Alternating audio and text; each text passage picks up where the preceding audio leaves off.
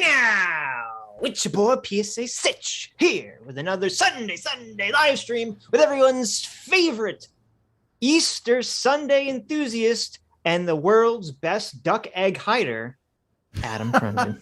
What's up, man? How's it going? We have a guest today. We have a special guest, our friend Dev, the short fat otaku.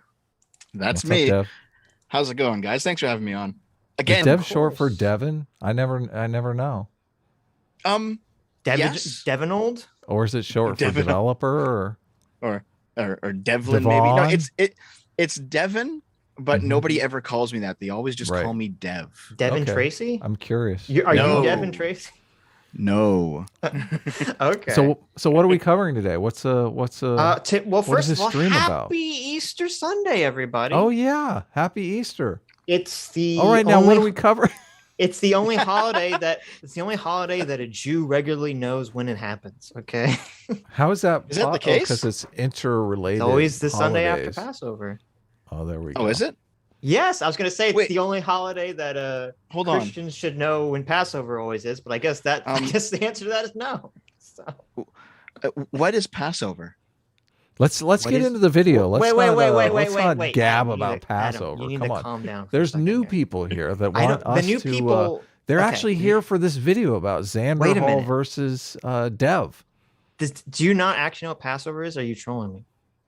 Who cares? Who cares what Passover is? No, wait, this is important. This is like the first 5 minutes of the video. Let's get into this video, guys. Listen, I didn't come here for a lecture on Passover, okay? This is boring. Nobody gives a fuck about your religious background, okay? We're gonna come back I came for a video about Xanderhal versus SFO, okay? Jesus Christ. Okay. We're gonna come back. No, Jesus. Let's not talk about Jesus Christ either. We're coming back to this. Chat, remind me in like an hour and a half or so. We're coming back to this. We're getting bottom of this Passover. When everyone's gone, nobody cares about this Passover discussion. Okay? And just to annoy Adam a little bit more, JMac for $300. Thank you. Well, that's not annoying. How can that be annoying? Thank you, JMac, for $300. JMac, our surrogate father, the coolest dad on the internet, JMac, for $300. Thank you so much. Says, happy Jesus Egg Day. I hope everyone has fun with family and friends today. That's right. Or rather than that, listen to us. Well, this is at least friends. I mean, come on. We're your internet friends. Come on. Yeah. This is going to be fun. This is going to be great fun. Yeah. JMac's a nice guy. He watches my stuff too. Though I will admit, I've never gotten a $300 donation from JMac. No. You get your own internet dad, okay? Get away from our internet dad. A little jealousy. He's a good guy though, from what I can tell. I don't want to go too hard on that, but. So did you have any interaction with Xanderhal after the making of this video or before the making of this video? Or I mean, obviously Xanderhal says a bunch of incendiary stuff in it. Well, no, but. So I've always kind of known who he is just because he is one of the flies buzzing around Vosh, from what I can tell. Oh, so he's a Vosh orbiter. Is that what you're saying? Yes. Oh, okay. Yes. A lot of his takes just seem to be like Vosh's, but coming out of his mouth instead. There's not like Vosh, for all of his faults, he seems to have at least somewhat original ideas sometimes. They might be dumb ideas, but they're his ideas. They're Destiny's ideas from 3 days ago. What are you talking about? Sometimes. But Vosh just says what, Xanderhal just says what Vosh says, but with less charisma, I'd say. Well, I reached out to Xanderhal and I reached out to Xanderhal and I asked him if he wanted to come on and join us for this. So he never responded. So I think it's interesting because in this video, I think he says something about how you're afraid to debate Vosh and that's just like a puss move. Okay, and stuff. to be charitable, let me be good faith Gary here. Well, it's funny that you mentioned good faith Gary, because when I reached out to him, I told him we defended him when Noah Sampson did his ridiculous garbage hit piece on him. So there's no reason why he shouldn't come on. No, to be fair to Xanderhal, you only asked him like what last night, this morning? Yeah, I asked him last night. So okay, I'm just saying. So it's not like we asked him a week ago and he thought like, okay, like it's Easter. Maybe he's doing something. I don't know. So just a little cherry, just a little bit of cherry. Yes. I will say though, before we murder him in this video review. This is episode 187. Yes. Keep that in mind. What does that mean? What is that? You don't know what a 187 is? No. What is 187? Oh, is this that's a police that's code a murder? Thing? I can't. Does nobody listen to rap music? I'm very white, Adam. I don't know if you know this. Hold on. Aren't you Jewish, not white? Oh, you're right. You caught me. Exposed. PSA Sitch. Exposed. Thank you. Mm-hmm. He says some interesting things about Jewish people in here too. That'll be he has a very weird statement about Israel that I know made me. So anyway, if Xanderhal shows up, he's welcome to come on. So I just wanted that to be out there. So so regarding Xanderhal, I know that he did a video on me maybe 1 or 2 years ago. It seems like his thing right now is just trying to get some kind of attention on his channel, some kind like get a debate going or get something going, just because like his channel has stagnated in the past 2 years or so. Look at this. Shots fired already. Dev is like punching him in the face. Listen, you loser, you fucking tired old piece of shit content nobody watches anymore. I don't mean it like that. I'm just talking about the raw numbers, man. Like, I'm just being completely objective here. Obviously, nobody watches his channel anymore. So we were both at around 62,000 subs at the same time. He's been at, I think, 69 for a while now, and I'm at like 125. So, and other people have also blown up. The silver play button on his ass.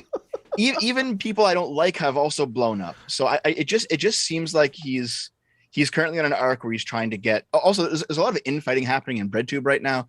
There's Demon Mama and Vosh are going at it, and other Hassan has basically said that Vosh is a fucking loser. All this shit. Lefty Tube is just collapsing, right? Mm-hmm. And so I think Xanderhal, as one of those smaller creators who is like consistently almost had a career, he's trying to stay relevant. And it's like, fair enough. If I were in his position, I would do that too. So I don't begrudge him. It just seems to be the case that's what it is. I will say though, in his defense, if you had to plateau at a number, 69 420 is a pretty good number to plateau at. Oh wow! That's look at Dev over here. What a numbers watcher. All right, enough numerology. Sometimes. What are you at, Dev? 125. Let's play some of this 125. video. Yeah, that's pretty good. Hit the video. Press the button. I'll press it right here. I'm pressing it. I'm sorry. You can't say it's just trolling anymore when he literally shot up a synagogue with 50 people in it. Who called that trolling? Oh, that was the thing. That was the one thing I wanted to do before we watched the stream and I forgot. Oh. To read that guy's manifesto. On the stream? The Christchurch Not on the stream, but like the Christchurch shooter guy. Yeah. He always gets thrown as like he's like the prime example of the guy that evil YouTubers may kill people. Well, I think what happens with the Christchurch guy is they always really beat Lauren Southern over the head with it because I think she was mentioned in the manifesto. So was PewDiePie. Yes, but Lauren Southern is more attackable, because she's she's not in the 100 million sub range. And wasn't it with PewDiePie? It wasn't. He wasn't saying that he was an influence, wasn't he? He just used the meme that was at the time. Yeah, I think he had written on the side of his gun "sub to PewDiePie" or something. It was something like that. Yeah. Ouch! Terrible. What is this all about? It's a ninja star. The ninja throwing star thing? It's his intro. It's his intro. He's the ninja of Breadtube. I mean, I kind of feel like this is, he stochastic terrorism here. This is like a call for violence. Listen, we're not at philosophy tube levels yet, okay?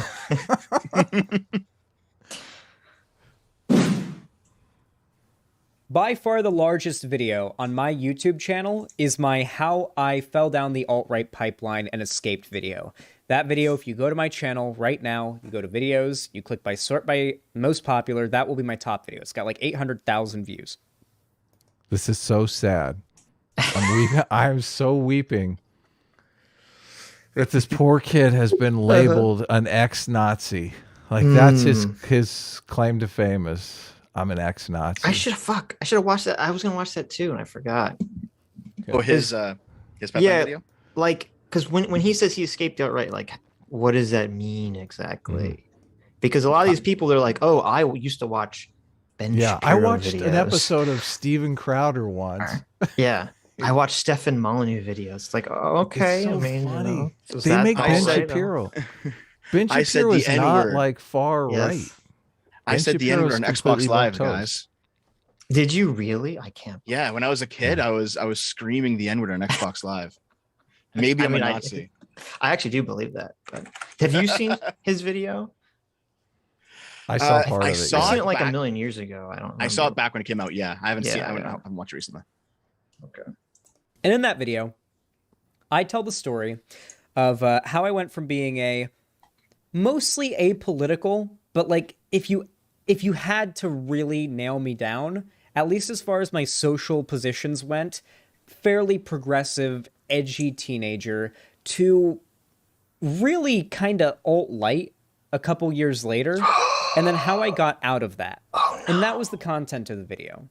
And a big part of it was that I was at an age in which a certain type of content appealed to me for entertainment value. I was looking for... Hold on a second. Okay, you guys are more streamers than me. Maybe you guys know about this. Why is it that every single person who's a streamer always mirrors their camera? Because you can see like the lettering on his chair there, it's backwards. They don't unmirror it. What do you mean? Yeah. I mean, it looks mirrored because it's backwards, right? Yeah, but the camera by default sets up as a mirror. Because it's uncomfortable to look at yourself backwards. But is that really a thing? Oh, is that why? I thought it was just a product of the technology. I didn't realize there was some intention behind it. Yeah, I never knew. Okay, but yeah, you can unmirror it. They just don't. I don't know why, but.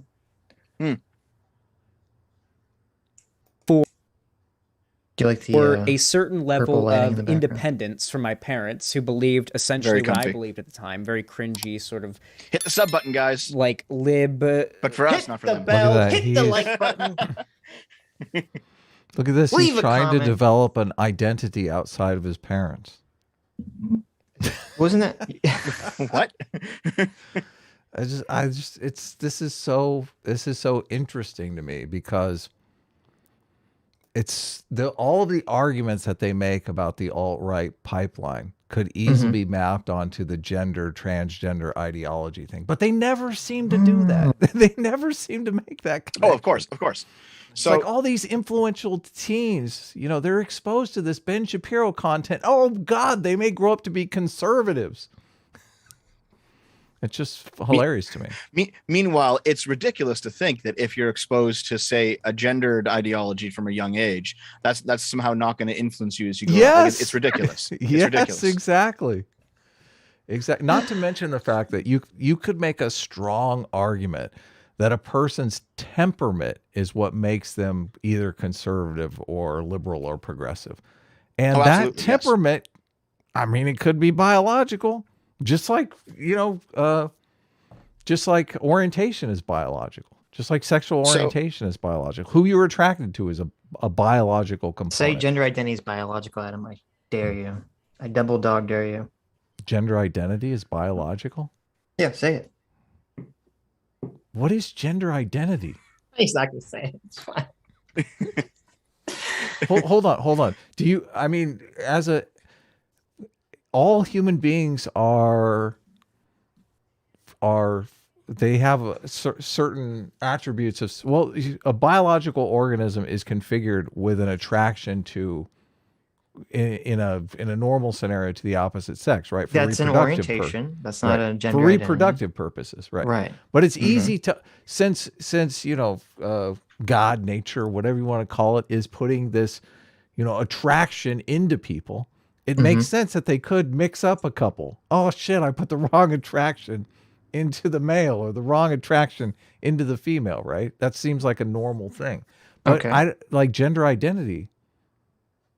Okay, I guess maybe. Well, maybe gender identity could be a thing. I have a different view of why homosexuality exists than that, Adam. So if we're talking just in purely as a reproductive strategy, animals reproducing, okay, you're going to have edge cases where the targets of your reproduction may look somewhat masculine and somewhat feminine. But if as a man you fuck that person and that person has children, well, then your genes have still passed on, right? So the idea is that if something looks attractive enough that you could have sex with them and then pass on your genes, well, then you pass on your genes. But if your sexual scope is wider in a purely biological sense, that's more potential partners for you to have sex with. So generally, the wider sexual scope, the more likely you are to have hits than misses when you have sex with something. Right. Yeah, but homosexuality is generally a scope so narrow as to be not useful in reproduction. I mean, gay men are generally repulsed by female anatomy, which is I understand that's not a wider scale of reproduction. That's a smaller scale. It seems like there's a surprising number of people who are like, man, I know that's a dude, but she looks pretty feminine. Like I might actually hit that. Like that's kind of what I'm talking about here. And then you're talking about trans people. I think slightly off of that, you have the occasional gay situation where they're only attracted to men, and then that is genetically a dead end. But nonetheless, I think a lot of male human sexuality is just casting the biggest net possible. And if it turns out that a couple of people who you can't get pregnant because they're just guys get caught in that net, whatever, it doesn't matter. It's not like it's a big loss for reproduction in that sense. But this is just me spitballing ideas. I think that would make more sense for if you're trying to explain some evolutionary tract for bisexuality, because it seems I don't know if that really makes sense with homosexuality, because as Adam said, it's narrowing, it's not broadening. So that's why I personally believe that homosexuality is probably whatever causes bisexuality. Homosexuality is probably a mutation of that. I see. Like, bisexuality came first, basically. Do you? Well, back to what I was saying. Do you think political temperament is biological? Yes, absolutely. Okay. I was having a conversation with actually I can't say it because it was private, but I was having a conversation with somebody, and this person was asking me about just some Santa Claus. The Easter Bunny. Come on. This was a YouTuber who's not involved in the politics scene at all, and they wanted to know what just Mr. some Beast? ideas. And some ideas. And I was like, well, here's kind of what we know, because we've all read studies about things and we've all explored some of these ideas a bit more than your average person. So here's kind of what we know. And I was going over how it seems like temperament is almost 50% biological.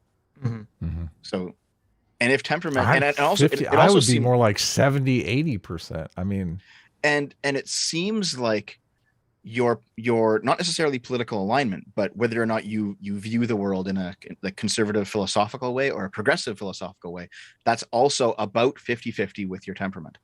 So it seems like there's some, no matter how we engineer society, there's going to be some people that will just be conservatives, and that's that. Yeah, I agree completely. Yes, so you can't just say, oh, with enough education or with enough indoctrination, with enough pushing a certain ideology, everyone will think this way. It's like it's not going to happen that way. It's just right. Go ahead. On a vaguer general level, it kind of seems like it has to be that way. That evolutionarily, there'd be humans who are going to want to protect the clan and protect the culture, and there's going to be humans that want to broaden the culture, explore, and open the bounds of the culture, and they're going to continually need that kind of push and pull to keep. Well, you don't need it, but if you're looking at like evolutionary pressures, the tribes that can sort of manage that balance of change versus conserving what is good is going to be, those are the cultures and the tribes that are going to continue onward in the future. Yep. Dev, I'm unsure exactly what you were saying there. It is, so my thinking is people have a certain temperament that's biologically imposed on them, or they receive this temperament, and they find a political ideology that fits that temperament comfortably. So I was unclear what you were saying about how like 50% of people, like, why do you think people embrace a progressive philosophy or a conservative philosophy or ideology, whatever you want to call it?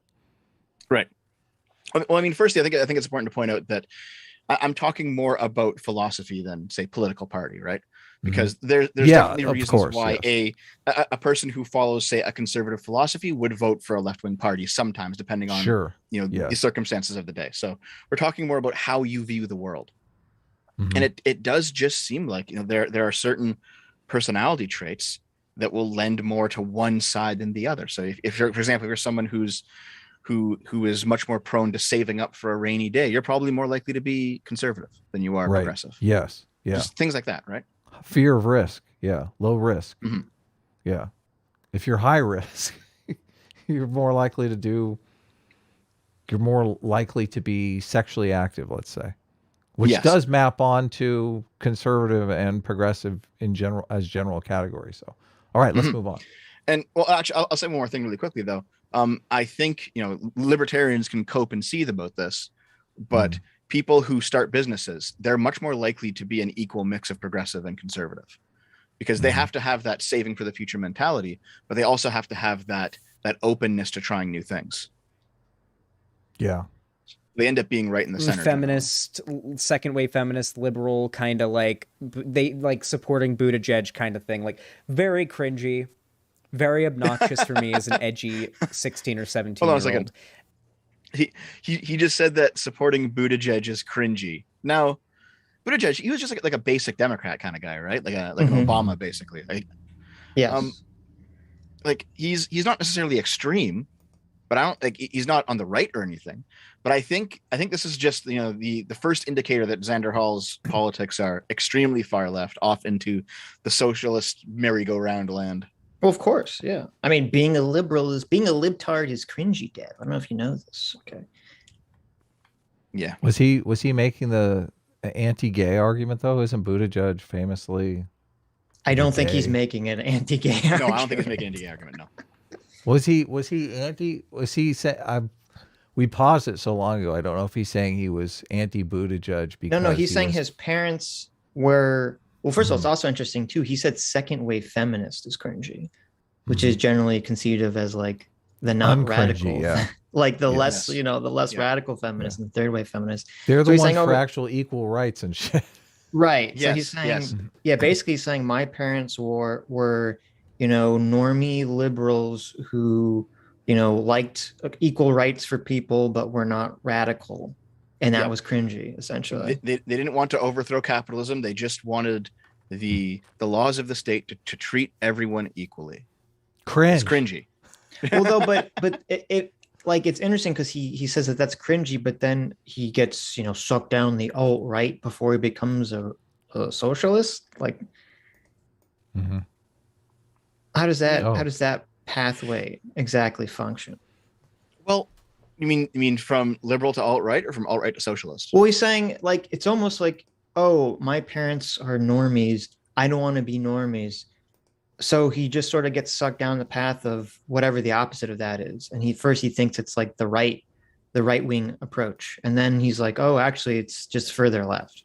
Like almost as if he just wants to sort of rebel against what his parents were. Yes. And he's just sort of trying on different hats of rebellion.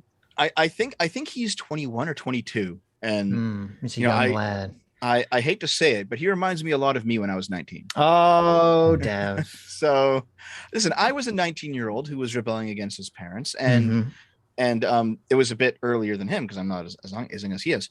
So for me, the most easy path of rebellion was actually the communist path. They were kind of tankies before tankies were a thing online. So I recall being like in my final year of high school, my first year or two of university, being like a very strict socialist, in fact. And I think a lot of it is just rebelling against, the boomer order that you grew up in, and whatever that happens to be, whatever your first option for teenage rebellion is, you'll latch onto that. So could it be gender ideology? It could be. Maybe. Well, he's nothing like you, because remember, later in this video, he says you're a big nerd and that he would have bullied you in high school. So He did say that. he does, which is a little funny. We'll get to that when we get to that.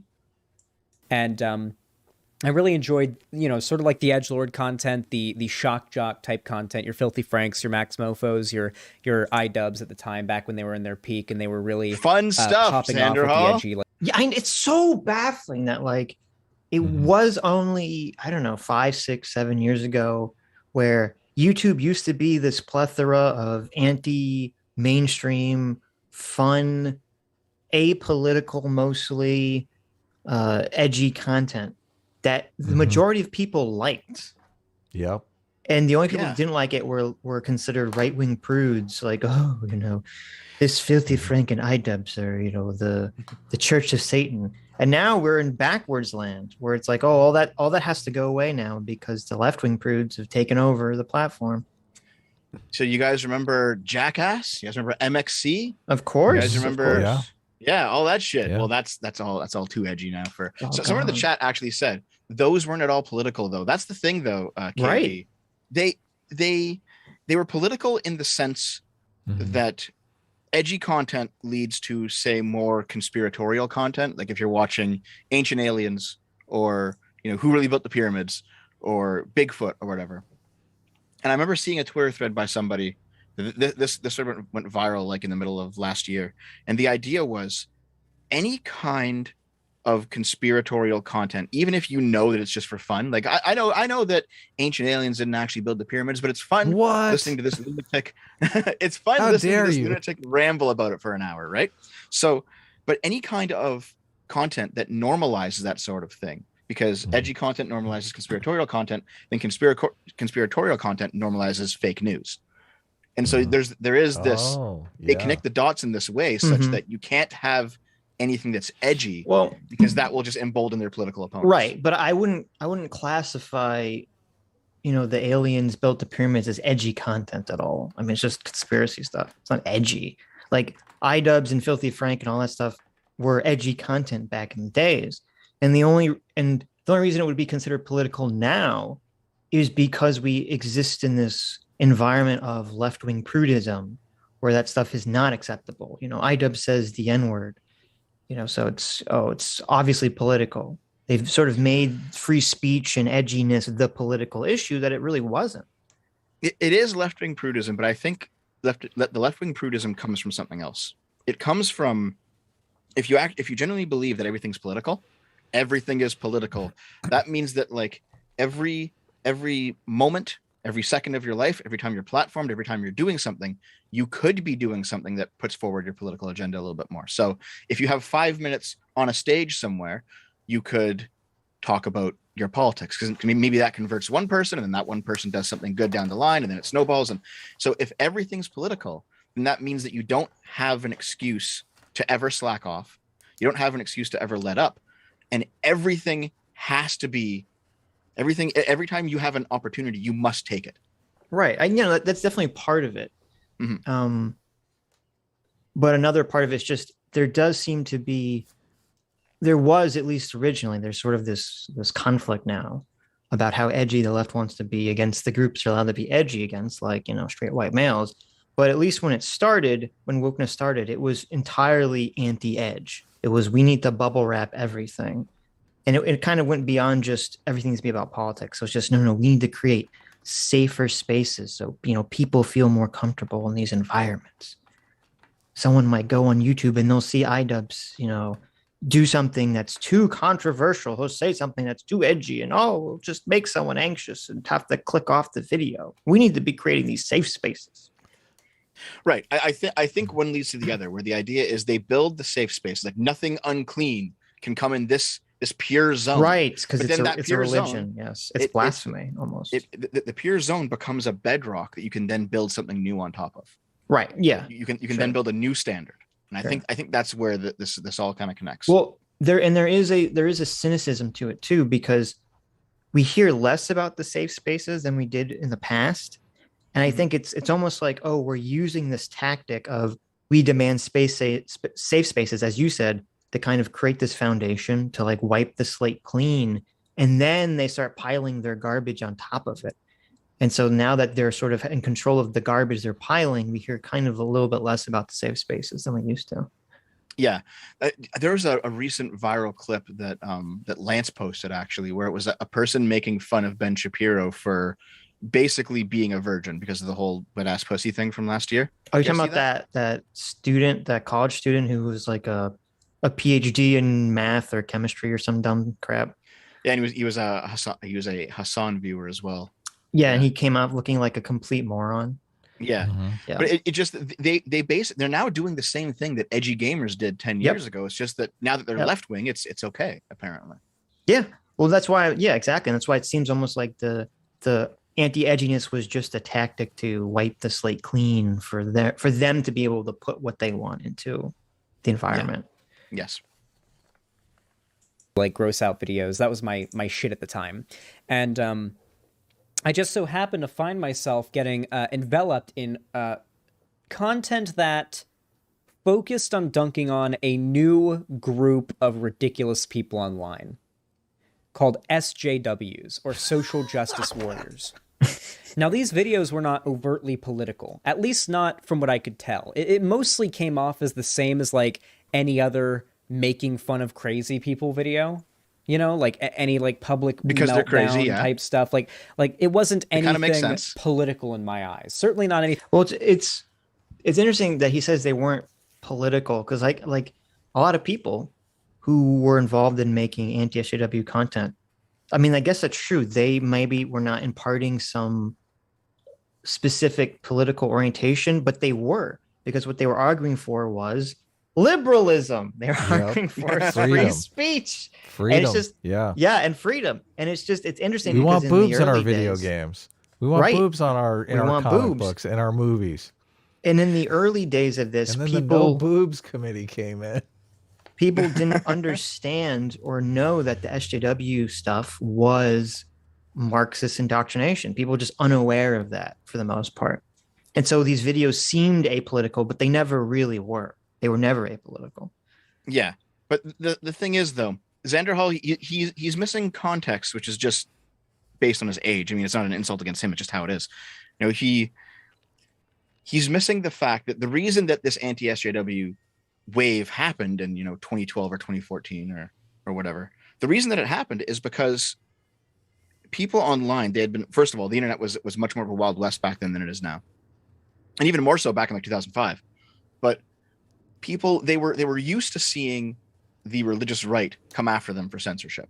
Everyone remembers that 2007 Fox News report, at least if you're old enough, the Fox News report where they're like, you see blue boobs in Mass Effect 1. They're coming for our children. This is ridiculous. And it's like, all right. And so people made fun of that a lot. So the idea, it wasn't necessarily anti-left. It was just anti-censorship. Right. And when people on the left started being censorious, people who were, say, pro-free speech started just targeting whoever was the censor. It didn't matter what political side the censor was on. They were just targeting the censors. Right. Then younger people like Xanderhal, who don't have this context with the religious right of the 90s, they thought that it was like anti-leftism, but it wasn't, at least not necessarily. Right. No, that's very true. That's very true. Anything right-leaning. And this sort of just got normalized. Like what an SJW is, like being a crazy feminist lefty person, just sort of became a staple stereotype of a person that you knew about on the internet, right? Good. And progressively, the SJW started to become this boogeyman, and it stopped being a let's dunk on random people online thing and became a people are actually trying to build serious political careers talking about politics and giving commentary, and are kickstarting these careers bitching about the SJWs. Well, that didn't really happen all that much, though. I know Dankula ran for office. He didn't get it. Sargon ran for office. He didn't get it. Cenk ran for office. He didn't get it. I mean, these people kickstarted careers as content creators, sometimes as news people. Sargon's gone quite official. Good for him. But I don't think they've started political careers. I don't think that's the case. Right. I don't know what he means by that. So it's ambiguous. Well, he gets the order of operations and intentions wrong, because basically what happened was, so you had all the woke stuff come, you had all these anti-SJW channels pop up. But as we got closer to the 2016 election, and it became more apparent that generally it was the left that was defending political correctness and SJWs, and it was generally the right that wasn't, things kind of split along those tribal lines of, well, we have this election coming up, who are you going to side with? And so that kind of pushed people into being more overtly political in certain directions. And it kind of had this situation where you had, well, some people or a lot of people moved to the right because they viewed SJW stuff as coming from the left, which it was. And then it kind of, you had this, this group of people who didn't really want to move to the right, but now felt politically homeless in this weird space of like, we've been complaining about SJWs and the mainstream for, 2 to 3 years. Where do we go from here? And then that's when the open arms of socialism kind of came and said, hey, do you want to, criticize the mainstream media, but also be on the left? Come over here, folks. And that's kind of the division that happened. I don't think anyone, right, exactly. I don't think anyone, was building their platform on being an anti-SJW and they're like, okay, now's the time finally to reveal my true right-wing power level to my audience and use this to leverage political gain. I think a couple people did. I mean, I know Fuentes, he had like a minor part during Gamergate. Yeah, there are people who do extreme that, examples of this that, like, Milo, obviously, even though he's gone much further right than he started, but yes. But like Sargon and Count Dankula and like the people that we think of as YouTubers generally, none of them did any of that stuff. Yeah. Now, at the time, I admit I was very impressionable. I was a teenager, after all, and I found myself sort of falling down a rabbit hole of content that led from anywhere from pretty just making fun of SJWs, but still quite progressive, Seanhead's content, Chris Ray Gun's content. And eventually through collaborations, the YouTube recommended algorithm, et cetera, I naturally ended up finding myself watching your Andy Warskis, your Lauren Southerns, your By the way, he's kind of lying about this. It's not the YouTube algorithm that sent him down that rabbit hole, because I go over a study later in the video that he actually comments on and agrees with me that it's not YouTube's algorithm that does this. I just keep wondering why you can't make this exact same video with gender ideology. Like, I fell down the gender ideology pipeline and I didn't have gender dysphoria, but I ended up on HRT. Like, why can't you? Completely could. We've heard this story before from detransitioners. Yeah, but all the detransitioners, they get shut out, right? Castigated, shunned. Yeah, this guy's like idolized. Oh my God, he escaped. He escaped listening to Ben Shapiro for the rest of his life. Yeah, I mean, it's so weird. And he says, I guess his big dark turn to the alt-right was Andy Warski and Lauren Southern. And these are weird examples, because I mean, like, yeah, I guess, Lauren Southern was more to the right than most, especially back in those days. But like Andy Warski wasn't very right-wing at all. He's like apolitical. He just makes content that he thinks is going to get views. So, yeah, unless he's referring to like when Andy had the blood sports with JF, but I don't. Yes. I think he's referring to when Andy just made videos with his roommate, whose name escapes me at the moment. Yeah, but, and that stuff was not very right wing at all. Yeah, so you're talking about Chris Warski, and he was just doing skits with Chris Warski, right? With Chris, yes. Yeah, he started the podcast with JF, and it was pretty right wing. Like he's definitely more because of JF. Like JF was a huge force and basically took the reins, and I think they even split up because JF was like, no, we're going to go in this direction, and Warski was like, I would like to have some say in my own show. Yeah he ended up like he moved in with Ethan Ralph for a while, and Ethan Ralph's pretty far right wing at this point. Like a lot of the people who were there's a picture of Sargon and Chris Ray Gun and Mundane Matt and Andy Warski and a bunch of other people. They're all holding up a Kekistan flag in like 2015 or something. How are you defining right wing? I'm just curious.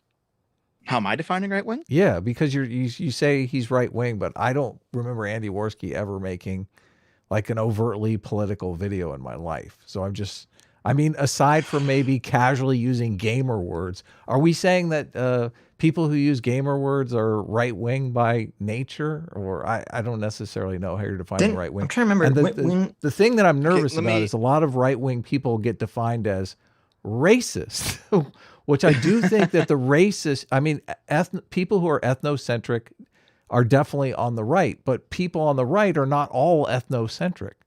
Yes, of course. And I would not categorize Andy Warski as ethnocentric just because, I mean, the guy he did videos with, I think, was Asian. Yes. It's just, okay, I'm not gonna, here.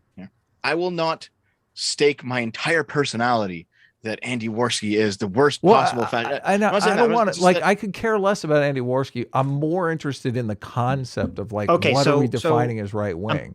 Recall, I'm pretty sure I recall, especially coming closer to the election, that Andy Warski was specifically in favor of Trump and was specifically in favor of right-wing policies. So I don't think it's so. I don't think it's the wall and stuff. I think it's fair to call him, like a right wing or a more right wing. I would say he's like a center. He was sort of center right at the time.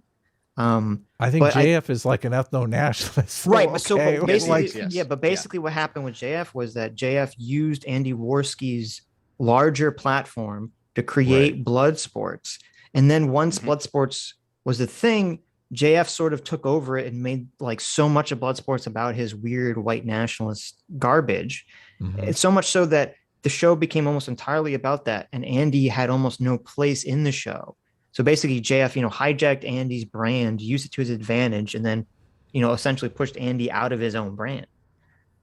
Yeah, there was a big blow up over that, I think. Right, but I would say, especially back in 2018, I would say Lauren Southern seemed to be far more to the right than Andy Warski was at the time. So I just think it's weird that he compares them both as like, this is where the alt-right pipeline brought me to, Andy Warski. What he might be doing is he might be just comparing them at their most right-leaning moments, because Warski is more right-leaning now than he was 5 years ago, and Lauren was more right-leaning 5 years ago than she is now. Right. Maybe. There's another thing that happens in this video here where he talks about how he doesn't like tankies, which tankies are left-wing authoritarians. And I often feel like, okay, really what he's against is authoritarianism. He's just conceptualizing everyone on the right as authoritarians, but that's not remotely the case. You have right-wing libertarians that are like, they're so far away from being authoritarian. So, well, here's the thing. The people who are socialists, they view the left-right scale as not only being a good-evil scale, but they view it as being a liberty-authority scale. So, I've heard Vosh, for example, a misconception. We all agree on that, right? I've heard Vosh, for example, say that libertarians, there's no true right libertarianism. It's all just crypto fascism. I've heard people say that the tankies, they call them red fascists because they want to paint them as right wing, that sort of thing. Fascism is authoritarianism. It's nationalistic authoritarianism. Yeah, I have a lot to say about fascism, but not today.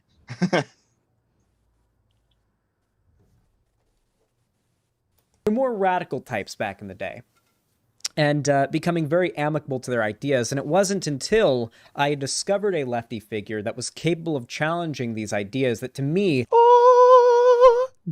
destiny. It's your destiny. It's Vosh, actually. I think it's Vosh.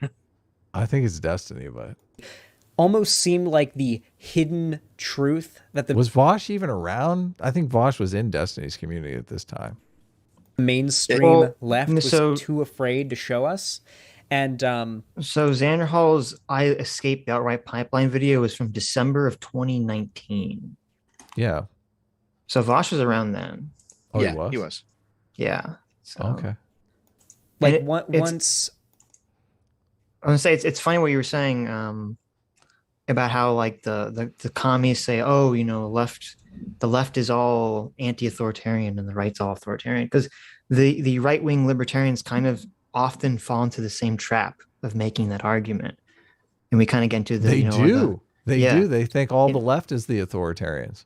Right, and it's very important to always remember that you have to at least divide the political compass into two axes at the very least. At the very least. The problem is, by their own definitions, they're both correct.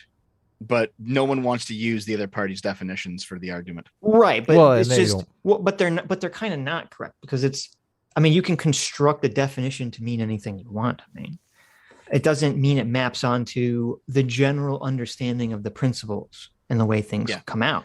Because the general understanding of what the left right means has a lot, has more to do than just authoritarian versus libertarian. It also has to do with what it means exactly, what kind of policies you want implemented.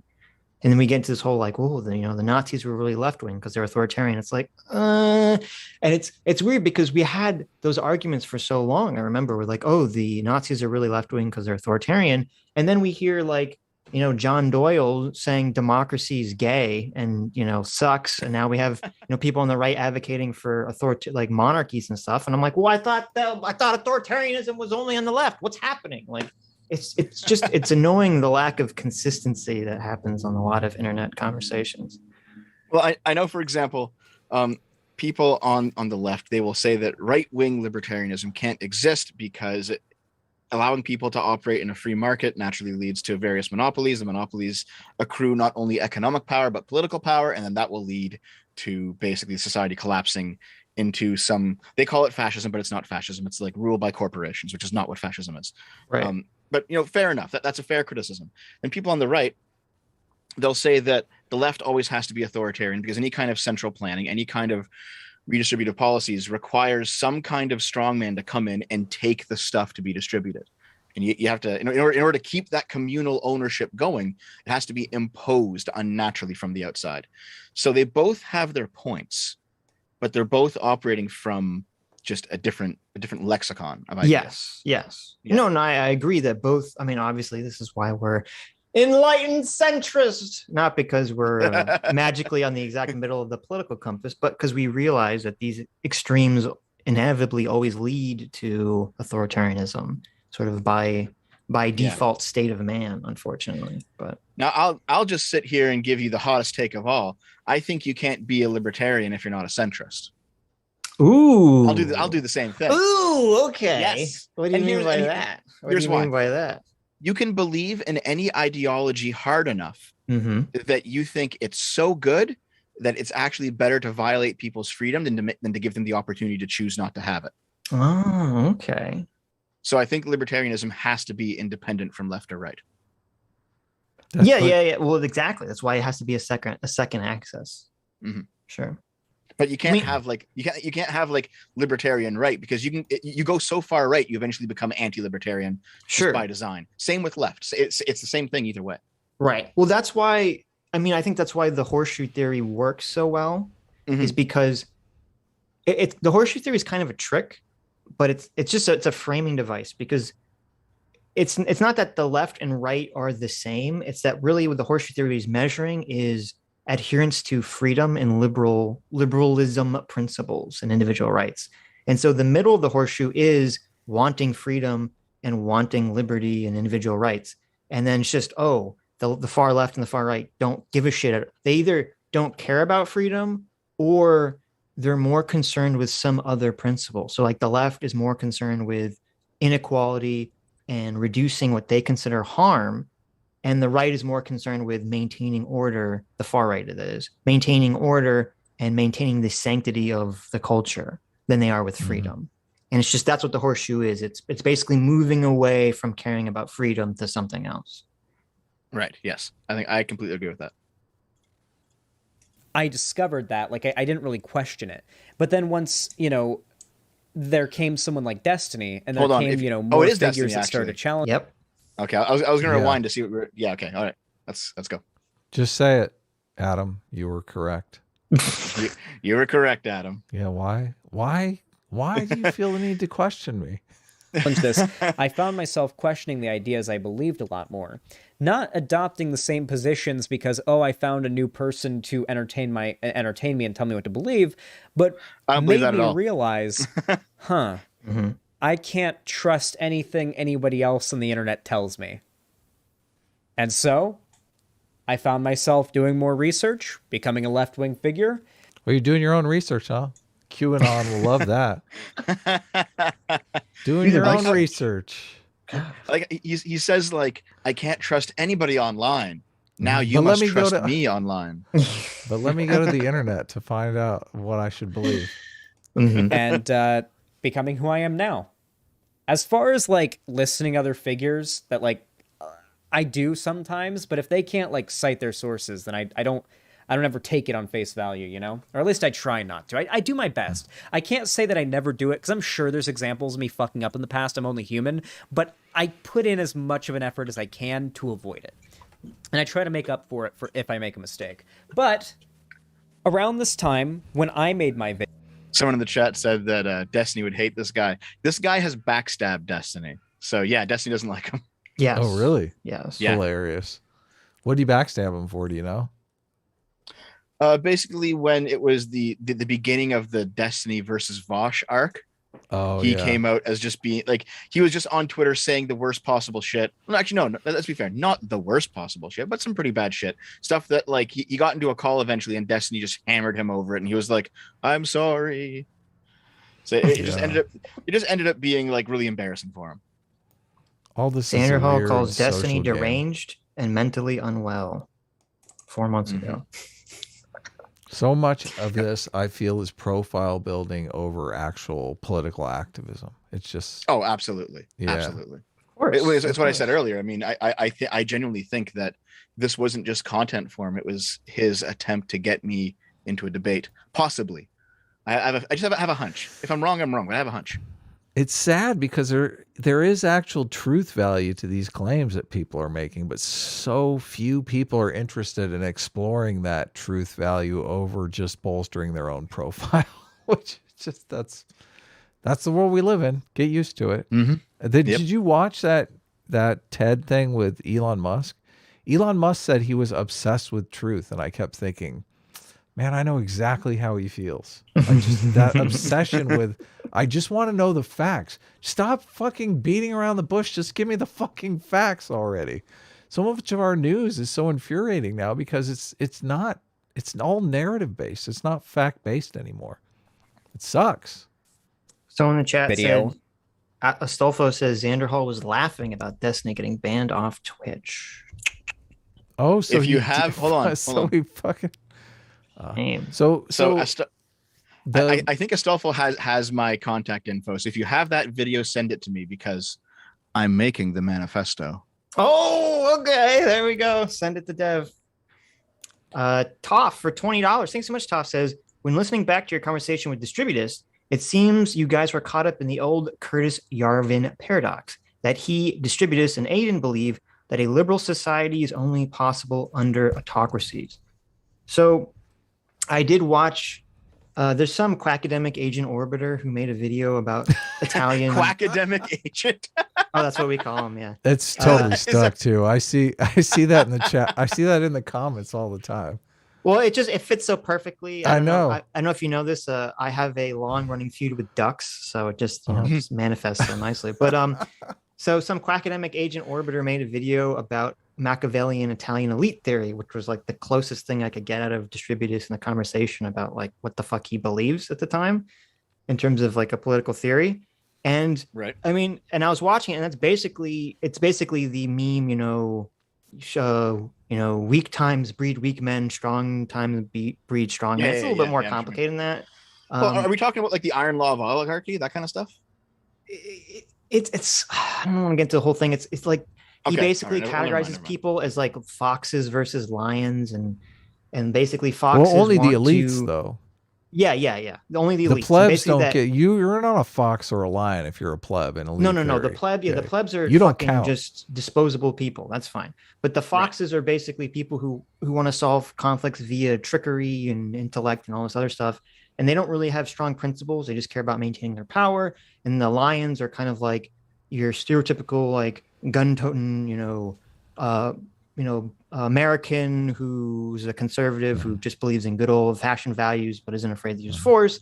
And it's like, oh, well, any system long enough will breed all the lions out of it and will kind of devolve into foxes, and basically that will lead to ruin. And all systems need to have this rebalancing effect of, lions and foxes coexisting and blah, blah, blah, blah, blah. And is this like a game theory thing then? It's like the hawks and doves situation. Yeah. Okay, I know what you're talking about, yeah. Right. It's And I don't know. It's just like he could have just explained where the fuck he's coming from in the conversation, I guess. I don't know. I mean, he doesn't have to turn the thing into debate and try to force me and Adam to debate, liberalism. The point of conversation was supposed to be he was supposed to come on and explain his position, or the NRX position, I thought. But there's an interesting conversation to be had, because I watched that video too about, Distributus believes that the ruling elite have to have some sort of moral character in order for them to facilitate a society of moral people. Now, from a psychological perspective, sure, that's interesting. We mimic successful people. So if the elite are moral, we are going to mimic their moral character. But there's also an interesting thing in selectorate theory, where selectorate theory sets up a system where the person doesn't have to be moral. They have certain goals that they have to accomplish, and that's to produce public policy that makes a majority of people happy. So there's an interesting situation here where in recent times we've kind of accepted that our leaders are not going to be, the avatar of moral virtue. And we're sacrificing that moral model for someone that can get things done and pursue the policies that we as a people want. So, I think there's an interesting conversation to be had there that I think Sitch and I can have just fine without Distributus around, because I don't know that he can necessarily have that conversation because he's so invested in elite theory being true, which I think, it's an interesting idea, but I think it has problems with it. I think it's antithetical to selectorate theory, because elite theory actually postulates that democracy matters not at all, that it's the elites that run everything, that democracy is immaterial. How can you have this conversation about developing public policy that makes the majority of people happy outside of a democracy framework? I think what you brought up is super important. And I think this is kind of the key contention we have with a lot of the monarchy conversation, is that it seems like a lot of the monarchists and the elite theorists and the distributors of the world, they believe, and I would kind of compare this to the socialists. They believe that, we can teach certain people to be moral people in some fashion. And so like the socialists say, we need to train the population to be moral. And it's then the monarchist and the elite theorists kind of like, we need to train the elites to be moral. And that's great. It's great if you have moral people in the population, or it's great if you have moral elites. I just don't think that's viable or feasible or real. Yeah, I agree. Yeah, you can have, you want to have your society try to train people to be moral, but I'm not confident that that's like a thing that it can really happen to some extent, especially when you have systems of when you have hierarchies that people climb by being as immoral as possible, which is sort of just the nature of hierarchies generally. And I think the difference that you laid out, and this is why I'm so much in favor of, more liberal individual rights, Western democracy systems, is that instead of basically us placing our faith in a teacher or something teaching a person to be moral, which, is like teach someone not to rape, right? I'm kind of skeptical of that. Instead of teaching someone to be moral, it's like, no. You're creating a system that's basically incentivizing people, regardless of whether the individual person is moral or not, to act in a way that benefits society as a whole. Yeah. And to me, that makes way more sense for the kind of systems you want to create in your world, as opposed to this, let's just try to make people more moral. Right. This is why democracy and capitalism work, because they are based on incentives. And this was famously said by Milton Friedman. He wants a system that doesn't require saints. He wants a system that works with devils, with people who are just with evil people that you can drop into the system and it still produces good results, because that's what you're going to get. That's what nature produces.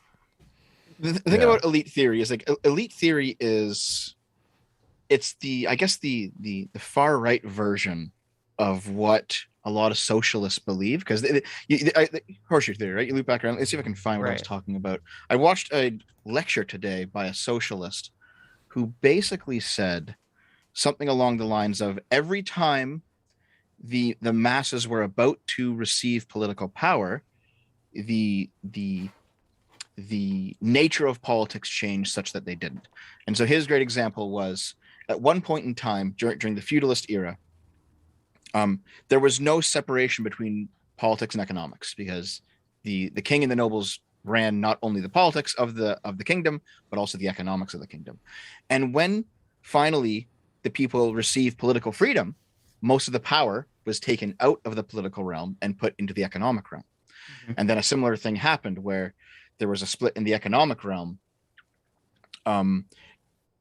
There's like a financial split, and there's another side that I can't remember. But basically, every time the masses came close to grasping at power, they basically put out a substitute, a bait, and they said, here, you can have the power. Here it is. And then they would take the power and bring it somewhere else, if that makes sense. Right.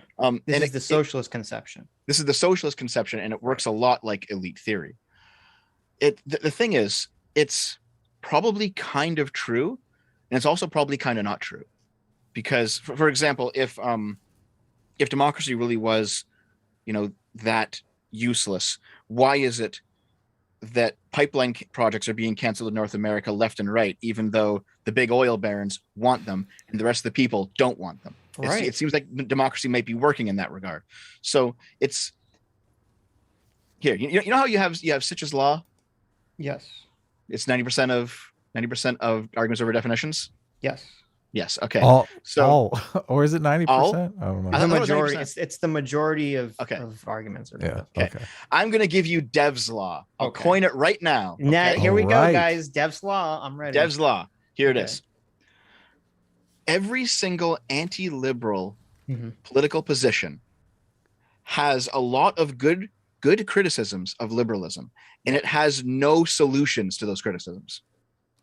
That's fair. Well, a lot of them, they have what they think are solutions. I just think they're bad solutions. Yeah, they're all dog shit solutions that make the world worse. Yes. Right. But they have good criticisms though, because elite theory as it's laid out, it's like, this is actually maybe a problem. Maybe we should do something about this. Right. Fair enough. But their solution of reinstitute the noble class doesn't seem like it's a good solution. Right. We tried that already. Yeah. For most of human history. Well, this is it's very easy to criticize the system you're living in, because there's always going to be problems. There's always bad actors that are fucking things up for everybody, or the system, has problems where it does incentivize bad behavior, which our system definitely does in a lot of ways, especially in America. And there do need to be reforms and redresses. But as you said, it's in my eyes, it's really stupid to compare what exists to utopia. It's like, okay, that's dumb. That's what leads us down the path of destruction. We have to compare what exists to something realistic, something that's tangible, some actual reform or change that we can get behind. And I think this is my personal opinion. I think this is why Distributus was so cagey in both our conversations about actually laying out some positive prescription about what he wants. Because it's so easy to have a conversation where he just sits there and criticizes what exists without saying what the solution is, because then you suddenly have to defend yourself and your position against, well, is this actually real? Is this going to actually help? Blah, blah, blah, blah, blah. Yes, exactly. It's very easy to be like, well, look at how rotten to the core our society is. Right. Look at how unequal things are. Look at how degenerate everything is, whatever the case may be. And it's like, okay, fair enough. Maybe it is, but what's your solution? And it's like, and they more side boob. Tomboy abs is the solution. No, because tomboy abs. Humans have it seems like the average person has. You can't go wrong with side boob. That's true. You can't go wrong with side boob. The average person seems like they have a very good sense of whether something is good or bad for themselves, but they don't have a good idea of why it's good or bad. Like, the average person could see a movie and they're like, oh, it's a good movie or it's a bad movie. They don't know why necessarily they liked it or didn't like it. An average person could say, oh, my life is going in a good direction or a bad direction. They might not know exactly why it is or how exactly to change it to make it go in a better direction, but they can sense where the problem is. This was, the housing crash again. that should be, you know, Sitch's always comes back to housing crash, is everyone had a good sense that there was some problem obviously wrong with the system after everything collapsed, but then no one could really agree on what caused the collapse and what the problem was. And people just retreated to whatever their preconceived notions were. So, you know, you had the people on the left saying, oh, it's the evil big businesses and the bankers. And then people on the right are saying, no, it's, you know, there's too much government regulation. It's like the exact opposite fucking opinion. So what makes Xanderhal, I guess he's just talking about his own experience here. Yes. So we haven't even gotten into the intro yet. This is all I know. Yeah. Let's get Xanderhal's first argument here. All right, let's go. Many others were making very similar videos telling their story of how they fell down the alt-right pipeline and escaped, and now that they're more like moderate or even further left-leaning. And the right got really mad about this because it kind of coincided with a massive boost in the popularity of Breadtube and the online left. Like, it really was a combination of the Christchurch shooting and all of the How I Left the Alt-Right Pipeline videos. I feel like that really culturally rocketed the online left into prominence in 2019. This is so bizarre. Well, first of all, the reason people, not just people on the right, but reason a lot of people didn't like the alt-right pipeline videos, and I don't know how he doesn't know this, is because a lot of the point of those videos was to censor. It was to say, hey, even if you're not a white nationalist, the fact that you're simply criticizing wokeness will inevitably lead someone, or could possibly lead someone, to being an evil racist or white nationalist. So you should shut up and not criticize wokeness. That was the point of a lot of those alt-right videos. And even if that wasn't the point of the person making the video, that was the point of the newspaper articles and the people publicizing those videos. Right. Yeah. You should self-censor. Right. And so he's eventually going to get to the part where he starts critiquing my video. And my video wasn't even anti-pipeline. It was just examining the idea that there might be an alt-right pipeline. And I eventually concluded that, yes, there is.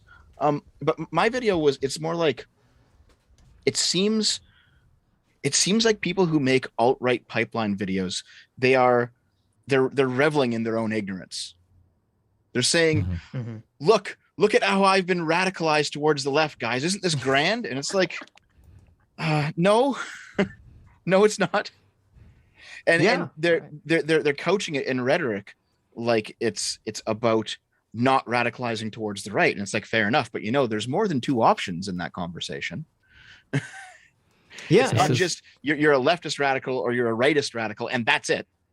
Well, it's funny because even in the Caleb article in the New York Times, which is like the most famous alt-right pipeline article. I know. Xanderhal's got to be so bent about that. I know. Like, I could have had a New York Times article. But see, that was the problem. Xanderhal said Destiny changed his mind instead of ContraPoints. So, you know, that's pretty good.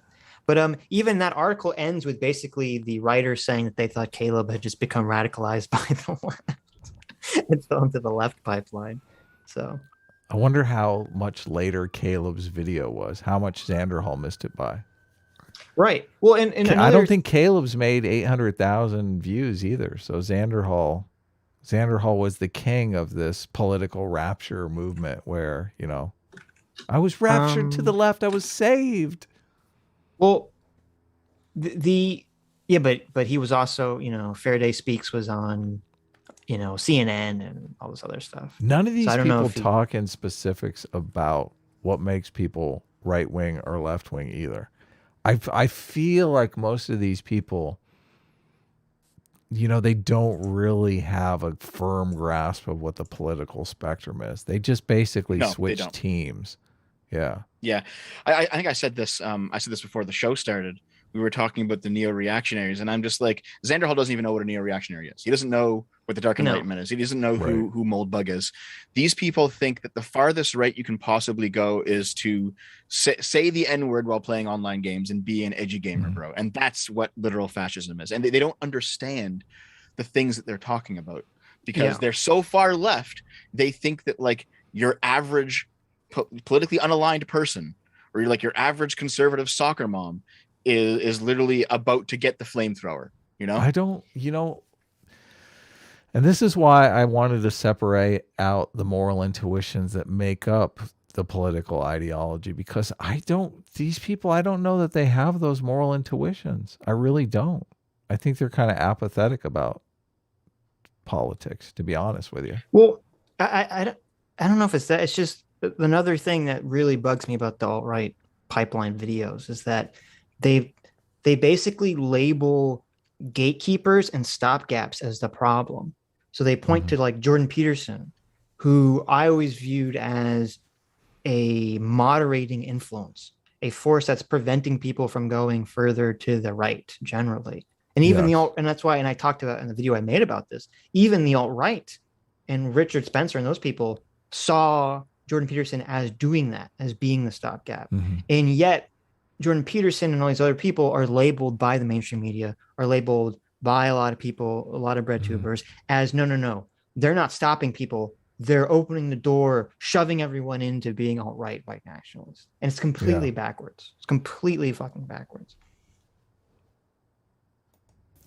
Around the same time I started making content, it is around when the online left started to really blow up. And I didn't even know that it was going to get as big as it was. I was just sort of getting on board because it was fun. And then it just blew up way more than I could have ever anticipated. But the right got really upset about this because naturally they don't like the fact that there is, whether they realize it or not, a pipeline of content that moves people from more moderate right-wing. Actually, I will say, I think the reason I'll pin it on Vosh. I think Vosh is the reason that the online left blew up, because Vosh was really one of the only leftists in 2018, 2019 who was willing to just get down into the mud. You know, like there was Destiny, and then who else was there?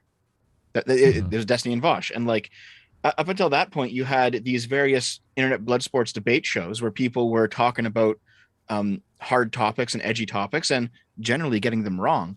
But leftists were like, this is too edgy for me. I can't engage with this. Like I can't. But Vosh is like, I'll do it. I'll talk to you about white nationalism.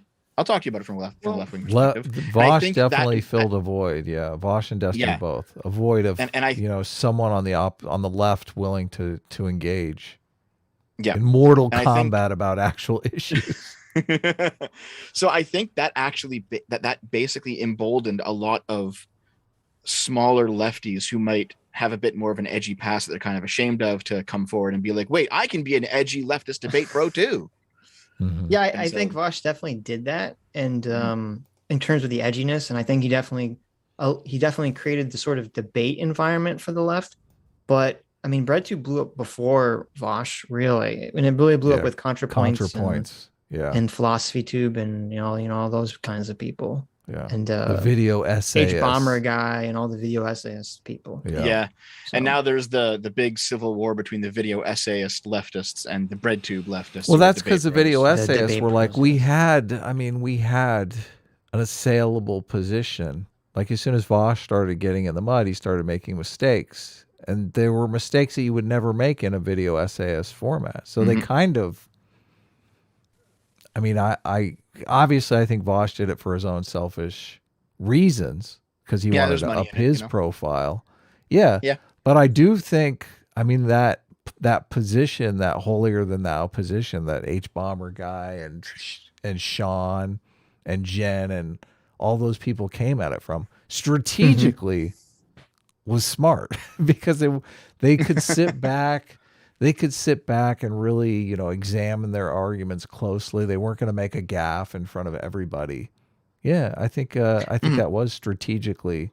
They just had no idea that other people were going to, jump in the void and say, I represent the left now. ContraPoints is no more. I represent the left every day. ContraPoints represents the left once a month when she drops a video, right? If even, but no, I mean, that's a really good point.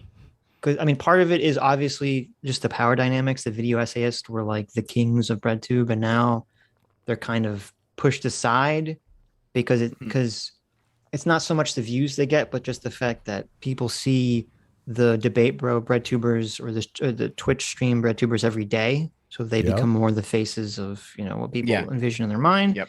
But what you're saying is a good point, which I never really thought of, which is, for a lot of the video essayists, it's so much easier to sit on a pedestal and to preach woke BS in a video essay format where you can spend, however long, infinite amount of time writing your script, and then you never have to respond to specific criticism, where I think very quickly, and part of the thing that helped Vosh was that you learn that if you start debating people who are not woke, it's so hard to sit on that pedestal and defend all these insane woke positions. It and is. A lot of the Breadtube debate bros, I think that's why they kind of just gave up on them, just because they're harder positions to defend. I don't think it has anything to do with their principles. The preacher doesn't debate the congregation, but as soon as he does, the congregation starts making some salient arguments, and people are like, I don't. Hey, wait a second here. Yeah, that didn't make a lot of sense. Content, or even just left-wing anti-SJW content to more radical right-wing content, that being a thing that's out there isn't very good for them. So they started very, very desperately arguing against it. And I love how he frames this as just the right being completely, desperate and demoralized by the rise of Breadtube. Are you kidding me? This is fucking comedy gold, okay? I don't consider myself on the right, okay? I think our audience doesn't consider either one of us on the right. Well, but I mean, this is just from the side. This is fucking comedy gold. Go at it, Breadtube. We love it. And from a very cynical perspective, it helps individual, it helps individual right-wing and non-woke content creators like us. Because as long as there's some force, some villainous force you can label clearly Breadtube, that people can rally behind, it makes it so much easier for these kinds of conversations or for this content. Yeah. Nobody's demoralized, okay? You need to redo the math on that one, Xanderhal. Against the existence of an alt-right pipeline. That socialists managed to suck up all these people on the left who just didn't like wokeism, and then literally went into the most wokest space possible. But of course, they're basically tricked into it. While simultaneously arguing in favor of the existence of an alt-left pipeline. I'm just trying to get somebody will pause the video. You guys having fun there? Okay. Yes. I actually do think that there was a little bit of demoralization, but the demoralization was just the fact that we knew that we were the ones fighting for free speech and for free expression and for you were demoralized, Dev? A little bit, yeah. Back in 2019, really? It was like, oh man, we were winning for so long, and then what the fuck happened? I was really thinking back then. I was like, what? How did we had the cards in our hands, and the right was still completely fucking destroyed. They were off doing nothing, so they didn't matter. It's like how did we liberals fuck it up? I was demoralized for a bit back then. I was like, Yeah, how is it that we just left the door open for socialist subversion and for these shitheads to come in and literally ruin everything? What happened? Well, it annoys me not so much that, because wokeness was always socialist subversion from the first place. It's just that they're these this weird. I fucking despise it, and I think Xander. I don't know if he does it in this video, but I think he does it in other places. I know Vosh does it. And is that this idea that political correctness, these are the libtards, the woke scolds. We're not that. And it's like, what do you mean you're not that? That's all wokeness is based on this sort of neo-Marxian ideas. It's so disheartening that people who were anti-woke just fell into the den of woke, essentially, and are completely ignorant of it or accepting of it. Well, that's where you get back in 2019, they were called the dirtbag left. And the idea that these are people who didn't mind using slurs. They didn't mind being a little bit, being a little bit dirty and a little bit underhanded in how they did things, but they were still ultimately fighting for leftism. They called themselves the dirtbag left. And Bosch was the biggest dirtbag leftist. Right. And so I think they understood that the liberal position up until that point against them had been only based in optics and not actually been in refuting, for example, socialism itself. It's only based on optics. Look at how shitty this guy is. He's censoring. Yes. So they basically just abandoned the morality of it and said, fine, we're the dirtbag left. Now we're going to implement socialism. That's what we're going to aim to do. And it's like, well, you can know if they've announced that they no longer care about the morality of the thing, and they've announced that openly they're not going to play by the same rules that you are. You can't keep saying, "Look at the hypocrite! Look at the hypocrite." They're just going to be like, "Yeah, fuck you." That's true. That's true. Investigator One Quim for $20. Thank you so much. Says, "Happy Easter, everyone. Passover lasts from April 15th to the 23rd. It's also Ramadan, which lasts April 1st to May 1st. Also, you guys missed my last super chat from Tuesdays. Apologies if it sounds a bit rude." Oh, I'm so. Did you? Someone sent a super chat like right as we ended. So is that yours? I'll check. But. So Passover is a Jewish thing, then, right? Yes. I can't. Are you trolling me? Is that what's happening right now? I've only heard the word Passover like a few times in my life. How do you not know what Passover is? And most, I've only met a couple of Jews in my life, and none of them have practiced. This is literally baffling to me. I don't know if it's just I live in this as a Jew. I live in a bubble, and I live in a place in the country that has a lot of Jews. Do you live in like New York City or something? Like I live in Florida, but where all the old Jews come to retire. Oh, okay, all right. From New York, but no. So okay.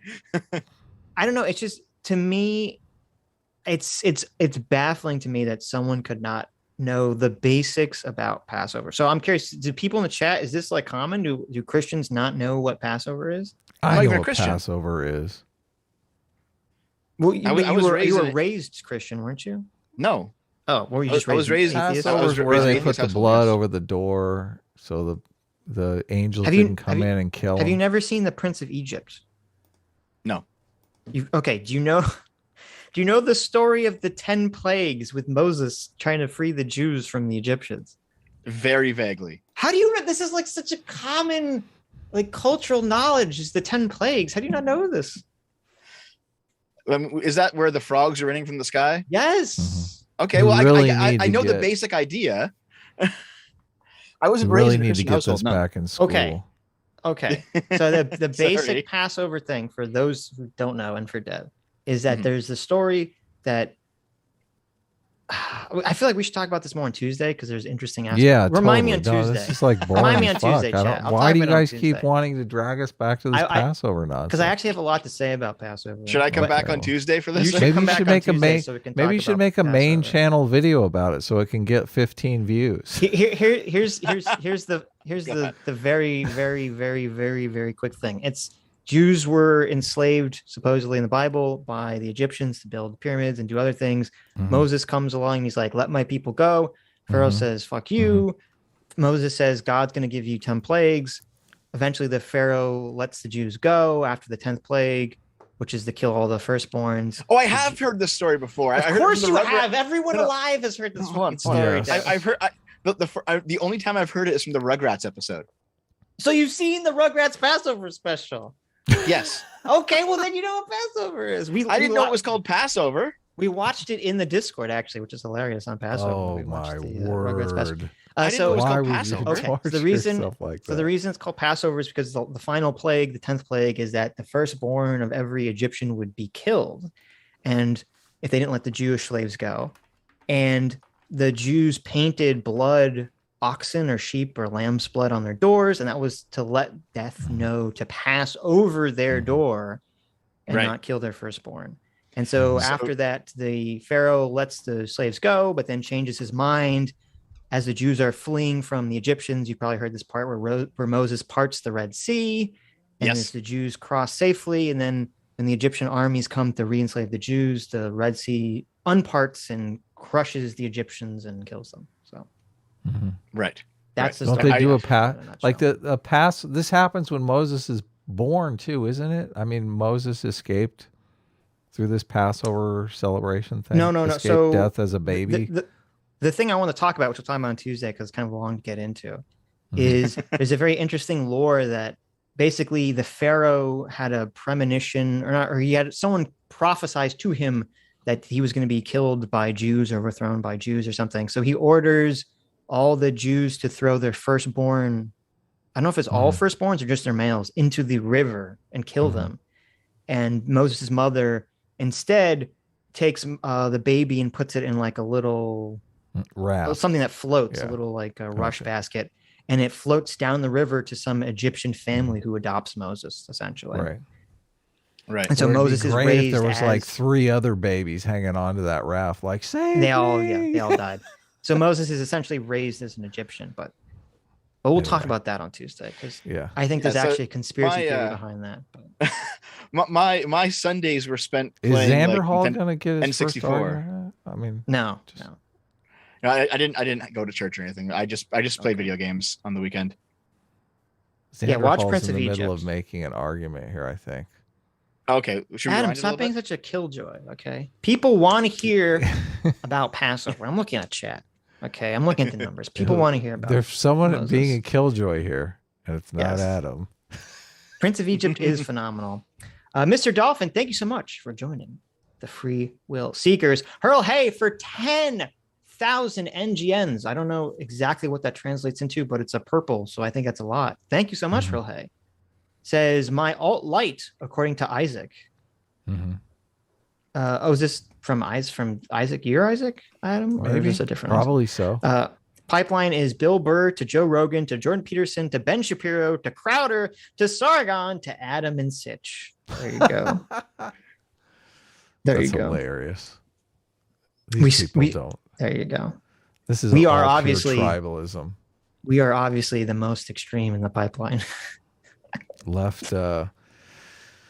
They can't even tell left from right. They don't know what they're talking about. They just use these terms. You know what? To Before people. we move on from the Passover story, I'll give you one final. No. Yes. Deb, wait, tell why? Just I want to quickly, hear. Okay. Yes. So, despite all of this, yes, my girlfriend's Jewish. Oh, you are a bad boyfriend. Okay. And here's the thing: she doesn't know any of it either.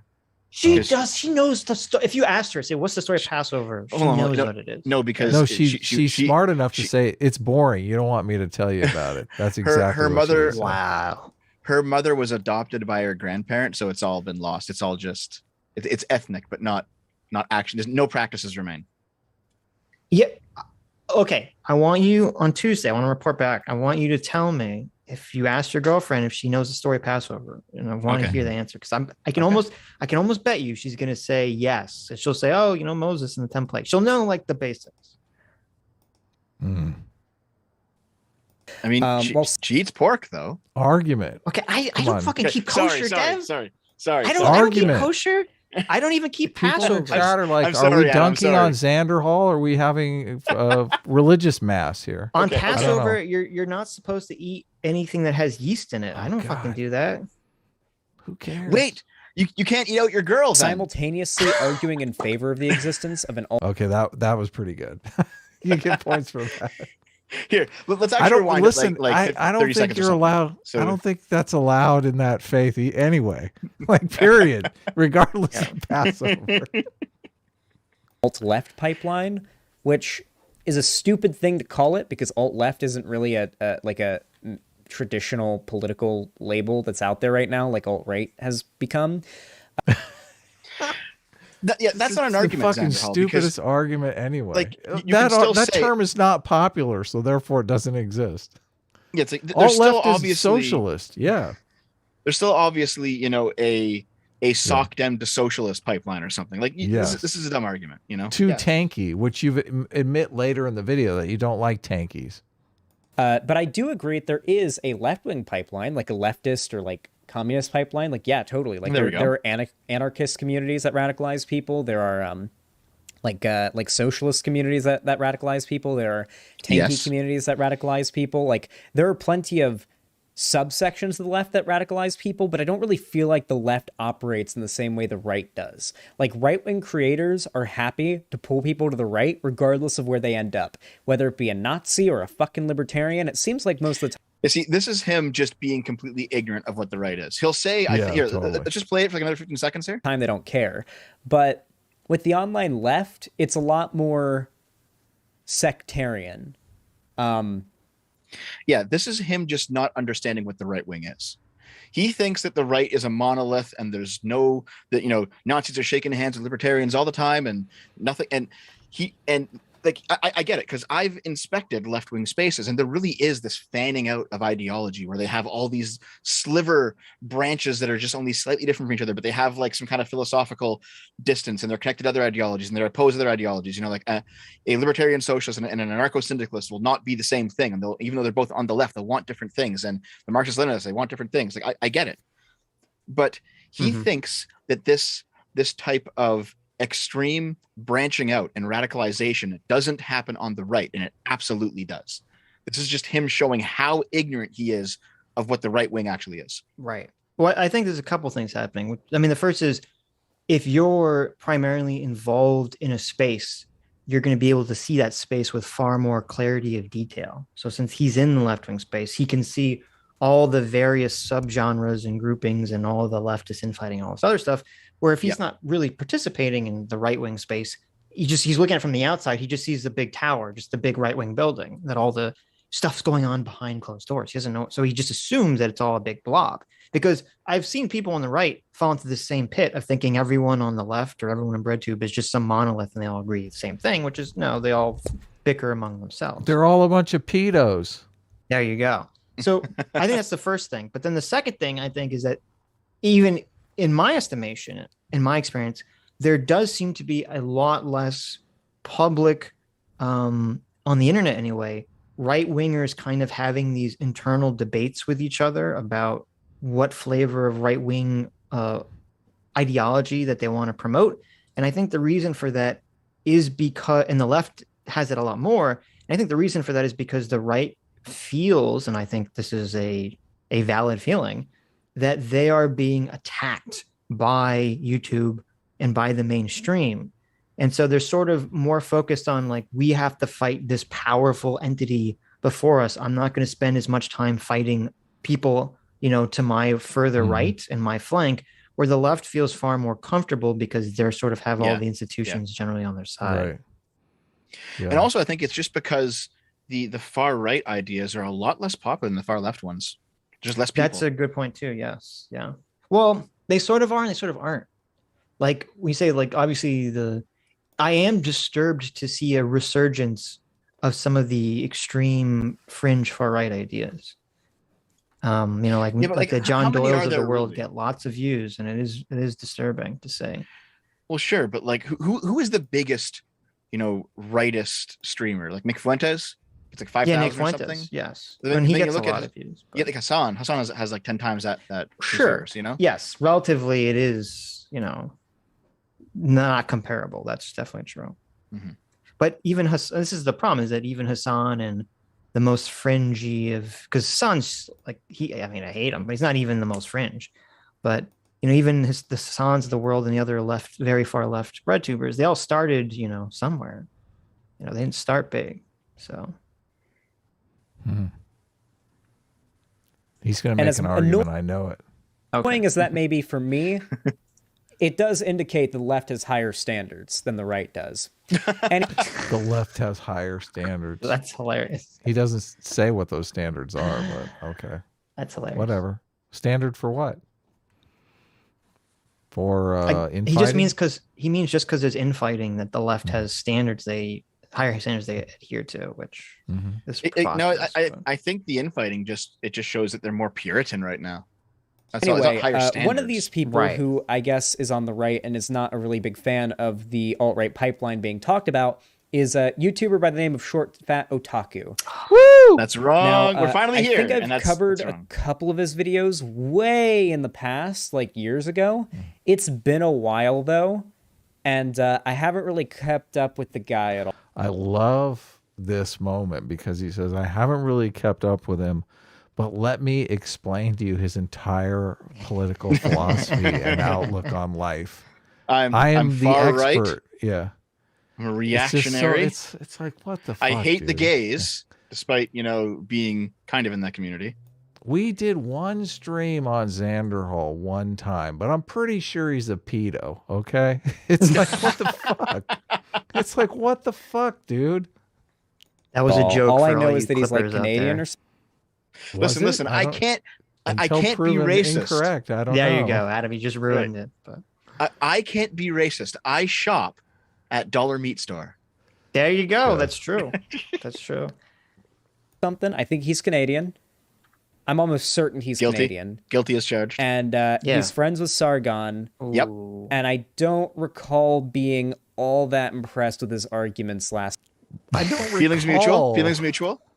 Last time I covered him. Nonetheless, though, let's have ourselves a grand old time, huh? We'll watch it on good old 1.25 speed, old reliable, because this is a 15-minute video, and as much as... Does that mean we have to slow it down to 75? I'm not sure. It is annoying. He does watch... You don't even speak slow, which just makes it, like, very annoying to listen to you speaking. You know what? I feel like I speak slow sometimes, and I realize it's because I watch everything on double speed. Oh, of course. Oh, my God. Yeah. Bring reactionary content with you guys. It is not my favorite path. Okay, I have to pause. Someone in his chat actually did say something funny. They said, Canadian, you mean alt-American? Oh, that is yeah, true. I like that. Oh, this person here, I actually pointed this out on Twitter because I did like a Twitter thread on just like making fun of this video. Mm-hmm. Nordic Jer there says, Xanderhal, he's a legit moron. He argues that fascism is just Sorelian socialism. And it's like, yeah. Do you want me to go over George Sorel's books? Like I have them. They're right above me. They're on my bookshelf. Well, they just hear socialism and they go, they haven't read any of this stuff. They haven't read any political theory. They haven't they haven't read their own or anybody else's. They don't fucking understand any of this. They're just fascism and socialism are very similar. Yes. So. Why is he calling you a reactionary? Because I'm not on the left. I don't see anything reactionary about you.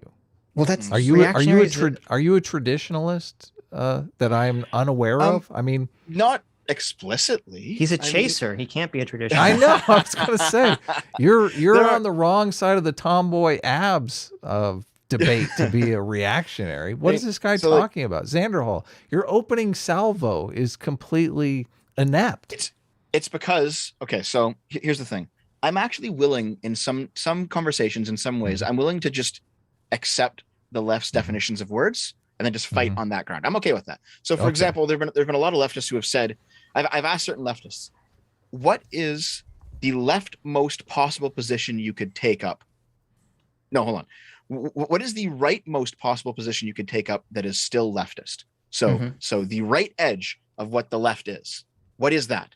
And they almost always say overthrowing capitalism. I'm like, okay. How is that a right-wing position?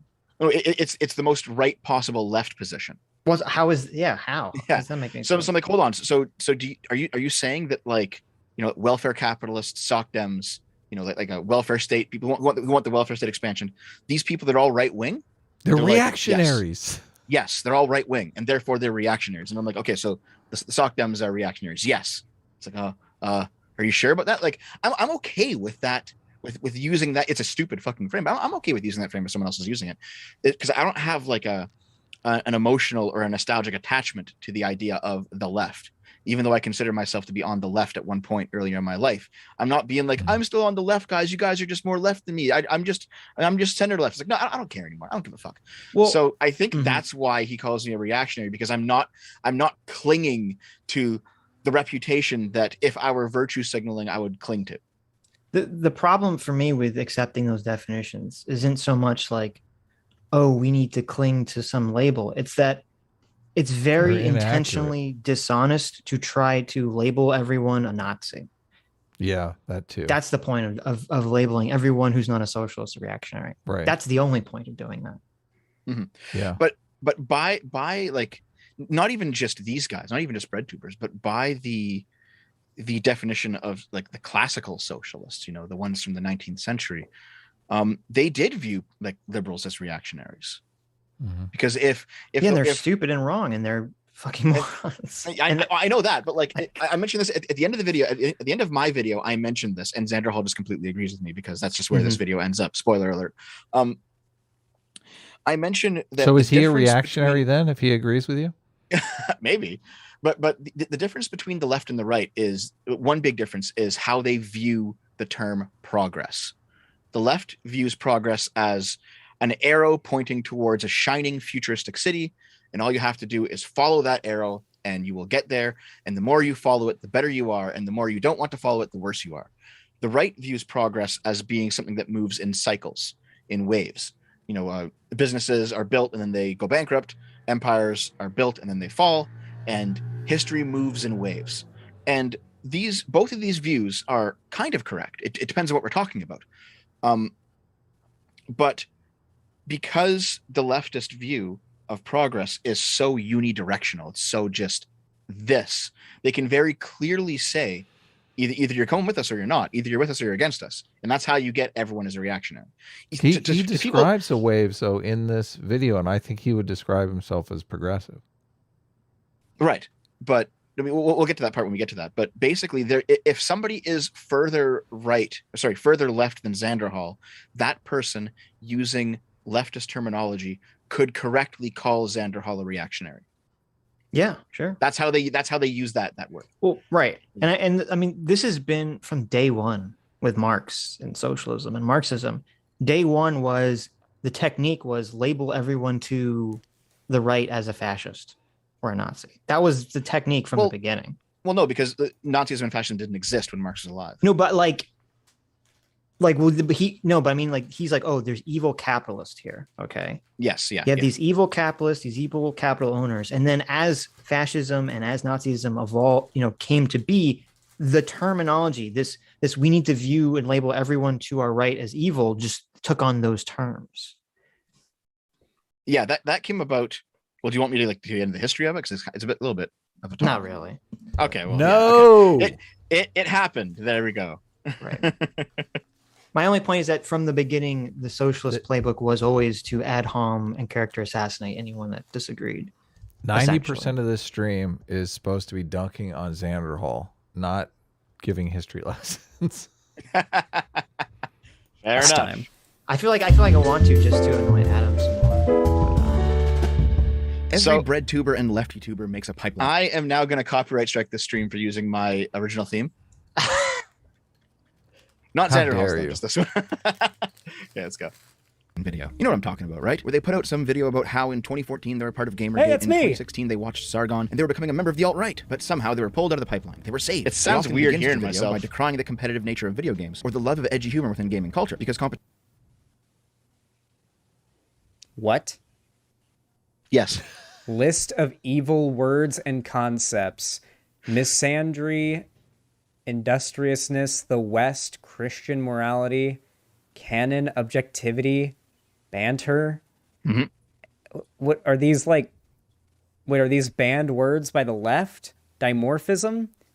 Sexual dimorphism, I assume, is what that is. This are these supposed to be the list of words that trigger lefties or something? This is so the bubble. The fact that he doesn't know this is crazy. My camera? Mm-hmm. Yeah.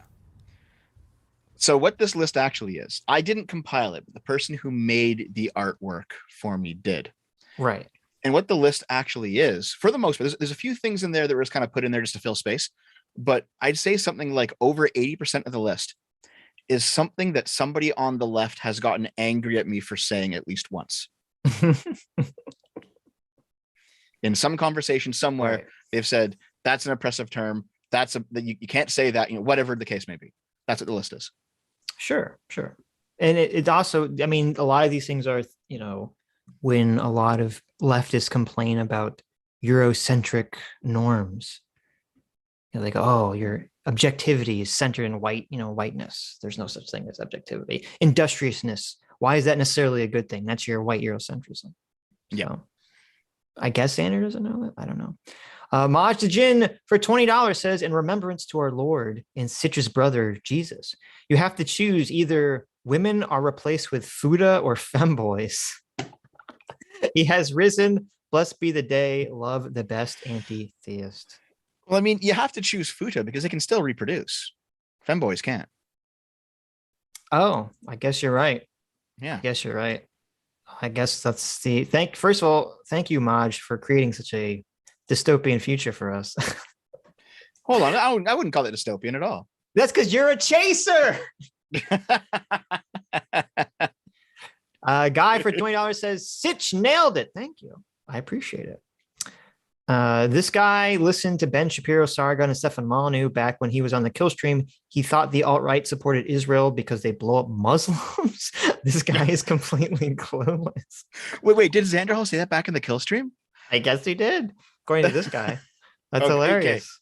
Okay. Whoever super chatted that, pass along whatever information you have on that. I'm kind of curious to see Guy, if you have that clip or a link to that clip, send it to Dev. He's making a manifesto. Okay. Grassroots Dictator for $20 says, I made this happen. First, I got Adam Artist by Scott Adams. Now I dictate the show's guests and video. Fear me. Now that Dev is on, kick him and bring on Aiden. But first, Dev, are you pro MPreg? The world needs to know. I mean, I'm pro trying. Okay, there you go. There you go. Is that what this is supposed to be? Like a list of the lefty trigger words? Also, who has started a How I Left the Alt-Right Pipeline video decrying the competitive nature of video games? What are you talking about? Like, so here is where I will give, like, Xanderhal's wrong, but I'll give him a drop of credibility here. My videos are not meant for everyone to watch. They're meant for my fans to watch. I don't care about going mainstream. I don't care if you don't necessarily understand them. And every video that I make, even if it's about a different topic, will build upon videos that I've made earlier. So there's a moment that happens later that I'll point to specifically as an example of what I'm talking about. But basically, I'm building on previous concepts that I've talked about. And so because people who've watched all my stuff, they know what I'm talking about. Xanderhal doesn't, because this is his first video. So fair enough. And if that means that it's harder to get into me, so be it. I don't really care. I don't care if it's hard to get into me. He's complaining. He's saying that none of these alt-right pipeline videos focus on video games. Which no, what he's saying is that I point out the competitive nature of video games, right? Yes, as breeding a certain type of person that is also likely to maybe like enjoy Schadenfreude videos, like laugh at somebody else's misfortune, enjoy the edgy content we talked about before, the MXC stuff, the jackass stuff, enjoy maybe like if we were going really far back to like the late 90s, skateboard videos where skater kids wipe out and bash their face on a railing or something. Right. It's there's a culture that creates a certain type of person, and that culture is going to be inherently anti-leftist in my opinion, because of the competitive nature of that culture. Okay, I agree. And that's what he's objecting to. Makes sense. The most common and consistent trend is pointing out that some communities in gaming spaces can be like ultra edgy and can encourage like certain far right behaviors, but it's never like gaming not being far right, competitive just anti-left is the bad thing. Like what? It actually is. We're off to a real bad start. It actually is anti-equality, and edgy humor is anti-safe space, making gaming on some level fundamentally anti-leftist. This is something I touched on in the last video. And they haven't. Gaming encourages competition and being mean to each other, which is anti-leftist. Leftism is when there's no competition and everyone is nice to each other and everyone is poor. Yes. Yes, Xanderhal. I think he was being now sarcastic. Yeah, but he's being an idiot. That's the truth. There, Dev. That's the truth. Come on, where's good faith, Gary? Well, see, but that's what's so weird, because like the only part of that you could remove from it if you want to be good faith Gary is the poor part. But that is the point with that. I thought that's a huge point for Marxism and socialism, is to get rid of competition and that we're all going to magically cooperate together. Yeah. Fixate on cooperation. Yes. Yeah. Competition. The whole point of abolishing the bourgeoisie, the reason why a Marxist or a socialist wants to abolish the bourgeoisie is to end the conflict between the bourgeoisie and the proletariat, end the exploitation of the proletariat by the bourgeoisie. This is how the Marxist thinks. Right. And the reason that you want to end it is because competition, despite all of its what we would consider good things, because we like competition, but they don't. You have to be inherently anti-competition to be a socialist. Yeah. Why do you think it's part of the ideology? What do they call the business structure they want to implement? What is it called? A worker co-op? Oh, co-ops. A cooperative. Okay. It's not the exact opposite of being competitive. It's a cooperative. Disgusting. That was a huge point and a big part of the failure of Lysenkoism was like this rejection of the competition between animals and plants and saying, oh, no, plants can cooperate. We need to plant the seeds in ways that they cooperate with each other to grow. And obviously that doesn't fucking work because that's not how reality exists or functions. Yeah. Well, there is like, you could, if you said the entirety of the human biological experience, are we more slanted towards cooperation with other humans or competition with other humans? You could probably say cooperation. Because, within the group. Right. But that doesn't mean that reality itself is slanted towards cooperation, and then cooperation is going to make a better business or a better product, or cooperation all the time is going to make better lives. It can. But competition has its place. But the thing is, yeah, obviously I'm not anti-cooperation, obviously. But right. I'm just covering my bases here. Sure. But the point and the reason that people like us generally like the idea of competition is because we acknowledge that humans have an innately competitive spirit to them. Most humans do. Maybe a lot of the softies don't. But most humans seem to have a competitive spirit. And that we're trying to create systems that incentivize pro-social behaviors. And one of the ways to do that is to create systems that incentivize competition that creates better products and more innovation and things that make our lives better. Because otherwise, the alternative is to say, oh, if we get rid of competition, you're going to have some magical central authority that's going to dictate everything. And I don't believe that the central authority is going to be able to figure out what's best without having, all the individual people interacting in competitive markets, figuring things out among themselves. I just don't think that's going to work. It's not just that. It's that if humans always have a competitive spirit, and they do, you can't get rid of that. You can have competition where people are killing each other, or you can have competition where people are competing against each other to create a better product, and then of course the loser loses, but everyone still benefits in the end, rather than people ripping each other apart. Like, of course, yes, right. It's a safer way to be competitive.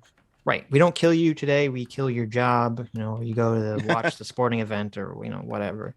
So we have to supplement these natural instincts, which the socialists generally don't believe in, and thus get all the psychology wrong, which is why Marxism never ever works.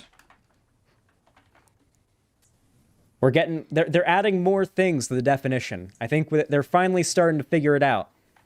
Socialism is, in fact, when poor, nice, and don't say mean things. Yes. I'm just gonna Chad yes all of that because that's how I feel. Yes. I'm gonna stop making these videos. It seems like every week there's a new video out there who's posting on Twitter how they're making an alt-right pipeline radicalization video and how mad. Holy shit. Wait, is this guy like that triggered over the online left exposing the existence of the alt-right pipeline? How triggered did I sound? Wait, this guy's fucking terrified. Wait, you're literally clipping a pillow who's 1,000 sub lefty YouTuber from my community. Dev, I know shit to a pillow or anything, but like, holy shit. So what actually happened here? I mean, I'm not triggered. I'm not scared. What happened was, what I like to do whenever I do research for a topic, like sometimes I'll research a video outright. I'll sit down, I'll Google it, I'll look for what's going on. I'll search through Twitter threads, I'll search through Reddit threads, I'll search through news articles, I'll read books, I'll actually research. But sometimes it's just the case with social media that sometimes you can find an interesting point or a video clip or something like some small piece of the puzzle that you might use down the road later. And you're like, okay, well, shit, that was actually a pretty good little video clip I could use in a video. And then, a year later you try to go find it and it's gone. Like it's just gone. Right. So I've gotten to the point where I autistically document everything that I see on the internet, everything. And so like, if I'm like, I'm going to sip on coffee and scroll on Twitter for 20 minutes before I start the day's work. If I see something, then I'm like, oh, that turns on a light bulb in my head. I'll set it aside and I'll put it into a big organizing folder of all the various video topics I could ever do someday. And I have like several hundred files in there of just things that I've collected. So a leftist that I follow retweeted this person, this Pello person. And I've actually gotten to talking to them a little bit. And you know what? They're, I think they're more good faith than Xanderhal is. But what I basically realized is as soon as I saw this tweet, I was like, man, I've seen a lot of these alt-right pipeline videos over the years. Something's going on here. I wonder what it could be. And so I just took this and set it aside. It wasn't about him. It wasn't about Xanderhal's community. It wasn't about being mad or triggered or anything like that. It's just, oh, this is I just saw this and it made me think. And now I want to think about it a little bit. Likely story. I'm not buying any of this. I actually made this video because Pello made this tweet and the lefty that I follow retweeted it. I got inspired by it. That's why I put this in here. Not because it's anything to do with him. Right. Yeah. This was the tweet that inspired you to think about this topic.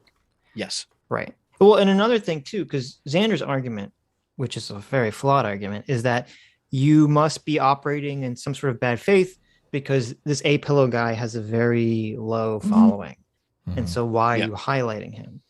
And so, but my response to this would be like, well, you just posted a picture of all the alt-right pipeline videos that had over 500,000 views. So obviously this is we've already established that this is a common phenomenon. This is a widely talked about phenomenon. We all know the various articles about this. And that if you're making a video about how this is still going on today, of course it's valid to use people regardless of their sub count who are still going down with this narrative. And this is just an example that this is still happening. Yep. So totally good faith. Good job, Dev. Good faith, Dev. Thank you. You could absolutely be calling out other people here, but the fact that you even know about this video or even know about a pillow or they're making this video tells me you people are fucking scared. You guys don't like when we talk about this kind of stuff. I mean, there's a reason why. I'm actually happy from the talk about this kind of stuff. It's just so terrifying. There's this assumption that because I am the size that I am, I can't know people who have 1,000 subs or 2,000 subs. It's ridiculous. How dare you? Well, there's this. How dare you interact with the plebes? I know. God, stop interacting with these plebs, Dev. Please. How dare I actually disregard class the way that they want class disregarded? Right. Well, I mean, and also this is a very dishonest framing, and I'm pretty sure Xander is aware of this. Is that it's like, oh, let's switch everything around to make it so that our opponent, it's like this to make the opponent seem strong and weak at the same time. So it's like, oh, you're punching down at the smaller YouTuber, but you're doing it because you're weaker and scared of the prominence of the alt-right pipeline narrative. Yeah. Oh God, are we going to do the thing? Are we going to do the thing where we just run Xanderhal through Umberto Eco's fascist points? We could do that. Yeah, for those who don't know, the stronger, weaker paradigm is one of the key things to label someone a fascist. So if you're Umberto Eco, I think his points are fucking garbage. He's a retard. But I think the stronger, weaker thing is correct for authoritarians in general. I think that's a good point for that. His whole thing is authoritarians in general. It doesn't work for fascism. Yes. Well, he was a leftist, wasn't he? He was trying to, or a lefty. I don't know if he was a leftist. But. So I took political science. Second year in university, I took a course just on authoritarian governments, how they're structured and how they're maintained. And we got to Umberto Eco, and this was back in, I think, 2009 or something. And the professor basically said, there's a reason that Umberto Eco is known in the West for his novels and not his political theory. It is shit. Okay. So I was just surprised to see so many leftoids online bringing it up. I was like, all right, guys. All right. Adam Riley for 20 Canadian. Thank you, Adam. Says Andy Warski is a Portuguese Canadian that had a cocaine problem when hosting with JF. The host of another stream he went on regularly caused a rift between JF and Andy too. Andy is clean and posting on his Chan subculture now. Well, there you go. Well, I mean, good for him. If he got clean, good for him. Did you guys catch this manifesto that Kat Black dropped on her Vosh interaction? Did you guys see that? No. I saw that you sent it to me. But... Is that new? Yes. Yeah. Oh, you guys should DM it to me on. Just dropped today. But she shares some tasty bits about Vosh that I think actually involve us. I think Oh, really? Yeah, I think What's Vosh going on there? is talking to her about clout chasing, and I think he's actually talking about Sargon and the debate that we had on our channel, which is kind of funny. It is kind of funny. Yeah. And actually, there's some lore there. Cat Black is the reason that this show exists. I don't know if you guys know this. Wait, really? Yes. Yeah. Wait, really? Yeah. See, Adam doesn't even know. You don't even know that, Adam? Wait, No, really? Because what happened?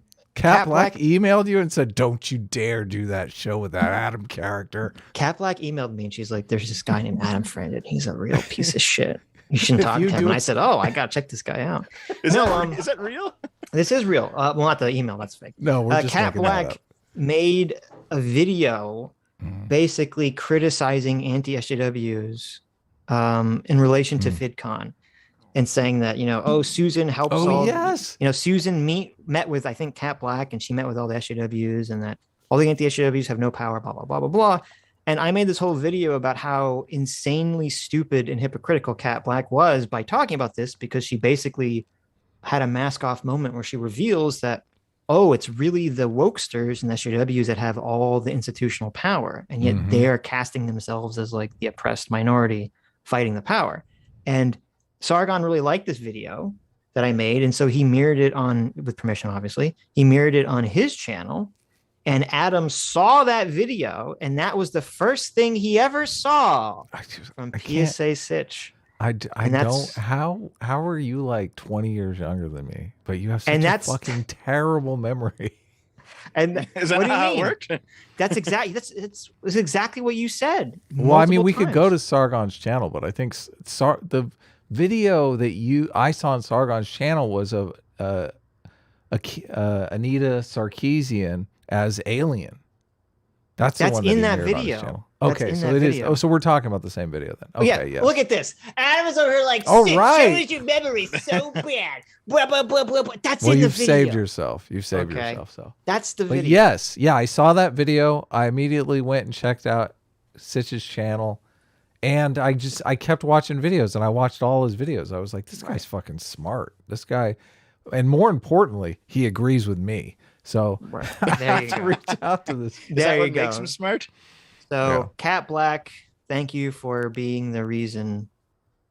Yes. Well, or wait a minute. Wait a minute. Am I wrong? I thought Sargon only hosted one of my videos. I don't think he made two of them. I don't know. Now, I'm going to say it's Cat Black. I'm just going to sit there and Sitch, say it's Cat Black. Okay. I don't think it had anything to do with Cat You're making Black. You're making me. I don't think it had anything to do with Cat Black. I don't remember Sargon hosting any other video by me. I specifically remember a very funny animation of Anita Sarkeesian as like the alien face hugger and like Sargon with his face like Ripley to the side. Oh, what was the little head that came out? That video, I think it was like the little SJW cartoon that I used to use. So was Adam right and Sitch was wrong, or what? Well, no, you always no. Here's where I think here's where I'm confused. Let's just go to Sargon's channel. No. Stop. Let me finish. Okay. You always said I found you through watching a video Sargon mirrored on his channel. Yes. The first video that he ever mirrored on his channel, that was mine, was the Cat Black video. Okay. I think. And I thought that was the only video that he ever mirrored. There was a video I made that was a different video that was about Sargon, where it was a person wrote this insane article about Sargon sitting in the front row of VidCon when Anita Sarkeesian was speaking. Yeah. And that's the video you saw. I don't remember if Sargon ever mirrored that on his channel or not. We can just go to his channel. Sargon's kept his channel up. Regardless, it doesn't matter. So let's talk about Passover. That's ancient history. Yeah. Yes. I guess it's not. Listen, Sitch, I take it all back. Cat Black is not responsible for anything in the show. Dev, it's really Anita Sarkeesian. So there you go. But she is responsible for this huge motherload of a manifesto she dropped. That's true. Yes. So we went back and forth. Can you DM it to me? Because I want to see it. Sure. Yeah. Oh, the Fortunately, video she or reads the it too because it's very long. The manifesto, man. The manifesto. I had my computer read it to me. So what was she? No, she reads it herself. She's DMing back, or she's DMing back and forth with Vosh, and she says we went back and forth about it, and ultimately oh wait, you have to read this. I'll send. We'll read it later. Okay. Yeah. Okay. Hit the video. Continue. Someone press the button. Dev, what, are you off to the bathroom? Didn't Short Fat Otaku say that he's jumping on board with the I refuse to debate Vosh wagon with Sargon? No, that's not what happened. So what happened there? No, you don't have to say. Don't debate these bread tubers. They're so dishonest. I can't you explain can't debate them. Yes, let's hear his full straw man of you before let's hear the straw man. Let's hear the straw man. The reason why didn't Short Fat Otaku say that he's jumping on board with the I refuse to debate Vosh wagon with Sargon? Don't debate these bread tubers. They're so dishonest. You can't debate them. They don't debate in good faith or honestly. Yeah. That's true though. That's true, but it's weird that his Sargon impression sounds like Paul Joseph Watson, but anyway. So what happened was, first of all, like, I'm not much of a debater. It's not my skill. Even if I was correct about something, I would probably get steamrolled in any debate. It's just who I am, and I'm okay with that. But I was not getting on board the Sargon sticks don't debate Breadtube train. In fact, at one point, this clip was floating around, I think about 2 years ago. Vosh got a super chat asking him to debate me, and Vosh's reply was, "I'm getting bigger than most YouTubers now, so I can't debate people who are smaller than me because I might make their careers." Yeah. So it wasn't me. That's literally the opposite of what Xanderhal said. Yes. Vosh wouldn't debate you, right? Yes. Okay, there you go. That matches up with the Cat Black manifesto too. Yeah. Well, and that matches up with Vosh is very keen about who he wants to do. Yeah, our with our perspective as well. Yeah, of him blowing us off consistently or constantly. So, because at this point, now that his channel, I think, probably gets more live viewers than yours, he won't debate you anymore. He won't come on anymore. Oh right? yeah, I'm sure he does. It's coming down though. So, Vosh is coming out of the stratosphere. Yeah, I've been kind of watching the situation with Vosh recently, just because I watch Destiny sometimes. And Vosh is basically destroying himself right now. He's imploding. Destiny predicted that Vosh would be washed up because he can't pull from he can't pull audience from the right, and the left is getting tired of him. Yes. Yeah, his ego is just grown out of control, completely out of control. Yeah, completely out of control. And that's what, like it's interesting because on these streams, a lot of times I'll say things like, "Oh, I'm always right. I always have the correct opinion, blah, blah, blah, blah, blah." And I always say it with like kind of this like sarcastic tone. And I'm pretty sure the audience knows that I'm joking.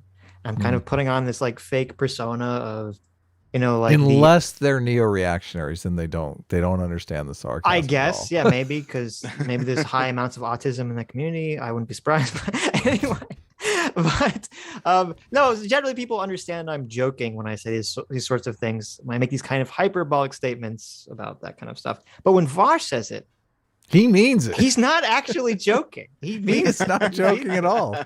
He means this it. And the drop, the Cat Black drop. Here's the Go thing. ahead. I think people thought when he made those comments that he was joking the way I was joking.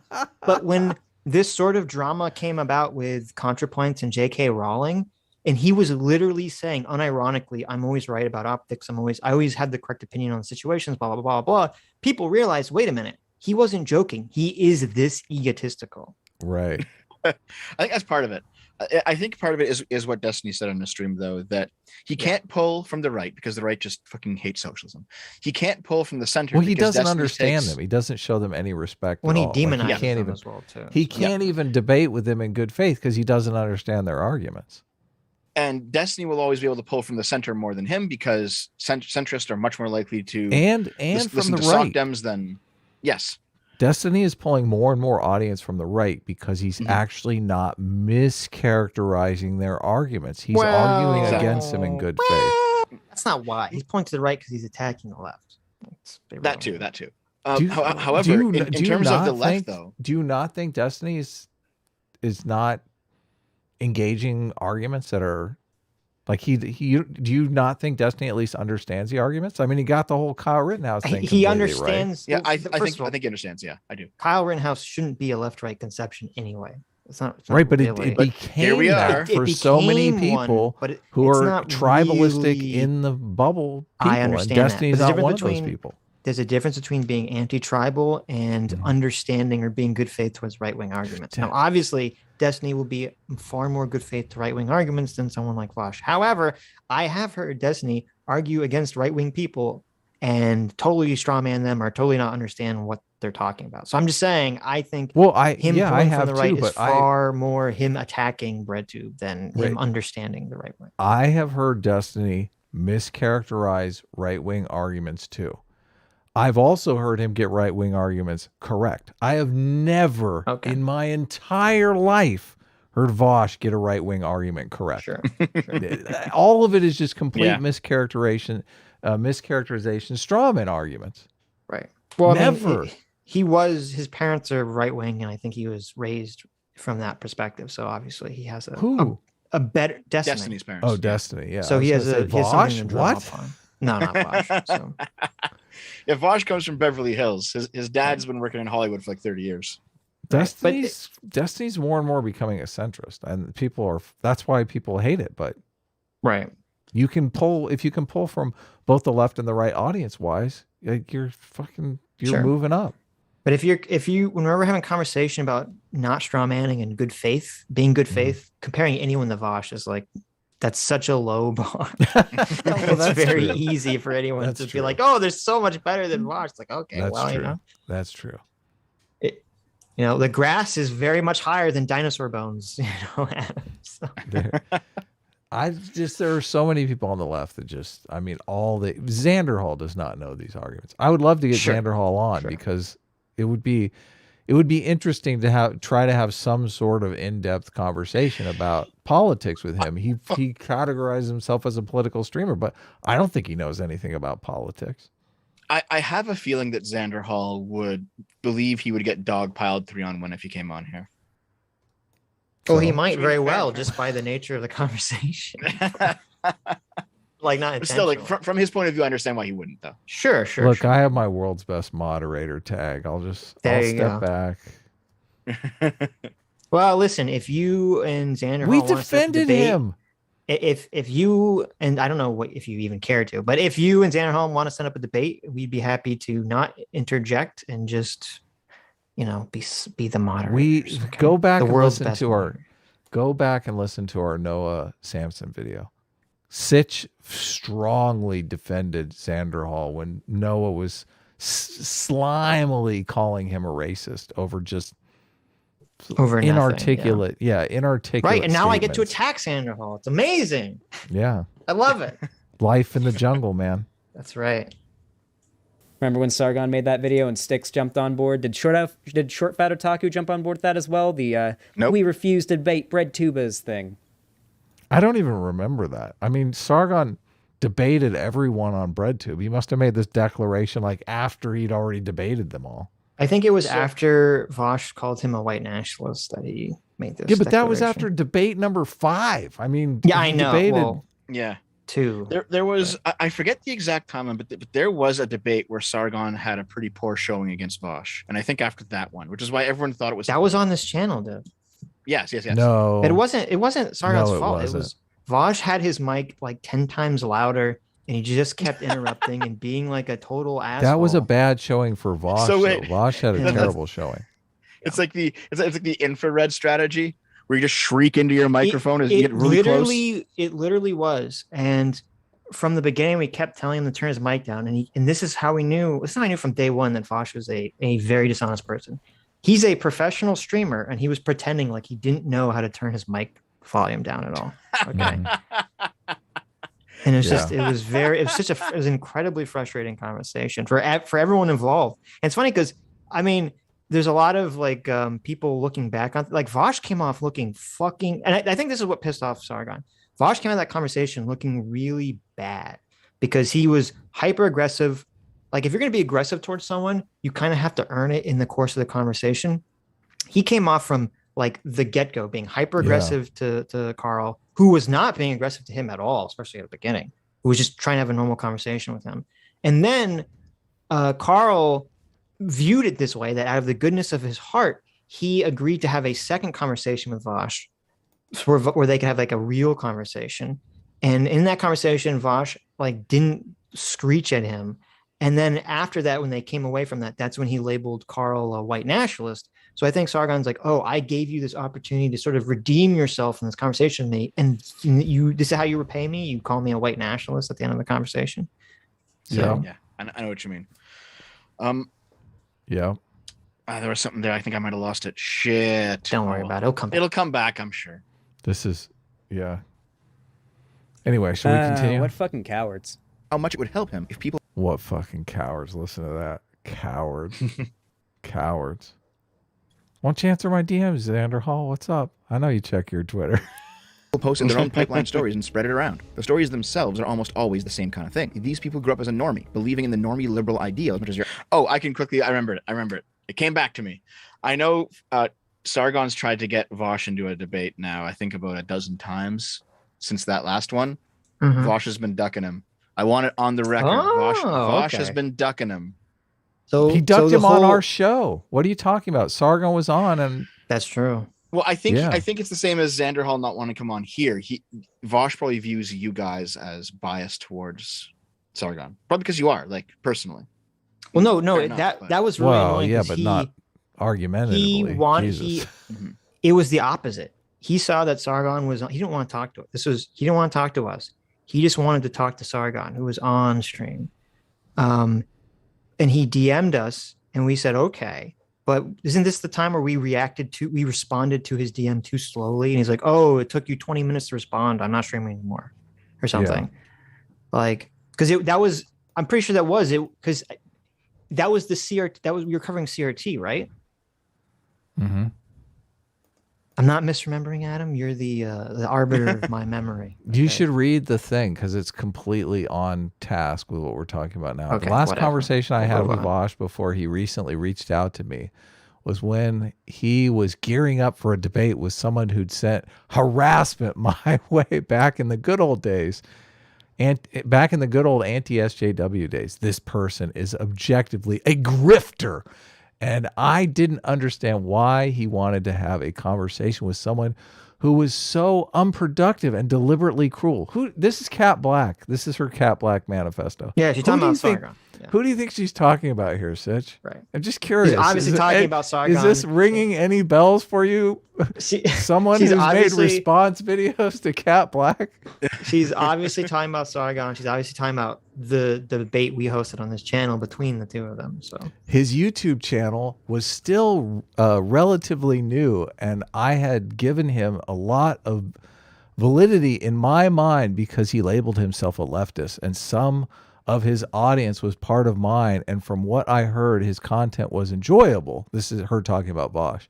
I didn't understand the decision to have this particular person on his channel because, in my view, there are other more productive conservatives he could speak to who don't have a history of sending harassment at other people.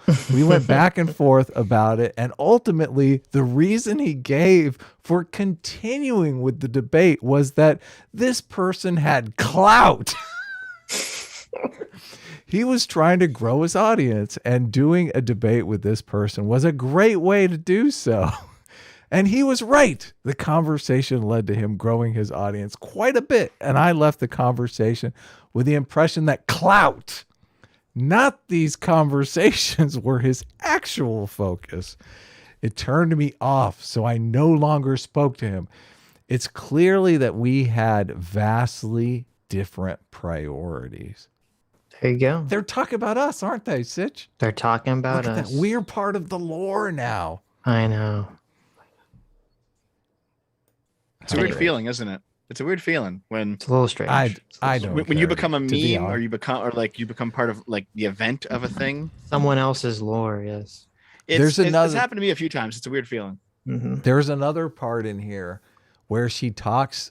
It's a complete contradiction with this part of the manifesto because she talks about how the people made response videos to her in the past that really triggered her, response videos that she categorized as harassment.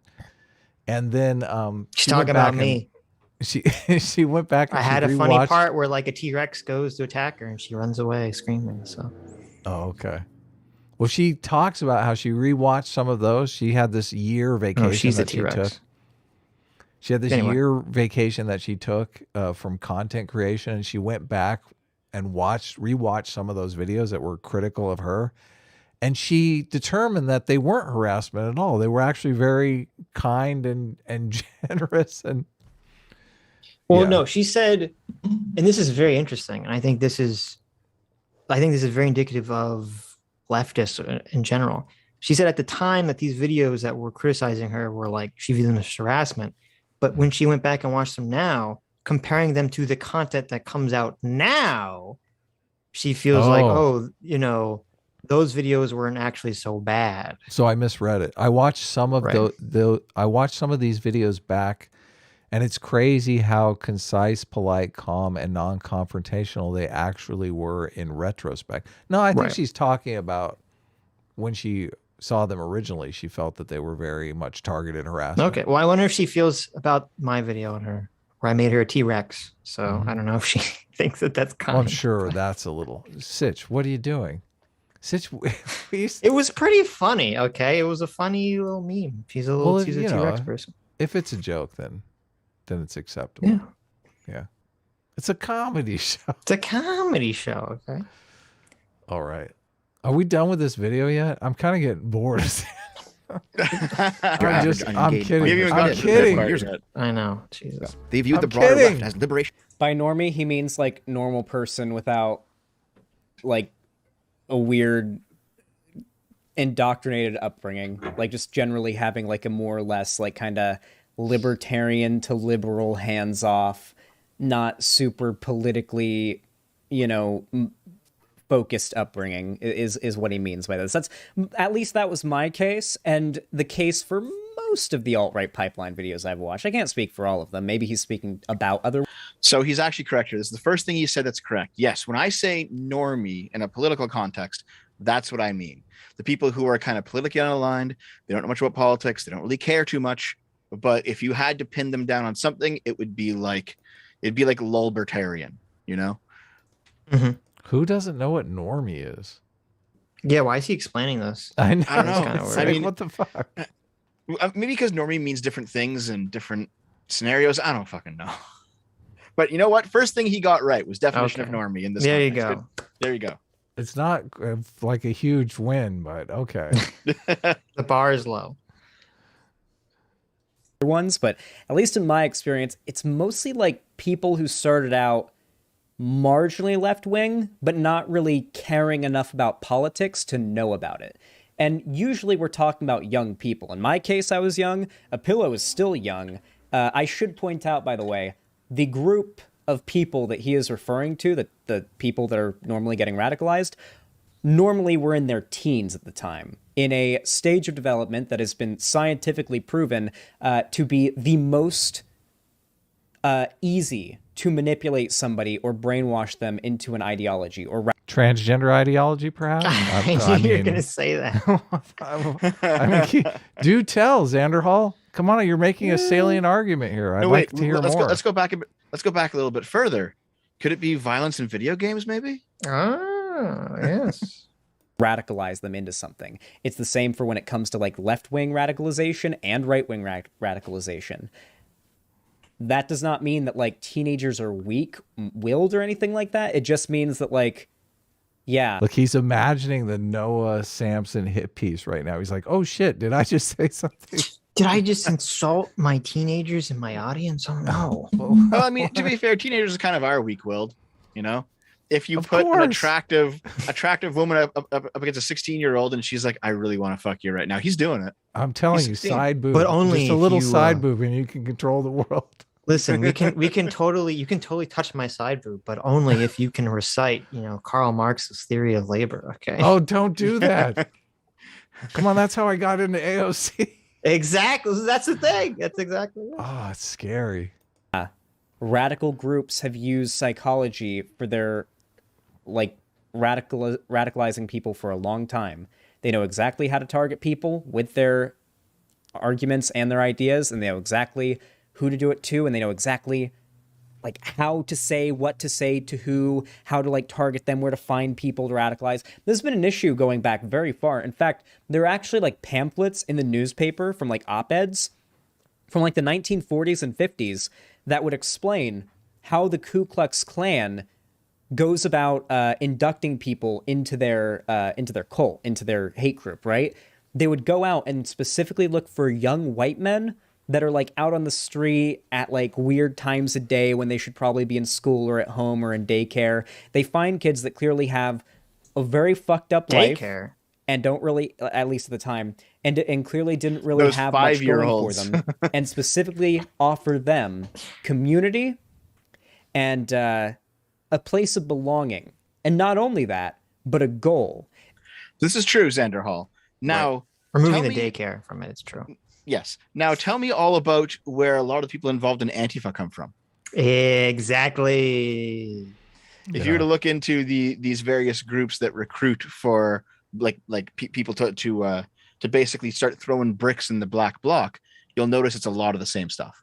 Right. Well, that's what's so silly is that everything he's saying, I mean, I agree with it, but that's all true of Breadtube and it's all true of the leftist movements. This is how I don't remember if he acknowledges this or not. I think he maybe does, but yeah, he did say it happens on the left and the right. So he does kind of acknowledge that it's a psychological premise that fits both sides. Right.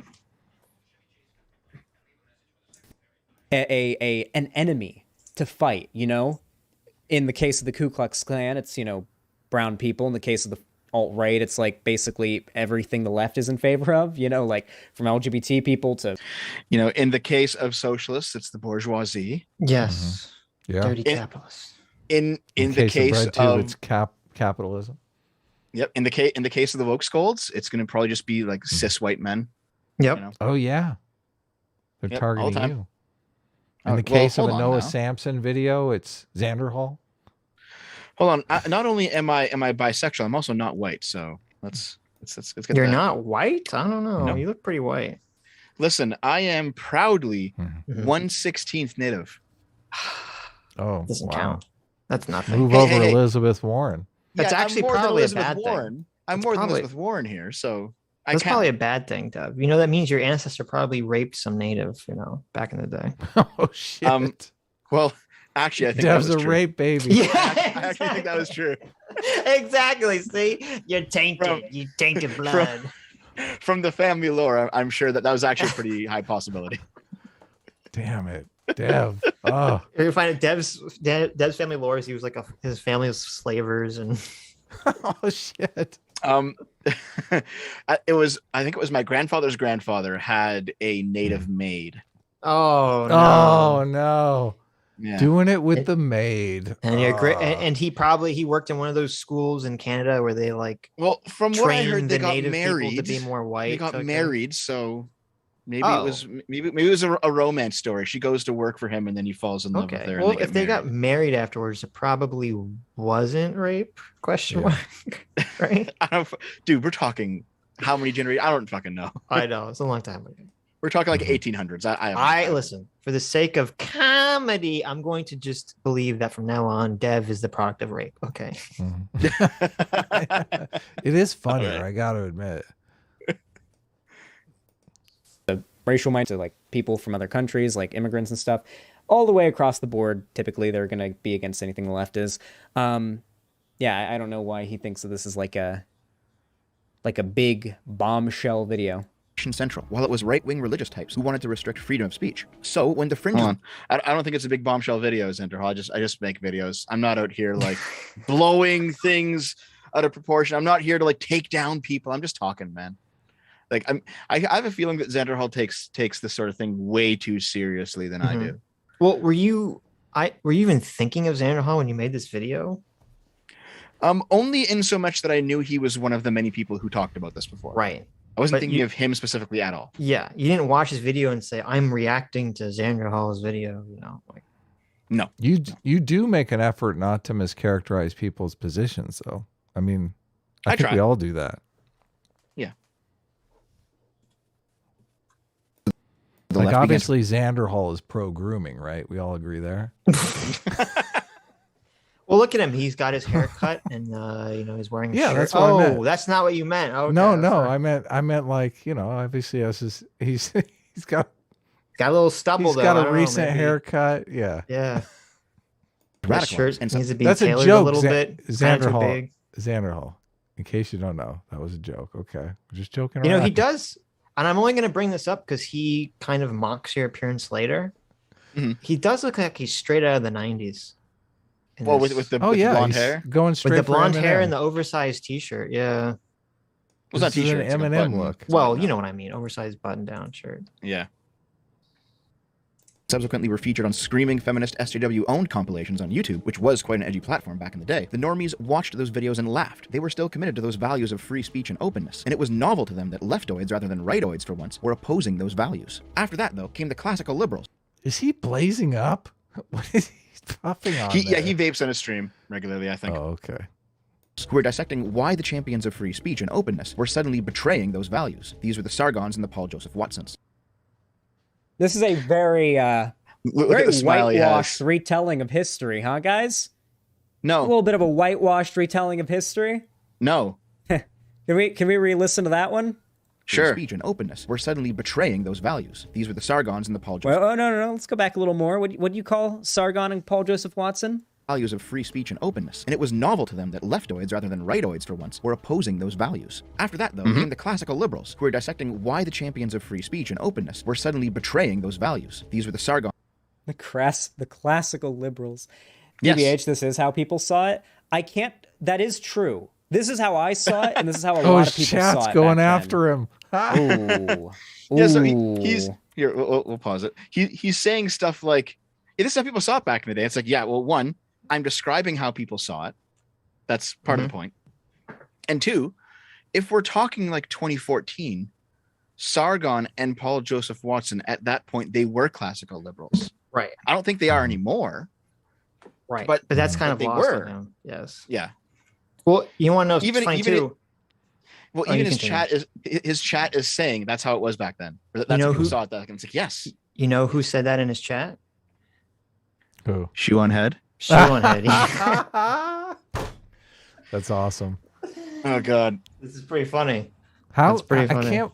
So a former Nazi doesn't believe that you can change your political position? That's very interesting to me. That's true. Yeah. Like, hold on. Xanderhal's whole thing is that he had a political position that he changed. Right. And now he's saying that these people can't also change their positions to go from classical liberalism to something more right wing. Right. Yeah. Anyway. I don't. Maybe what it is, because I don't know if you guys have encountered this, but there's a lot of people who say that fascists will lie to get anything. Mm-hmm. They'll say whatever it takes for them to win over the people. Then they'll just implement fascism. I think that's kind of true, but kind of not.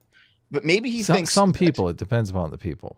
Yeah, it depends. But like, maybe what he thinks is that if someone moves right wing, they were always right wing and just hiding their power level. But if someone moves left wing, then they're getting better. Yeah, that is how he's conceptualizing it entirely. Yes, right. Yeah, I think so. Yeah, they think right wingness is a sickness. Right. Yeah. Bjorn Kazark for $20. Thanks so much. Says the alt-right pipeline is literally just someone who's liberal being repeatedly told, quote, you can't do that, and looking for any way they can. If they keep going right, that means the modern right is less authentic, I think is what they were going to say. But there you go. Offensive, maybe? Hold on. AUTH, authoritarian. Oh, authoritarian. Oh, okay. You're right. Overseer's Logs for $50. Thank you so much. Says most of the radicalized people I've met online or in real life were radicalized primarily because they lacked self-control and reflection. I knew a guy who went from one extreme to the other because he essentially just did whatever was popular on the Chan sites. Well, that's hilarious. That is pretty ridiculous. I don't know if it's so much of a lack of self-control and reflection. I think it comes back to what I said earlier in the stream. There are people that care about freedom and there are people that don't. And so I think it's easy for people that don't care about freedom to just vacillate from one extreme to the other, honestly. It's partially that. I mean, I'm sure you've both seen the Jordan Peterson lecture where he talks about how there were the drunks who couldn't do anything in the various Soviet villages that became the commissars because they got the opportunity to get revenge on their successful neighbors. Sure, yeah, of course. I think there's definitely people like that. That's true. And they'll be left or right, doesn't matter as long as they can, blame somebody else for how shitty their life is. You're right, and that's a really good point to address. Is that there are people who just are angry at life. They're angry at society.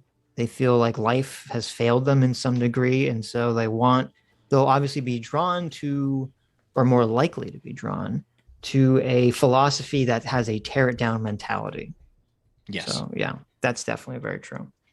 Cryptomancer Lex for 500 Mega Man X dollars. Thank you so much.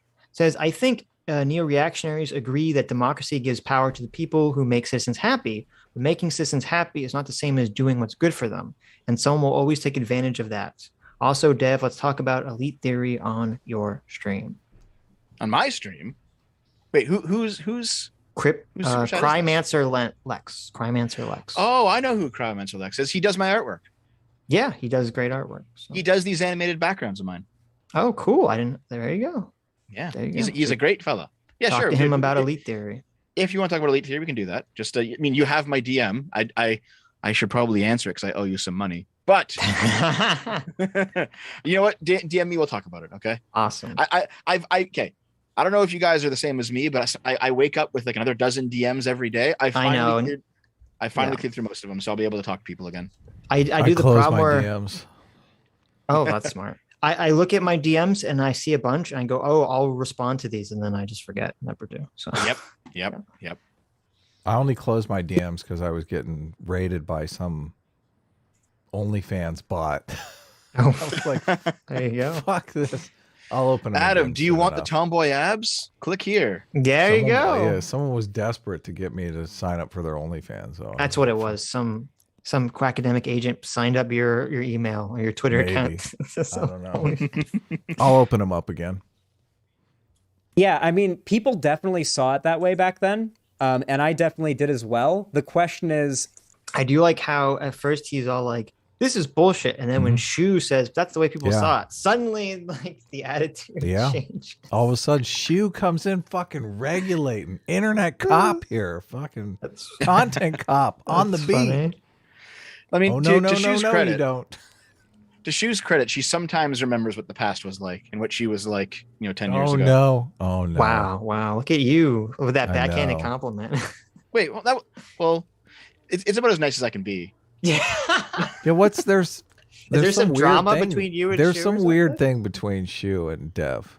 I didn't know this. We have positive. The Sitch and Adam show maintains positive diplomatic relations with the nation of Shu. Okay, we're on good terms with Shu, Dev. So yes, that's good. That's good. But you don't. I mean, I read your thread and you were upset about something. I guess Shu said in the chat. Shu said something like, you have a weird parasocial relationship with her. We can get to that if you want when we get there. Okay, we'll get there when we get there. Well, it's not in the video. I mean, no one's going to. Yes, it is. It was in your thread. Oh, they talk about it? I think Xanderhall mentions it. Oh, okay. Yeah, he said Xanderhall says something about that you have a parasocial relationship with your audience or something, which I don't know how you could take that from this video, but is that how Short Fat Otaku is framing it, or is he trying to describe it from the perspective of a normie? Can't really tell. Sargon and PJW are not classical liberals by any means. Sargon is a white nationalist, and PJW. So that triggers me so much. I mean, so Sargon wanted to go on his channel and start just calling Xanderhal a pedo right and left, which, I mean, he could do. I mean, Sargon the Quadroon is a white nationalist. Yeah. Yeah. It's so because Sargon's he's 1/4 non-white. Mm-hmm. Listen. Yes. Listen. I warned Sargon. I said, because we had this long debate. The ethnicity thing. I know. Listen, we saw this coming. Me and Sargon, we and Adam, we have these long debates on our channel. And my theory is that Sargon comes in our channel to test arguments, and then we're the sounding board, which I like, which I'm a big fan. He actually does do that. Yes, we've talked about that. And we had this conversation, and he kept using this term ethnicity, and I'm like, I'm like, what are you talking about? And he wasn't really talking about ethnicity from an American perspective, which generally just means race. He meant like, are you British? Are you French? Or, whatever. American like, is an ethnicity by his. And I'm like, yes, okay. it is, yeah. Yeah. And I'm like, Carl, I understand what you're talking about, but you can't use that word. You can't use the ethnic word in that way when you go into other people's channels, because unlike me, they're not going to take 5 minutes to try to figure out what you're talking about. They're just going to call you a white nationalist. Yeah. And then he did that in the conversation with Raj, and then they labeled him white nationalist forever. So yeah, I warned you, Carl. I warned you. I know. We did. We tried to tell him. He was obstinate about it. Carl. Sargon's great. I love this guy to death, but he has this consistent problem with optics. He doesn't care about optics. That's the problem. Well, no, I think there's some nobility in that, of just being like, fuck you, I know where I stand, I don't care what you think of me, and just stand by the truth. Okay, fair enough. Like, okay, I can appreciate that, but it does cause problems sometimes. And yeah, it does. Yeah. I did a video on it last year. It was an essay describing liberal nationalism, and it relied on the British the European idea of what ethnicity is, and it's not race. It's like it's the nationalism. Yeah, it's not even nationalism. It's the shared story that a people tell about themselves as to why they should be considered one group, even if there are divisions within the group, even if there are like clear genetic differences between individuals or subgroups. But they say, you know what? He used the example of France. Northern and southern France, they're genetically very different, and they've had historical wars between North and South France. But the modern Republic of France, they all view themselves as French. And this liberal nationalism essay basically laid out the argument that a nation can only exist, and not in terms of a state, like not a government, but a nation as in a people can only exist if the people within that group consent to being considered an ethnicity. So it's not genetic. It's like a buy-in. It's a cultural buy-in. Right. And when Europeans say ethnic, that's what they're talking about. They're not talking about race.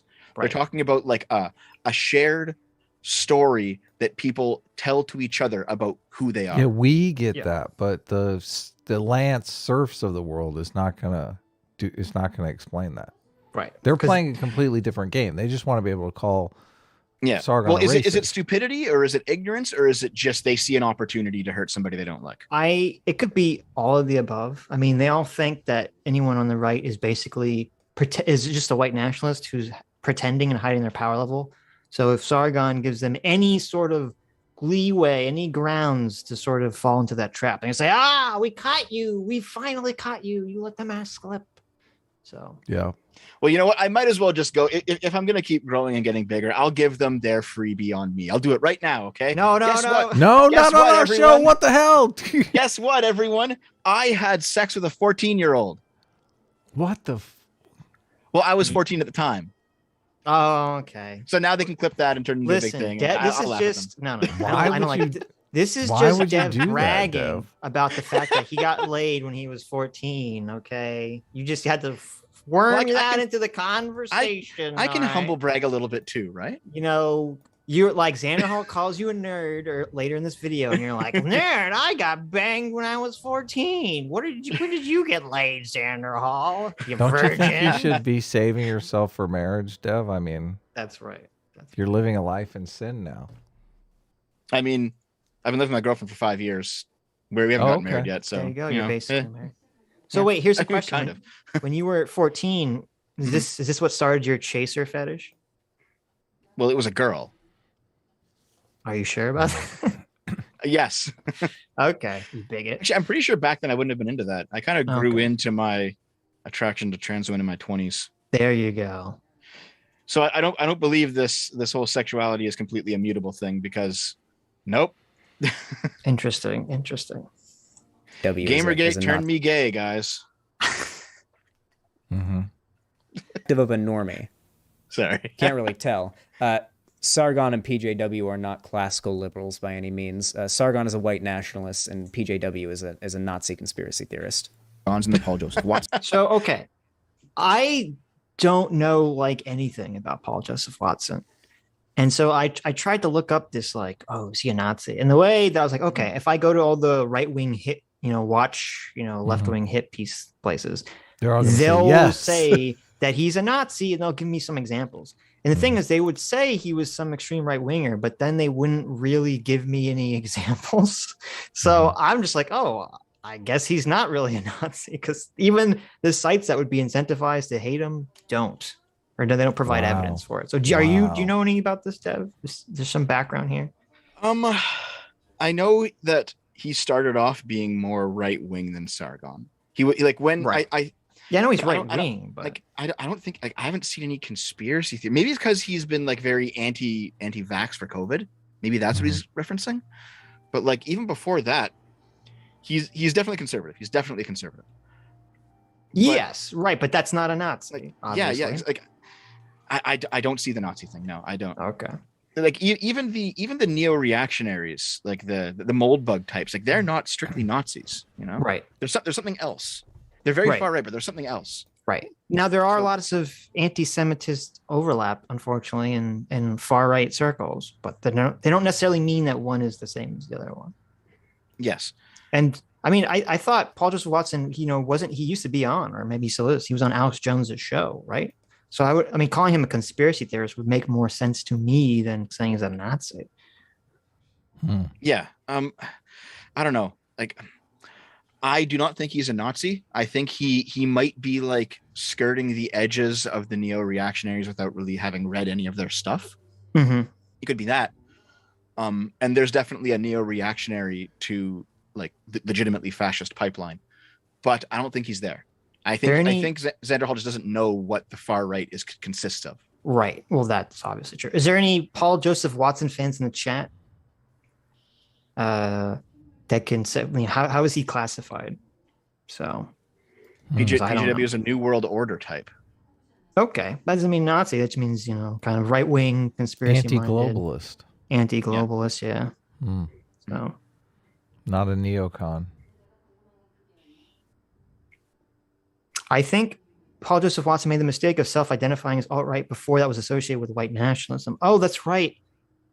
I think him and Mike Cernovich, didn't they try to champion the alt-right label as like this populist right, anti-establishment right, and then Richard Spencer came out afterwards and was like, bitch, alt-right is white nationalism, and they're like, oh fuck, and they dropped that label real quick. So maybe that's where some of the confusion comes from. That was during Gamergate. That's like old. Yeah, it was like very long years ago. Yes. Yeah, where there was like, I think, a period of like 6 months there where I might even called myself outright during that period. I can't recall, but the idea was like they're not the left at all, and they're not the traditional neocon establishment that was prevalent in 2014. They're not like Mitt Romney.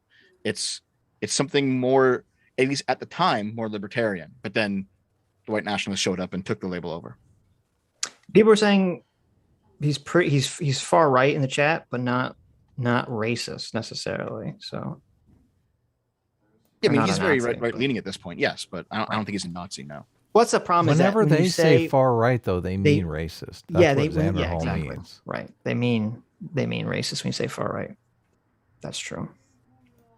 Paul Joseph Watson is a paleo conservative. Oh, well, I could see that, actually. I could see that. Yeah. Yeah, that makes sense to me. Cool. He's on the paleo diet. Yeah, that's what that means. That's what that means. Beyond them, there were the conservatives, who were more than willing to take this new political shift and provide answers through their own lens. The Milo Yiannopoulos and Ben Shapiros. You should notice that I am literally describing the leftist conception of the alt-right pipeline, and that's because on some level, yeah, it's true. However, the left gets a lot wrong. There we go. Xanderhal, stop the video right now. I've just agreed with you. The reason is because the rest of the video is me explaining nuance, and Xanderhal is not interested in nuance. But yes, the alt-right pipeline exists. Now, Xanderhal, look at the title of Xanderhal's video. Is the alt-right pipeline made up? No, but Short Fat Otaku thinks so. Now, didn't I just totally say... lied. Fake news. Yes. Now, didn't I just say... Oh, God. Okay. Let's keep going. Let me hear. I wasn't listening. Let me hear what you said again. Shift and provide answers. Sargon is a white nationalist, and PJW is a Nazi conspiracy theorist. And the Paul Joseph Watsons. Beyond them, there were the conservatives, who were more than willing to take this new political shift and provide answers through their own lens. The Milo Yiannopoulos and Ben Shapiro's. You should notice that I am literally describing the leftist conception of the alt-right pipeline, and that's because on some level, yeah, it's true. However, okay, so you pretty much flatly stated it. Yeah, there you go. On some level, it's true. And the thing was, I don't know about Ben Shapiro, but I know with Milo Yiannopoulos, it was explicit. There were emails that came out where it was Breitbart explicitly, the publication, I don't know if the individual, was like, oh, we want to use Gamergate as like a way to get people on our side that were normally not on our side. Yes, that was definitely interesting. Definitely the were you around during Gamergate, Adam? Not really. No. No? I think I you mean, were, I Sitch. was No, on I was. Earth, but I wasn't making... really. You were I built wasn't 7 years ago. I wasn't making YouTube content, but I was I was involved in Lurking. as a watcher. You know, I was lurking. I was watching Sargon and Thunderfoot, and I was part of, you know, the Kotaku and Action, Reddit, and all that stuff. Right, yeah. So I do recall there being this organized push by people at Breitbart who were like, listen, the left has won every single culture war in the last 50 years. Maybe this is one that if we play our cards right, the right can win. Yes. And so that's what they started doing. Yeah. Right. That's a much more diplomatic way of presenting the issue. I'll try to be as best faith to everyone as I can. Right. About. Firstly, if the end of the pipeline is the alt-right, then it obviously doesn't end at Milo. There is... Wait, what? There is no end to the pipeline. What are you talking about? Okay. I do hate that, like, right-wingers are going to try to essentialize this analogy of a word to the point of... Hold on a second. I thought there was an end, and it was the end was Christchurch, right? Like, that's the end of the pipeline. Is when you get so radicalized, and then you start reading into the craziest, most right-wing stuff out there, and then you go and shoot up something. I thought ethno-nationalism is the end of the pipeline. I mean, yeah there is an end. It's ethno-nationalism, right? I don't understand the end of the alt-left pipeline is authoritarian socialism, right? Tankies. Yeah. Yeah, the end. There's an end. It's at the top of the horseshoe. It being useless. That, like, right-wingers are going to try to essentialize this analogy of a word to the point of it being useless. Well, and he essentializing, he means define, right? He's like, they're going to define this word. They're going to examine too it. precisely. Think about it a bit. Just like, what the fuck? Of course, you got to define the term. He's saying that. No, he's saying that first of all, he's calling you a dirty right winger, and he's saying that you're going to, and right wingers are going to latch onto the analogy of a pipeline, like too literally, is the claim he's making. Oh, right. Yes. He imagines an infinite pipeline that just like there's a points beyond ethno-nationalism that are even worse. It's like Dante's Inferno. It's like cannibalism. Well, even Dante's Inferno had an end. Cannibalism. Okay. Past ethno-national cannibalism, incest. There you go. Well, that's on the left now. Bestiality. Oh yeah, that's the other way. Isn't it? Yeah, that's the other way. That's the other pipeline. There you go. The right-wing pipeline, or the alt-right pipeline, whatever the fuck you want to call it, can operate in many ways. It can be somebody starting out with atheist content and ending up just a tradcon and going no further, or even coming out of it. Doesn't matter. So he's basically saying the pipeline is just anyone going from one place to another. What the fuck? Yeah. He's conceptualized the pipeline as any directional shift politically. To the right. Well, do you remember earlier? You can't call it alt-right pipeline if they're literally moving to the left, right? Or they're not going to the alt-right, yeah. Do you recall earlier he said his conception of this is that he thinks right-wingers don't care as long as people become more right-wing, whether that's being a Nazi or being a libertarian. Right. I think he's leaning on that intellectually here to just say that as long as a pipeline just spits you out somewhere, right? That's what he's doing here, I think. Yeah. Yeah, you're probably right. matter. Hell, they could start as a liberal and end up becoming a full-on Nazi and end up shooting up a synagogue, and then they die. Maybe that ends up being how the pipeline ends for them. I mean, we know how the pipeline ended for the Christchurch shooter. Welcome to capitalism, dude. We know how the pipeline ended for the what was the Dayton shooter? I think the Dayton shooter was an incel. Who else? The school shooter that shot up that. Well, hold on. Inceldom isn't necessarily right wing. It's not not necessarily political in any direction. Yes. Yeah. It's just there's a lot of incels. Man, 2 days ago I saw like there was this morbidly obese communist. It turned out he had been like molesting his roommates. Like it's not a fucking. It's just like a disgusting. Where are you hanging out? Thing. That's so like what the fuck. I keep my finger on the pulse of everything. Is this? I live online. I don't know if that's the pulse you want to keep your finger on. I know. I'm constantly saying. jacked in. This is not a good place to be jacked in. As long as you're not jacking off. Yes. Hold on. Yeah, the Dayton shooter was a Bernie bro. Says someone in the chat. Dayton was a left. Was it? Hold on. I'm looking this up. That's what. Yeah, I was gonna look up all these shooters. I forgot because I don't know if I believe. So pipelines go to bad places. Is that the commonality here? I'm not sure. He's just saying that you can start like it's a very actually dumb point. He's just saying people can start at one place politically and then end up on a different place politically after watching content. And I feel like he's just making this point so he can disagree with Dev. I feel like that's the only reason. This point has absolutely no value whatsoever. Yeah, like we need you to stop the video and make a point that people move around. Come on, you know what? I will give it to him just because it's better than eating Dev, food. Stop. Hold on, stop. It's better than eating food and then just saying true. Just saying true and then walking away to get more menus. So stop it, Dev. So according to CNN.com, well-known alt-right publication, it says the Dayton shooter had an extreme left Twitter feed. A Twitter account that appears to belong to the Dayton shooter, Connor Betts, retweeted extreme left-wing and anti-police posts, as well as tweets supporting the violent protest group Antifa. So there you go. He also had pronouns in his bio. Dude, extreme right winger. Yes.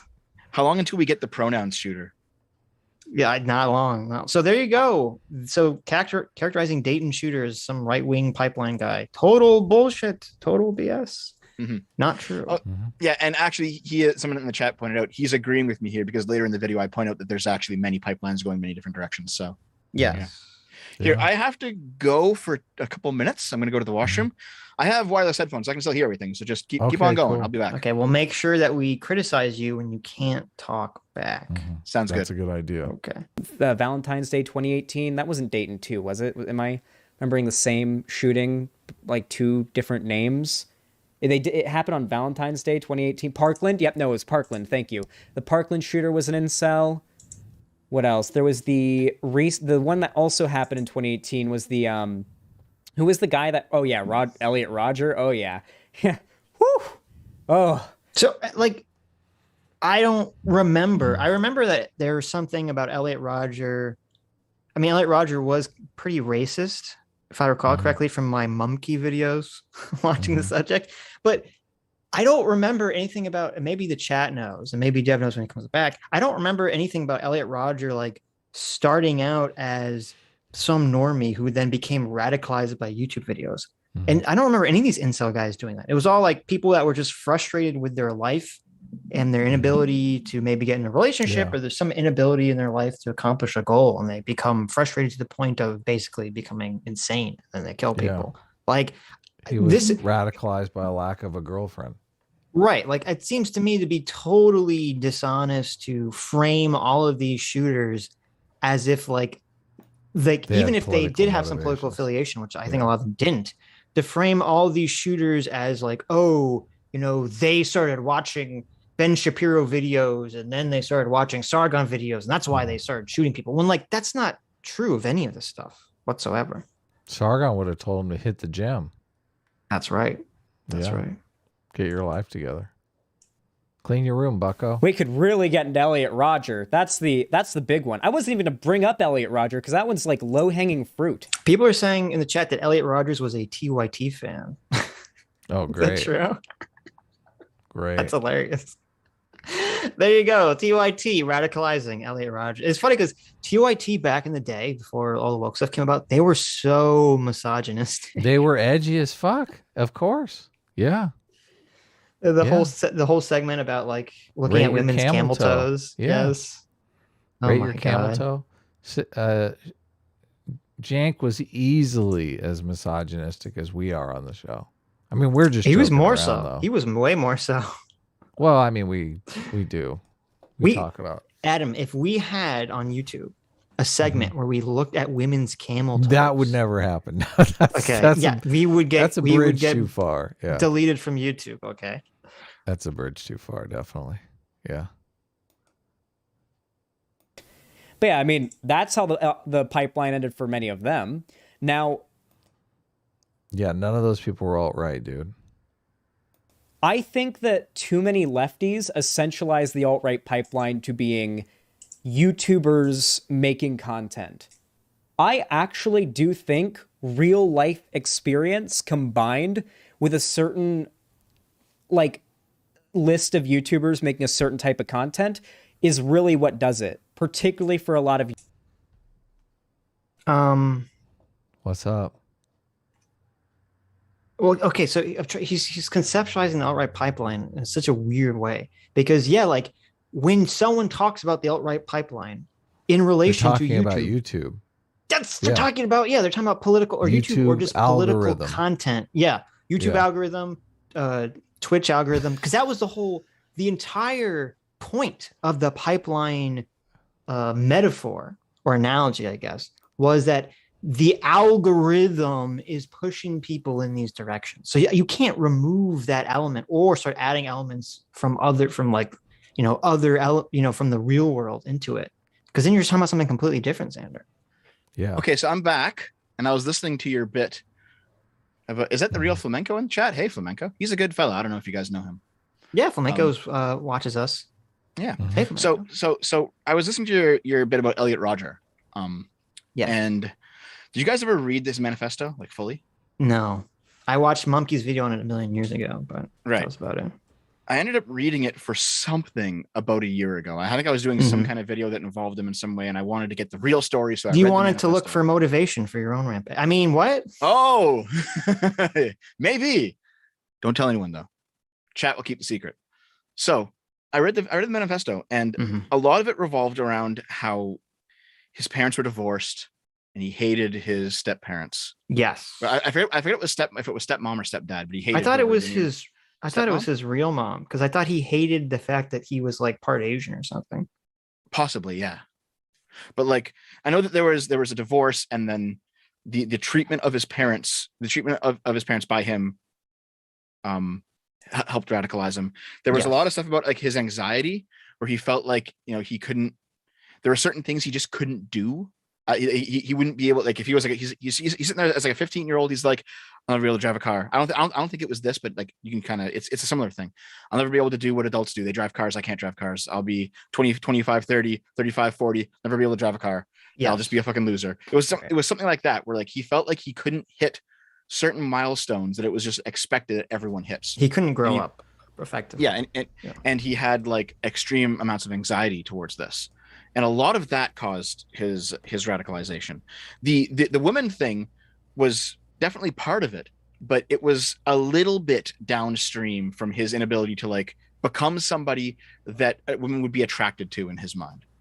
And then part of it was like he was blaming women for this, and part of it was he was actually blaming in a way leftists for this, because he believed that leftists were too naive to understand what it's like to be an outcast.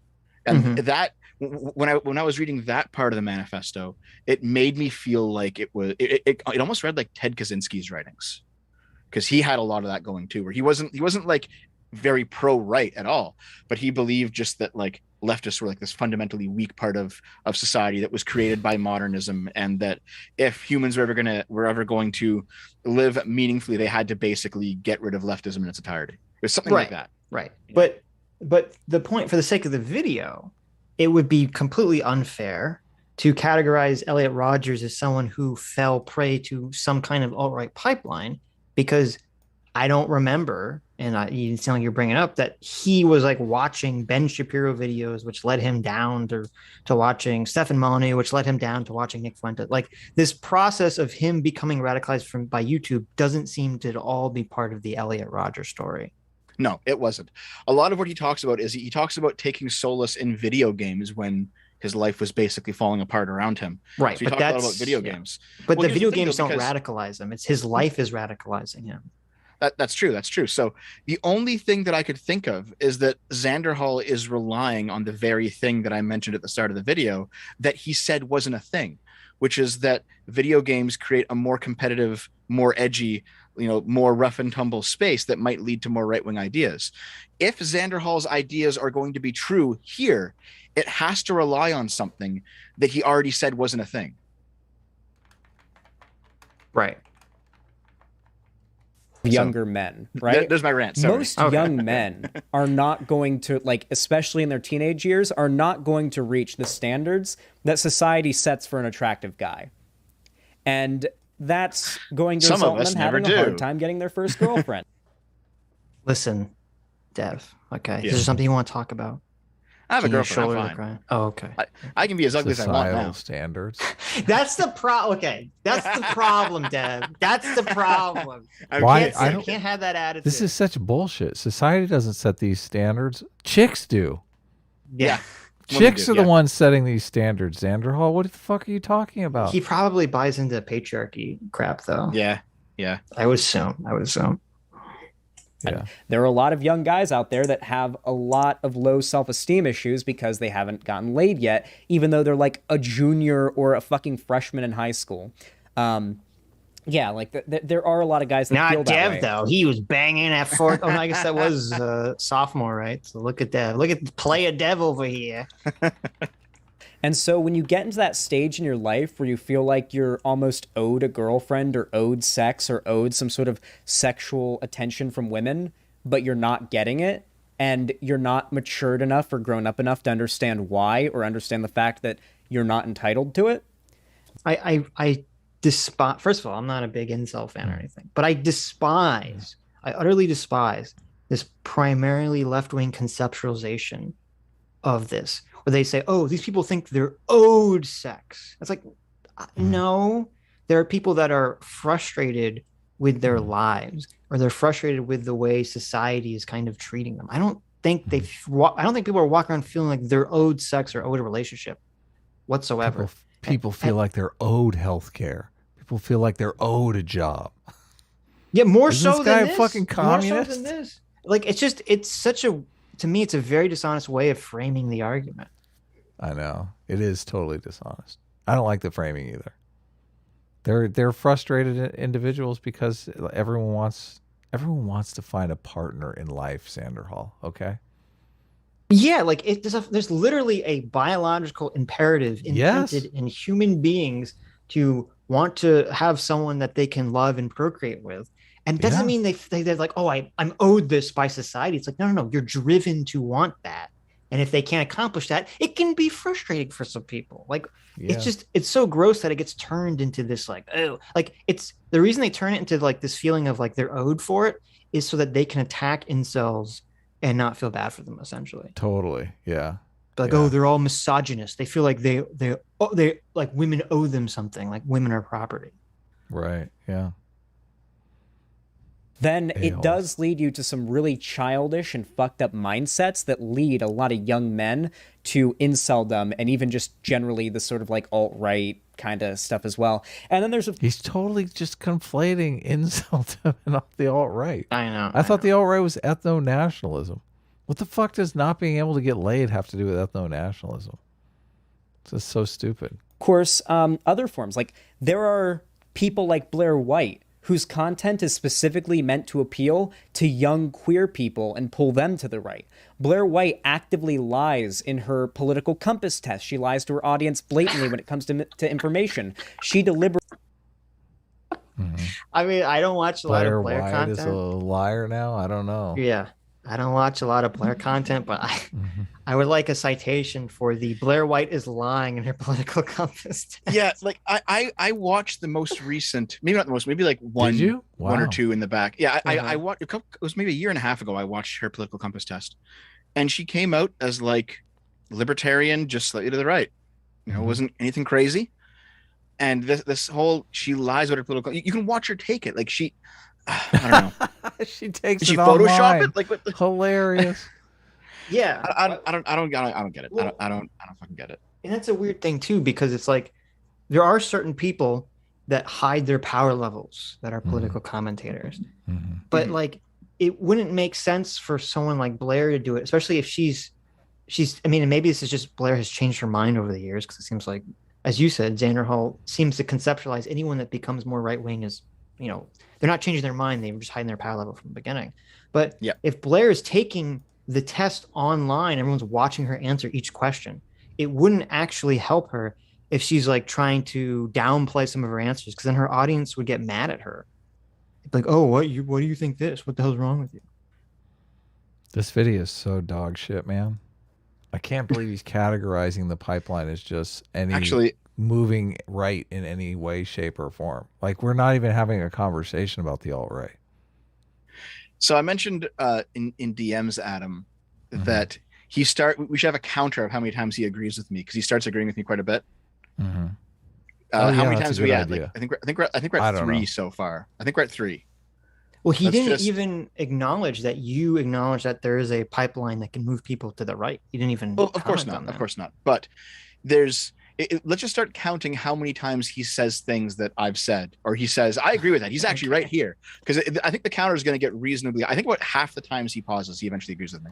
So I would say we're at 3 so far, if we want to keep count.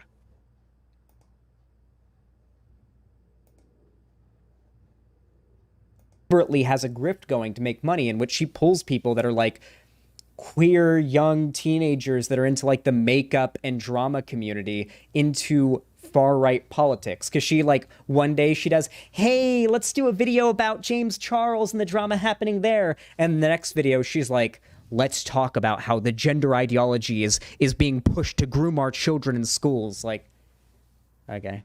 And Ben Shapiro, a white. Well, that's because a lot of these people start off as bloggers, and they're just going to talk about what they it's not like we're trying to boil the frog on this. They're just talking about what they want to talk about. They're bloggers. That's what they do. You know, it's not anything nefarious, Xanderhal. If you were a creator in this space at this time with your current politics, you do the same. You talk about what happened to you today, and sometimes you talk about socialism. That's just how it would be.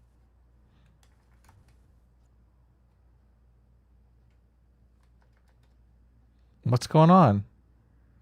Nationalist, quasi-neo-fascist movement has no interest in gay or Jewish men. I can't believe that needs to be said, but here we are. The pipeline to the extreme end of the right continues far beyond these two, but leftoids like to pretend.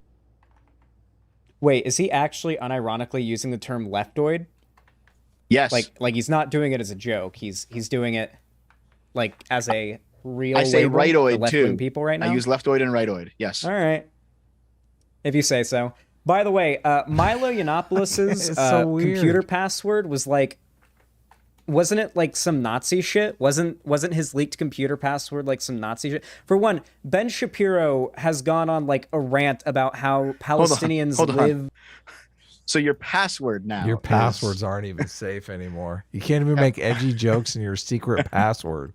The password that nobody knows. Okay, so Adam. What's your computer password? Hold on, I gotta go. I have to change my passwords here. Yeah, just type it in the Zoom chat so no one else knows, and we'll judge if it's edgy enough. Okay, mine's my social security number, so don't let this out. All right. What's your credit card? And also, don't forget the 3 numbers in the back. Yes, that is my edgy password. numbers. Are they edgy numbers? Oh, the edgiest of all numbers. 420. Should we? What are you have to label the 3 agreements if I'm going to put 3 on the Xanderhal agrees counter. Fair enough. I don't remember them. I remember one of them. I want this to be legit here. Official? I don't want to get accused of. Well, do you want to just restart and just count them? No. Well, no. If we just restart and put it on like double speed, and then we won't say anything until we get to 20 minutes, we can count them up. No. We'll say, I'm going to say 2. Okay. But you have to label them. You have to listen if you're going to say no, 2. it doesn't matter. Well, one of them was definitely when I said that yes, there is an alt-right pipeline, and he titles the video, "No, I don't think there is." But that's one for sure. But that was a disagreement. Well, what I mean is, I'm saying something that it's an opinion that he holds that I'm saying, and he says that I don't. I feel like there should be a little bit of rotation on this. Okay, I mean we can always just like informally do it.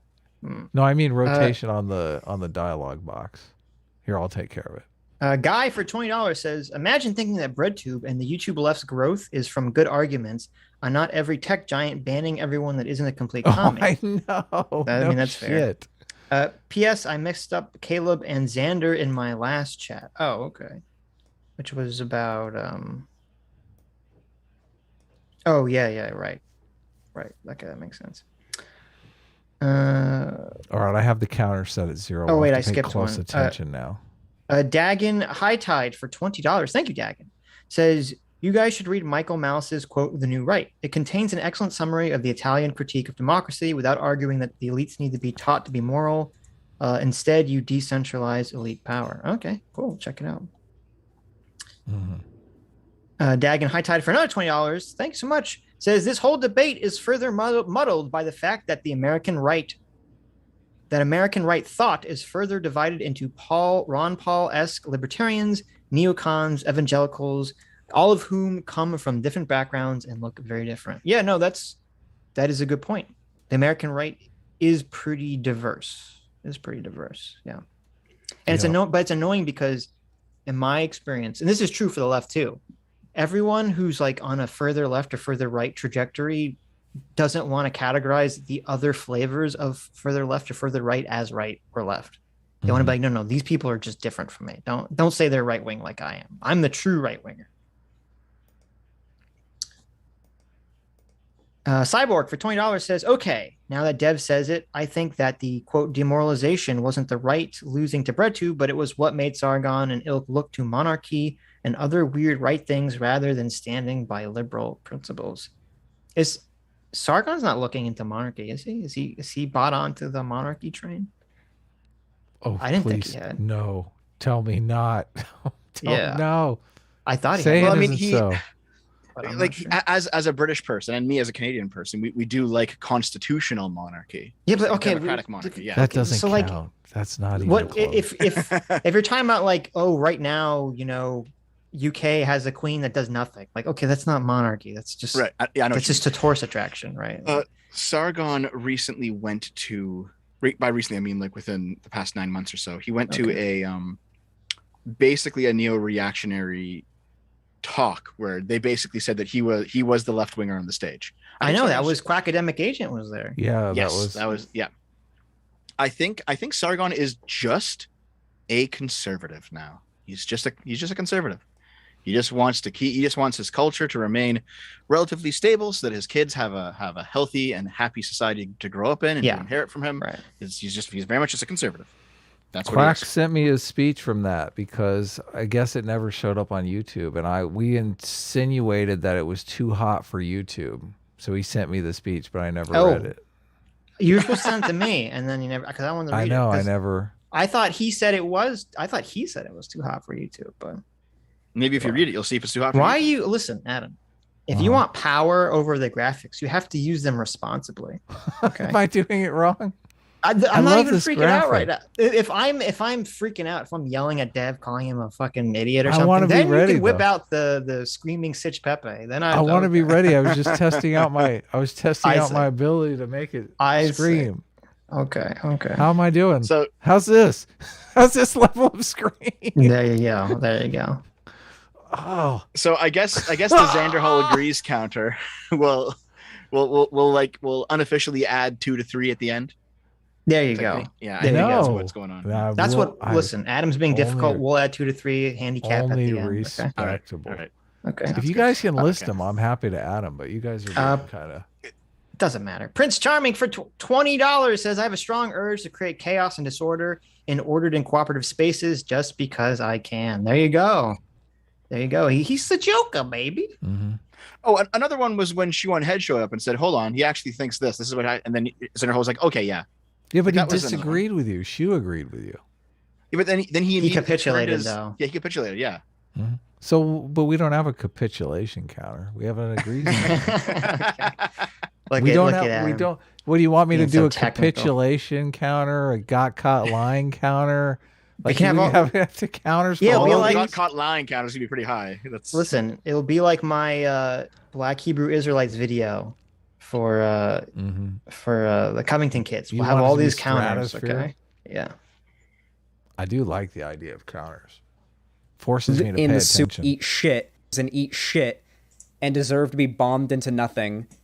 As an extremely fascistic Zionist. So what? He claimed, I never saw this clip, so I don't know if this exists. I'm very skeptical that Ben Shapiro said that Palestinians eat shit in the streets and should all be killed and bombed into oblivion, which is what Xanderhal is characterizing Ben Shapiro's comments on Palestine. So I'm skeptical. I'm very skeptical of that.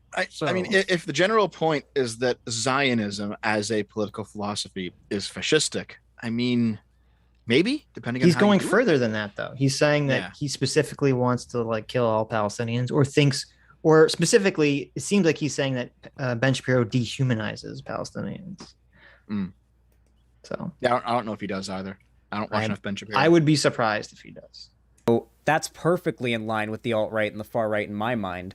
I consider Israel very anti-Semitic. Israel is very anti-Semitic. Where do we gotta have a counter for stupid things, he has said, right?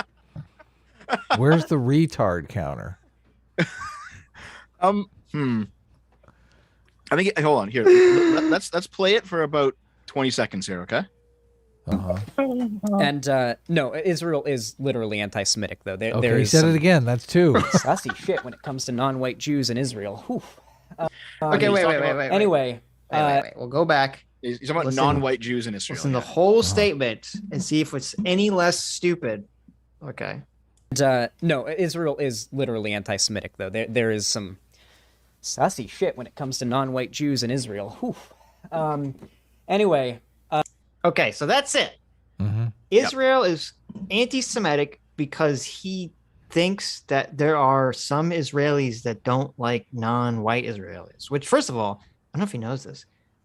A lot of Israelis, they're not white Europeans. I don't know if you know that. Yeah, okay. They're Arabs, right? I mean, Middle Eastern descent, yes. Yeah. What he might be talking about, to his credit, is that there was a point in which there was a tribe of Jews that were from Ethiopia, so they were black Jews, and that they have been treated very badly by some more of the Orthodox Jewish population. Yes, there are some Jews or some Israelis that don't like the black Jews, sure. Mm-hmm. But does that mean that you can label the entire country of Israel as anti-Semitic? That's that's a completely insane thing to say. They label, Americans as fascist because they're patriotic. So same thing. But this is like, but that I can, even though I disagree with that, I understand the thorough line there. Okay. It makes like, how can Israel as a state be anti-Semitic? That would be anti itself. Mm-hmm. Maybe because the only real Jews are the black Jews. I don't know. It's like just a fucking crazy thing to say. It doesn't make any sense. And he doubles down on it twice. Yeah, 2 times. So do you agree with him? Is this a point of agreement? Do I get to put it on the counter? Maybe he buys into the we was Kangs. Okay. I don't know. Maybe that's what's going on here. The real Jews. Okay. Let's see if it gets worse. Milo Yiannopoulos is also currently a ex-homosexualist who I guess is undergoing conversion therapy, as he claims. Hold on. What is a homosexualist? Yeah, I don't know. I'm assuming that's Milo Yiannopoulos' term that he's just using. Maybe. I have no I mean, clue. like, I think it's pretty clear that Milo's coping right now about not wanting to be gay and being gay. Like, fair enough. 100%. Milo is coping with being canceled, is what he's coping with. Well, both of those things, yeah. I mean, Milo is pretty. I mean, he's a narcissist, right? He wants to be in the spotlight.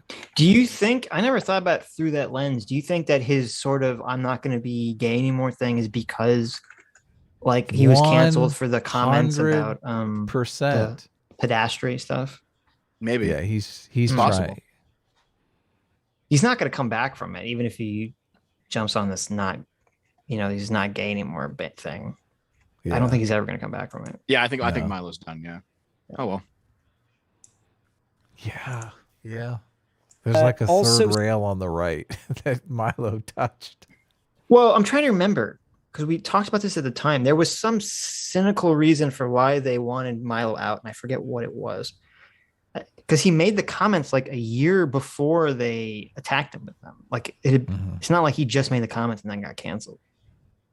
James had Milo on his channel to debate Jangles, famous villain of the Sitch and Adam show. And I don't Jangles consider Jangles a villain at all. Oh, okay. Well, anyway, famous villain of the Adam show. The Adam show. Okay, there you go. But Jangles made a mockery of the debate, and I was impressed with how sincerely Milo had taken that debate, which it humanized Milo in a way that was unusual for me. So I kept trying to get Sitch to debate Milo on something because I thought, well, if he wants to debate people on the internet. I haven't heard about this. What's the story here? Well, But nobody Jangles? likes Jangles, okay? Or so what, Jangles, what's the story about yes. what? I know about that. Jangles were you is a asking dishonest specifically about? hack. So you see, when he comes on the channel, So we had a conversation with Jangles.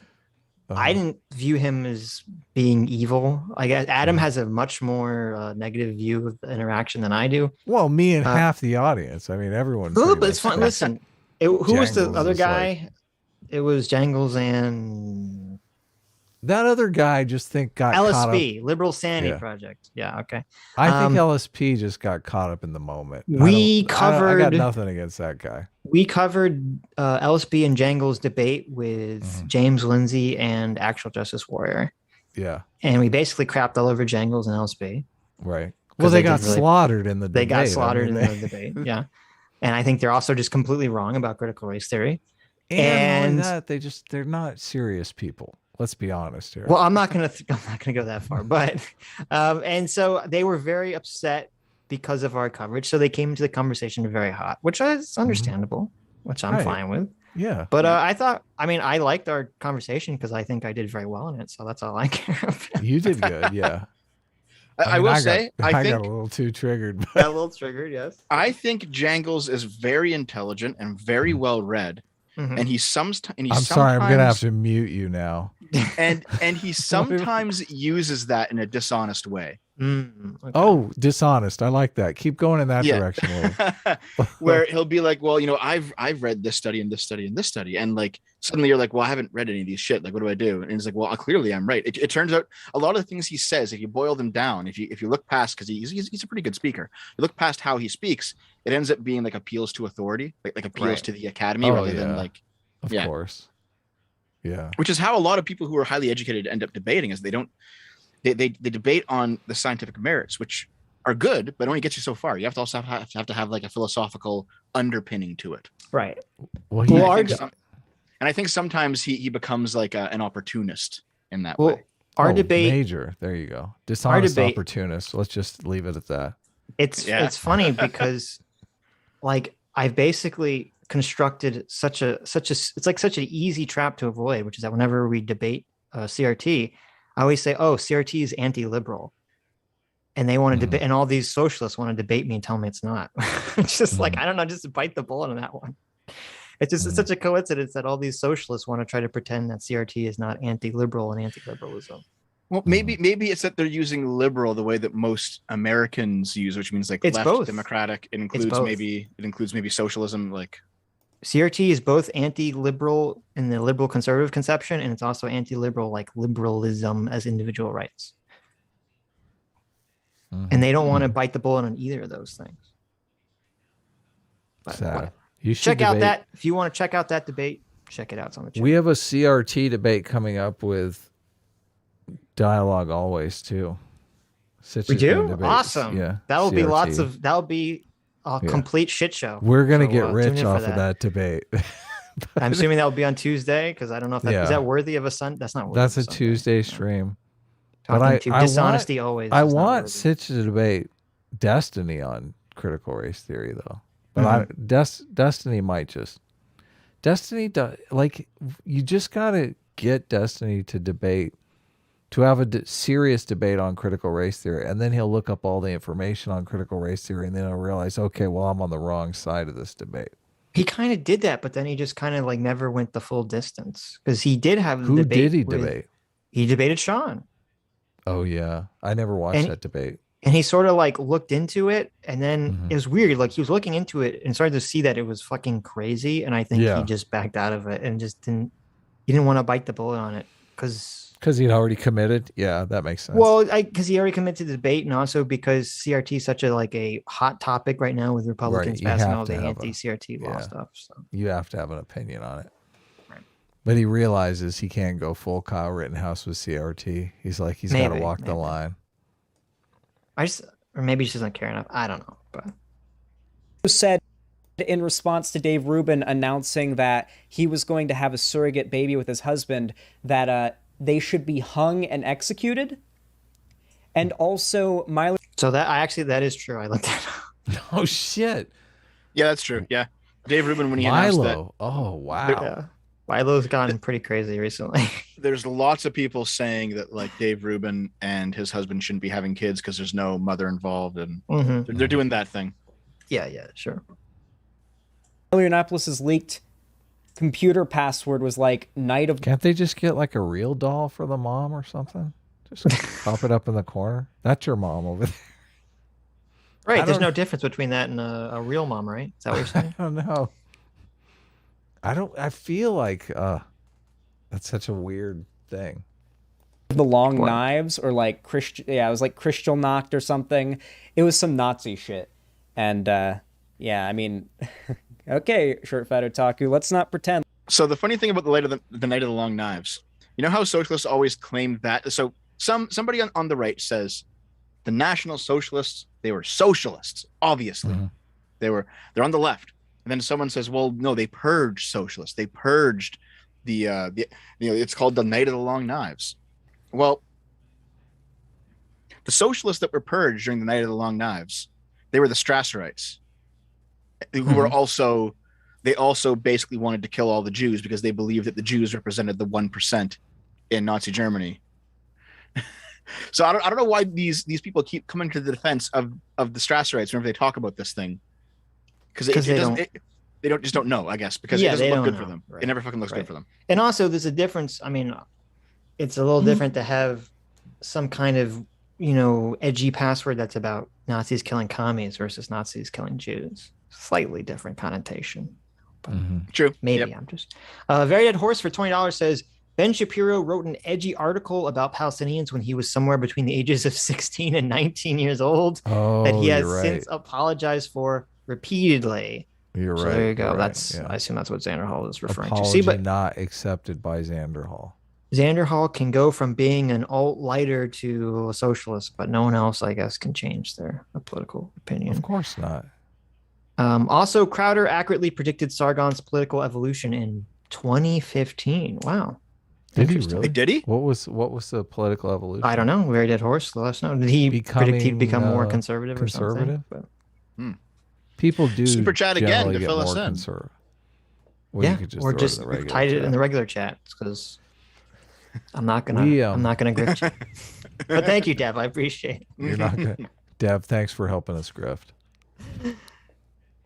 And like, no problem. These guys' we dirty laundry stay together. Is not all over the internet.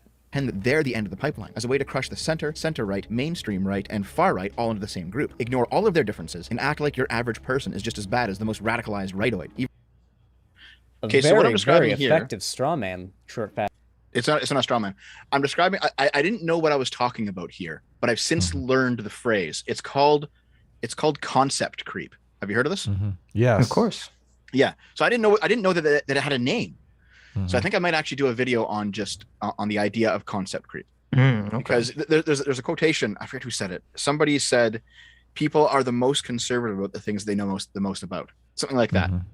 Where so if you don't know about a field, a domain, you're like, well, I can try this, or I can try this, and I can see what works. I can try this. But the person who knows it, who's been working in this field for 30 years, he'll be like, nope, this is how you do it. This is the right way. This is what gets the best results, because he's already done it a whole bunch. Right. So right. I think just familiarity breeds conservatism in a thing. Yeah, sure, to some degree. That's definitely And so I think that's what a lot of this stems from, is that Xanderhal is very familiar with the particularities and the intricacies of the left. So he is ironically very conservative about how the left is defined. He knows that there's this group and this group and this group, and they're all different, and here's what makes them different. With the right, he thinks everything from basically like your politically unaligned normie all the way out to the most extreme right person that he doesn't even know exists. They're all just the right. And I think that's what this is. True. It's just funny. I was aware of this, the term of, concept creep being like the inflating of terms, but I didn't realize that it actually, the origin of the term is kind of an anti-woke term. It was used to refer to the gradual expansion originally of the meaning of harm-related concepts. So you know how like the woke complain that like everything is abuse or literal violence or anything?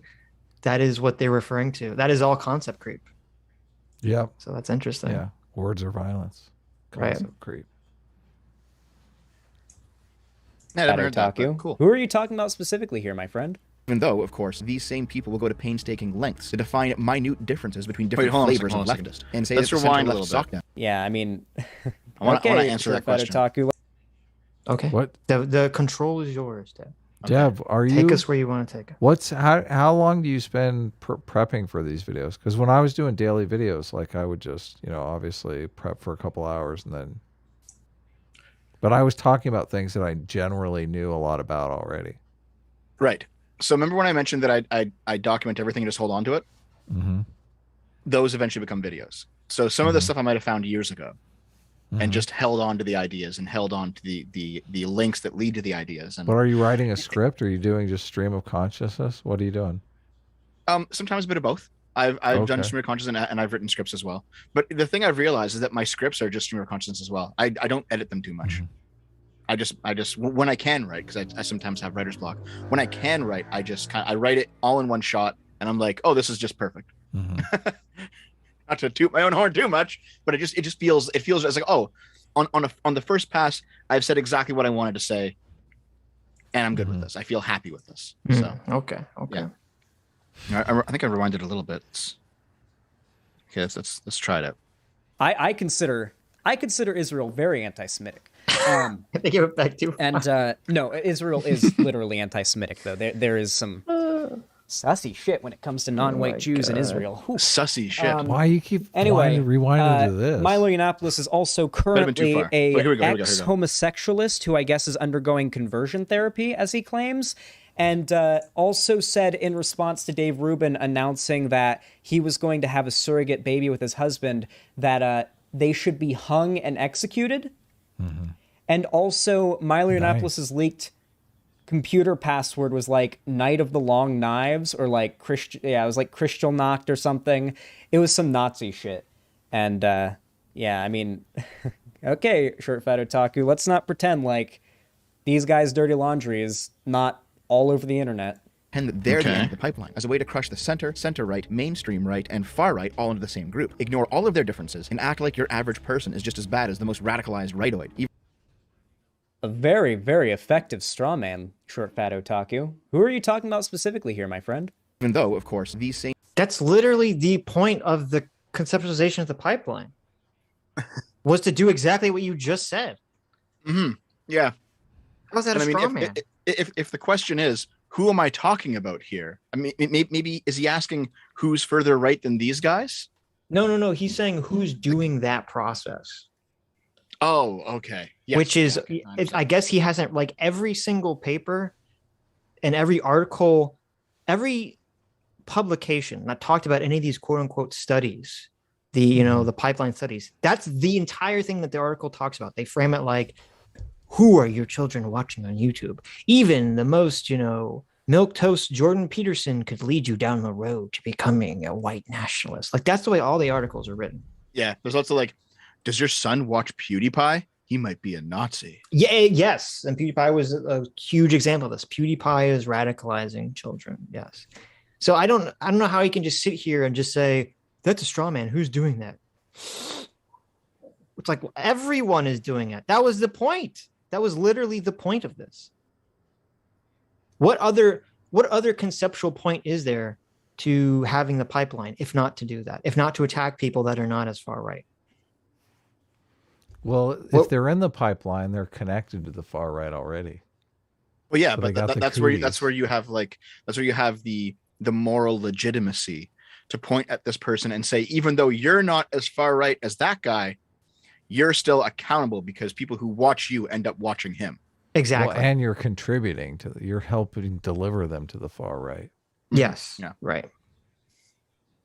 Same people will go to painstaking lengths to define minute differences between different flavors of leftist and say that the center-left sockdems are fundamentally different from the far-left socialists. Have I not gone on very long, angry rants about how we need to recognize the differences between, like, here's what TERFs believe, here's what tradcons believe, here's what, like, libertarian tech bros believe, here's what full-on neo-Nazis believe, here's what, like, Nazbuls believe. Like, I feel like, here's what, like, the Leninist...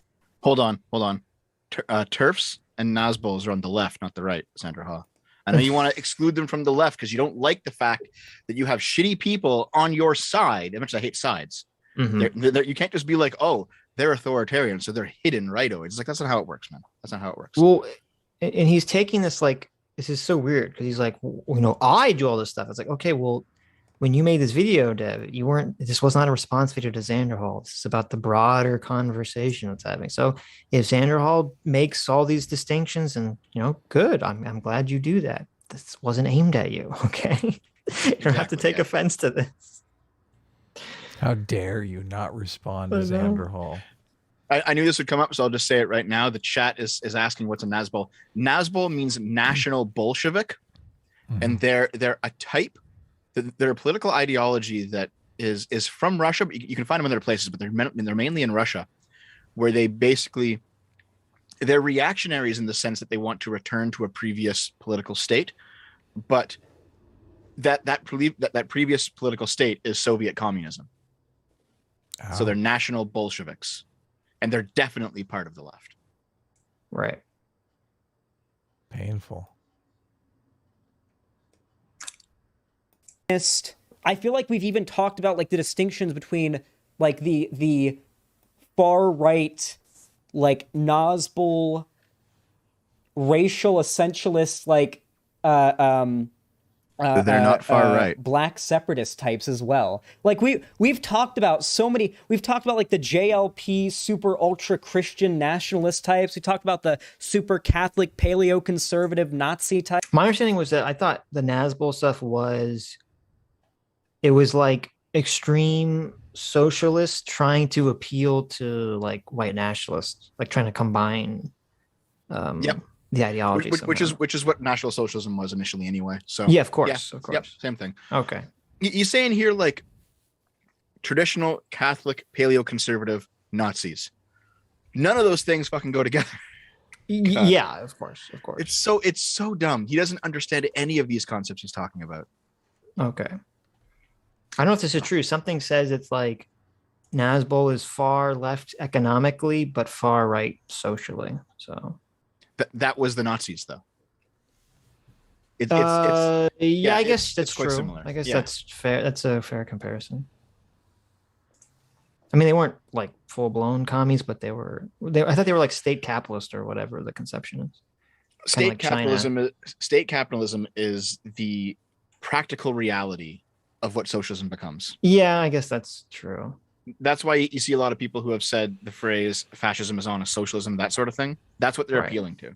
Right. Is that when socialism is properly put into practice, you always get this kind of national syndicalist state. Sure. Ugly. I don't know. There's all these articles saying Nazis were not state capitalists. I don't know. I won't comment on it, but I can go into it and pull down all my books if you want. We can talk for 3 hours about it. The problem is that like all this stuff is so politically motivated that it's like, yeah. And it's all just definitional. It's like, okay, this person know. defined it this way. You're defining it differently. Who cares? Right. Because it's all about, we want to label the Nazis left or right. Totally. Essentially. Yes. Yeah, absolutely. So it doesn't matter if like, I could sit here and describe to you the actuality of the fascist economic system. Some people would say that it's capitalist. Some people would say that it's socialist, but it doesn't matter. What matters is it bad? And the answer is yes. Well, I mean, fascism isn't generally even described by its economic system anyway. It's described by its cultural system. I think I think that's actually a misconception of fascism. Really? Okay. I think classical fascism was more about economics than about race issues. I completely disagree with you. Having done all my reading on it, Okay. like the Italian fascists, the fascism coming about in like the 1880s with George Sorel, and then it filters down through Sorel into Mussolini. What does more? Just out of curiosity, what does more reading have to do with the truth value of the statement? Well, it's just that when everyone talks about fascism, they talk about Hitler because Hitler is one of the most evil people that exists. And it's very like, it's like the opposite of star power, if you know what I mean. He's infamous. You know, seems like an ad populum fallacy. Like you're claiming that because a lot of people have said this in reading, and I have read that material, that it's very popular. Notion, I don't. Therefore, I am. Well, that's what I'm saying. What I'm saying is there is a historical source of fascism that no one reads about because it centers on France and Italy and not Germany. Yes. But Germany is the big cultural villain, so everyone always forgets about this stuff. But how are you defining fascism? What's a fascist economic system? Well, that's what we're talking about, how we define fascism. And when you say that you think it's more economic, are you saying that the ideology is economic or it's brought about by economic circumstances? I think that what makes a classically fascist state has a lot to do with its corporatist economic structure, more so than, for example, hating the Jews, because the Italians didn't hate the Jews. The Spanish didn't hate the Jews in the same way that the Germans. Well, I'm not saying, when I say fascism is focused primarily on a cultural aspect, I don't mean that the cultural aspect is to hate the Jews. The cultural aspect is blood and soil. It's that we are this ethnic group of people, and that there are all these external forces that are trying to subvert us. And we need to expel the ones from the inside that are subverting us. And we need to protect our cultural purity. We need to protect, this is ours. Well, right. And also so like cooperatives is an economic structure. Capitalism is an economic structure. You're saying fascism is an economic structure. What is the structure? The structure was basically the corporatist movement of 1920s Italy that was incorporated into fascism. And the corporatists in the 1920s, they basically believed that it wasn't pure nationalization. It wasn't like that, but rather that there should be councils set up in every field. So, for example, in agriculture or in blacksmithing or in manufacturing, whatever it is, like textiles, every field will have a council, and the owners of businesses would attend this council, and then there would be a nationalized union that you would have to join, and then union members would attend this council, and then the state through this council structure would dictate to both the owners of businesses and labor what the state needed in its production. And then what would happen is with the state would set production quotas. The owners would say, okay, well, we need this, and labor would say, okay, well, we need this to fulfill this quota. And it would be simulating cooperation, but it would be state directed, not state owned. Was it like a socialist type thing where they were going to have price controls and stuff like that? Yeah. How did they set prices? When for example, libertarians say that fascism is socialism, they're referencing that it did use price controls. It did have this government control of business. Even if people nominally owned their businesses, government still controlled what the business could do. Sounds very in a very strict sense. Very socialistic. Sounds very Well, sounds when very it ended up happening, industry. Yes, when the Leninists in the Soviet Union tried to implement socialism, they ended up building a system that was almost identical to Mussolini's system, and Mussolini was just more honest about it. He was like, okay, we're just going to do this. We want to do this system. We're just going to do it. The socialists in Russia, they were like, let's try this idea. And then when they like put it through the theory, it came out looking very similar to Mussolini's economy. Right. So I think I understand where our disagreement here is, because Mondragon came out of, because I'm aware of what you're talking about. I think didn't Mondragon come out of this sort of philosophy, this fascist corporatism philosophy. But I think that our disagreement is that I'm viewing fascism as it's being primary. The goal is the socio-cultural aspect, and the economics is what they'll use secondary to whatever they think achieves their cultural goals. Where with communism, the goal is economic, and they'll use that. They view the economic goal as the primary thing, and then whatever socially manifests or works with their economic goals is what follows. You had me there for about 80% of the statement. Okay, but I think that communists, push comes to shove, they won't just go with what achieves their economic goals. I'm saying communists with communists the inverse. Communists are primarily classical communists, not our woke neo identity driven communists. But classical class reductionist Marxists are focused primarily economically, and whatever social cultural thing that they can create that will bring about their economic system, that's fine. And fascists are focused primarily on the social cultural goal, and whatever economic system will bring that into becoming reality, they'll go with. So they would pick any. They're just pragmatists on economics, right? In some ways, yeah. So what you're talking about, Sitch, is that there's when Americans say fascist, they're appealing to two different things, because the Italians were classical fascists and the Nazis in Germany were neo-fascists. Yeah, sure. And you're describing neo-fascists. That's how neo-fascists absolutely operate. Classical fascists, though, they don't. Okay, so I think fascists, the only true classically fascist states were Italy, Spain under the Phalangists, not so much the Francoists, and then Portugal for a limited time. My understanding was that Italy was operating under the blood and soil mentality, and that was the basis of their fascism. They were to a point, but it was more based on like the European concept of ethnicity, because they had dark-skinned Europeans, they had light-skinned Europeans, they had different types of they had different types of Italian. It was more of an ethnic buy-in. That's why, for example, Italy did not care that 1/3 of its Jewish population was in the Italian Fascist Party. Sure. They didn't view it in that way. I understand. They have a different conception of ethnicity than the Nazis did. Sure. Mm-hmm. Okay, whatever. I think we're kind of in the weeds here, but we'll move on. I feel like we really do, at least I do. I put some effort into not lumping all my political adversaries together into one whole thing. Bullshit.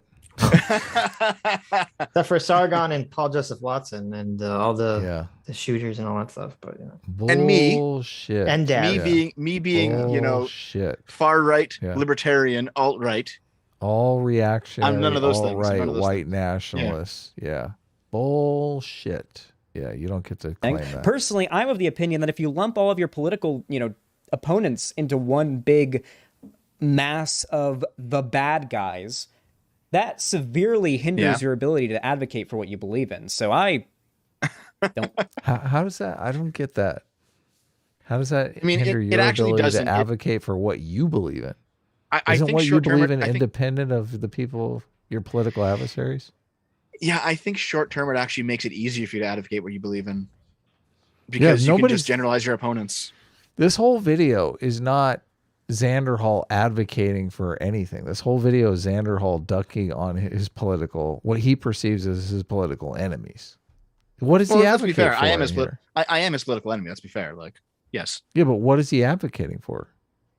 He's not he's a advocating socialist. for anything. He He's not is a socialist, advocating for so. socialism in this video. He's saying That's true. Yeah, he's just dunking on me. Yeah. Yeah. Well, I think I said earlier that I think it was just him trying to get some attention. It's like, okay. Yeah, I remember that was great. That was super dunking. Yeah. I will also dunk. Xanderhal's about ready to be washed up. He's on the way out. He's yesterday's news. He's old hat. 22 and washed up already. Oh my goodness. Xander, do a Louis Farrakhan segment. So somebody in the chat. Oh, really? Okay. Well, I don't know. Go for it. Do a Louis Farrakhan segment. Is that pro Louis Farrakhan or against? I'm assuming scared to against. ask. I'm assuming against. It's pretty right wing. I try not to do that.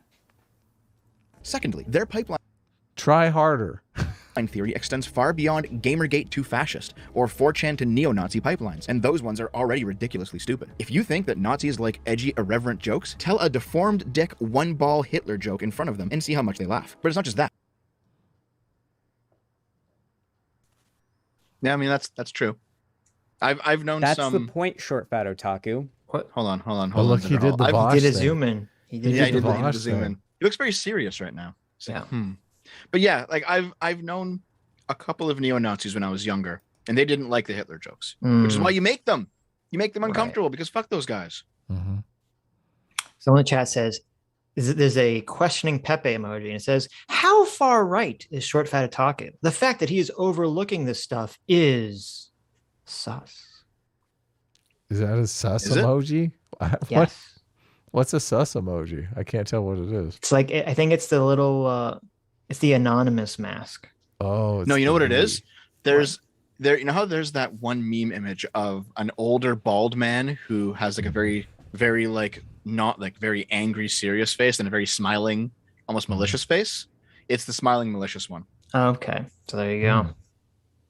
Oh. I always knew you were malicious. He's doing it wrong though. Vosh does it better. Xanderhal's like a Walmart Vosh. Hold on.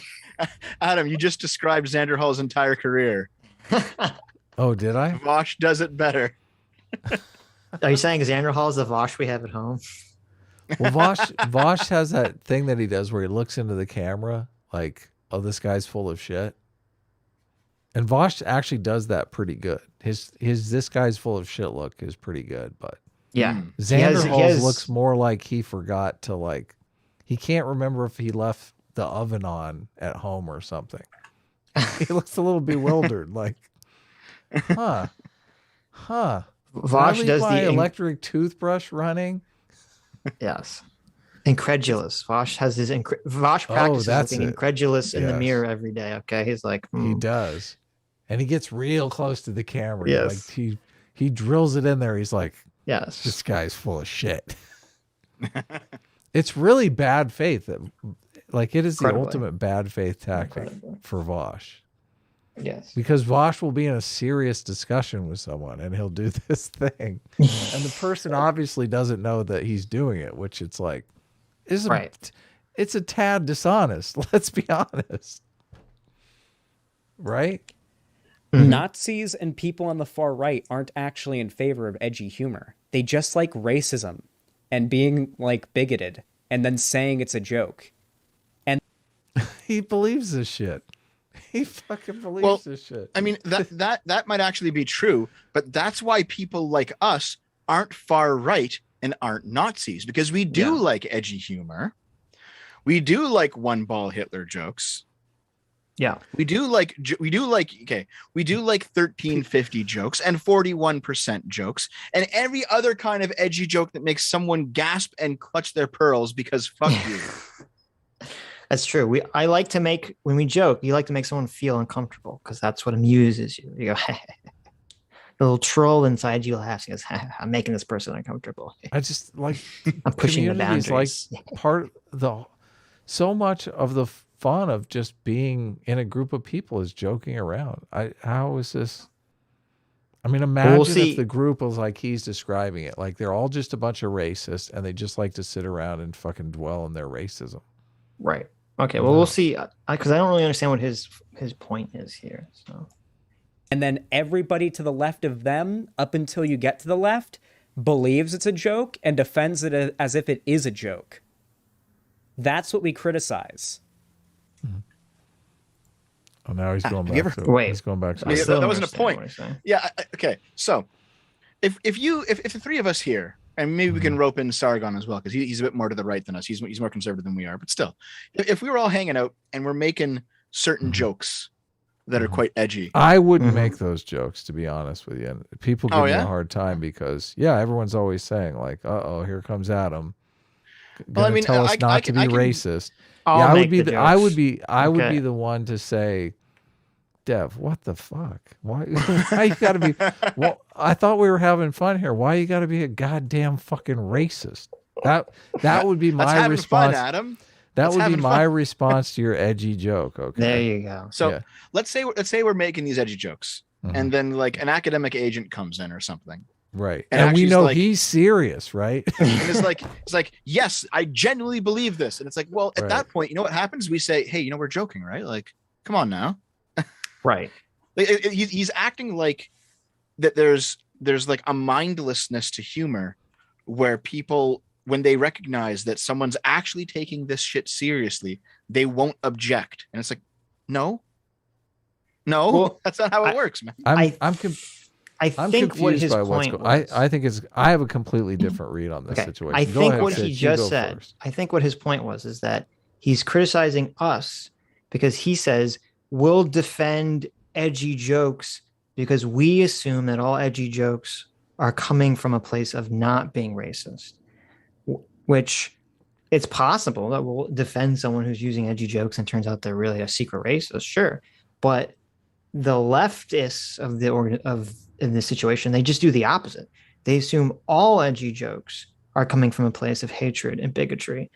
And it all seems self-defeating because in my estimation, the more they say you can't joke about that, it seems like the more people want to joke about that kind of stuff. So if they were really serious about trying to tamp down on sort of these racist jokes, I think labeling them as taboo is the exact opposite of what you want to do. But I think he's saying that he's saying that the only reason people are making these edgy jokes is because they're really racist. That all people on the right are racist, just hiding behind edgy jokes, and nobody ever makes any edgy jokes to be funny. They make it only as a way to exercise their racism. He is saying that, but to give him some charitability, I don't think he's saying everyone on the right does that. I think he's saying that specifically. I think he said it point blank. I think that's exactly what he said. Okay, let's go back. These like edgy, irreverent jokes tell a deformed dick one ball extends far beyond Gamergate to fascist or 4chan to neo-Nazi pipelines, and those ones are already ridiculously stupid. If you think that Nazis like edgy, irreverent jokes, tell a deformed dick one ball Hitler joke in front of them and see how much they laugh. But it's not just that. Dramatic pause. I know, here comes the Bosch thing right That's the point, Short Fat Otaku. Nazis and people on the far right aren't actually in favor of edgy humor. They just like racism and being like big. See, they solely like racism. Yeah, but he said Nazis. Yeah, but he says and Nazis and people on the far right. Okay, so he's not saying all people. No. Right, but he categorizes everyone on the right as on the far right. Well, if you're anywhere in the pipeline, you're on the far right. Bigoted, and then saying it's a joke. And then everybody to the left of them, up until you get to the left, believes it's a joke and defends it as if it is a joke. So he's saying, Short Fat Otaku, you're naive. You don't realize these people are just legitimately racist. They have no sense of humor. They're not making jokes. They're just seriously racist. And you're defending it.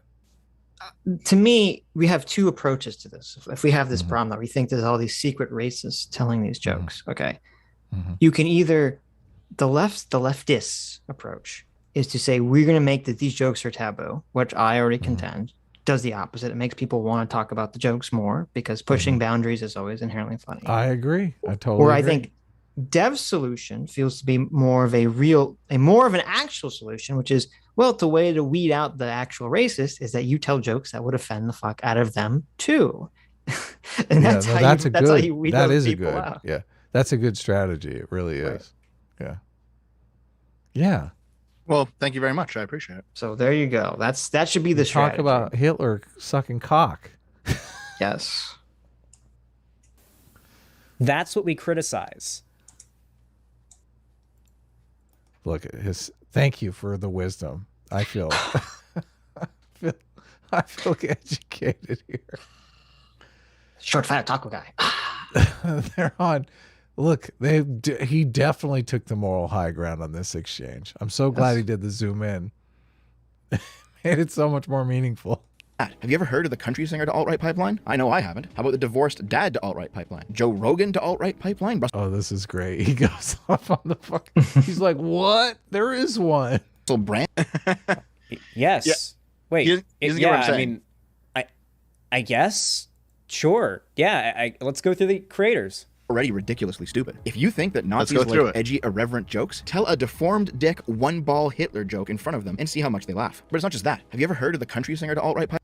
I mean, I'm sure there's plenty of people who like country music and like follow country singers with shitty far-right politics. And then Ted He's Nugent. trying to end up actually. becoming far right. I'm sure it's Ted happened. Nugent. Okay. Pipeline? I know. Well, he like fundamentally doesn't understand the purpose of the whole pipeline analogy is to say that this action, this acceptable moderate action, should be banned or should reevaluate itself or should be extra cautious because it's leading people down extremism. That's the entire point of the pipeline analogy. Mm-hmm. So Sure. yeah, like just saying that there's some guy that likes country music and then sees a country musician, have some sort of right-wing take, and then sometime in the future becomes a radical right-winger. That's not the country line pipeline, okay? The alt-right country pipeline. No, I haven't. How about the divorced dad? Oh, the divorced dad to alt-right pipeline is on full force, being slightly homophobic, threatening people. Yeah, okay, hold on. The divorced dad to alt-right pipeline is very believable. This is one that I feel like Short Fat Otaku would have to be. I know, and then he goes complete men's rights activist here. I It's so know. fucking weird. Disingenuous to say doesn't exist. Listen, unironically, dads get fucked over in family courts hard. Here in America, and especially, like, men in general get fucked over pretty hard in the UK when it comes to certain things, like especially sexual assault and rape. So this is so weird because he's basically now using alt-right to mean any kind of further right than, or any right-wing movement, really. Because like maybe you could say there's a divorced dad to like MGTOW pipeline or something. I don't know. But but saying that there's a divorced dad into white nationalism pipeline, how does that make any sense? He redefined. That's I'm- why he redefined this. He completely redefined this alt-right pipeline thing to the point where it's meaningless. It means any Yes. movement right. What I'm doing here, and he'll complain about it in a minute, but I'm just gonna say it now while it's on my mind. What I'm doing here is I'm describing that people use the something to alt-right pipeline as a phrase in such meaningless and nebulous ways that it just means nothing. It's like it's any connection between any two concepts is a Right. pipeline. And you could actually make an argument for almost any connection being a pipeline, but when you look at it at that point, it makes it meaningless. It makes the concept of a pipeline, I know, as they're trying to totally describe meaningless. it, meaningless. Right. And that comparison goes completely over his head. Right. Well, it's only meaningless if you're trying to be honest. It's used as a weapon. It's very cynical, this pipeline approach. If they're the victims of it in the UK, second wave feminism really fucked up sexual assault and rape laws in the UK when it comes to men. Yeah, the Is he mixing up second wave feminism and third wave feminism? I feel like he is. I'm not sure because the TERFs definitely came out of the bad side of second wave feminism, so I can see it okay. both ways. And TERFs are genuinely second wave feminists. Yeah. Yeah. her yeah. shit there is bad. Even on like a policy level, it's bad. But like, Well, there wait are a minute. tons. Are they though? I always thought TERFs. I thought radical feminism really was literally third wave feminism,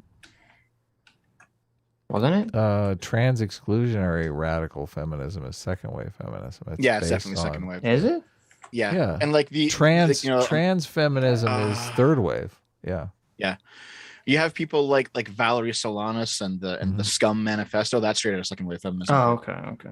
Yeah, It's like only when you get into the men being women that you actually achieve full feminism.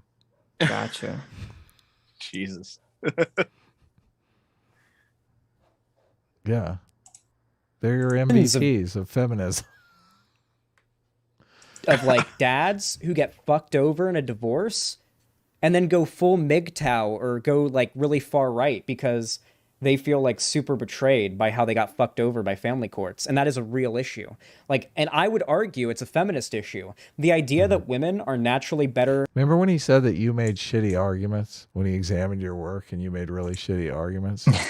Dev, you remember that part? Yep, I do. Funny. Super funny. Super ironic. These are his arguments. Xanderhal, does he make real, like, he doesn't make videos where he actually makes arguments, does he? He doesn't do scripted videos or video essays or anything like that.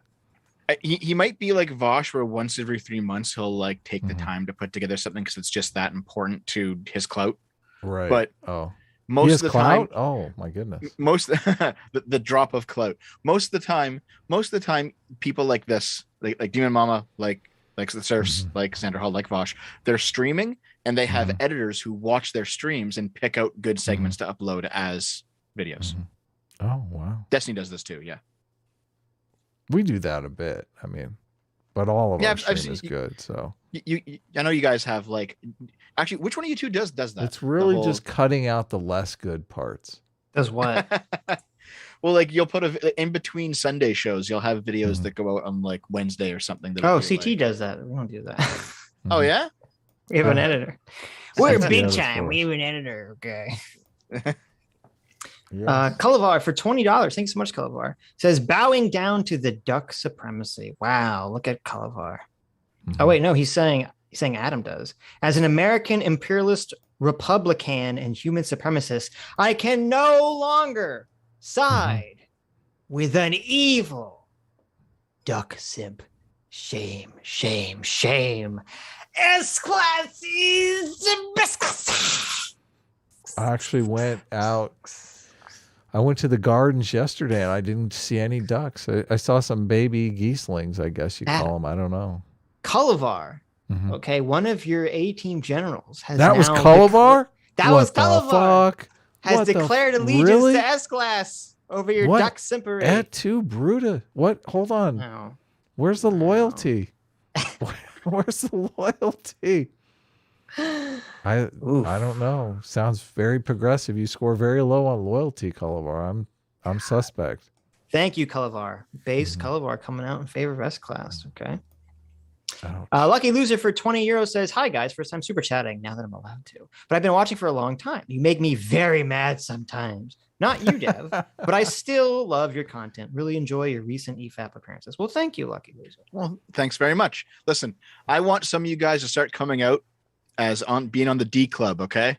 No more S-class, no more A-team, D Club. D Club, guys. Did we settle on D Club? Are you going to ride the D Club? I don't know. I thought it was something else. That was like the D-boys or something. Well, they're currently the D-bags. I thought it was the D-bags. The D-bags. my D-clubbers are currently they're currently infiltrating both of your groups to turn you against each other. Oh, come on. That's what's happening. Akilan Narya Nan Sawami for $20. Thank you, Akilan. Says, unrelated, the show Atlanta by Donald Glover has a great episode about reparations where people could sue anyone that had ancestors that enslaved the plaintiff's ancestors. It was an interesting watch. Very based episode. Oh. That does sound interesting. X-Hammer X13 Thor for $20. Thank you. Says, I will go to bat for and further beyond YouTubers TOS for both Sargon and Paul Joseph Watson. I've been watching their content since late 2016 Gamergate. They are not far right or the leftist scapegoat of Nazi. There you go. There you go. Nurturers and makers and better parents than fathers, and thus the tendency for the courts to be biased in favor of the mother when plenty of crazy, drunk, abusive mothers end up getting custody of kids over like the perfectly fine, good dad. It is that stereotype, that misogynistic, I would argue, stereotype that leads to that. I don't think enough feminists argue against this and argue against how harmful it is, but I do. So this is a feminist talking point that I remember hearing in 2009 or 2008 or 2007 in my gender studies class in university, where basically what the professor would like to do is reframe everything as a feminist issue. So if women are being held back, it's because of bad stereotypes of women, and so therefore it's a feminist issue. If men are being held back because people think that women do the job better, whatever the case may be, that's also a feminist issue because they're giving it, they call it benevolent sexism. This is some old woke lore, but this is how they used to frame it all the time back in the day. And I guess Xanderhal's still doing that. He's still playing by that playbook.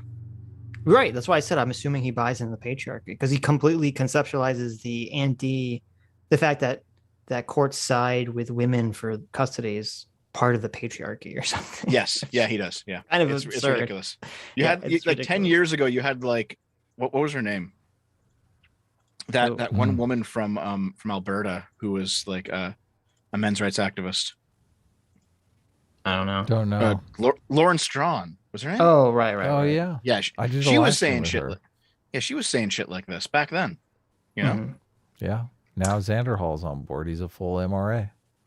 There you go. A Wonderful Galaxy for $5 says D Club, the best club. I love you.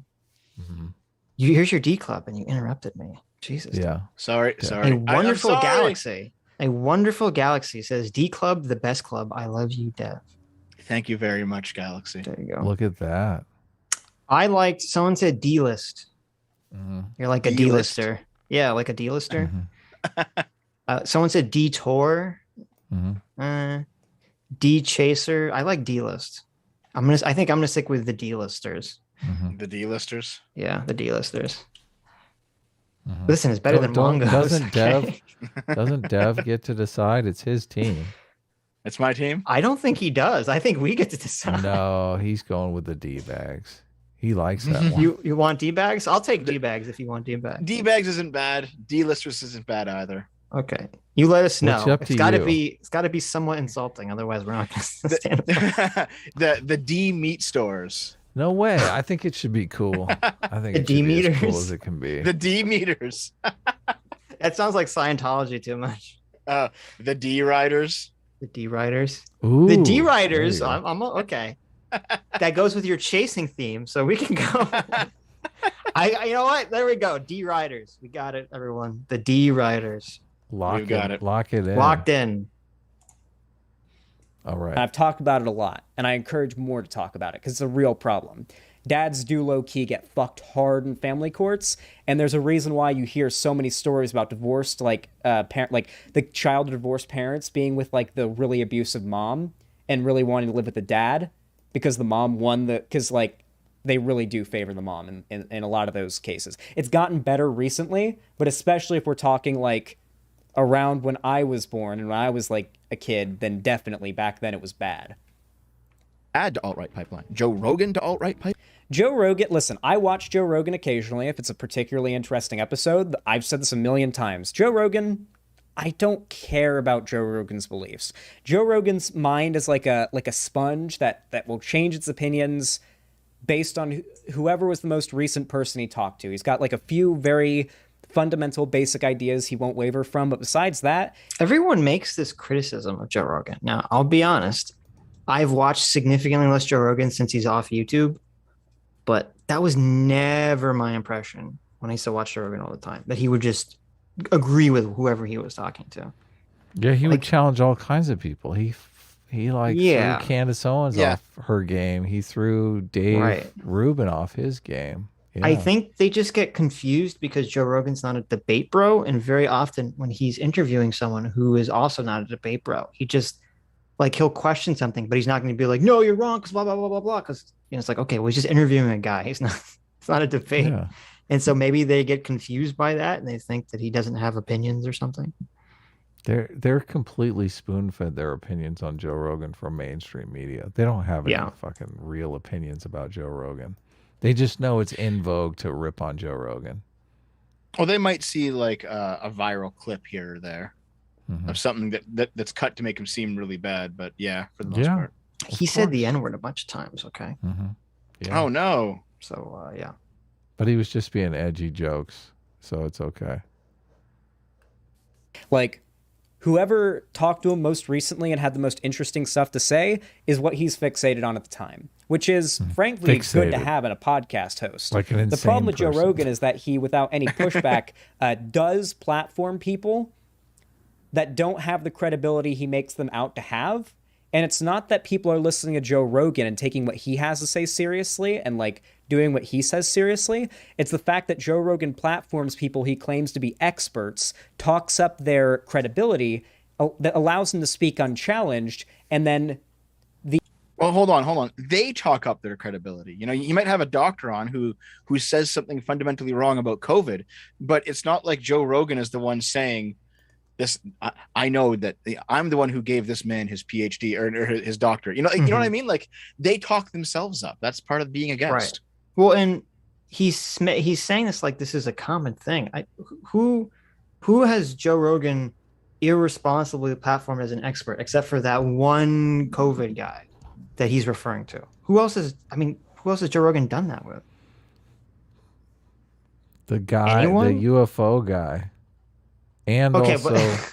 but listen, that's up to you if you're going to believe the UFO guy. Okay.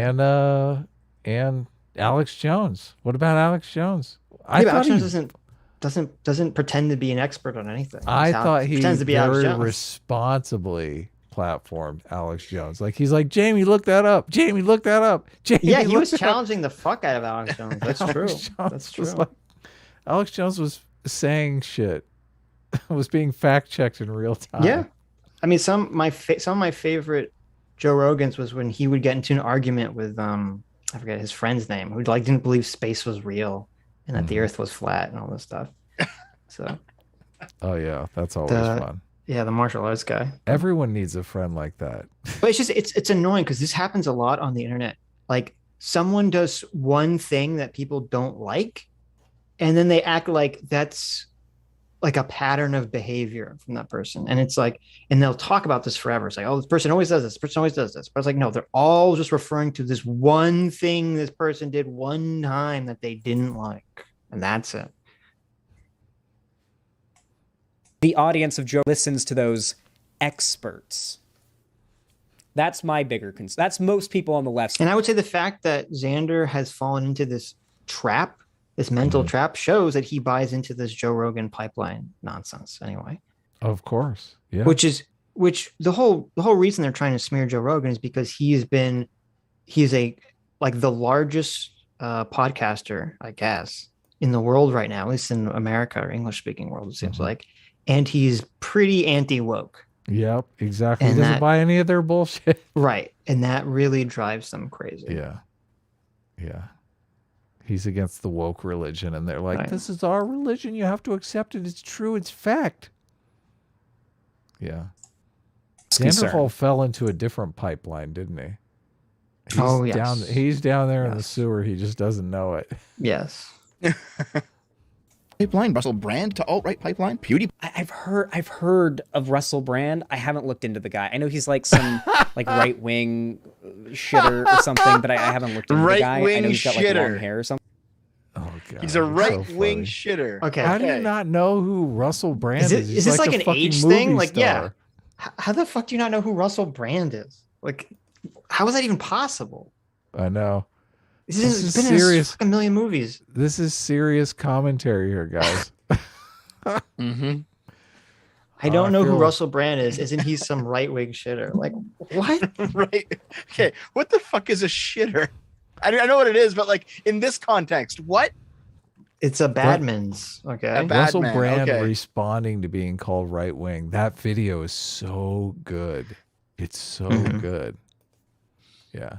Okay, Russell Brand's like I'm right. He's a fucking hippie. He's like a hippie socialist. Like, I don't. Yeah. Like, he's a right winger. Is it an age thing? I mean, it wasn't that long ago that Russell Brand was in, Forgetting Sarah Marshall, Get Him to the Greek, all these movies. I think it's because he rose to recent prominence, but because he talked to Jordan Peterson a few times. And Jordan, yeah, but people from knew him to who Jordan he Peterson was. Okay. Maybe Xanderhal didn't. It was a Zoomer, you know. So who knows? Well, okay. Are there any He's like Zoomers in 21. the chat? He's like Do any of the Zoomers in the chat know not know who Russell Brand was when he was in movies? Like, talking to Jordan Peterson automatically makes you right wing. These people are morons. I guess. Like, it's just very strange to me. It's very strange that someone wouldn't know who Russell Brand is, but whatever. He's a right wing shitter, probably. So that's all that matters, I guess. Shitter. I just love that shitter. Yeah. It's so stupid. Okay, Dr. Thallium, Dr. Thallium says he doesn't know, but Dr. Thallium like doesn't exist in like the world of culture. He's never seen an entire movie in his life. Okay. All he does is study lasers all day. So I need someone who's not Dr. Thallium to answer that question. Something, but I've only seen pictures of him. I've never seen his content. Is he talking about the PewDiePie one with the thing? Pi to alt-right pipeline? Is this just a smaller We're not going to get into the PewDiePie thing today. Why not? Let's do it. pipelines branching off of the greater people who disagree with me to alt-right pipeline? Hey, how about the private school to alt-right pipeline, guys? If you're not being told directly by the government... Why are you... Wait, okay. Why are you just digging around for tweets from random people saying noun to alt-right pipeline as if it's like an argument? So the chat seems... Hold on. Why? Okay. We're both trying to pause it. Okay. Here's why I'm doing that, Xanderhal. Yeah. Because I'm trying to show you how dumb the concept is. Yeah. So anything can be a pipeline. That's the pretty point obvious. here. Right. Yeah. He doesn't understand this. This is all over his head. He's totally lost. Yeah. So chat seems pretty split 50-50 on whether they know if they knew who Russell Brand was outside of this political context. So it's interesting. To me. Wow. Yeah, He's interesting. over the hill. I had no gone. idea. I had no idea. He He's must had a not have movie much of a come out. brand. He's in Death on the Nile, I think. Cha-cha-cha-cha, D Rider. Did you like that one? I did. I did. Is it Death on the Nile? What was that movie that just came out? Death on the Nile, yeah. Yeah, he's Is in he Death on the Nile. Yeah. Oh, I never saw it. 2022, Death on the Nile, right there. It's got There Wonder you Woman go. in it. Come on, Wonder Woman is in it. Got Kenneth Branagh in it. Okay. Look, yeah. Though I That's a assume if big you don't know movie, who, right? I assume people that don't know who Russell Brand is don't know who Kenneth Branagh is. Anyway, these kids today, they don't know shit. Let's move on. I feel a get off my lawn coming on. Show the likes, guys. These guys never show the likes on these tweets in their videos, because to show the likes would mean to show that these tweets have like 2 of them, and that these tweets are coming from nobodies, and that the broader trend that Short Fat Otaku is trying to... So I want to point out here, remember when I said earlier that I have no problem interacting with people smaller than me? It doesn't matter if you have a lot of subs or a little bit of subs. He's viewing this through the clout lens, where why should I be talking about people who only have 5 likes or 5 followers, or talk to someone who only has 500 subs? It's because I don't care about this. Like I'm making jokes in this room. I've made jokes about Xanderhal's size, and okay, we're having good fun. But when it actually comes down to it, I don't care. What matters is the ideas, not how big or small somebody is. I don't. And, yeah, that's what I'm. I was gonna say. Oh no, go ahead. Well, I was gonna say. I think he's trying to allude to.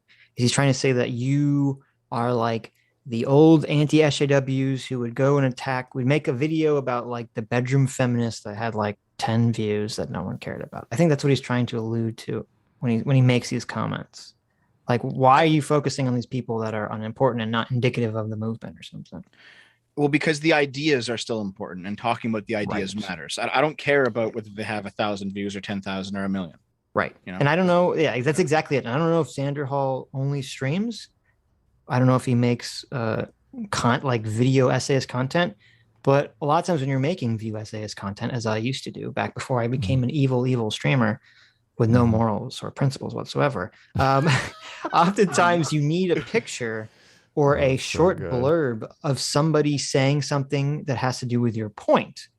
Right. And so, and obviously if you're talking about it, you're talking about like a broader idea that exists, but you can't exactly maybe have the visual picture of it presented so succinctly, except maybe some zero follower Andy on Twitter. And so you just use the picture of this to sort of show what you're talking about because it's just visually representative. So right, yeah. So his moderator and video editor there, Cherry, in the chat, he says Xanderhal, a lot of his videos are picking out random lefty tweets. Cherry's actually quite friendly with me. I'm sure part of that has been to try and get me to talk to Xanderhal because she is editor and community manager for both Xanderhal and Demon Mama. They have the same editor? Yes. That's so weird. What's a community manager? That sounds fascinating. Like someone who might like run the Discord or run their White Leaf site or something, you know, just something like that. And I know that she's Leaf site. You said, yeah. Oh, okay. We're not racist. We don't know about that. That's a okay. So if you go to whitelee.af, you'll see it's a company funded by Vosh that has stolen Destiny's DGG source code and has been basically allowing lefty streamers to adopt it for their communities. Nice. Good job, Destiny. And it's white code. So whitele.af. It's pretty racist. Yeah. That sounds like a dog whistle to me. But are there any non-white streamers that use this code? Yeah. Actually, I don't think so. Well, there you go. Got him.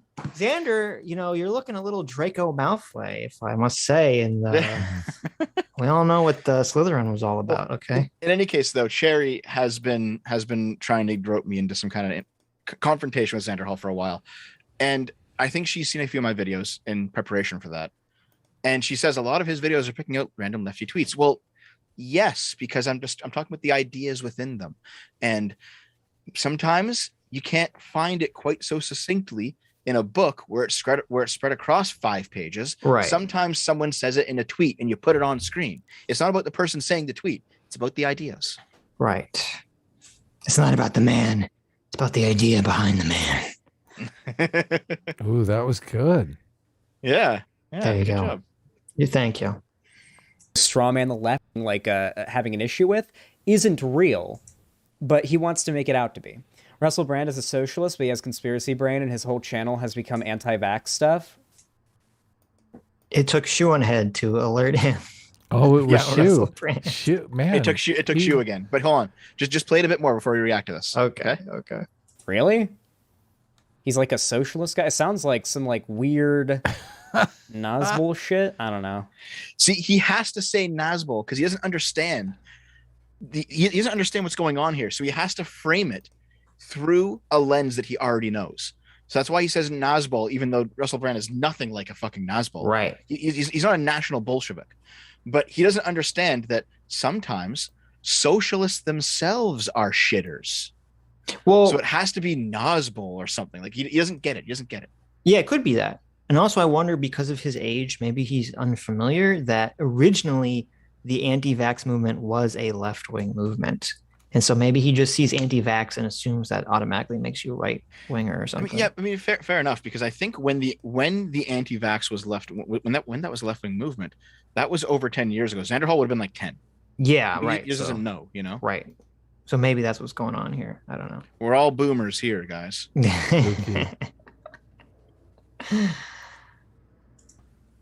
Is he like a progressive socialist that's just now like anti-vax and conspiracy theory shit? I don't know. Dude, conspiracy theory YouTubers are always like the weirdest mixed bag of political opinions. You'll get like really based social like opinions from them, and then they'll go on like an unhinged rant that's basically a pixel away from being anti-Semitic, and then they'll say trans rights, and you'll be like, are you okay? I don't think conspiracy brain is right or left. It's not, but like, come on, I think it depends on the conspiracy, right?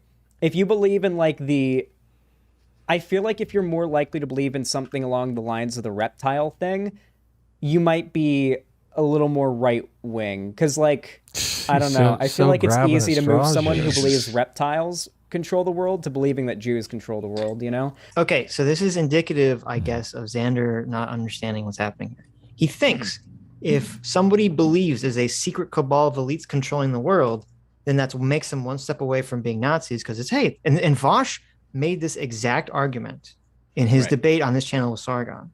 And I called them out there for it too, even though I was, we're supposed to be moderating. It's a very dumb argument, okay? Because they think that if you believe a cabal of elites control everything, which, by the way, I don't believe that. But if you do argue that, then you're really just one step away from being a Nazi, because you can just put Jews in there. But that is sort of, if not sort of, that is basically exactly the basis of Marxism, is that there's a cabal of rich elites that control everything and use their influence and powers to subjugate the masses. So it's incredibly baffling to me that some people who are socialists think that this cabal of elites theory is only some sort of right-wing paradigm. Yeah, of course it's left-wing. Yeah, it's a total part of socialism, where they talk about, the right-wingers will talk about the globalist managerial class, and then the left-wingers will talk about the internationalist business capitalist class, and it's like, you guys talk about the same thing, about the same fucking thing. It's the same fucking, no, only the right wing, the evil Nazis, only they believe in the elite, evil elites controlling everything. CRT is the same fucking conspiracy. It's just with white people. I know. It's fucking ridiculous. I know. It's absurd. I feel like if they've already bought the idea that like cold-blooded, underground living reptiles run the earth, I feel like moving them from that to actually it's just the Jews, I feel like the work's already been... See, it's funny because someone in the chat says it's either Jews or CIA. Okay. Like, so many people on the left, that's what they say. They say, oh, the CIA is behind everything. They're going around the world just knocking over all the communists. The IMF. The IMF behind everything. Yeah, it's like, okay. Like, And this is, so when we were talking about fascism earlier, this is something that one of the common threads that I kept reading about in all the books I've read on fascism, where basically fascism came out of remember earlier there was somebody in the chat who said that SFO is stupid. He thinks that fascism is Sorelian socialism. Well, George Sorel, his big belief was that the nation had to be a socialist revolutionary force against an internationalist capitalist order, where you had a class of people who didn't have, who weren't emotionally tied to any one land or ethnicity or culture, and they would move between nations, and they would move money between nations, and buy businesses and buy land and speculate and do all this stuff.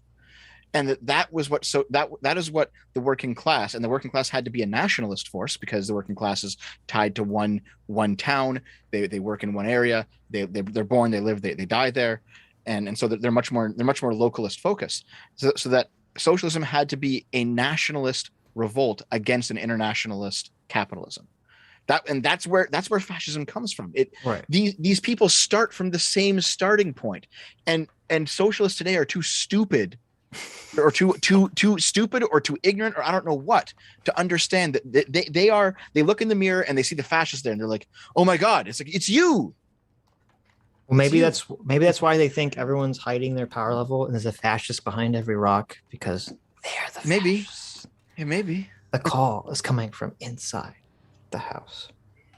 But that was basically the core of Sorelian socialism. Was he did this class analysis where he realized that Marx had the class relationship inverted, that the bourgeois they were a globalist force, right, and that the proletariat was a nationalist force, and Marx thought it was the other way around. And so that's what Sorelian socialism is. And Sorelian socialism, eventually it got to Mussolini. Mussolini was Sorel's student, and then it became fascism through Mussolini. He just took the theory to its logical endpoint. Right. Fascinating. Done for you at that point. You know what I'm saying?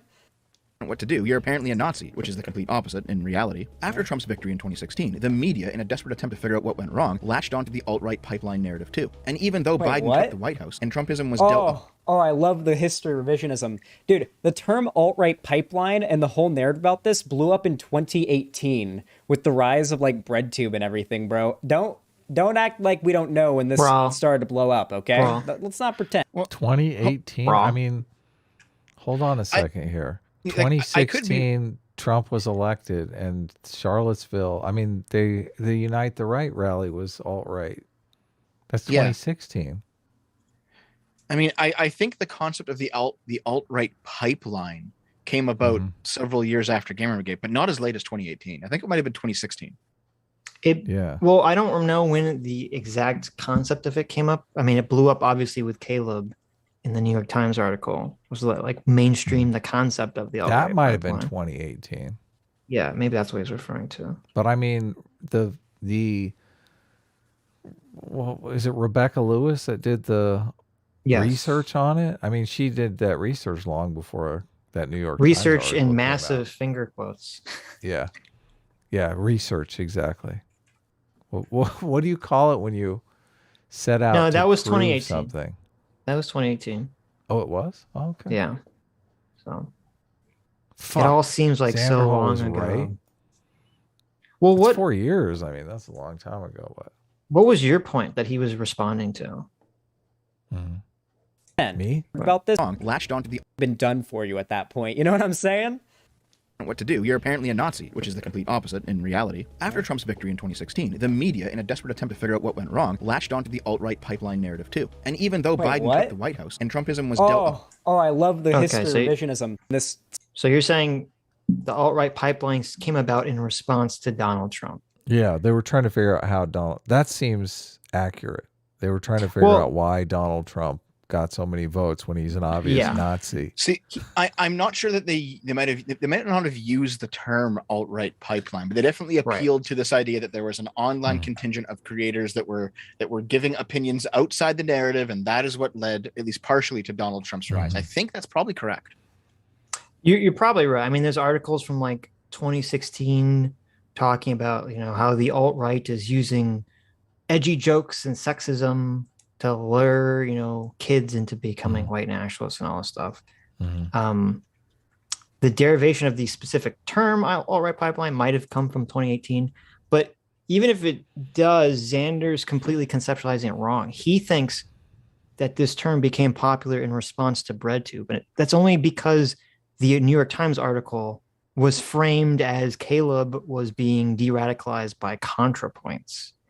The purpose of popularizing the term alt-right pipeline had nothing to do with trying to popularize Breadtube. It had to do with trying to get YouTube to basically ban us or censor all of us.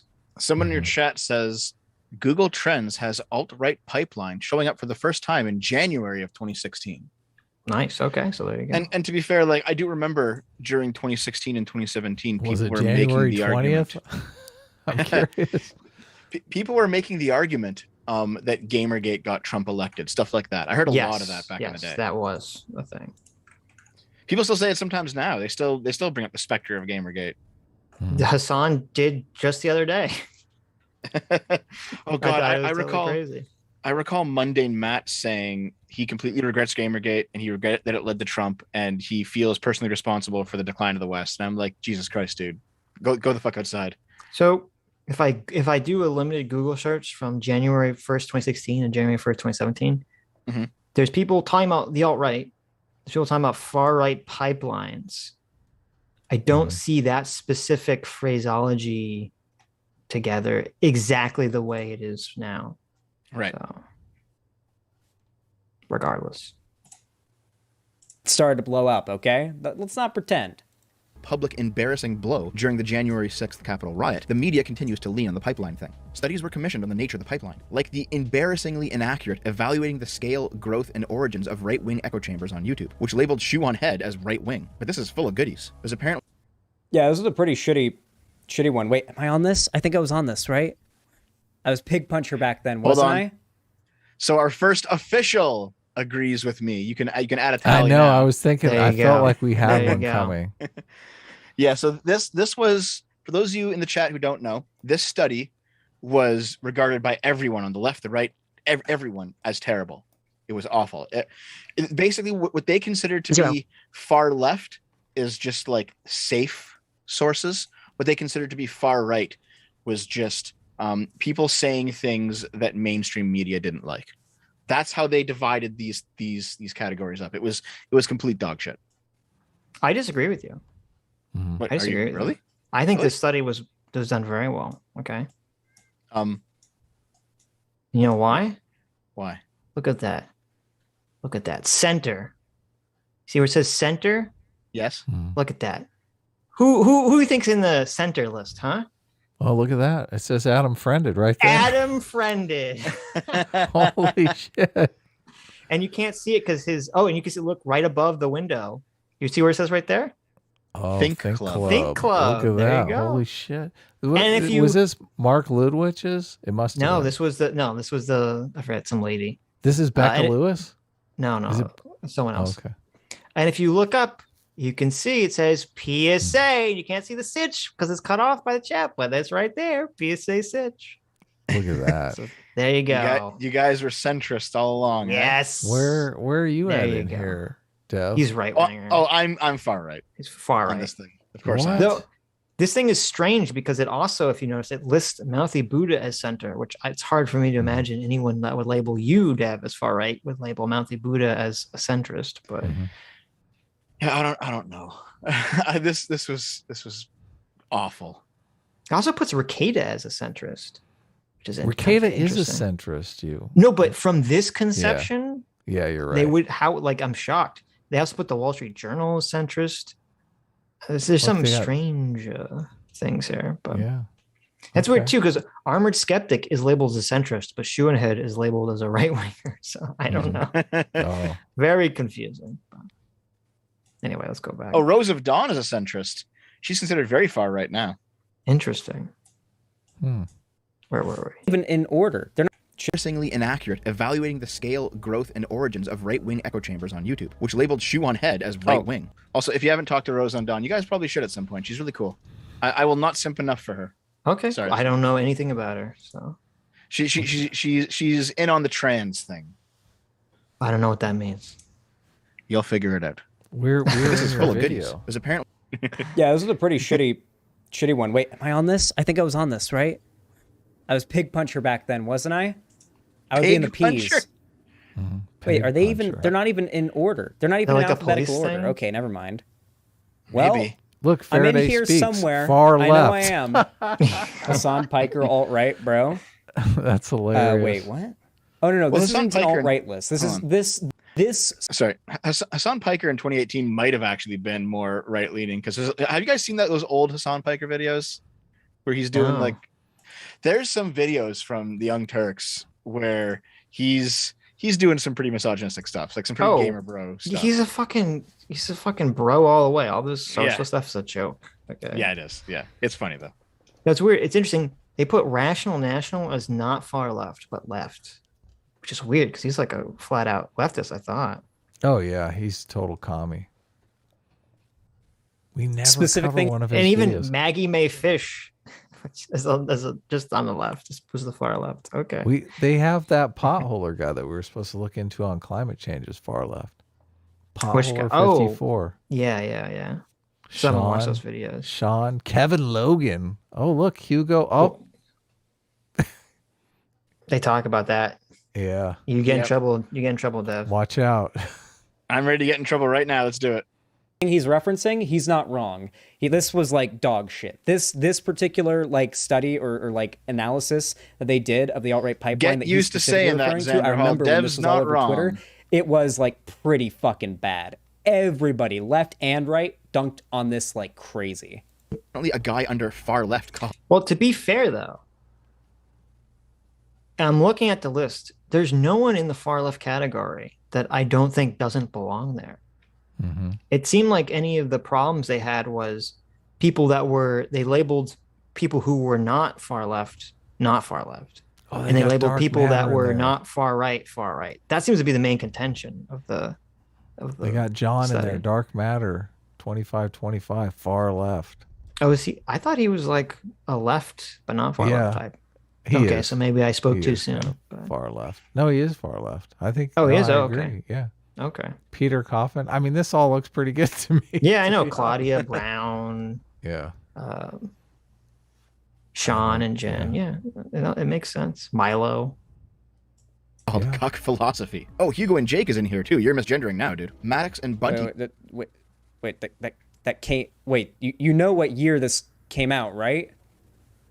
Wait, you know what? Okay, for one, I'm pretty sure. This is so bad. I'm pretty sure the chud who cuck philosophy. I'm pretty sure is left wing. So I don't know what that was. I just thought the name cuck philosophy is funny. Is I just thought it was funny. But called cuck philosophy. Oh, Hugo and Jake is in here too. And this is from like years ago. I'm pretty sure. So I don't know what the. I'm pretty sure this was nice Fat virtue Otaku signal, bro. Using this as an excuse to dead name Hannah. That's what this feels like. No, it was from 2019. Yeah. Wait, is this was that pre or post? Yeah. Hannah. Of course, he has to dead name Hannah. Of course. Yeah. Of course, he took the opportunity. Edgy joke. No, it was I from know. Yeah. Wait, it was before Hannah came out. Oh, it was. They had my Brainlit channel, so it was 2019. Oh, she was correcting Zia everything. Freeman said that was before Hannah had come out. This video is regardless, produced by though, Shu. to point this out is kind of weird, and also to actively do the dead naming. First of all, it said you could just scroll back in the video. You have a screenshot, and it says this thing was published in November 25, 2020. Okay, so. Also, to do it's on screen. Like, right.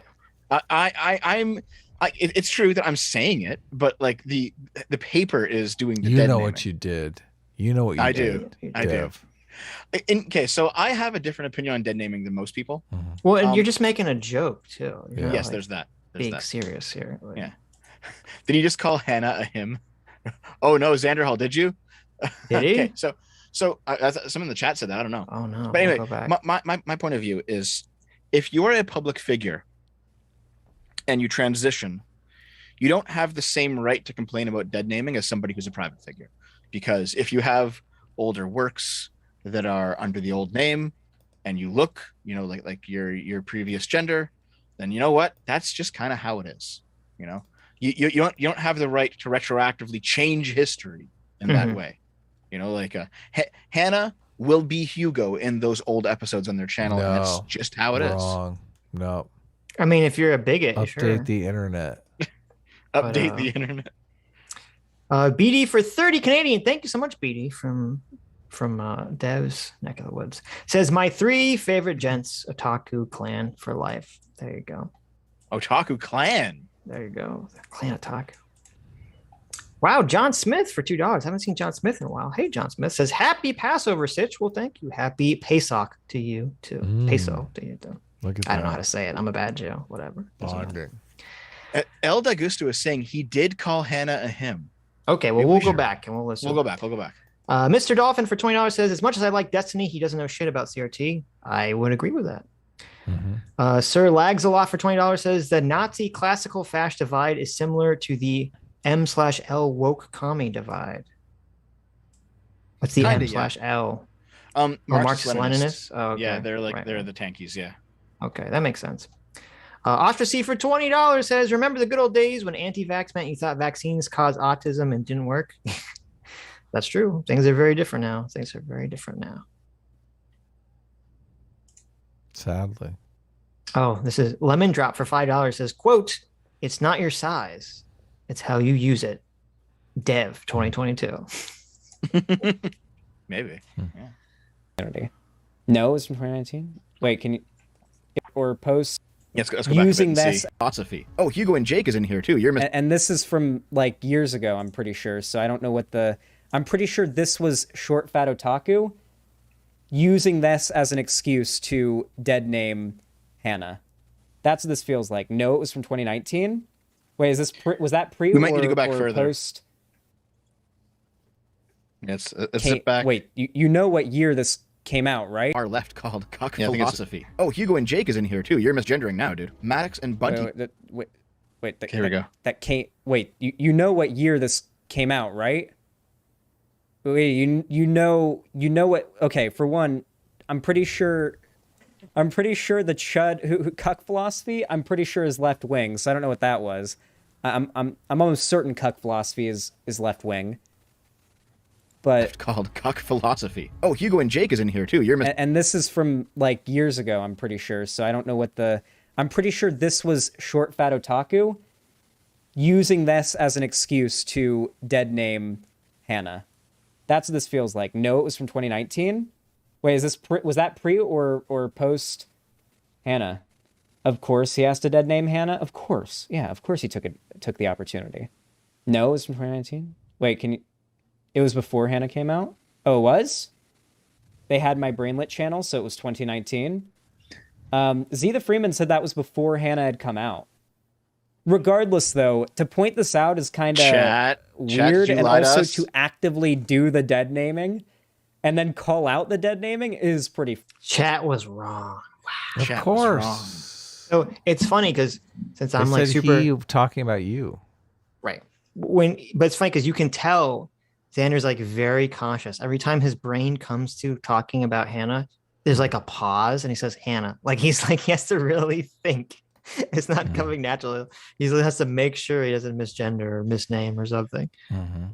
Well, I'll give you my my anti-woke shitlord take. I don't care too much about dead naming somebody that is generally an asshole online.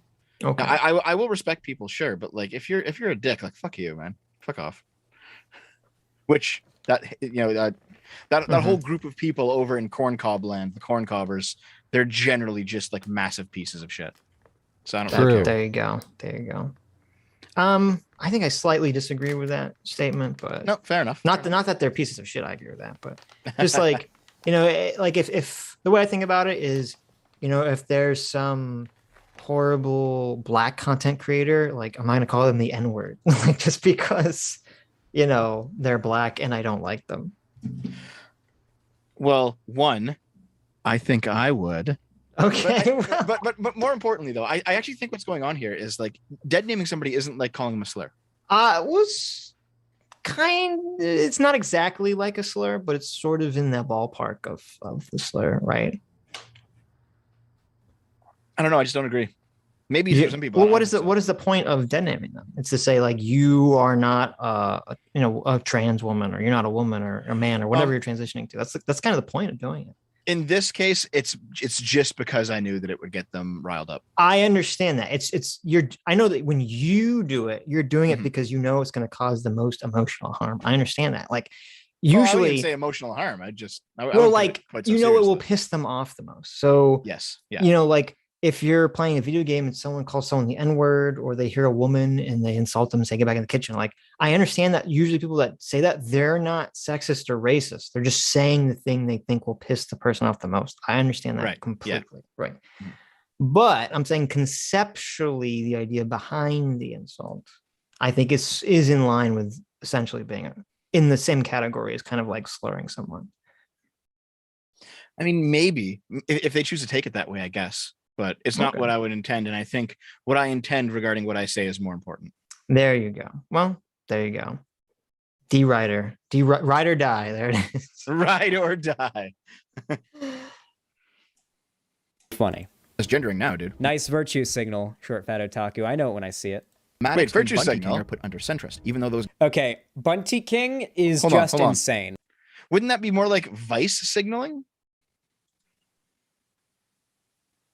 I guess he's saying that because you're saying that the lady that wrote this article messed up by misgendering Jake. So you're virtue signaling? I think it's because it was from before. I think he thinks that I'm virtue signaling by misgendering, but I'm not. I'm just taking the piss. Oh, he's saying that you're virtue signaling to your shitty, evil, transphobic audience.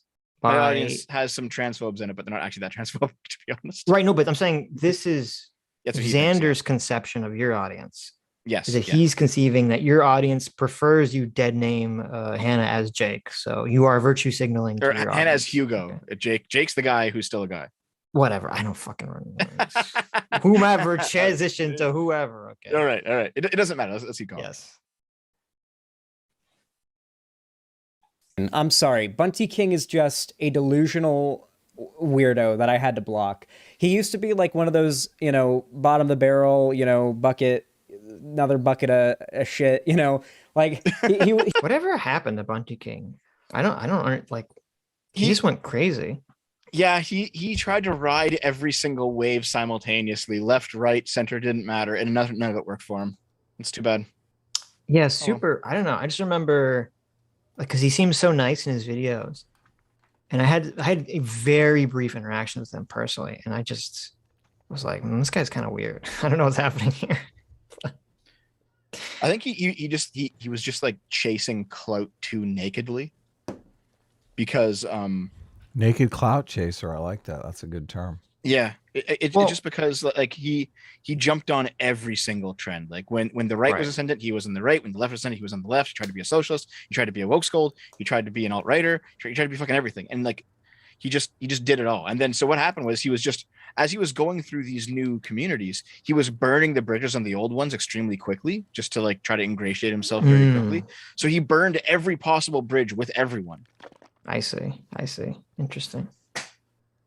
He was like one of the anti-SJW YouTubers. Didn't he make a video calling himself a cuck? And I think that kind of destroyed his credibility, I think. Yeah, that too. Yeah, that was part of it. It seems like... Did he really? That was like the final straw. Was when he's like, yeah, dude, I've been... It was like he was talking about how there was this girl that kept cheating on him, and he just loved her so much, and he just didn't care. And he liked drinking her piss and stuff. It was a weird. No. It was like a story time video too, which is just, it's so funny because that's hard to recover from. That's pretty bad. Maybe that's why he went to all the different communities. He was looking for the community that was willing to accept him for his symptom. Yeah. He was looking for the community of piss drinkers. Did he? I don't remember him saying he drank piss in that. I remember him saying that. Yeah, he drank piss. Okay, he drank piss straight from the pussy. Oh no way! You're kidding me? Really? Yes. Oh my! Oh no! You didn't watch that video? I don't remember that part, but I mean, I should. I remember watching it and remembering that. Should be like seared into your memory. I would have remembered if I saw that video. Look it up. Let's watch it. Let's bring it up. Oh God! Let's keep going with this. Let's do it on Tuesday. Let's do the Bunty Cuck. Let's do the Bunty Cuck video on Tuesday. We'll do the Bunty Cuck video on Tuesday. Okay. It's not a very long video. I mean, how long can you talk about the fact that you're a cuck, right? I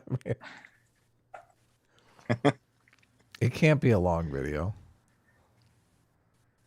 Back in the day, just a whole, carbon copy, just another one on the block, whatever, right? If I YouTube search Bunty King, the first video is the cuck that shows video? up is it says the end of a lol cow, and it's a picture of Bunty King with like a cuck hat on. Okay, so I guess that's what he's known for that now. Okay, there you go. It's easy to find, huh? There you go. Yeah. But then after the anti-SJW community stopped having as much prominence and stopped really making him money, he became like an SJW, and I mean it. Like he became an SJW. Like to the notice how my commentary is far more salient than any of this commentary he's coming up with. Salient. Extent that a couple. Well, I mean, it's true. Look, the search for the Bunty King video says it all. That says I'm right, and Xanderhal doesn't know what the fuck he's talking about. I found it. Somebody months archived ago. it. Of course they did. 25 people archived that video. Sitch, And I don't listen, know if you know how the internet works. It's sad because at first Bunty, his content, he seems so like nice and like he was really trying to be a nice guy, and I agree. Yeah, he veered off into this crazy direction. But yeah, the algorithm he's like, this will get me views. I know what will get me views. I don't think coming out as a cuck is going to get you views. Well, it does for a while. Are you kidding? Like, not the kind of views you want. I think having a permanent lip to urethra connection is what will get me views. That's so Dev. That's disgusting. I asked in the chat and I didn't pay enough attention to get a response. But Dev, Xanderhal is going to do a follow-up, and you're giving him a lot of material here. I don't okay with that. Please don't go. You're going a little bit down the Bunty King path here. Well, I'm not a cuck. There you go. I mean, I'm safe from that. Yeah, he's just What do you mean, Adam? Dev is. I'm not the one doing this. Yeah, I'm just talking about it. Right. Okay, that's true. Dev hasn't taken the dog pill yet. Okay. Okay. Oh God, you want to talk about that video? No, I don't. My dog pill video. Fuck. No. Was that a turning point for you, Dev? Did you have sex with a dog in a video? No. I made a video describing the dog pill, and YouTube nuked my fucking channel from orbit for a full week over it. Well, let's not talk about it. It's too powerful. Yeah. You know, that's like that's like a Nation of Islam conspiracy theory, right? Mm-hmm. Oh, is it? Yeah, that was their whole big thing, was that white people fuck dogs. And that really white people, white people lived in caves and fucks dogs. It was weird. It was like this weird. Talk about negative stereotypes. Jeez. It was like, because it kind of came out of this idea like, oh, white people love their dogs so much, and then the police are using dogs to attack black people in like the 60s and obviously earlier than that, and so they kind of construed this like weirdo sexual connection that they sort of promoted. But anyway, sidetrack. Accusing me of he was accusing me of being in the alt-right pipeline. This is actually kind of ironically funny. I thought he said he was in the alt-right pipeline until Dustin saved him or something. Yeah, he said that at the start. Yeah. Right. Oh, maybe he means Bunty King said that his current content is in the alt-right pipeline. Maybe that's what he tried to out SJW him. Fascinating. Yeah, that's pretty crazy. Bunty King a few months ago was accusing me of being part of and still in the alt-right pipeline. There you go. After the Noah Sampson Bunty went 180 in like the worst way. 100%. Yeah. I don't know enough about Maddox to comment on that, though. Those guys have swung quite far left in recent years. The far-right category, along with Shu, also contains It's a Gundam, Sargon, Academic Agent, Armored Skeptic, Repzian, Matt Jarbo, Garapi, Joe Rogan, Dankula, the list goes on. What they call far-right... Wait, there are a lot of far-right in there. Well, yeah, but the point is that they're all very different people. That's the point that I was making. Okay. Right. Wait. The whole online left and right were Where's the list? Matt Jarbo. Here's the list. Scott Adams. Scott Adams, far right, very Woz Lee, far right. Woz Lee is kind of far left. Sticks. Oh, they got your boy A lot of Zach. people I don't even know who the fuck these people are. Yeah, same here. Harmful Opinions. I would not consider him far right. He just left politic YouTube. He did. Like, he had that debate, I think, in like 2015 over Candid. Remember that controversy? Yes. Oh my God, Sargon fucking Candid. That. Holy shit. Yeah, that was the beginning of the breaking up of the original Sargon friend group. Mm-hmm. Ooh, really? The Candid stuff. Okay. It was Sargon versus Harmful, where Sargon was defending Shu and Harmful was not defending Shu. Right, Mm-hmm. right. And Sargon's like, Shu is my friend, I'm going to defend her. And Sargon ended up being wrong about that. This seems so quaint. That sucks. This all seems so quaint talking about the Candid drama. Mm-hmm. It's like, oh, some people shill the bad product for their YouTube channel. Yeah. It's like, okay. Like it seems like if so someone did that now, normal it's like, okay, who cares? Like, But that was like the first big time it happened. Was back in 2015. That's true. That's now it's hilarious if anyone in our community could get a fucking you get sponsorships. It's like okay, good. What do you mean? I'm getting a sponsorship for Dollar Meat Store. I guess that's true. Stop me. Sean gets a lot of sponsorships. I'm sure we could get a sponsorship. We just got to get gold sponsorships. Do you want I don't want a sponsorship. I want money. Is that a bad problem? Well, I mean, I would rather read super chats and interact with the audience. Why can't we do both? Shill for something. Why can't we? Why not both? Look at this. Well, I mean, chat. Listen to this fucking socialist over here doesn't want to do ad spots like all the professionals do. Okay, we'll get some gold sponsorships, some Raid Shadow Legends sponsorships. Sell? Doomsday Prepper shit. Yeah, fuck it. Why not? Listen, the Tim Pool Civil War is almost here, guys. We're gonna sell gold bullion that you put in your mattress. Come on, yeah, gold bullion. Okay, it's only if it's so useful. Why are they trying to sell it to me? I don't know, but they want to sell gold. We're gonna sell all natural deodorant. What the fuck? Well, listen, as someone who tries to use alternatives to aluminum deodorant, okay, Adam, I'm on board. No, I'm just kidding. Wait, is there aluminum all stuff deodorant? Doesn't work. Yeah, you didn't know that? No. It's actually a big problem. Oh, because, don't shill it for free now. Come on. Aluminum is the thing that makes deodorant work. Not deodorant. Really? I always confuse deodorant with antiperspirant. I think the antiperspirant thing is aluminum, and so all those like aluminum-free deodorants Like I'm sympathetic, but most of them don't work. So I have a personal deal with myself. I will only take an ad spot for a product I actually use. Okay. I think that's the right way to go about it. I mean, It's the honest way. Adam, wouldn't you take an Audible sponsorship if you could? An Audible sponsorship, I could probably be persuaded on. Just Okay. because, I mean, You use it all the time. there you go. yeah. And But they I probably recommend wouldn't their wanna- books all the time. Be associated with us. Why wouldn't they? Bullshit. Because I we're would evil. love us. It has bloggingheads.tv listed as far right. Isn't that the YouTube channel that John McWhorter and Glenn Lowry talk way. on? Isn't No it? way. Yes. That's Okay, hilarious. there you go, far right. And also, I mean, I think Robert Wright started it, and he's far left. Yeah. They have Lame. I mean, I think Steven Crowder is right wing. I think calling him far right is stretching it. They have the Ayn Rand Institute, which is kind of silly. Mhm. Who else do we got here that I recognize?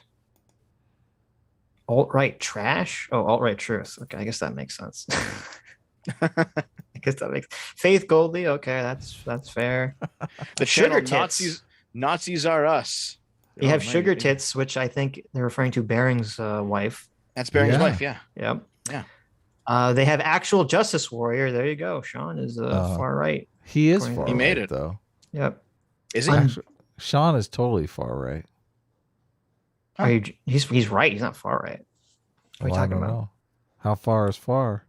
I don't think Sean is like he just comes off as like a normal conservative, like to me. Yeah, you're right. Sean is regular. He doesn't You believe got- in lizard people or anything. No, there you go. You got JF's far right. It's weird to put all these people together. Like, JF such is a an fast- ethno-nationalist. yeah, I mean, right, Yeah. Exactly. Yeah. That's why the list is so strange, because it's all these people who are very clearly different, right. all just lumped together. Undoomed. I would not say he's far right. No, he's not. Mr. Oh, Medicare. wait, holy shit. Someone in the chat said Zan is live streaming now. I can go troll his chat. Okay, I'll be back, guys. Stop. Wait, are you causing actually? problems, Adam. Why? You got your boy Zach. It's because I think it's really lame when you do that. Honestly. You think it's Just lame? It's Well, lame. that It makes me doesn't- want to do it even more. No. I mean, like you look lame. Not it's lame. Like, Oh, I look lame? yeah, that's how it comes across to me. Oh, okay. But What if Jordan, I call him a cuck in the chat? What if I say you're a cuck chicken shit for not coming on our stream? Is it? That's I don't think that's fair. You know It's what? not? He won't see it. No. He won't see it because his on-screen channel, or sorry, his on-screen chat is his White Leaf chat, not his YouTube chat. Oh, it is. Yes, you have to make like an account on his White Leaf site and Oh, he's a do all the thing. These people. Oh, ouch. So this is weird. I have to like completely. Do I have to give my social security number just to be able to fucking chat on? Yes, you do. Xanderhal's- Give it to Xanderhal. Give your social security number. Just to to Xanderhal. be able to chat on his channel. So Gonna be hosting a beyond, podcast. obviously, at the bottom of the list we have Shoe on Head, but it's weird. It has Armored Skeptic. They labeled as a centrist, but they labeled his second channel, Armored Gregory, as far right. So I Yep. don't know. Well, that's where Doesn't he make a does lot of all of his sense to it. experimentation. I say all the evilness. They also put the Joint Shoe and Skeptic channel as far right, Mhm. and it's your boy Zach. Mhm. Garapi, Joe Rogan, Dankula, the list goes on. What they call far right contains a wide variety of different people who are Everybody dunked on this specific. Like, wait, when the whole online left and right were dunking on this thing, you can't claim this is like representative of the left's view of the alt-right pipeline and the political positions held by all these Does Xander? I'm not saying that, Xanderhal. Oh god. Well, it doesn't. Does Xander not realize that, like, when you talk about the left, there's a broader left that exists in the world beyond, Breadtube and the assholes on Twitch? Like, when this study came out, there were legitimate Vox, Vice, Washington Post articles written about this specific study. Mhm. Okay. So it is totally justifiable to look at this study and mock it. Just because bread tubers had their panties in a twist because some people that were not far right, but were actually far left or even left were labeled in it doesn't mean that you can't talk about this study. It's not indicative of the broader problem and the point of talking about the alt-right pipeline. Content creators. Great commentary. Like, didn't your tweet making fun of that? Fuck yeah. Okay. Yeah, I'll be back in a minute. I'm going to go to the washroom again. I'll be back. BRB. Don't wash your hands. That back in 2019. Wash your hands. Don't listen to him. Get like 50,000 likes or something. I remember it blew up. This was not a thing that was like agreed on with the like everybody dunked on this thing. What are you doing, man? Who are not at all politically aligned. It's more like when they say left, they mean establishment, and when they say right, they mean... Yeah, they said Christy Winters is far left. Yeah, I remember I think I quote tweeted it just to dunk on that, because at the time, me and Christy Winters were beefing on Twitter, yeah. How is that an how is Christy Winters not far left? Christy Winters is totally far left, but is that an agree? Beefing with Christy Winters on Twitter is like a rite of passage, I'm sure. That's true. That's true. I don't know who hasn't argued with Christy Winters on Twitter. Even I I've feel done like that. we should add another agree. Yeah. Right. There you go. No, but like, I don't know if maybe she's not a socialist and that's what he's saying, but I think totally a socialist. Is she? I don't know, because all I remember is her talking about her radical feminist garbage. Maybe so I don't know what her a economic positions are. But if you're a radical feminist, I'm going to say that makes you on the far left. Okay. There's multiple things on the far left beyond just being, an economic socialist. She's far left. Yeah. All the way. I'm gonna stick by that one. And she's crazy. Yes, I'm in there too. There you go. I'm sure Academic Agent and I see eye to eye on tomboy abs. There was also the infamous alternative influence. What? No, you don't. Hold on. What happened? Yeah. What just happened there? That's why you he snuck out of the room. He knew this was coming, didn't he? He knew it was coming. Look, he's afraid. He's like, Wait, hold on. What's going on? Let's rewind it. Okay. Because at the time, me and Christy Winters were beefing on Twitter, yeah. Outsider. And yes, I'm in there too. I'm sure Academic Agent and I see eye to eye on tomboy abs. There was also the... Oh, he's being sarcastic. Thank goodness. Yeah, see, Xanderhal didn't get that. It's completely over his head. He doesn't understand tomboy abs. He doesn't know what's going on. He knows none of this drama. That was for me, not for him. Okay. Well, it's for you. Yeah. Well, also there's a problem when you watch the videos at like 2 times speed, you lose a lot of the tone and inclination of a person's voice. So it's, that was academic agent dig. I think you can get used to it because I've done it now for years, and I'm like, nope, I got it perfectly. Maybe. You have to have the faster brain clock. The big brain. Listen, I'm an old man. I'm a boomer. Okay, this is 2 times speed. Too much for my little brain. Okay, I can't handle it. Yeah. You don't do 2 times speed? I do 2 times speed. I do like 1.5 or 1.2, depending on how fast the person talks naturally. But 2 times, it makes me like feel like I'm having a bad trip if I listen to someone talking that quickly. Okay, you know what? If I have to listen to a large audio file and just find a certain phrase that I'm looking for, I can close my eyes, turn it on 3 times speed, and just focus on it, and I can do it. Yeah, but it uses all my brain power. Yeah, I can't do anything else. Dev is like I'm the autistic Sherlock Holmes of video making. Okay, I'm like canceling out all the noise to look for the one thing I need, and you just hear like all this like blah, blah, blah, blah, blah, blah, bing, I got it. Yeah, it actually works exactly like that. Yeah. There you go. We got Rain Man over here. Okay, so I decided to also to peek over at Xanderhal's stream, and like his chat's talking about it quite a bit, and he's trying not to. How are you looking at his stream? Well, I mean, how are you looking at his chat? I see his chat. His chat says subscriber only. Well, no, the chat that's on screen. The chat that's on screen is his whitelist chat. Yeah. What are they saying in the chat? Give us some updates. Well, they were saying this far right channel called Adam and Sitch is currently watching your... Sitch and Adam and Sitch. Look at these fuckers. Hilarious. They're currently watching this. They're currently watching your video. And Xanderhal just said, "Oh, that's cool." And then like after a little bit, he opened it up and he said, "They have so many GIFs on the screen. It's almost like Demon Mama, where she just has GIFs everywhere." Adam, you have too many Demon Mama GIFs on the screen. Okay. Demon Mama's cool. Fuck you. Oh, what? Get out of here. What are you talking about? All she does right is the gifs. Her commentary shit.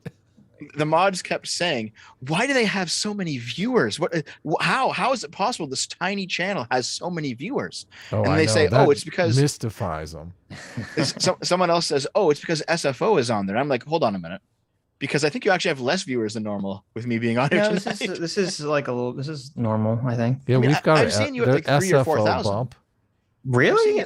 I've seen you at like 3,000 or 4,000 before. I don't think I've seen us at 3,000 or 4,000, but I appreciate the yeah. I think it might have been when you had like Sargon on at some point. Maybe it was the Sargon bump, you know. We generally get between 14 to 2,000. Yeah. Okay. I mean, I get like between 500 and 1,000 on my weekly Sunday show, which is like a morning show. It's just me by myself, kind of dicking around. I've gotten up to I think 5,000 for special events, like debates or like big election nights, or it can get pretty high sometimes. But I think 1,000 is like the average. Yeah. I like to think that your presence here gave us the short Fat Otaku, the D Rider boost, if you will. We got maybe the D Rider bump, if you know what I mean. The D bump. The D bulge. The D bulge. There you go. We got the D bulge going on. So thank you. The infamous alternative influence, broadcasting the reactionary right on YouTube, detailing how I didn't like this one either. This one didn't really like. I feel like the alt-right pipeline agreement number 2 official is pointless to try to demonstrate with like an algorithm. It's not an algorithm thing. It's a culture thing. You can't measure culture with data. You can't measure, was the right more culturally dominant online in 2014 and 2016 compared to 2020? And he also beats me to this point a little bit later, because I mentioned this a little bit later, that if there is a pipeline, it can't be through algorithms. So yeah, but that's not what he's saying. What he's saying is far stupider. He's saying that a person could not figure out what directional slant or what content exists more on the internet or in certain spheres, which seems to be categorically incorrect. Of course you can figure that out. What does he mean you can't figure that out? Maybe he's like, I'm going to be super charitable. Maybe he's only saying you can't figure that out via trying to create an automatic algorithm to figure that out, which maybe that is the case currently. But I mean, that's not really what, like Rebecca Lewis's big problem, if I remember which study that was the one where she played 6 degrees of separation, basically, where anyone that ever talked to a far right person would get touched into a chain. So it'd be like, Richard Spencer was interviewed by Roaming Millennial, and Roaming Millennial talked to Sargon, and Sargon talked to Joe Rogan, and therefore vis-a-vis Joe Rogan leads you to Richard Spencer. Like, that was the problem with the Rebecca Lewis report. Right. Oh, it also featured prominently my Gamergate video, so I appreciate that. Thank you, Rebecca. Like, that's not really a thing you can measure. Not really. Like, you can look at the data on YouTube videos, but YouTube videos don't demonstrate it. Votes, I guess, can kind of demonstrate it if we're looking at the elections, but even that isn't representative of everybody who can't vote or everybody who's under. Wait, let me go back. I feel like the alt-right pipeline as it exists is pointless to try to demonstrate with like an algorithm. It's not an algorithm thing. It's a culture thing. You can't measure culture with data. You can't measure culture with data. I feel like you'd have a big issue with this, Adam. Yeah, of course. Yeah. That kind of Jonathan Haidt's higher thing. Yeah, that's the whole field of sociology too. I mean, he's sitting on his own team as well. What are you talking about? Can't measure, was the right more culturally dominant online in 2014 and 2016 compared to 2020? Like, that's not really a thing you can measure. Not really. Like, you can look at the data on. You can see like I don't know, posting patterns or videos uploaded. Like, there's ways you could do this. You can kind of ballpark it. Well, yeah. I mean, if he only means algorithmically, maybe. But he seems like he's making a broader claim. I mean, it would be a lot of work, but you could compile all the right-wing esque channels and the left-wing esque channels, see who gets more views and more traffic on YouTube. I mean, that's what right, and that's what that other report was trying to do. The only problem is, and this is the problem with anyone that tries to study this stuff, is that they always inevitably categorize the channels incorrectly because there's so many different channels, and everyone gets very pissy about where they're located. So, including ourselves. We had that big, with Mark Ledvich, where we were trying to getting him to. We're like, no, make us not right wingers. YouTube videos, but YouTube videos don't demonstrate it. Votes, I guess, can kind of demonstrate it if we're looking at the elections, but even that isn't representative of everybody who can't vote or everybody who's underage, right? Like, there's so much to is. I think that's also a terrible argument because, like, yeah, it's true. Not everyone votes, obviously, but I think voting patterns are generally a pretty good indication of the direction of culture in the country or the cultural shifts of the country. I think it's supposed to be the ultimate poll, even if people don't participate in it, of that very thing. But they're an alt-right pipeline that's radicalizing a certain demographic or demographics of people more to the right. Does that exist? And is it a cultural thing? Is something I don't know that a study even like this. There you go. Shoe on head in the chat knows what's up. Okay. She misses the entire thing that Xander doesn't know. The only thing studies like this will be used for, or were supposed to be used for, is censorship. True. That's the entire point of these studies. That's the entire point of even the concept of the alt-right pipeline, is to censor people, period.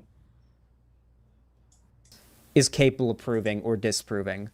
The only thing studies like this will be used for, or were supposed to be used for, is censorship. Yeah, all that this really does is show, like, lines of association among viewership between creators, which I guess serves some purpose, but isn't very useful because, like, how many of you guys do you think, like, without me telling you to, or even if I tell you not to, are going to go look at Short Fat Otaku's video to leave a dislike? Now, a study like this is going to show a line between me and Short Fat Otaku. Does that mean that... I want everyone to go to Short Fat Otaku's channel. Leave a big fat dislike on his pipeline video, okay?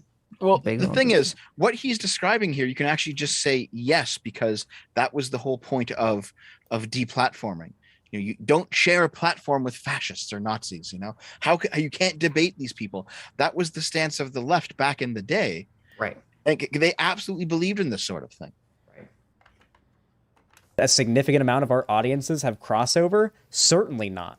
But that's how it would show up in the data, because this sort of thing can't account for nuances like that.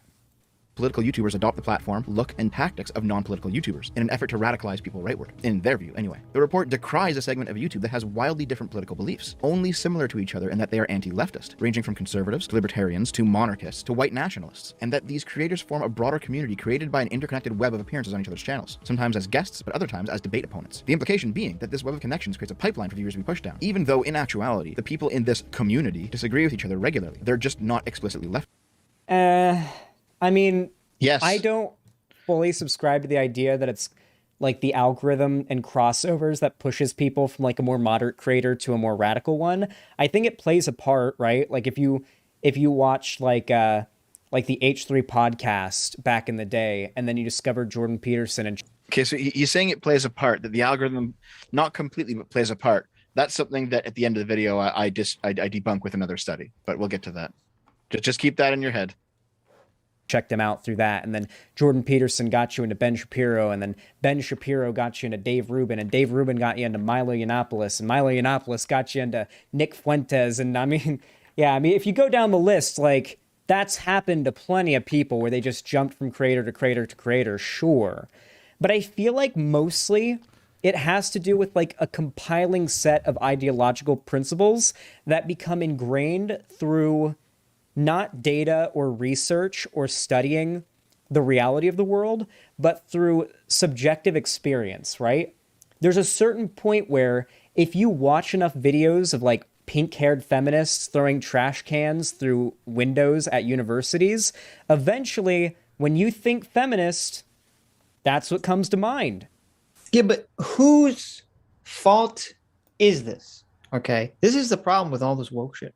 When all this stuff was going on, it was we weren't seeing. There was no one who was coming out like I'm a big. Well, maybe not no one, but there wasn't people coming out saying I'm a big liberal or I'm a big socialist and I'm against wokeness. It wasn't. That wasn't a force that was happening. So of course, that field is going to end up becoming dominated by people on the right if they're the only ones criticizing these actions.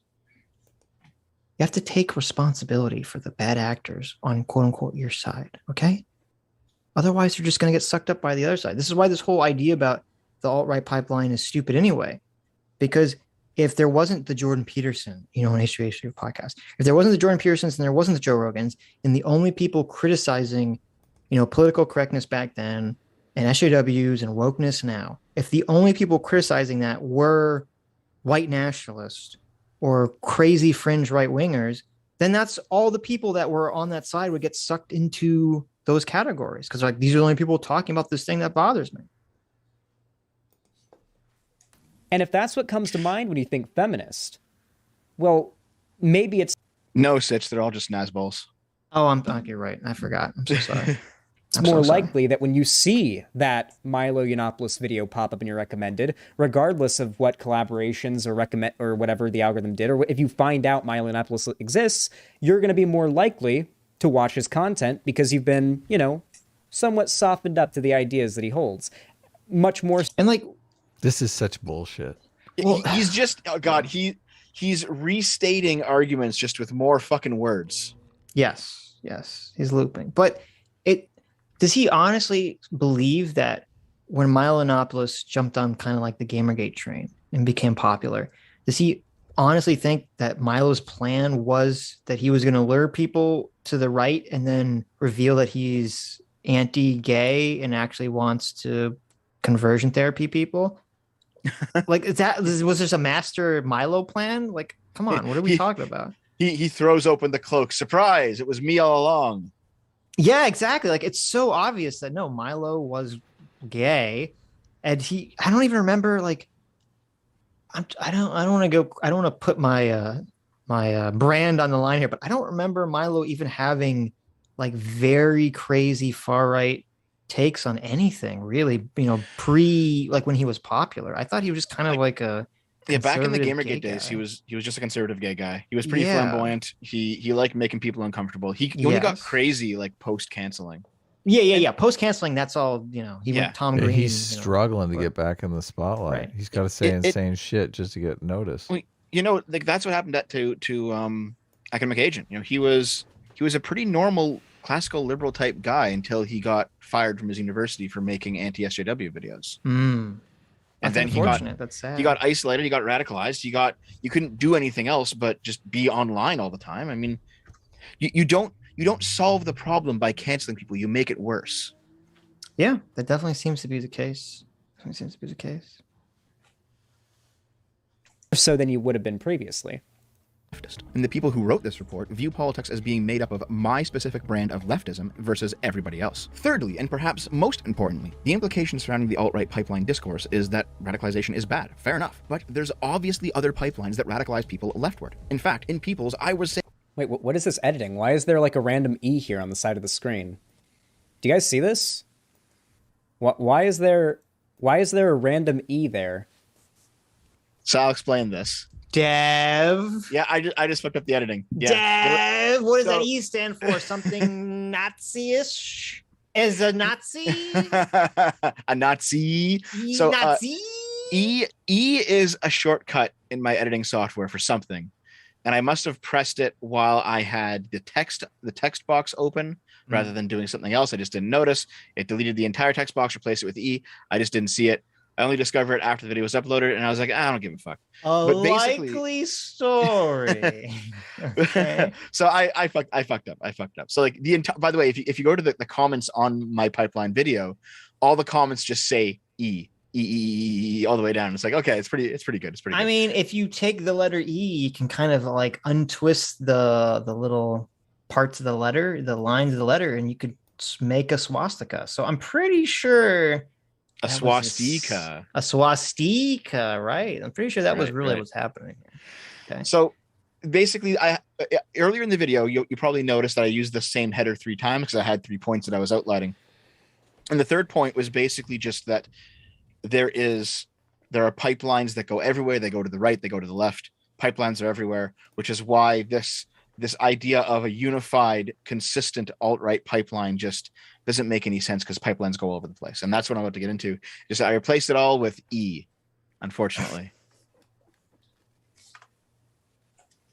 So far, the first alt-right pipeline together I can find is from 2017 Daily Beast article. So I don't know if there's one before that, but when 2017? August 23rd. Okay, so that'll be like 6 months into Trump's presidency. And it's only in the title. The word pipeline does not actually appear in the article at all. What's the title? It's the insidious libertarian to alt-right pipeline. Well, the funny thing is, like, that actually exists at this point. We now know. Yes, we didn't back then, but now we know. It's just that there's pipelines everywhere, so it's like whatever. There's always pipelines in all directions going every which way. Yes. Yep. CT's trying to get Say from the alt-right. CT's trying to get Xanderhal to come on. If he wants to talk later, listen. If he wants to talk later, that's fine. I mean, I think it would be more fair for him to not be nice. ambushed. But, yeah. I told him it would be nice. I promise. I told her to tell him that we'll watch the Bunty King Tuck video together. There you go. Okay, that's fair. We'll watch the Bunty Tuck video. Making friends. We're building bridges here. Okay. I peeked into his chat and he was saying he had like other stuff to do. Maybe he'll come on later. But I mean, I only have like another little bit. Like, let's see. It's 9:40 p.m. I probably can't go past midnight. So well, how are you going to get to the end of the video then? Let's go. Let's roll. We guys. always watch to the end of the video. You've been pausing a lot though. So I mean, all right, I won't pause anymore. Abdi Muhammad is trying to start Twitter beef between us and Sean. I know. Look at this. With Sean, actual Justice Warrior. Oh, I think meant like Sean and Jen. Sean. No, fuck Sean and Jen. I don't give. I can't listen to what he clipped out, but because obviously it would be in the. It was show. you calling Sean far right. Yeah. Oh, he's just clipping that. Yes. So it'll be something like Sean is a pedophile. Like all just weird clips put together that don't make any sense. Sean is probably the furthest right is Sargon the furthest right that's been on our show? I guess I shouldn't say far right because people think of far right as ethno-nationalist, which I think of that as like extreme right, like outside of the Overton window right. But I mean, Sean is pretty right wing, right? Is he the furthest right of anyone that we have on the show? Or? I think I would assume Sargon's further right than Sean is. I mean, I guess if Aiden is a monarchist, then technically she wins that definitionally. Aiden's pretty far right. Right. I guess being a monarchist. It's a miscommunication over the term far right, and it's bad. I shouldn't do that. Like, I do not believe Sean has like a racist bone in his body. I don't think he has any of. And normally on the left, when they talk about far right, they mean racist. So okay, let's throw down some definitions here. Okay. Yeah. Okay. This is the way I conceptualize it. I conceptualize that if someone's on the left or someone's on the right, they're still working within the framework of Western liberal democracy. They still believe in liberalism and they still believe in having democracy. And when I say far left and far right, I mean people that don't believe in democracy, so you're talking or don't believe in the frame of liberalism. So you're talking about authoritarianism, and not necessarily authoritarian. Like there are anarchists who don't believe in democracy, but you're right. I guess that's not authoritarian. Right. So that's what I mean when I say far left and far right. What it'll be is a lot of people on the far left, they believe in direct democracy, not parliamentary democracy. Right, but they're also requires parliamentary democracy. Right, but that's what I'm saying. It's not just whether you like whether you believe in democracy. It's whether you believe in democracy and liberalism. And the far left doesn't believe in liberalism. Right. Bra Moment says AJW next debate. You think I want to debate actual Justice War? I don't want to get murdered. Jesus. That guy, Is he a solid debater? You've never oh yeah, Sean's he's great. Incredible. He's a great debater. I do not know much about him. Oh, you should. He's great. Yeah. You should watch his videos. They're very good. Yeah. I've seen some stuff with him in Destiny, but I don't know. I don't know much about him. Yeah. Yeah, no. Sean Big knows, Sean fan. Sean And knows I am- everything. Yeah, he's got. I all am the slowly facts. becoming a Destiny simp. So To look at this guy. Don't simp. Just, I mean, you can. You can like someone not being a simp. admire a creator. fair enough, without fair. being a Right. simp. Right. fine. I am a Destiny admirer. Mm-hmm. Well, that sounds a little gay. I think. Oh, Aiden's in the chat. Okay. Hey, Aiden. Hey, Aiden. Invite me. Hold on. Let's not invite Aiden until after we've got through the video because we're can't, taking forever. yeah. That's That's roll. true. Let's roll. That's true. Sorry, Aiden, but we gotta go. I was gonna say, does no BS count as being far right, or is he just like an idiot? I can't tell. See, It's hard to figure that one out. yeah. But Pipeline stories, they almost always E. describe the exact same E. alt-left pipeline. People start off watching iDubbbz or Chris Ray Gunn. They end up watching Shoe on Head or ContraPoints. Look, and his then chat's eventually doing the E thing He's in the too. chat. get to Vosh or the Serfs. There absolutely is a pipeline leading from milquetoast progressive to tanky in denial. Yes, I know Vosh calls himself a Wait. I'm sorry. The fact that these people refuse to debate Vosh but mention him constantly might be the most That's not me, buddy. hilarious thing in the world. Who are They you live talking in about? constant fear of that man. that's not even Sargon. Holy apparently. shit. Just hilarious. Like they really do. Short Fat Otaku, he's not a mean guy. He's a nice guy. I'm friends with him. He's nice. I don't believe we that hung for a out, second, we by the talk way. a little bit. We play video games together sometimes. He's a nice dude. I orbit around him often. Yeah, exactly. Exactly. I'm a I'm simp. telling you. I'm a contractually full-time obligated to orbiter. say nice things about him. I farm clout off of him. I'm a clout farmer. Dude, he's not gonna bite. It's okay. You don't need I have debated Vosh, by the way. to be so afraid of him. It's all Good right. job. I kind of like how this like I know you're so jealous of that. I got Vosh to admit. hmm I'm telling the same story over and over. I again. know. Never mind. image he I has of haven't himself heard here it. on Go the ahead. screen. What's that? I haven't heard the story. Go ahead. I got Vosh. Vosh believes that jealousy is a social construct. That the jealousy you feel, or the inclination to revenge over someone killing a loved one, is he believes that's a social construct. Is that fucking insane or what? That sounds pretty insane. Why? What? He thinks everything is a social construct implanted by the elites. Talk about conspiracy theory. Yeah. Did you? This is very reminiscent. We covered this. Did you see he had a video on why monogamy is not natural and that everyone should be in Yes. open relationships? Yep, Yeah. I He saw basically that. makes the same argument that I don't think he Yes. explicitly says it, but he basically implies that jealousy you'd feel over not wanting to share your wife or girlfriend with another man is entirely like a social construct, which is fucking insane. But Oh god. I don't. I mean, even if it's true, I don't think it matters. But I don't think it's true. it literally couldn't be true.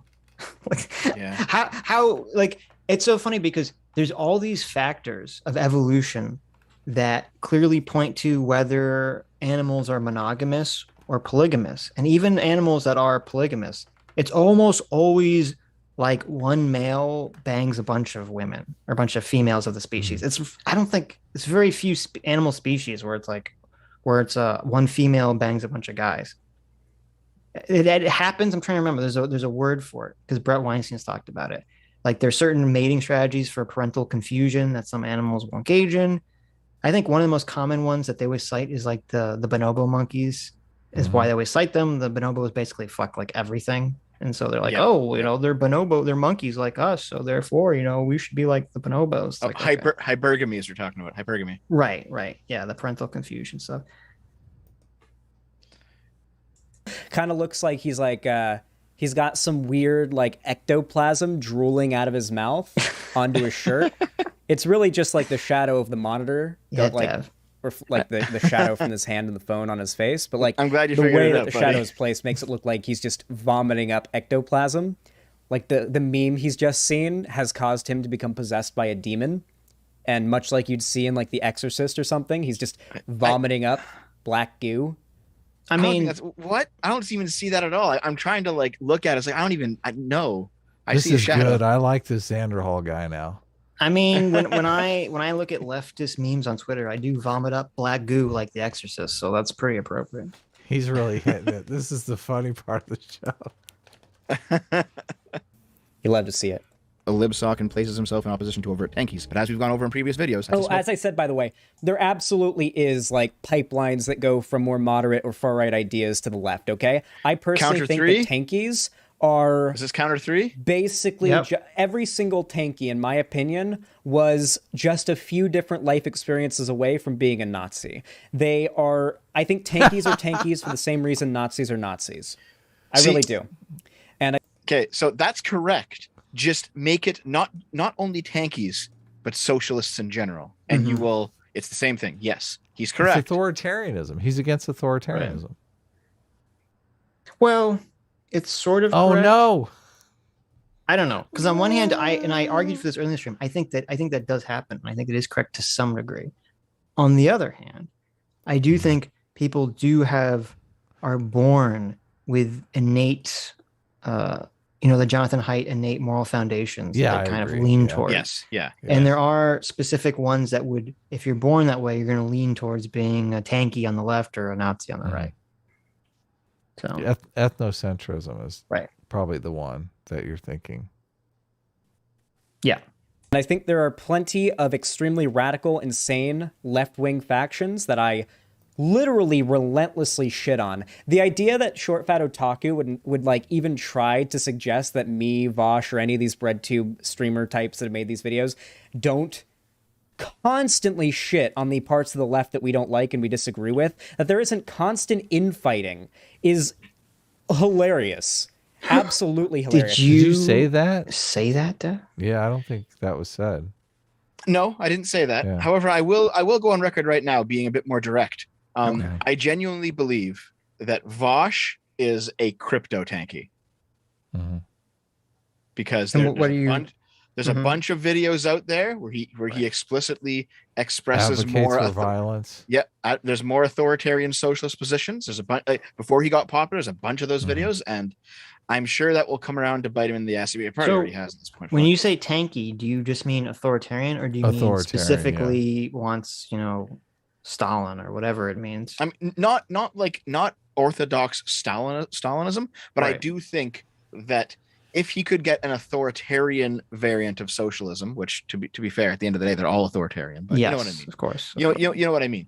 I think if given the opportunity to remain a libertarian socialist in a liberal environment, or wave the magic wand and get authoritarian socialism, he would take the authoritarian option.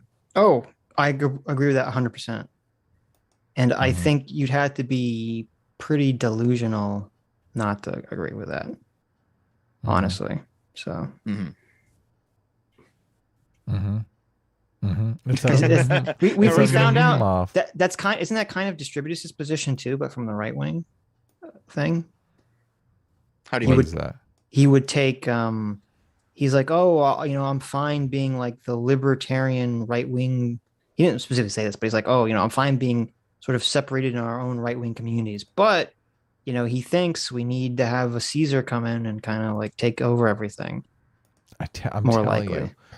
I'm telling you, these people who have these really fringe political beliefs that would never in a million years come to fruition through democracy. They want the strong leader that's going to come in and subjugate everyone. Right. It's like, there's no way that their beliefs can play out democratically because they're fucking insane. Oh yeah. For those of you who don't know, so after our long conversation with Distributus the other day, so I finally got an answer to the question from our debate, which was that, yes, he thinks he's in favor of, or thinks we need to have a authoritarian Caesar dictator type person take over the country to fix, quote unquote, fix things. So we finally got an answer to the question, guys. Damn. Yeah. I fix things. How much? Yeah. Right. Yeah. What does fix things means? It's really a whole nother 2-hour yeah. conversation of what the fuck do you mean, by that, but Do you want to bet that he is later in the video going to try to bring up the idea that the left does constant infighting as an argument against the left, even though it debunks the argument he's making now? Right-wingers love destroying their own arguments that they made earlier in a video later on. It's their favorite thing. First of all, I don't say that later in the video. I don't say that later in the video. And also, he's literally doing this entire video. He's destroying his own arguments constantly. Right. Yeah. All right. Leftists with this obvious double standard, you'd get one of two replies. The first is just blanket denial. The second is far more interesting, that radicalization leftward is good and radicalization rightward is bad. Again, if you look at any lefty Twitter spaces, you'll see he just says, he's just like, true. Now, he's a partisan, so we expect that of him. But the point is that I'm saying this is bad. I'm saying it's bad, and also that you can't whine when your political opponents do it because you have now set these rules. And that unless the rule of the game is literally I win, rule 1 I win, rule 2 you lose, you can do that, but like that's just going to lead to fucking bloodshed, which maybe these people want. Who knows?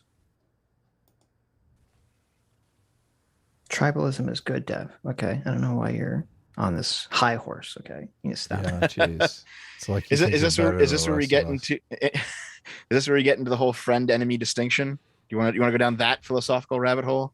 Are you my frenemy, Dev? Okay. You gonna put on a Catwoman suit and we're gonna chase each other on rooftops amid sexual tension? Okay, well, we're enemies now. I'm bringing up the fair enough. I'm bringing up the Bunty King cuck. Nobody draw a picture of Dev in a Catwoman suit. Let's keep going. Let's keep going, guys. Nobody do that. See people talking casually. Not always, but usually. About how pulling others leftward is a victory. They're not interested in you as individuals, but only as fertile ground to colonize for their ideology.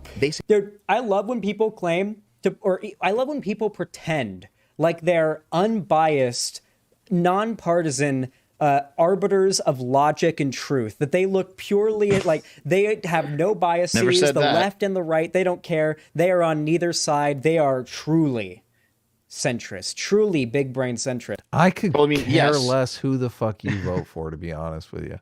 I have faith in the process of democracy. I don't want to micromanage my voter block. That's so offensive to me. Yes.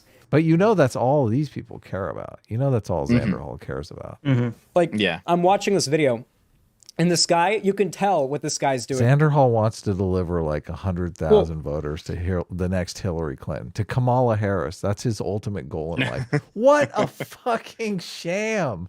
Can you imagine?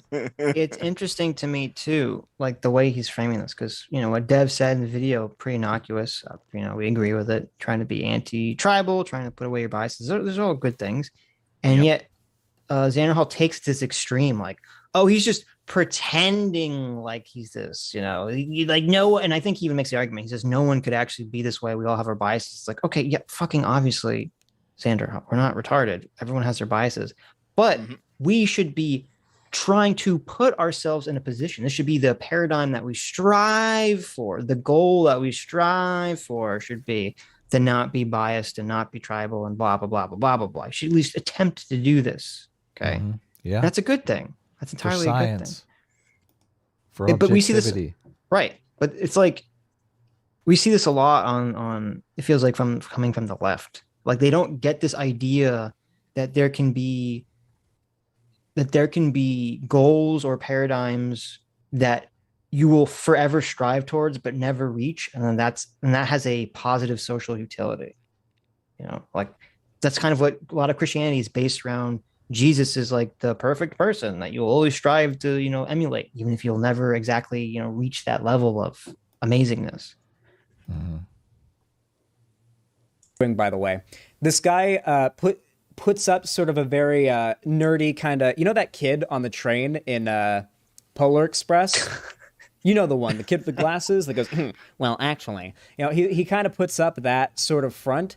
And so if he had a normal douchey, like arms crossed rant sona, he would look really douchey and lacking in self-awareness. So to prevent that very obvious and immediate criticism, he covers for it by presenting himself as short fat otaku and sort of presenting himself in this particular way. It's almost as a way for him to shield the very natural insults about the way that he presents his videos and his voice. And okay, so hold on. First of all, I just want to point out real quick. The reason I'm called Short Fat Otaku is because the channel was started in 2009 when I was younger, and me and my friends we were fucking around with a camera making anime videos, and the name just stuck. It has nothing to do with. Were you short and fat at the time? Yes. There you go. You know, we were just like Dumbos running around our small town with a little camera, just having fun. You know what I mean? Right. Like this idea that it's all been pre-calculated and planned, and I'm using it to guard against criticism by showing myself to be the fat guy that I am. It's like, what the fuck? Yeah. So much projection here. It's true, and this is, I don't know, like it does seem somewhat telling to me that like if someone is always accusing someone of operating within bad faith, and that's like their instant reaction, it makes me think that that's how they see the world. Because I would never in a million years come to this conclusion, like, oh, obviously Dev is creating this entire persona from the beginning because he knows if he didn't that people would mock him. It's just such a weird way of looking at, you know, humans and their interactions and the way they present themselves. I don't know. What I do purposefully is I try to present myself as kind of a characterized version of myself, because I'm not this fat in the video. Like, I'm not that fat. Yeah, I would hope not. I'm a fat guy. I'm a strong guy. You gotta work on that. Look at Sargon. He's lost all this weight. Okay. I've done some like weight training, so I'm like strong fat at this point. You know, like I'm basically built like a brick shit house. I'm short. Go on I'm the stubby. keto. I've got like a big layer of blubber, but I also got a whole bunch of muscle too. It's great. You can't even knock me over. I kind of enjoy it. Why don't you go on keto, Dev? I'm concerned for your health. Because I love rice way too much. It's just so good, man. Rice is delicious. Listen, you hit the gym for like a solid hour, then you go eat sushi. It's amazing. That's true. That's a good point. Man. Okay, go. But anyway, I guess my point is like I like to present kind of an everyman aesthetic. Mm-hmm. Like I said at the start of the stream, I don't make videos for everyone. I make them for my fans. And if you're not my fans, I don't care if you don't watch me. Whatever. This is for my little crowd. You know, I never wanted getting a larger channel, because I'm like medium size. I never wanted to get, as the channel grew, I never wanted to like become estranged from my viewers. I always wanted to be like, okay, well, you know, we're basically the same. I'm a schlubby kind of guy. You're a schlubby kind of guy. Let's hang out and talk about some ideas, you know, talk about schlubby ideas. Yeah. So I always wanted it to be like, we are not necessarily working class, but kind of that aesthetic. You know, we're average people talking about average things. That's what I wanted my channel to look like and feel like, and that's why I have this aesthetic for the channel. Well, and it's super weird. Maybe this is an maybe this is self-report. Okay, chat will let me know. Okay. Though chat will say it is regardless, because chat is evil. But maybe this is an indication of my own nerdiness.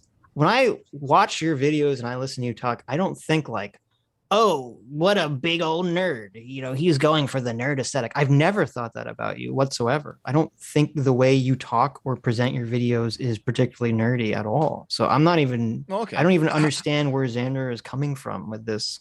How do I claim. sound then? You sound like a fucking normal person. I don't know. Oh, there we go. Yeah, exactly. That's what I don't know. I just like, I think Destiny sounds like 1,000 times nerdier than you do, just by the nature of his vocal quality, or someone like Ben Shapiro, who has kind of a much higher nasal quality than he's you way do. nerdy. Yeah. To be fair though, like I have my nerd cred, you know, I spent school. I skipped my prom to play Tales of Symphonia on the GameCube. I have my nerd cred. Okay, I take it back. You're a huge fucking nerd. Oh my God. I take it all back. Xander was right. You're a big old nerd, but I didn't see it when he goes on this whole rant about you intentionally trying to be a nerd to circumvent the fact that people are going to call you a nerd. I don't know. Maybe you just because your name is Otaku, I guess. But yeah, maybe. I mean, I like anime, so yeah. But anime is so mainstream nowadays. It's like when we were kids, you were a big fucking nerd if you liked anime, but no longer, no more. Yeah, I mean, pretty much. To be fair, in 2009, it wasn't mainstream, so I think that's what we were just appealing on. You know? Well, you're younger than I am, I guess. So I brought up the nerdy kid from Polar Express just for a visual. There you go. That's you, Dev. Oh shit, is it? I've never seen Polar Express, so I can't comment. Yeah. But I don't even wear glasses. Obviously, it's one of Xanderhal's favorite movies, which is. I mean, Xanderhal looks more like that kid than Dev does, so I don't know. Actually, yeah, he does. Little... Just add glasses and you got it. Yeah, I don't know. Aiden, if we invite you, we'll never finish this video. Yeah, we're having trouble already. Okay. We are having trouble already. Yeah. Okay, let's put it on 2x speed. We can't do that. Then you'll be on 4x speed. Yeah. How he kind of sounds like the kind of dude that I'd shove into a locker that will naturally arrive in his comment section. I like how he got ahead of it right there. Okay, so this is so bizarre. He's like he virtue signals, or I guess brags his audience how he would bully you in high school. Okay, you're the kind of person he would shove into a locker.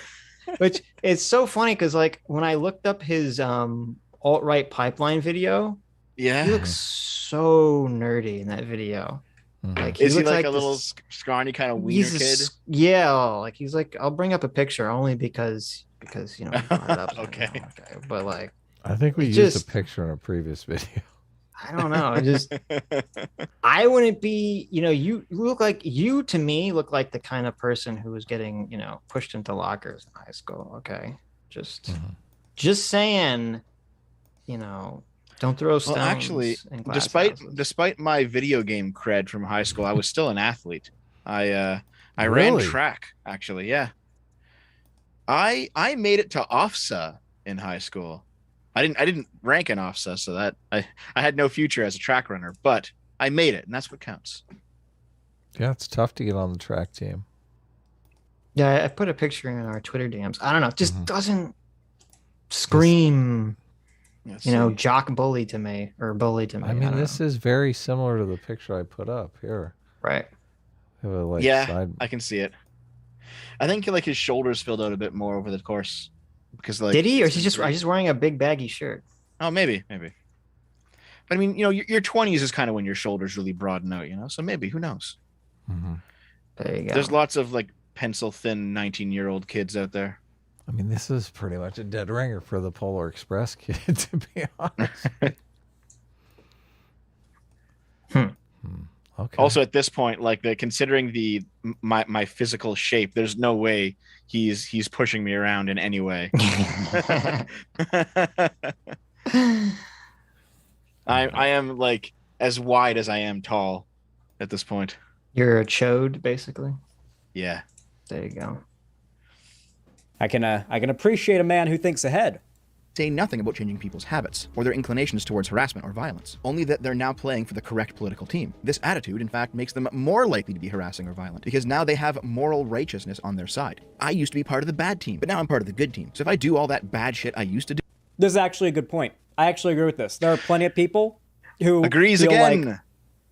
Like literally like their enemies are ontologically evil, and so no violence they do upon their political enemies is, you know, unjustifiable because they disagree with blank. Like that shit is insane and does happen. So he's butchering a meme here. He's butchering a meme, but we get it. It's the Bateman meme. Yeah. If you guys have seen that. I've heard tell of it. The Patrick Bateman ontologically evil meme? Hold on. Let's not pretend like it's as common as this motherfucker's trying to make it seem. But while waving the good flag and towards people waving the bad flag, and it's good. How very Marcusian of you. This is why a common leftist mantra is... Short Fat Otaku is very weird to me, very weird and parasocial, but so far this video hasn't been terrible. Yeah, it just seems... Oh, that's why you didn't like Shu. So that Shu said that. Shu said that. Okay. But she looked in typical Shu fashion. She says you're weird, but this video's good. Yeah. So hold on. In the Twitter group, I posted the meme, and it's Keffels posting it with Vosh liking it. But it's the thing is, leftist politics inherently leads toward this sort of thing, because if you're a consequentialist, then you can actually define your enemies as ontologically evil, and there is no act against them which is wrong, because that's how you get to the just one more purge and we'll reach paradise kind of mentality that comes out of socialism. Right. Yeah. So that's why I referenced that meme. Yeah. But hey, at least your video isn't terrible. At least. Okay, so do you want me to do the TLDR and the shoe thing? Why is she calling you parasocial? Is that a reference to something? Yeah, so here's the situation. Okay, I'm going to leave out all the. Why are you? Oh wait, no, I do know why. I do, because we were part of this. I forgot about this entirely. Only kinda. You kept trying to push Sue to say that she was gone further left than she was publicly stating or something, right? Not on your show, but on Twitter. Well, I remember you sending us messages, or you were in the chat or something. I could have swore you were in the chat live. Push show. When you had her on your show, I was behaving in your chat, but I said it on Twitter. Yeah. Okay. Misbehaving in our chat. Yeah. Let's get it correctly here. No. Okay. Here's the TLDR. Okay. So, without revealing anyone's secrets, because there are secrets involved, and I'm not going to reveal secrets. I don't. Even if I'm no longer associating with somebody, I still don't like revealing DMs. If a secret slips out, it is acceptable. No, it is not. As long as it's on our show and we're not the ones slipping it out, it's acceptable. Okay. The TLDR is during the Gamergate era, there was a Skype group, and it was Sargon, Shu. You guys had a Games Journal Armored group? Skeptic. Croton T was in there. Harmful Opinions. I think Mundane Matt, a few other guys, and me, and we were all kind of friends in there. And back in the old days, I had a few conversations with Shu that were. I think about 2 of them were pretty personal, but just about like IRL stuff that we're not going to talk about. But basically, I was like, okay, well, we feel kind of like friends at this point. And I was friends with Sargon, and I was friends with other people in there. I left the internet for a while. I lost touch with everyone. I came back. I started talking to Sargon again. I got talking to you guys. I got talking to a bunch of other people. Eventually, this was maybe 3 years ago, I started talking to Shu again. Those conversations were a bit strange, but he's still friendly, but a little bit strange. And then it came out later that there was a bunch of DMs that got leaked that she had been basically shit talking me behind my back. And so I decided to go on Twitter and shit talk her to her face. Oh no. And that was the TLDR of that. Sure. And the thing is, this happened the last time Dev. Wait, what? I mean, yes, I should talk. What was she saying? What was the? I mean, I blame. I'm not going to go into it again. We're gonna skip over this. I want to know the juicy gossip, the drama, the cheese maze. Sitch, Sitch, are people not allowed to? I mean, I think talking shit to someone's face or talking shit behind someone's back is like, seems like everyone does that. It depends. I don't do it. I'll tell you to your face what I think. Listen, I don't like to do it either, but I know that a lot of people do. People do it with me, and I feel uncomfortable about it. I'm like, why are we talking shit about this person? So well, here's the situation. Basically, she was saying things privately, so I blew up at her publicly, and then eventually I was just like, unless it's Jangles, then we talk shit about Jangles all the time. Well, okay, wait, hold on. Behind his back, but there's 2 ways of talking shit behind someone's back. Right. Now, I'm not saying either of these are acceptable, but they are different. Okay. And the first way, which is the way that generally people take it in the most negative way, is that you're like, oh, I'm friendly with you, Dev. I like you.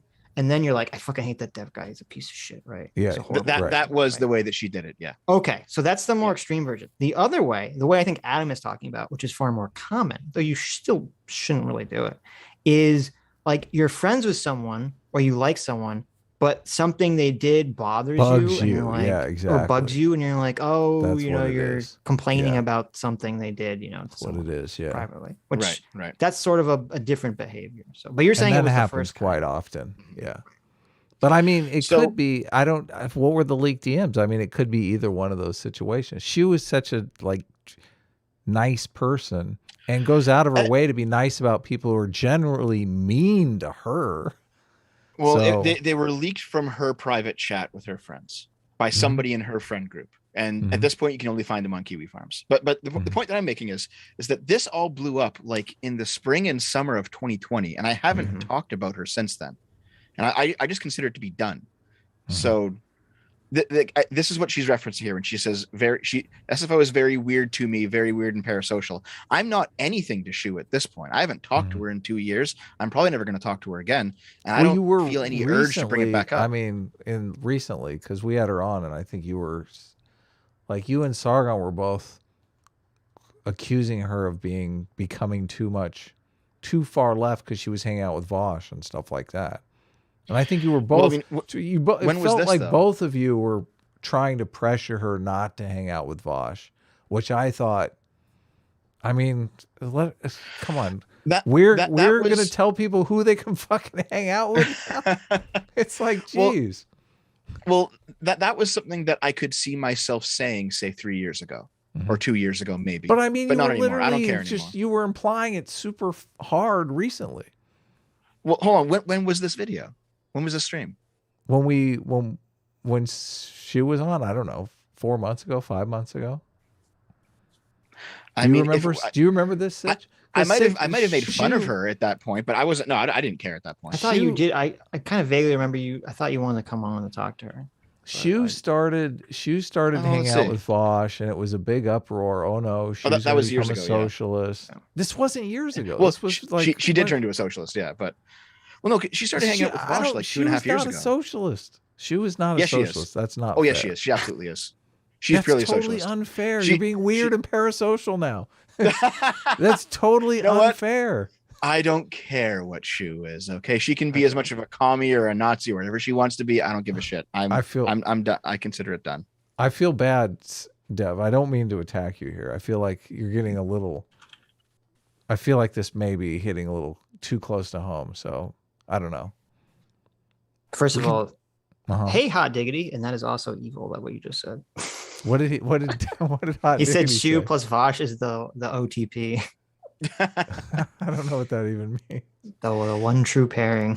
Well, I guess what it is like throughout 2020 and 2019, I had like a series of just old friends on YouTube who had turned on me. And Shu was probably. This is happening to me with 50% of the people I've met on YouTube. Okay, I know, but this is like hold on. At the time, it was a new experience for me, Adam. I'm used to it now. I cannot believe that you've been on YouTube far longer than me. So lost without you. but like what? You hurt me so bad. Okay. Look, my channel didn't start growing until YouTube, about 3 years ago. No one knew who I was, 2012 or whatever it was. I think, Adam, first of all, I think you're completely Dev was betrayed. Okay, he was stabbed in the back. He was shot in the back by the cowardice. I have to see the title of the movie. The cowardice she won head. First of all, you also don't know the situation with the leaked DMs from Shu. Shu could have been trying to please someone else who didn't like you. That's true. That's a good point. Yeah, who was just bending to... Okay. Like when Sitch comes in and he's like, I can't fucking stand Dev. Dev says all this stupid shit. I have to nod along and go, oh, is that how it is? I kind of like Dev, listen, but anyway. Every day, I'm like, this fucking short, fat motherfucker. Shu ended up doing... Shu ended up doing the dynamic. Just wait. She ended up doing a stream on the leak DMs, and she went over them in detail because only a small part of them were about me. Okay. She went over because everyone got fucked by these leak DMs. This is just. Hold on, did we get fucked? Holy shit! No, this was before you guys had. You had her on. I don't think Shu cares about us enough to talk shit about us to anyone. So that's fine. I totally agree. Just so I have the timeline right, like I looked at you had her on 7 months ago and 10 months ago. And at that point, I might have been trolling in the chat, but I didn't really care at that point. I was kind of over it, and I'm over it now. I don't care. Fair enough. I consider it to be just like done drama. I had a spat with Medicare 4 years ago, but I don't care about that anymore either. Things happen, people move on. It's okay. Yeah, but do they though? But do they? Yes. Okay. I guess I'm just used to it. I mean, listen, I'm gonna channel my inner Joe Rogan here. Okay, I'm gonna take whoever's side I'm currently talking to. So I'm gonna take Dev's side because he's here, and then if Shu comes on, sometime in the future, I'll take her side and say Dev's probably just some weirdo otaku who doesn't know how to like. I mean, I'm curious. I'm super curious. I'm super curious about the stream. So, but anyway, yeah, because this was if she at least just old lore. Okay. Yeah, this how is just how old many lore people got like how many people got thrown under the bus in the DMs? Just you said it was more than just you. I mean, it was enough that she felt like she had to do a stream to address it. Which, I mean, I would feel like shit too if I was talking shit behind people's back and they found out. But I mean, hold on a second. Whatever. Let's move on. I'm kind of tired of the shoe dev drama. Just wait. But... Naomi's here. She wants to say hi. Hi, guys. Hi, Naomi. So late. She's complaining that I'm staying up too late to do this now. Yep. Mm-hmm. Well, listen. Listen. Oh, I heard that. I heard that was not a good yep. That was a get off the fucking internet yep. I heard that. Are you going to be in trouble, though? I probably will be, but it's okay. I've been in trouble Dev, before. you better go. You better go. No, I've been in. Let's finish the video. See, this is why I didn't want to get into this. Come on, I want to watch the. I want to watch the cuck video. This is why I didn't want to get into the deep lore on. So the TLDR is it's an old. No, we don't need it. I consider it done. It's okay. The deep. Hold on. Good. The deep lore is the only reason we're having this fucking stream. We'll move on. We're moving on. We had to get to it. Yes.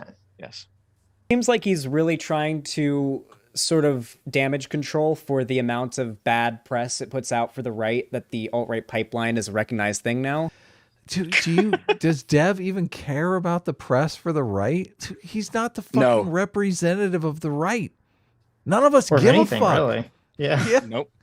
Nobody None cares. of us give a fuck about Ben Shapiro's reputation, okay? None of us care. No. This is such a misconception. Most centrists are kind of apathetic about which side wins. While also having a, pretty weirdly online, super parasocial connection to what people on the internet are saying about other people on the internet. That was completely meaningless.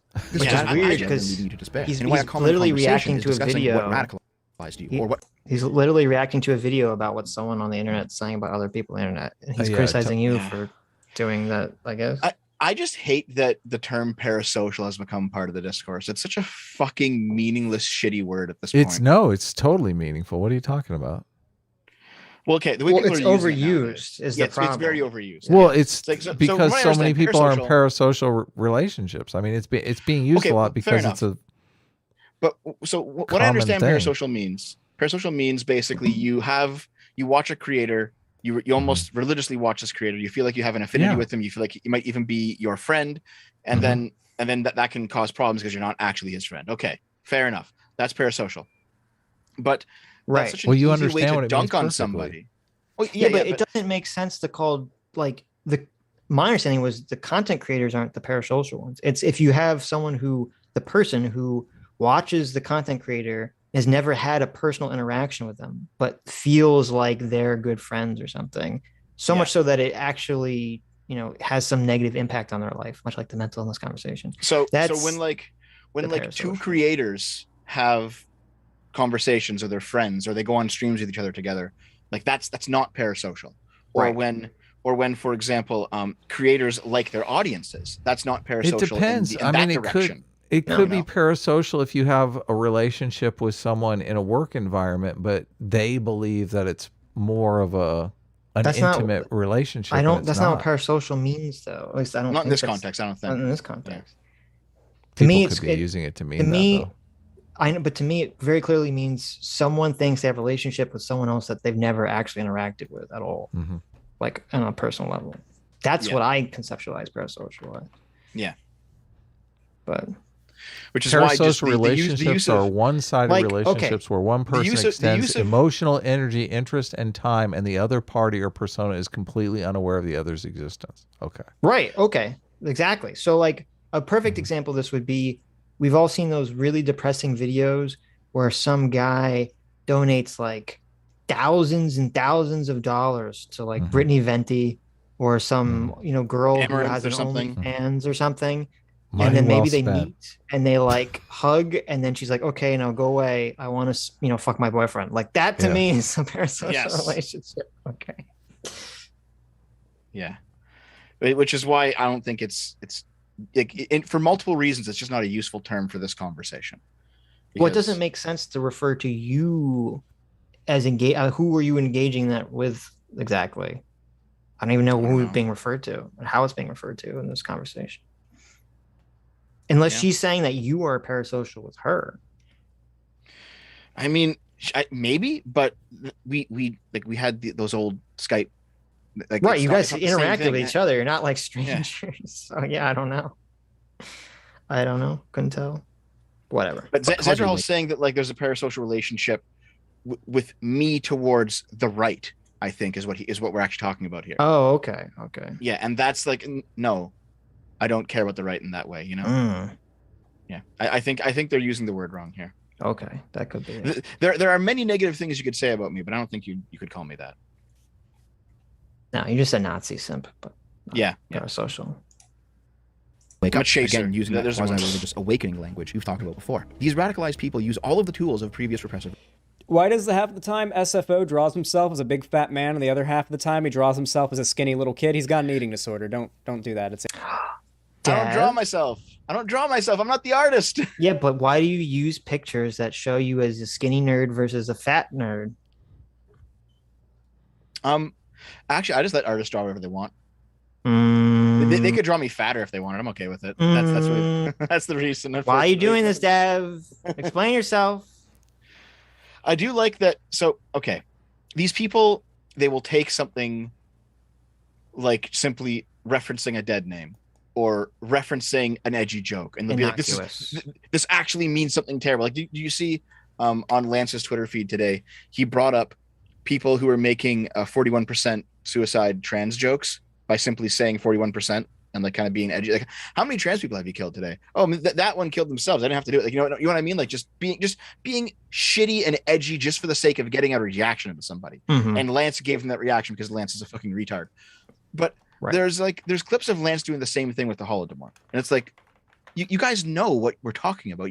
You're just saying the edgiest thing so that someone you don't like will have a bad reaction. Well, okay. Well, there's two things. First of all, I'm assuming what you're saying is that people draw pictures of your character. You like the pictures regardless of whether you're fat or skinny in the picture, and so you use the picture. Yes. Okay. That's the very innocuous, easy to understand. But Xander kind of thinks that you're this Machiavellian Italian elite mastermind, I guess, who is planning all sorts of devious things. Okay, but what Xanderhal says here. Xanderhal says here that, he has an eating disorder, just don't worry about it. That's the same kind of humor that these people would complain about, and Xanderhal has complained about in this video. Yeah, but you're white. Just saying, male. I mean, hold on. I'm not exactly white. Okay, I'm rape white. Baby. Don't get the color chart out. Get the color chart out. Well, I just want to say so there's a clip that we probably can't even watch on YouTube without getting in trouble. That the Surfs cut this clip of Elijah, I don't know his last name. Elijah Schaefer. Ooh, he's kind of crazy, which is fine. Yeah. But he's a very, very religious person. But there's the clip I thought was kind of funny. It's him and this other guy talking about how he lives in Texas now, and then they say like, oh, the joke is okay, and this is what Lance completely doesn't understand. The joke is that they're kind of saying like, oh, to live in Texas, the left thinks so badly of Texas that they think in order to live in Texas, you have to kill trans people. Like, oh, there's a quota of killing trans people in Texas. That was what they were joking.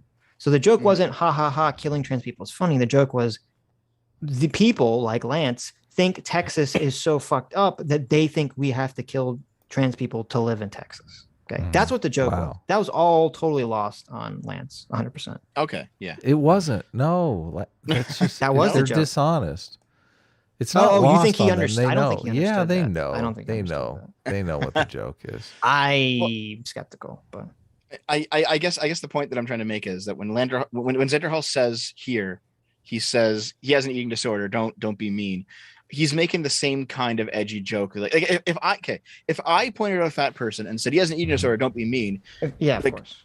Woke scolds would be like, oh my god, look how shitty he is. But he's doing it, so it's fine. You know, it's sure. It's literally just he's doing it, so it's fine. Right. The thing that the ontologically evil thing that I talked about earlier that he agreed with, he's now doing it. So here we are. All right, fair enough. I agree.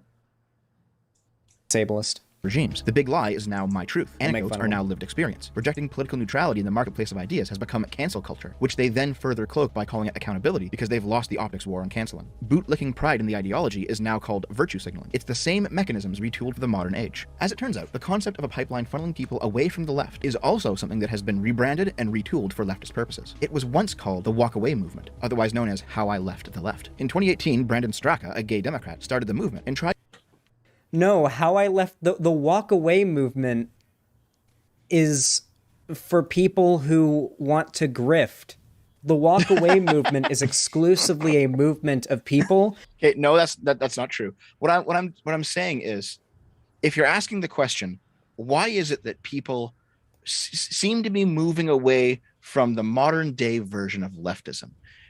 And if you ask that question, one answer might be there's a YouTube radicalization pipeline. And maybe that's true. But the answer that seems to be closer to reality is the idea of people feeling like they've been left behind by the left as the left radicalizes. That seems to explain what's going on more than a pipeline narrative. That's the point that I'm making here. Mm-hmm. Well, and the people he lists, like, I hate this. Everyone does. It's not just the left, but everyone does this. They call everyone a fucking grifter. Everyone's a grifter. Like, that's a term that's so overused that it's basically meaningless. Because what a grifter is supposed to mean is someone who doesn't actually have a philosophy and ideological core, and they're just literally just saying whatever it takes to get money. Okay, right. And he kind of calls Karlin Poroshenko a grifter, but then later retracts what he says, sort of, which is weird. Mm-hmm. He calls, I think, Dave Rubin and Candace Owens grifters. I don't think, for as dumb as I think Dave Rubin and Candace Owens' opinions are on many things, I don't think they're grifters. I think they're just people who had very strong emotional reactions to something on the left, that they did a whole 180 and kind of, fell into some other rabbit hole or something. Doesn't make you a grifter. Yeah, they call Sargon a grifter, but Sargon, he genuinely believes in like the philosophical ideas of being a conservative. So he's right. Definitionally, exactly. He's not a grifter. Right. He disagrees with you. See, to hold this idea together, you have to basically put yourself in their shoes. And let's say that Xanderhal actually believes that these people are grifters. What that must mean is that he believes that everyone believes in leftism, and when they act like they don't, they're only doing it for money. But so that must be so correct. It's like it's just stupid way of viewing things. That is the Kyle Klinsky position. That is constantly repeated. That you take these polls and everyone's really a sock them. Everyone's really a leftist. It's just the elites trick them into not doing it. I mean, I think a lot of them do think that. They think, with just enough education, if they just read enough, everyone would be a leftist. That's kind of the operating worldview they operate under. I think they use the term grifter for the same reason that they use the alt-right pipeline narrative. The alt-right pipeline is to make moderates responsible for the far right, the alt-right, the ethno-nationalists. They use the term grifter to put pressure on the audience, to basically call the audience dupes or stupid or dumb, right, to separate the person from their audience. So they're not necessarily the power of the term is what it does to the audience, not really what it does to the person. I don't think that's like a conscious thought. I don't think someone thinks I'm going to divide them between their audience by calling them a grifter. No, but I think that's why it's powerful. Yeah, maybe that could be. It's not. I feel like it's not powerful. Listen, do you want to give to the Patreon of a grifter? No, of course not. Right. Yeah. I understand that, but I don't think that it's so overused that any power it had is basically lost at this point. Yeah. Who want to make content for the right and have a hashtag to put their...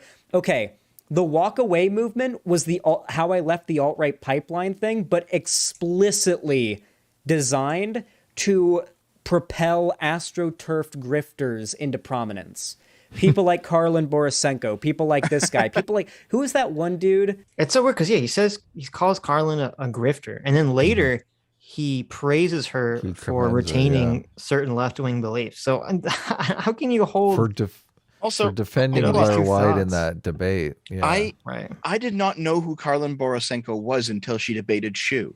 So like, how is this an astroturfed person? That's a good point. That's a great point.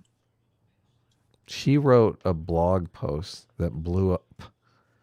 So, I mean, unless the left-wing people are the ones that control the algorithms, right? Why would they astroturf someone against them?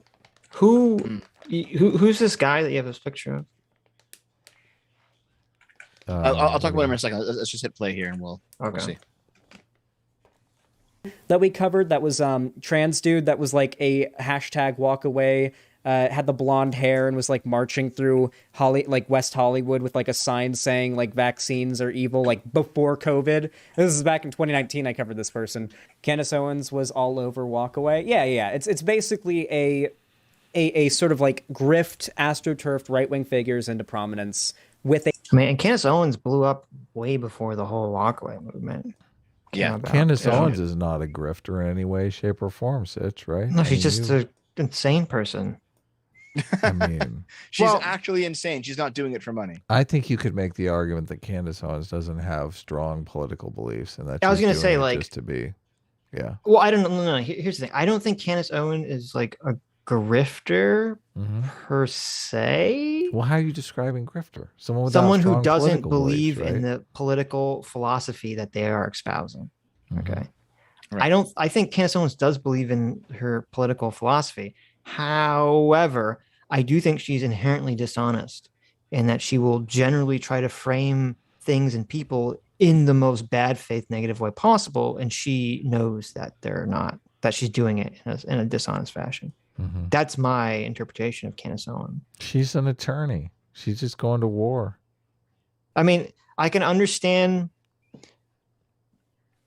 Out of everyone's called a grifter, I understand why she'd be called a grifter the most, because when she was a kid, she sued the school that she was going to because someone left her supposedly a racist voicemail, and that like a bunch of kids left her supposedly a racist voicemail, and one of the kids in the car was like the son of the mayor of the city or something, and their father is like some big time politician, and I'm pretty sure the NAACP like helped her finance her lawsuit against the school or the county or whoever the fuck she sued. So her early life is just nothing but wokeness. It's that, and then of course, obviously, she created she wanted to create the doxing website, which name escapes me right now, which would basically categorize and keep every time anyone bullied anyone, you could send it to this Candace Owens website, and it would keep a full documentation of the bullying that took place, and it'd forever be attached to. Oh, and they try to find your real name if it was a fake name that you're using. They try to attach it to your real name so that anyone could Google search or go to Candace Owens' website and search your name, and they could see all the horrible things you ever said to anyone. And then when that blew up in her face, because not only was she attacked by the right from this, but she was attacked by Zoe Quinn and the left, and I think the betrayal of that. Of getting attacked from the left was so much that it kind of broke her brain, and that's why she became the person she became today. But all right, it seemed. I mean, do you know any of her? Do you know the Candace Owens lore at all, Dave? Not entirely. Okay. I do know that people in the chat are saying that Aiden is constantly simping for Candace Owens. Oh, Aiden don't simp for Candace Owens. Her brain's broken. Okay, she's literally. But Sitch, is her body broken? I don't think she's hot, so so now she's like a mom now too. I think she's like, I don't know, 8.5 months pregnant. She's not a MILF. Okay, no, she's not. But Candace Owens literally is like the quintessential. The left was mean to me, so now I'm going to become like a rightoid essentially. But that's Karlin Borisenko's storyline too.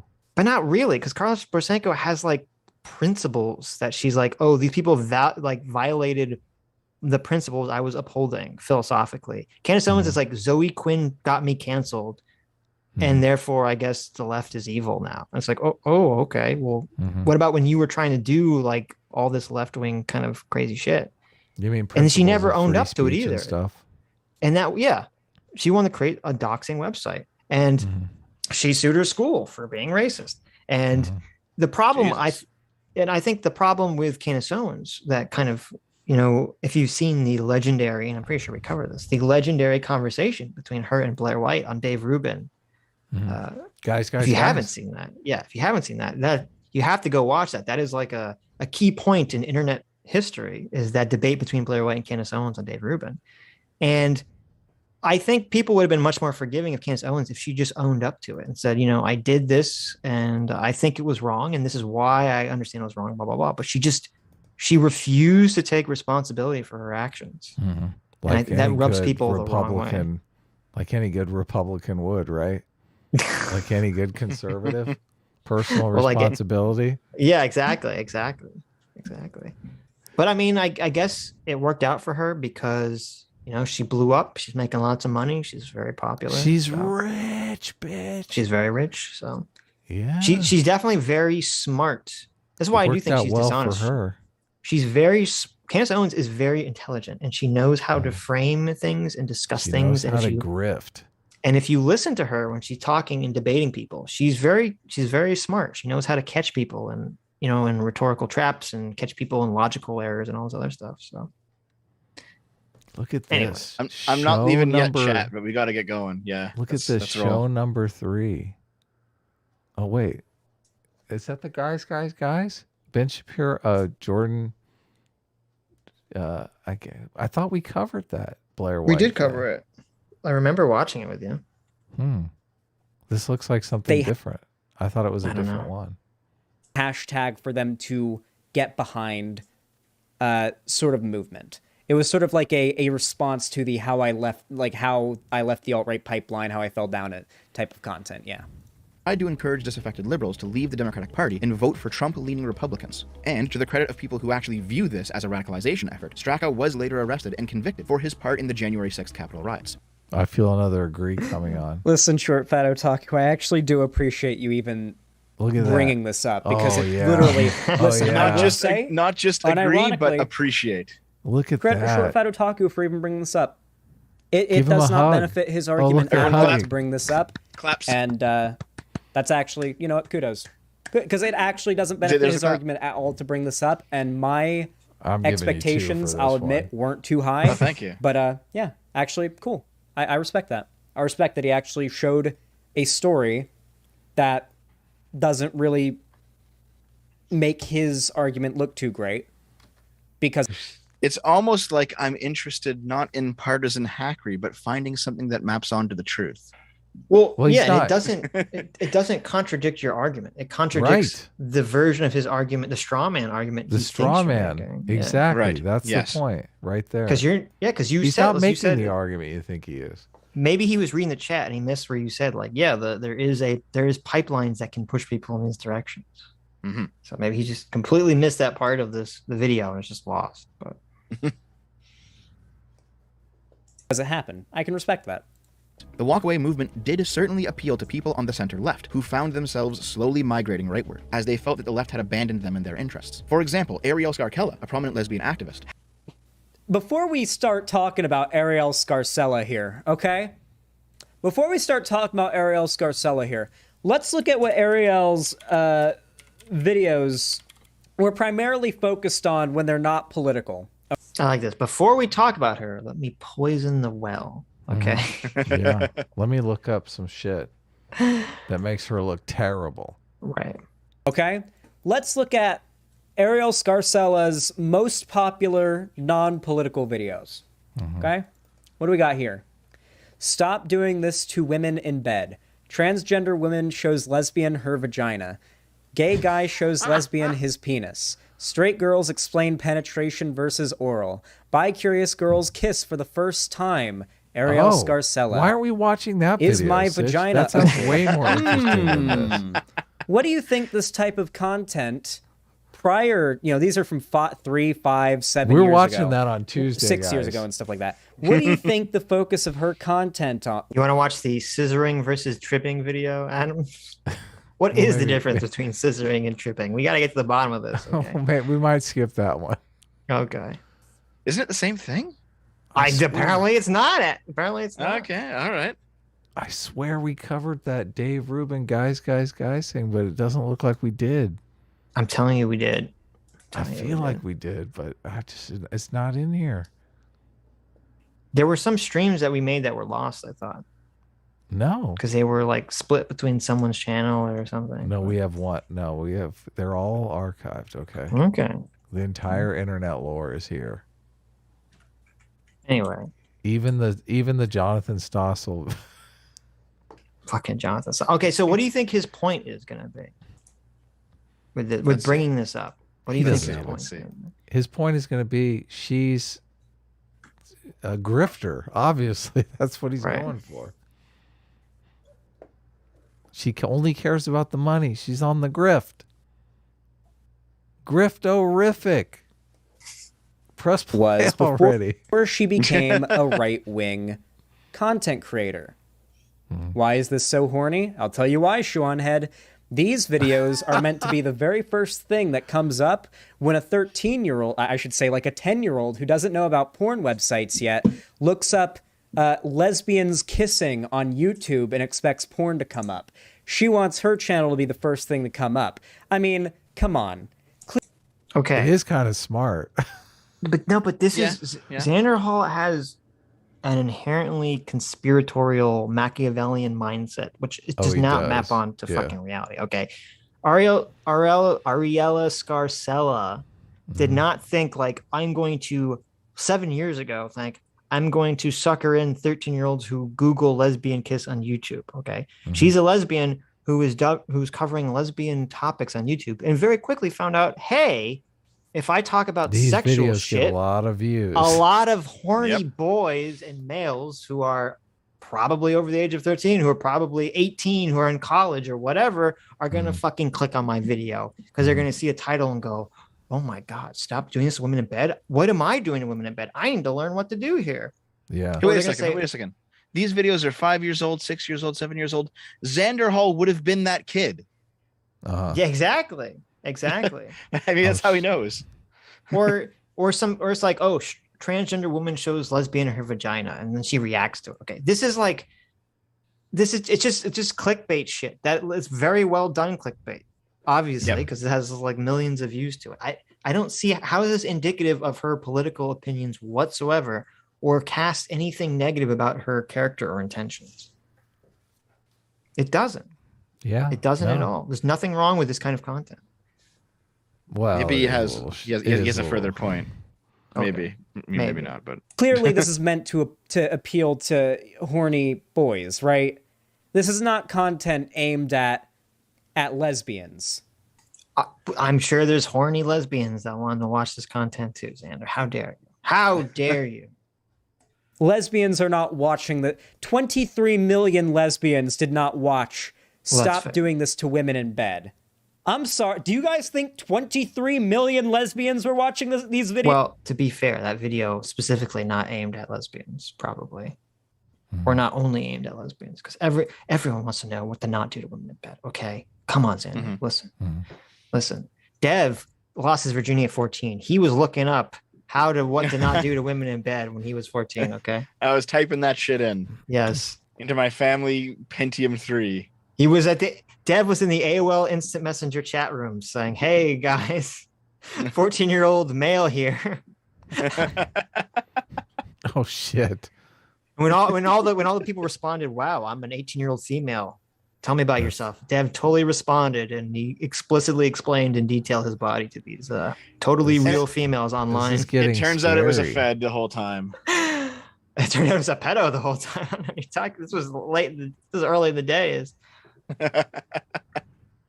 Videos? Do you think 14 million lesbians watch transgender woman shows lesbian her vagina? Do you think 6.3? I don't think people watch that are horny, but Yeah, yeah. I don't think your average, 10 or 12-year-old guy is going to be looking up transgender woman shows lesbian her vagina either. Yeah, That's not something that your average 12-year-old or whatever is into. Yeah, that doesn't seem like a horny post to me. But 3 million lesbians watched straight girls explain penetration versus oral. I'm gonna take a wild guess and say fuck no. I'm gonna say that one's not even about lesbian. It literally says straight girl. Yeah, like this is just saying, okay, she makes horny content. Okay, we get it, but what's the point? So what was that a problem? Is there a problem with making sexual content about sex that's not explicitly sexual, that doesn't show explicit sexual stuff on YouTube? Is that a problem? I don't think so. Say that Ariel Scarcella has always been in it for the money. Back then it was about sexualizing her being a lesbian for teenage boys on the internet. Now it's about using her identity to say, look, I'm one of the good lesbians. See, I'm going to the right. I'm leaving the left, even though she never once made content explicitly left-wing, unless you think being publicly gay is left-wing. This is so bad faith, Xander. What are you doing? Oh, yeah, bad faith. What are you doing? Hold on. Don't they always say that publicly existing as LGBT is a political statement? Well, only if you on the left. Okay, so it only counts if you're leftist. Okay, yeah. Yeah. If you're on the right, no, then it's the opposite. Okay. All right. Okay. If you're gay and on the right, you're basically a traitor to your own class. Right. One of your mods says that she has a lot of viewers in her channel metrics. So who knows? She's a lot of what?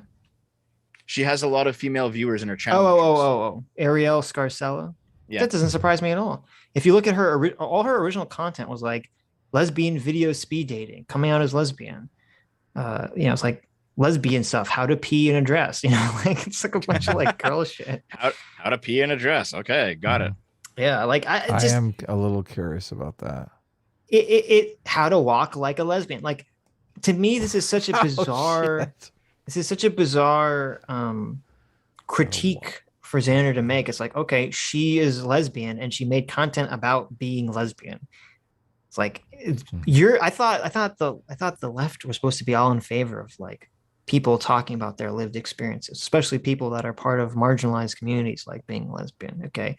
But if she does it and she makes money off of it and then becomes a dirty right winger, then I guess she did it all for the money. I guess it's bad. I don't. This is a really bad faith complaint about him. But yeah, I agree. Which I guess isn't not left wing, but not necessarily is. That's all. Listen. Oh, and also, I'm pretty sure because I remember seeing her video where she talked about this. I'm pretty sure it's not that she was making explicitly left political content. It's just that she, like many people, had a kind of, especially people that were gay, had kind of just this generalized early 2000s, late 90s sense of like, oh, I am on the left. I'm a liberal because, the conservatives hate gay people. Yes. Yeah. And she just kind of like this very general, non-political, normie take on politics. And then all of a sudden, when all the woke stuff happens, she's like, oh, shit. And she totally goes in the other direction. She's like, fuck this. So yeah. She realized these people are against everything I stand for. Right. Freedom, individualism, peeing in a dress. All I'm saying is, that's who Short Fat Otaku was talking about here. Just thought I should give you a little bit of a rundown of who he's about to reference before we hear his what he has to say about her. Certainly appealed to people on the center left who found... I mean, I think she's a genius. She has a video that has 2 million views called "Women Taste Test Their Own Vaginas." God. That's pretty. Why are we watching that one? That's genius. Okay, that's a very smart. We should get on that. Found themselves slowly migrating rightward as they felt. I mean, was there like did they have to taste a bunch of them and then figure out which was theirs? Because that'd be like make a game show out of it. Oh shit! Tell me that wouldn't get killer ratings. Tell me that wouldn't be a $1 billion idea. Now, whose vagina is this on the popsicle stick? Yeah, we're gonna take a bunch of swabs, okay? Lesbians gotta figure out For $1 million, is that your vagina? is this your vajayjay? For $1 million. Yeah. Yeah. You imagine they have like the Who Wants to Be a Millionaire, like intense music. The woman's like swirling it around in her mouth, like. Well, I did have chapstick. I did eat sushi yesterday. Oh God. Oh no. No. I want it to be hosted by Drew Carey. Yes. Yes. Oh my God. Would he host such a thing? I'm not sure. That is perfect. Perfect casting. Or what's his name? Oh my God, what's the guy that does Family Feud now? Steve Harvey. Yes. Drew Carey and Steve Harvey will alternate doing this fucking show. Steve Harvey. They can double team it. Yes, they can. What God. What if he takes a little nibble off the popsicles? God. Here. He's like, here. Let me help you out here. Let me see if I can weigh it. Oh yeah, that's a tasty one. Jesus Christ. Don't act like this. No one steal this. No one steal this idea. Okay. This is a copyrighted Sitch and Adam idea. We're gonna approach Steve Harvey's agent about this. Right. Counterpoints is in the chat. He says it's a comedy show. Okay, let's keep rolling before I run out of time and I get put outside. I can't believe you're still here. The last thing she said was basically like, you know, the thing she says before she talks to an attorney. I am no simp, actually. Oh, okay, good for you. Okay. That the left had abandoned them in their interests. For example, Ariel Scarkella, a prominent lesbian activist, has recently swung rightward as the left has largely abandoned lesbian activism in favor of trans activism in the past decade. And other people, for example, like Judith Rose, did legitimately fall down a QAnon rabbit hole after leaving the... Oh, did we get an agreement there? I feel like we did. He said that's true.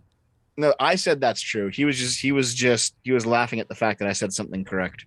Left. But despite all of this, the walkaway movement did actually speak to another segment. Well, you actually just gave two arguments in my favor because you first brought up this person. So Hexadecimal in the chat says that we're too slow. Apparently this is a game show that exists in some Japanese porn or something. So, of course really? It's Japanese porn, there you guys. go. Like, listen, we'll bring it to America. Okay. No one will know that we stole it, right? Yeah. Anyway, add one to the agree counter, I think. Oh, hey, it's counterpoints. Hey, counterpoints. I listened to you trying to simp for book smarts and failing. That was fun conversation. I saw that too, actually. With Destiny? With Destiny. Yeah, it was Destiny. What was the drama there? We don't have time. We don't have time. Oh, no, we don't. We don't have time. Jesus. Person who I might have an hour left. Let's roll. Okay. You guys rush me all the time. I mean, you were trying to rush in the beginning of the stream. Okay. We would have plenty of time right now if we had rushed. Listen, when Dev leaves, we can have Aiden on. How about that? Aiden can take Dev's place. No, that's not. If Aiden isn't I don't asleep, have all night. I don't have all night. Come on. I want to hear Aiden sing in Japanese. No, as we try to end the stream. Aiden can't come on until after we have read all the super chats. Then fell down the QAnon rabbit hole. And the next person you brought up is explicitly not a feminist activist who joined the right because the left abandoned feminist activism for trans activism. Okay, so he's wrong here about Ariel Scarkella, but he's agreeing with me on Judith Rose. So that is an agree mark in my favor. I already gave you one.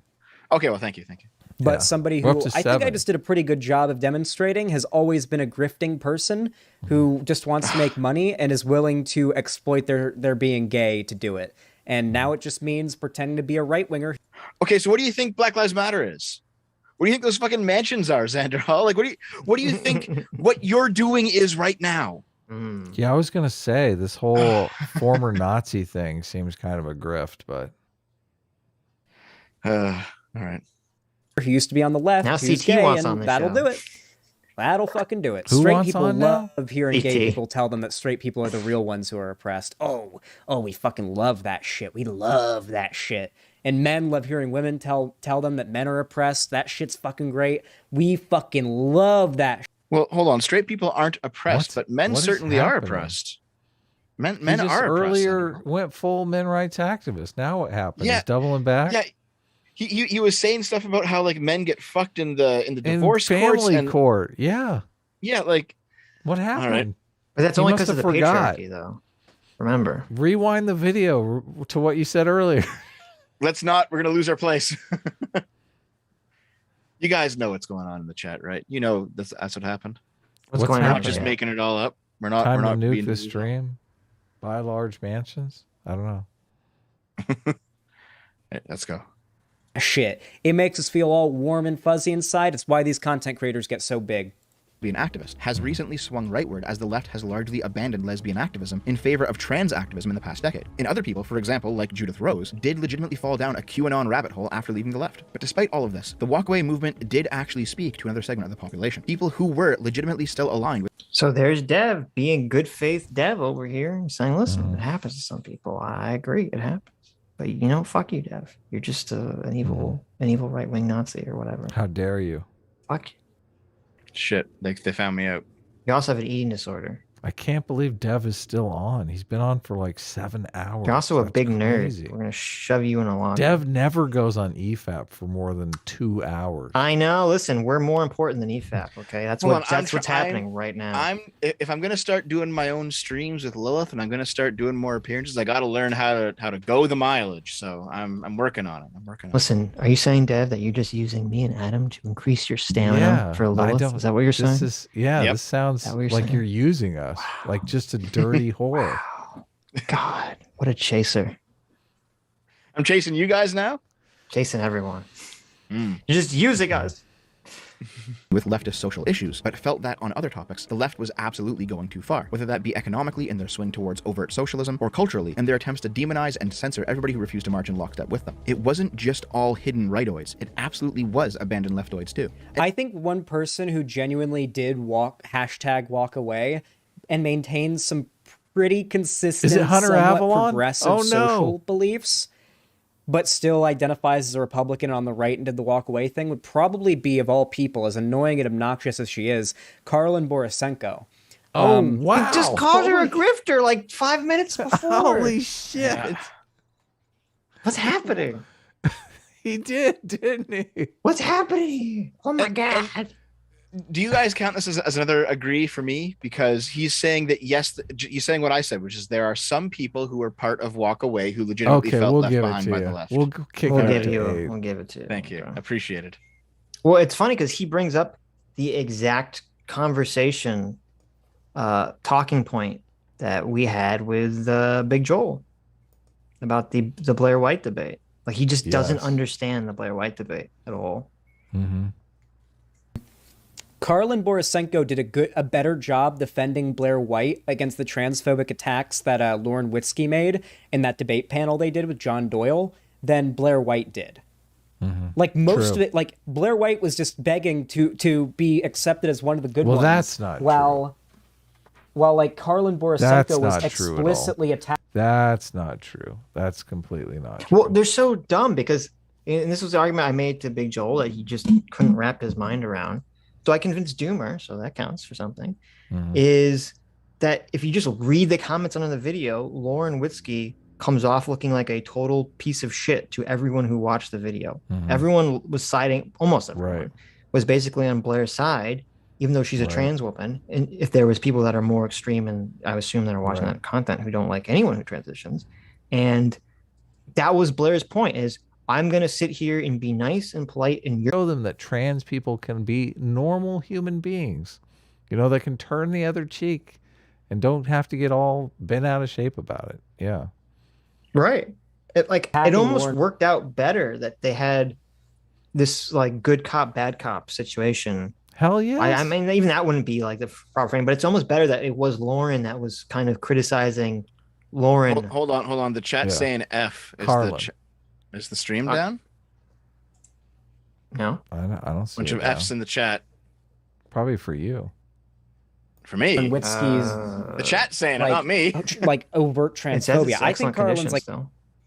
Okay. Okay. It's back. No, but it's better that Carlin was basically the one attacking Lauren than having Blair do that. That it all worked out like perfectly for them optically. So like a genuine, like somewhat socially progressive person who's probably not very smart on most social issues, in my opinion. Carlin's just a libertarian. Yeah. Oh, I remember we watched you debate her. You did a pretty good job, Shu. For like your first, like one of your first debates, you did pretty damn good. Times like these, it's so frustrating that someone like Short Fat Otaku are either purposefully lying or just so ignorant that they don't know much about what they're talking about. Doesn't bother me too much. I don't really get... I'm working on not the irony caring about what other people on the internet think as much. At least unless it pertains to my YouTube career. And then you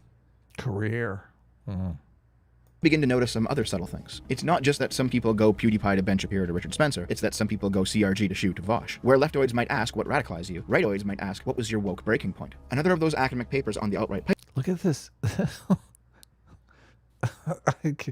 I can't help but the big this, sippy. but... He's having the what big sippy right now. What is going on here with this cup? Do you see this, Sitch? Did Sitch sneak away? He might have. What the fuck is happening here? This is the weirdest behavior I've ever witnessed. Pipeline, this one called Alt-Right Pipeline, Individual Journeys to Extremism on. Did he? I think he put a finger up when he drank the sippy. That some people go CRG to Shu to Vosh. Where leftoids might ask what radicalized you, rightoids might ask what was your woke breaking point. Another of those academic papers on the Alt-Right Pipeline, this one called Alt-Right Pipeline. it's just a big cup. What? I don't. It's just happening. a little sippy. Just a little It's sip just, here. it's a big old cup. What's? You don't like it because it's like it has a little sippy top, like a little baby cup or something. And just a weird. I don't know. It's bizarre to me. Okay. Online identifies. No, come on. Come on. Okay. Let's do the actual lefty argument when it comes to jokes. I feel like, do we skip ahead a little bit? The second called normalization, where people become normalized. Those academic papers on We the did, alt-right pipeline. This one called here we go. Alt-Right Pipeline, Individual Journeys to Extremism Online, identifies and describes three.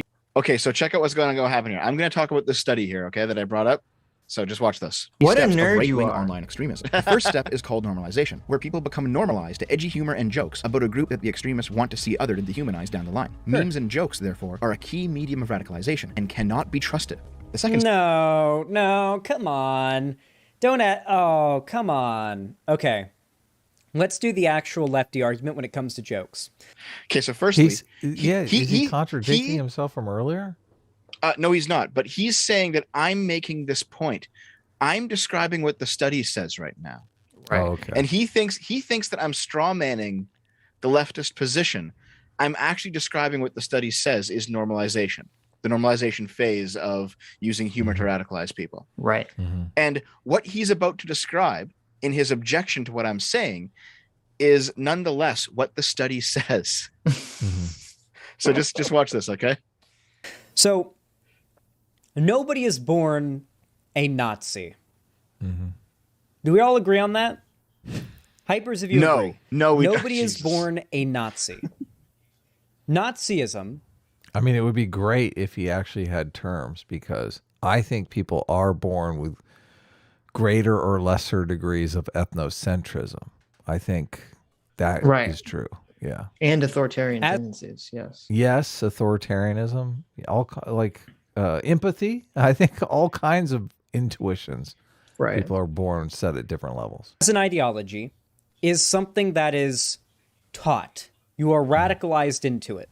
Okay, I don't know what he means by Nazism as an ideology. It would be great if he defined some terms, but you are taught the ideas. You are brainwashed into it. These people, that when they say Nazism as an ideology, they just mean right-wing shitters. Okay. Yeah, but people are right wing without being racist. That's the thing. No, they're not. That's a lie. Okay, that's just the mask on. Okay, the mask comes off, and all right wingers are racist. If all right wingers are racist, all left wingers are pedophiles. I mean, it's just that's the way the world is structured. There's your choice. Okay. Ketos are racist. I know. If they're gonna say Nazi, the other side's gonna say groomer.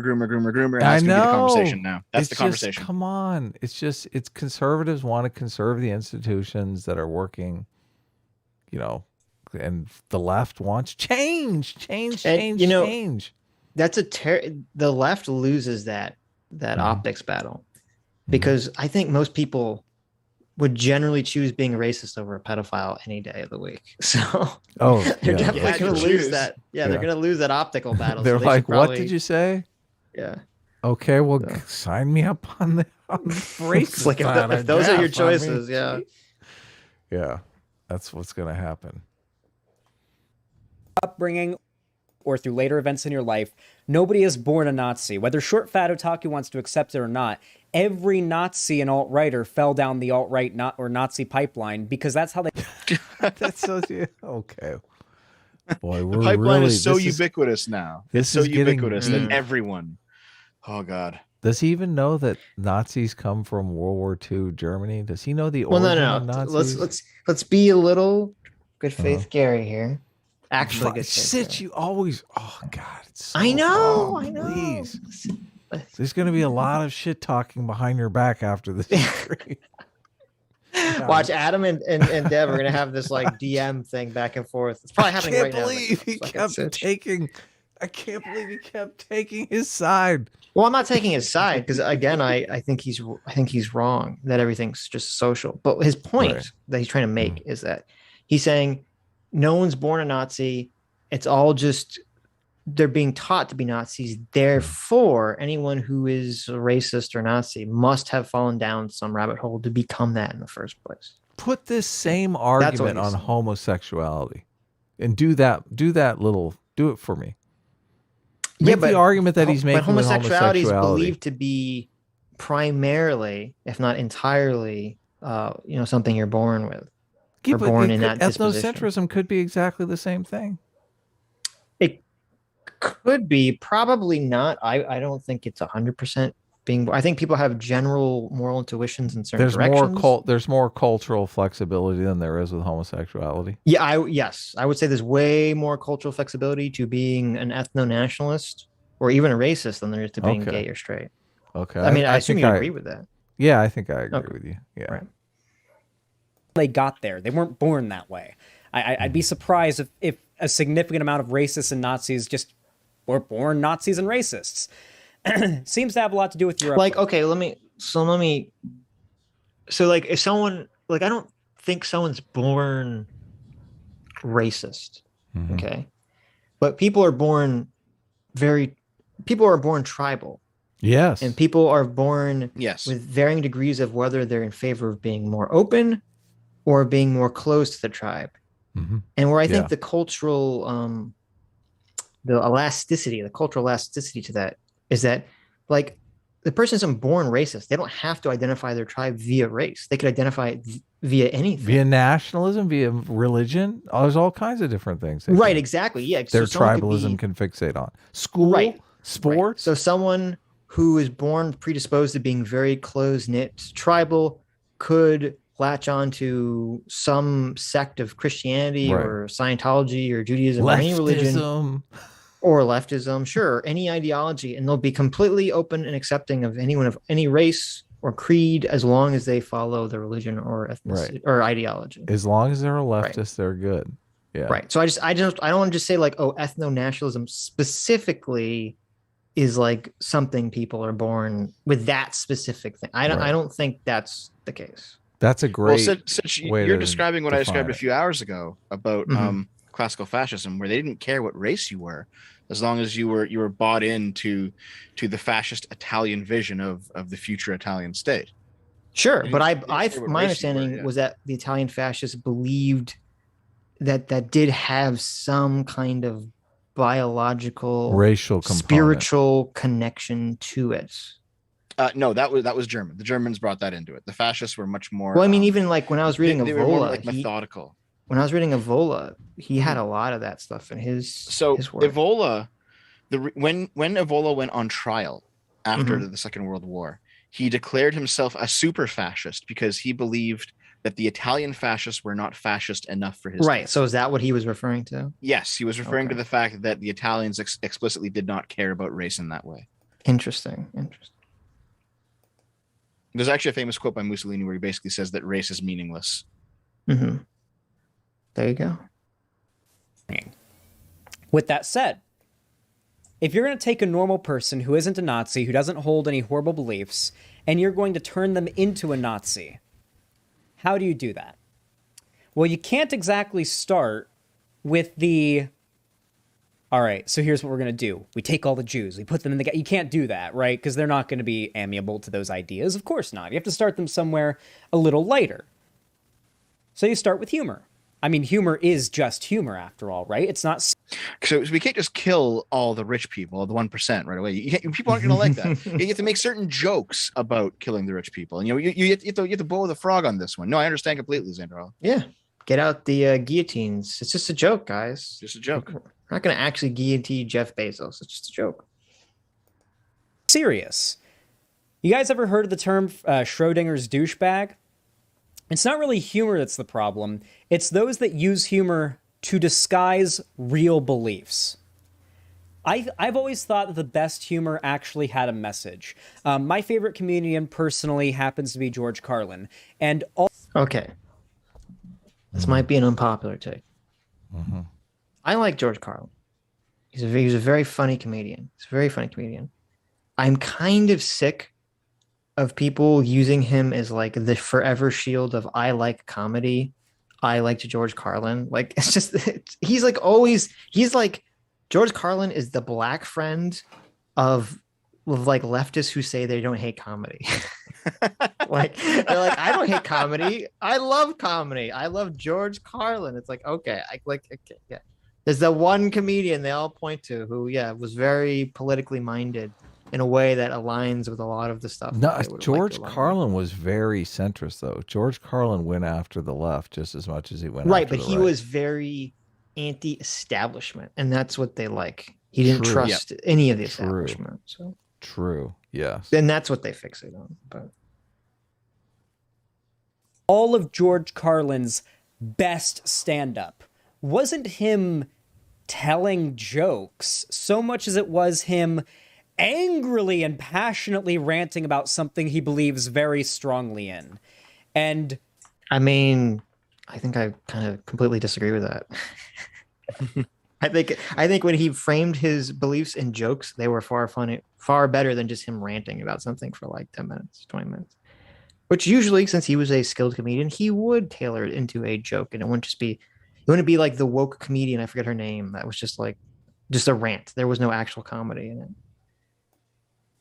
The stuff he says, sure, some of the stuff he says up there is a joke when he gets really mean and insulting, but the core of the joke, the core of the sentiment of what he's saying is something he truly believes and believes other people ought to, at least hear out, right?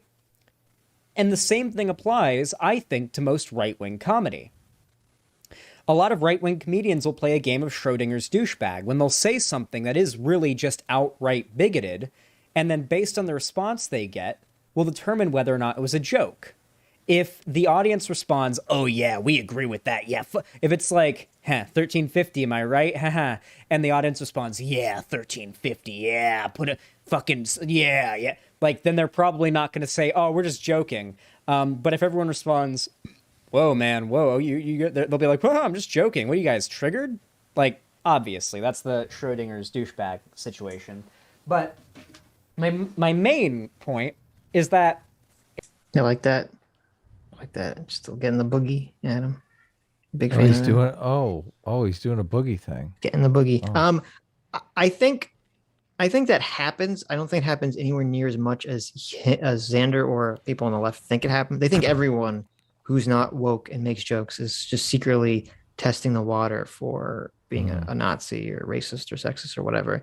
And wow, I think that they have this backwards.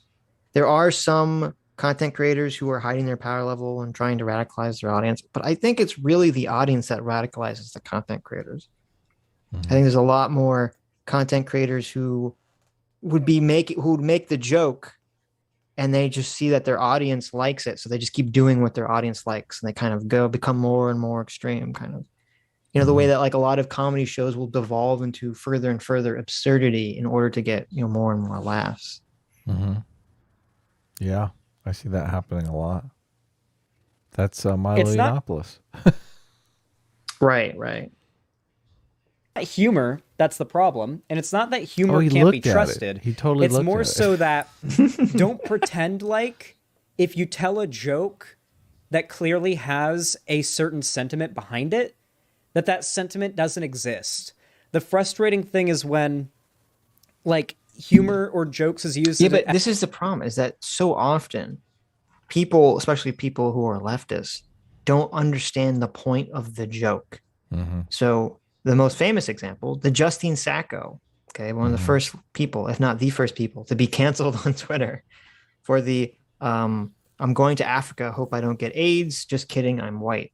The point of the joke wasn't, haha, black people have AIDS. The point of the joke was, I'm pretending to be an out-of-touch, privileged white girl who doesn't understand how like communicable diseases work. Okay, that was the point of the joke.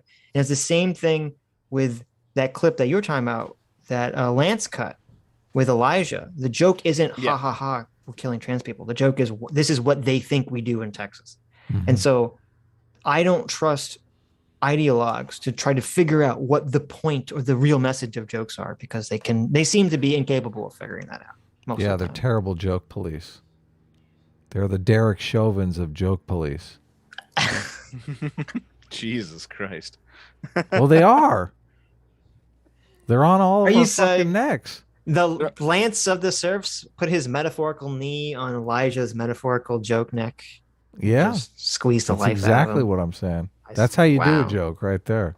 Wow. Oh, wait. Where does the fentanyl come into it, though? Listen, you gone too far, Dad. You got too far. Come on. Elijah's joke was resisting, okay? It was resisting. How dare you? How dare you? Never talk about this again. Okay. That pause made that joke actually work pretty well. That was the... Don't give away the magic, okay? It's a comedy show. As an excuse for someone saying something they believe, let me steelman the argument of the thing he's arguing against here. Yes, if you're going to try to normalize bigoted ideas and behaviors to a normie, humor's a good place to start. If you start somebody out by just constantly surrounding them with socially acceptable humor about whose argument is he fucking gas the Jews, 1350, yada yada. Is he trying to say that the conservative is he strong or steel manning the conservative argument that we need to use humor to lull people into a false sense of security so we can bait and switch them with racism? Is that like his steel man of the conservative argument? He's doing that, but well, I think isn't that more... what the fuck? That's insane. Going to be way more likely to be amiable to the actual. But wait, isn't that? I thought that's what you said. The paper said, and he said that that's a straw man. But now he just repeated that. Yes, verbatim. Yes. So after he gets through his rant here, he'll basically ignore what the paper says, but you'll be able to hear me say what the paper says. Okay. So let's keep going. Ideas behind those jokes in the future, at the very least, more susceptible to those arguments than they were before. Step is acclimation. As the jokes become normalized, it establishes a new cognitive baseline for what is acceptable. Suddenly, there's a new edge to ride, and the former introductionary YouTubers like Steven Crowder or Paul Joseph Watson, who are merely conservatives, appear to be too centrist for their taste. Their appetite... What? Steven Crowder is pretty far right, and PJW is a Nazi. PJW believes in the JQ. For Edgelord Content pushes them right. So is that true? I don't know. I don't know if that's true or not, but that's just him being ridiculous. What's actually happening here is I'm describing 3 stages of how people who want to use humor to radicalize others, how they do it. So they do normalization, acclimation, and then dehumanization. And there's these 3 stages, and I'm describing the 3 stages, and he basically describes them in that long speech in more words that he needed, but he basically describes them. Yeah, and it's funny because now he's wrong. Yes, it's so stupid. It's ridiculous, and he thinks that I'm saying my opinion on this. I'm just saying what the paper says, even. Right. So, well, regarding the Paul Joseph Watson thing, it's funny because, apparently he made a video denouncing the JQ, but I couldn't find it because it was on YouTube and his account was terminated. So whenever you click the link, it goes to like this channel doesn't exist anymore. They terminated Paul Joseph Watson? Really? I guess whichever channel that he made that video on. So supposedly he made a video denouncing the JQ. I couldn't watch it, so I don't know if it really was, but is this big account gone? The JQ is the idea that the Jews control like society secretly or something. So, yep. And listen, I mean, I control society secretly, but you know, that's a different story. Are you saying that 1% of the population doesn't actually control everything? No, we're 1.8%. So, and we also we don't let all Jews into our secret club where we control everything. Mm-hmm. You have to do the right things. You have to know the right people. You have to have the right opinions, basically, to get in. If you're Being Jewish isn't good enough. If you're a part of the conspiracy, Sitch, does that mean that you believe in it? Well, it's not a conspiracy. It's just true. What do you mean? Okay, I guess. I want to see a meme of that one captain from Pirates of the Caribbean, and he's like, "You best start believing in the JQ. You're in." You're in one. Don't make that meme. Don't make so. Listen, the chat knows I'm a straight shooter. Okay, I talk about how we have White Guy Wednesdays, where all white men come together to try to rule society and dictate, what everyone can do, and then. But how actually we have for Jewy was it Jewy Tuesday or Jewy Thursday? I forget.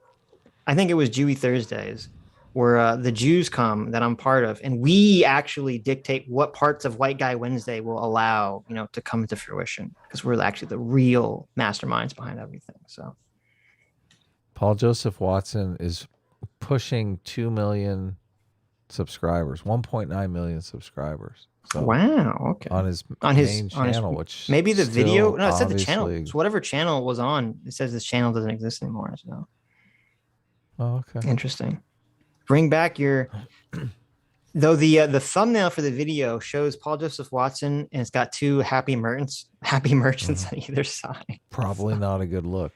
Yeah. But supposedly the video is described as being him, saying he doesn't believe in the JQ. Final step is dehumanization, where finally the victim of the pipeline is able to commit violence against the targets of their ire, which began as simply you cut out a lot of steps there, but okay. Jokes. The paper uses the example of the Christchurch shooter saying sub to PewDiePie during the livestream of his attack as evidence of this effect coming full circle. The paper describes this process. I think the shooting and the manifesto in which he talks about how he was radicalized to the far right was probably better evidence in favor of that than the him saying subscribe to PewDiePie thing, but sure. As the collapse of the boundary. Xanderhal is completely lost. Now this happens. He has no idea what's going on. The collapse of the boundary between troll and extremist. Ah, yes, the Christchurch shooter. Notorious troll. I'm sorry, you can't say it's just trolling anymore when he literally shot up a synagogue with 50 people in it and then or murdered 50 people in a synagogue and wrote a manifesto describing his far-right white nationalist motivations behind it. Like you can't really deny it at that point, at least for that specific example. Aren't you just explaining the paper here? Edgy. I mean, you're just explaining the paper, right? Anyway. Jokes and don't mean them, and they don't radicalize. Sorry, guys. Sure. But more importantly, I had to say goodnight to Naomi. She's finally going to bed. You had girlfriend aggro. Did she look at you in that way? Like, I can't believe you're still streaming right now. Yes. You get that like Adam? You guys owe me. Okay, so what's going on here is when I said we're defending your honor, Dev. Okay, on this the collapse between troll and extremist. But when I said the collapse between troll and extremist, I'm describing what the paper. Yes, the paper said in the dehumanization phase that trolling and extremism becomes the same thing. Right. Mm-hmm. And that's what happens in the dehumanization. And it is. In effect, what happened to the Christchurch shooter? Is this like a far left paper? Was this done by one of these far left activists? I'm not sure who it was done by, but I mean, it seems like it seems plausible enough that this could happen to some people sometimes, but not to everyone who engages in this kind of humor all the time. I don't think that's the case. Yeah. But what happened with this guy is that he got you can get radicalized by humor and then become acclimated, then search for edgier humor, and then eventually get to the point where it's no longer humor that you're searching for. So that's what is meant by the collapse between troll and extremist. And Xanderhal is here laughing at this when this is like a point in his favor. He doesn't understand what's being talked about here. No, I know he's completely out of it. Are you saying he's being reactionary? Of course. Famous this is not unique to right-wing Xanderhal. Radicalization. This is how all radicalization works. Like Antifa or BLM attacking people and burning businesses. And yes, even killing people. The same 3 steps are present. Normalization. Eat the rich. By the way, we're just joking. Hashtag yes all men. Cis white boys are the problem. Acclamation. Shoe on head is... I don't know what he was about to say on Shoe. That's somewhat relevant because she's here. But I mean, that is true. There are unironic, like the Mike from PA types, the Hassan types, so on. So, like, there are people on the left that do that. Ding. Add another one. That's a real issue. I don't think it's as big of a problem as he's making it out to be. And I don't think he has enough knowledge about the nuances of different left-wing positions and communities to make these arguments. Only I, the great Xanderhal, know he's not the acknowledging nuance a on the non-existent left. thing. I can say that much. Cis white boys are the problem. Acclamation. Shoe on head is a reactionary libcuck. Vosh is rad. Oh, hold on. Vosh hides his power level too much. Maybe it's time to start watching some overtly tanky channels. A reactionary libcuck? Yes, I've actually heard people who are extremely far left call people like Shu and Vosh reactionary lib cucks, even though they're definitely socialists. I know you don't agree, but hear me out. Even though they're definitely socialists, they'll be like they're not real socialists. We have to go even further left, further beyond. We must go deeper. So I think neither Xander nor Shu in the chat understood that you were saying that, like, you don't believe that she's a reactionary lip cup. That's what people are calling, like, part of the radicalization process. Yes, I don't believe that she's a reactionary lip cuck. No. I think they think you actually said that, like, that's your opinion or something. Because they're acting like it's such a weird thing that you just said that. Yep.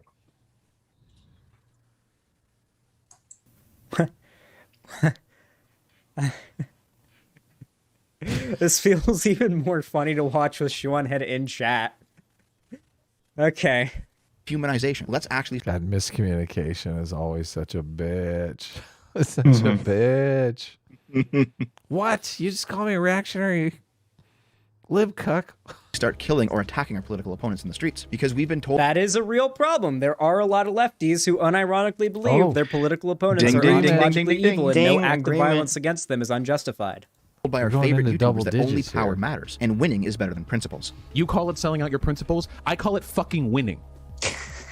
And that's my principle. Okay, I have a story here, but I'll wait. I'll wait for Xanderhal to do his thing, and I'll tell you the story. That's another problem with when you fast forward the video.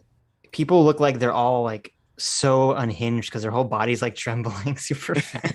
I mean, Vosh is unhinged, but this makes him look like he's like rapid. He's like just shaking. To win as a socialist, not to lose as a socialist. Wait, he's talking about voting for Biden here. The chat literally says bully Biden. But like he's literally talking about voting for Biden here so the left went. What is he talking about? Wait, is this an attack? Is this Vosh being a tanky? Is this Vosh being a tanky? Dev, what were you talking about? Yeah, what's Explain the context yourself. of the clip? Explain yourself. Explain. So, earlier in this stream, like 6 hours ago at this point, I said that my videos are made for my fans, and I expect people to watch them one after another because I build on concepts from previous videos. So, if you don't understand, kind of a big ask, but okay. I don't give a fuck. If you don't understand, that's on you, not on me. That's how I view it. And you know what? If it turns out that means you can't get into me, I'm okay with that. I'm not offended. It is a big ask, but it's how I like to operate. I expect you to be on the ride with me as we go through some of these concepts. And so something I pointed out in a video a long time ago was just basically the problems with the consequentialist ethic and how it leads you down paths of basically saying, I don't have principles, I just want to win. And the issues with looking at the world in that point of view. And we talked about Vosh in that video. And I basically said, anytime we get to a point where a socialist is going to betray their principles, I'm just going to pull up this clip of Vosh openly stating it. Now, Vosh is talking about in terms of Biden winning the election. Like we must abandon our principles in order to win. He's talking about it in terms of the election, but I'm using it in a different way. I just said, I'm just going to bring this up every time as a signal to the audience, as this is the point where socialists abandon their principles and start doing things that are basically hypocritical. So whenever I bring up this clip, that's what I'm saying to the audience. But he's talking about abandoning his socialist principles, which I'm in favor of. Maybe so, but the point that I'm making is every time I bring this clip up, I'm signaling to my audience, this is where we are at this point in the conversation. Sure. That's what I'm doing here. I think you could be accused of clipping out of context. So just FYI. I mean, I'm sure. That's what Xanderhal is doing here. He's accusing me of clipping out of context, and that's fine. But the people who watch me know. They know that this is what I'm doing. This is what I'm saying. Well, but I think the broader point doesn't matter. Like what he's talking about, it would only matter if you're saying, looky here, Vosh is directly advocating for violence or something, which maybe you could construe because you have the overlay of the guy who was shot. But I think the broader point doesn't matter, because it's like, if you're willing to, because he's not just saying, listen, we need to, he's not making an argument like we need to do this one-time thing to get rid of Donald Trump. We need this one-time thing to get Joe Biden in office. He's making a much broader claim. He's saying, no, I'm going to be on the team that wins, okay? And this is what you have to do to win. So his point isn't just about Biden. It's about anything, really. And this completely conforms. It's not like this is a weird take for Vosh. This has been Vosh's take from always. This has always been his take. He's he always says, I'm a consequentialist. So this is a bit propagandistic, though. You got to admit. In my next video, I think I used it again, and I said, okay, I'll use a different Vosh clip this time, and I used a different one alongside it. So like I make jokes about this sort of thing, but it's an ongoing thing that I do. It's not this is not like me saying Vosh was the shooter, which is what Xanderhal says. That's not what I'm doing here. Right. Well, but I mean, honesty, I think, is one of our highest principles, though, and this does feel a little dishonest, Dev. Because you're putting this graphic behind him talking about this shooting. The graphic says shooting pro-Trump protester. I can't read it because the top court documents. So, but it implies that what Vosh is saying is about this article. Like he's willing to abandon his principles to enact violence. That's the message that this is, hinting at, which I think is a little. There are other clips. There are other clips where Vosh was like more like just straight up. He basically said something like this. Where he doesn't mind using context though. The real context of this though is Vosh is saying, I want Biden to win the election, and I don't care about abandoning our socialist principles, because his audience was getting on him saying, Biden is a moderate cuck, and we want a socialist or we're not going to vote, right? That's the context of the clip that Vosh is saying this, correct? Yes. Okay. So I mean, I think it's a little propagandistic. Well, I agree that I've heard, and you sent us that picture. Vosh definitely seems to be. I do think Vosh is fine using violence. He's made arguments in the past, even when he was it was a Destiny orbiter and his name was Irish Laddie. I think he had one of his meme conversations was with some right winger. I thought about how like all right wing policies are political violence. Therefore you can't, you can always justify political violence against conservatives. So he does believe that. He definitely does believe that. But I agree that if you're going to try to make that connection, that it's better to use a clip that is directly related to that, as opposed to in context. Yeah, exactly. Yeah. If Vosh was doing this to you, we'd call him out the same way. This is right. Bad, yeah. bad dev. I mean, fair enough. It's like I said, like my audience knows what I'm doing when I do this, and I'm not saying it, but I understand your point of view. Yes. Okay. Go get the clip of him having that debate. Well, I mean, and Doomer was very good about this. Doomer did basically, I mean, I'm with you on the argument, Dev, that Vosh is, has advocated for violence in the same kind of manner as this, but you just clipping together a thing is this is the problem. Like everybody's clipping everybody out of context to edit a performance for them that just doesn't exist. So, in the interest of continuing this, yeah, okay. What's that? In the interest of just continuing the video, let's move on. Yes.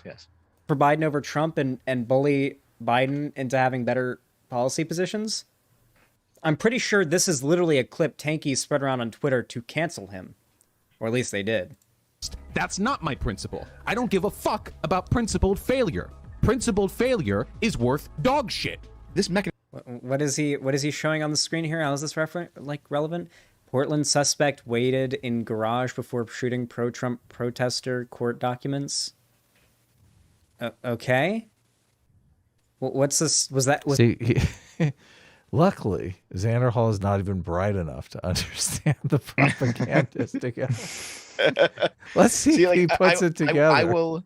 I will take the L on it because people don't watch all my videos, so they don't know what's happening in my community and how this is like a signal for something other than what it looks like. So I understand. That's right. You take the L. I'll take the L on it. But yeah, Xanderhall can't even put it together. Why it's wrong from that other perspective. Yeah. Right.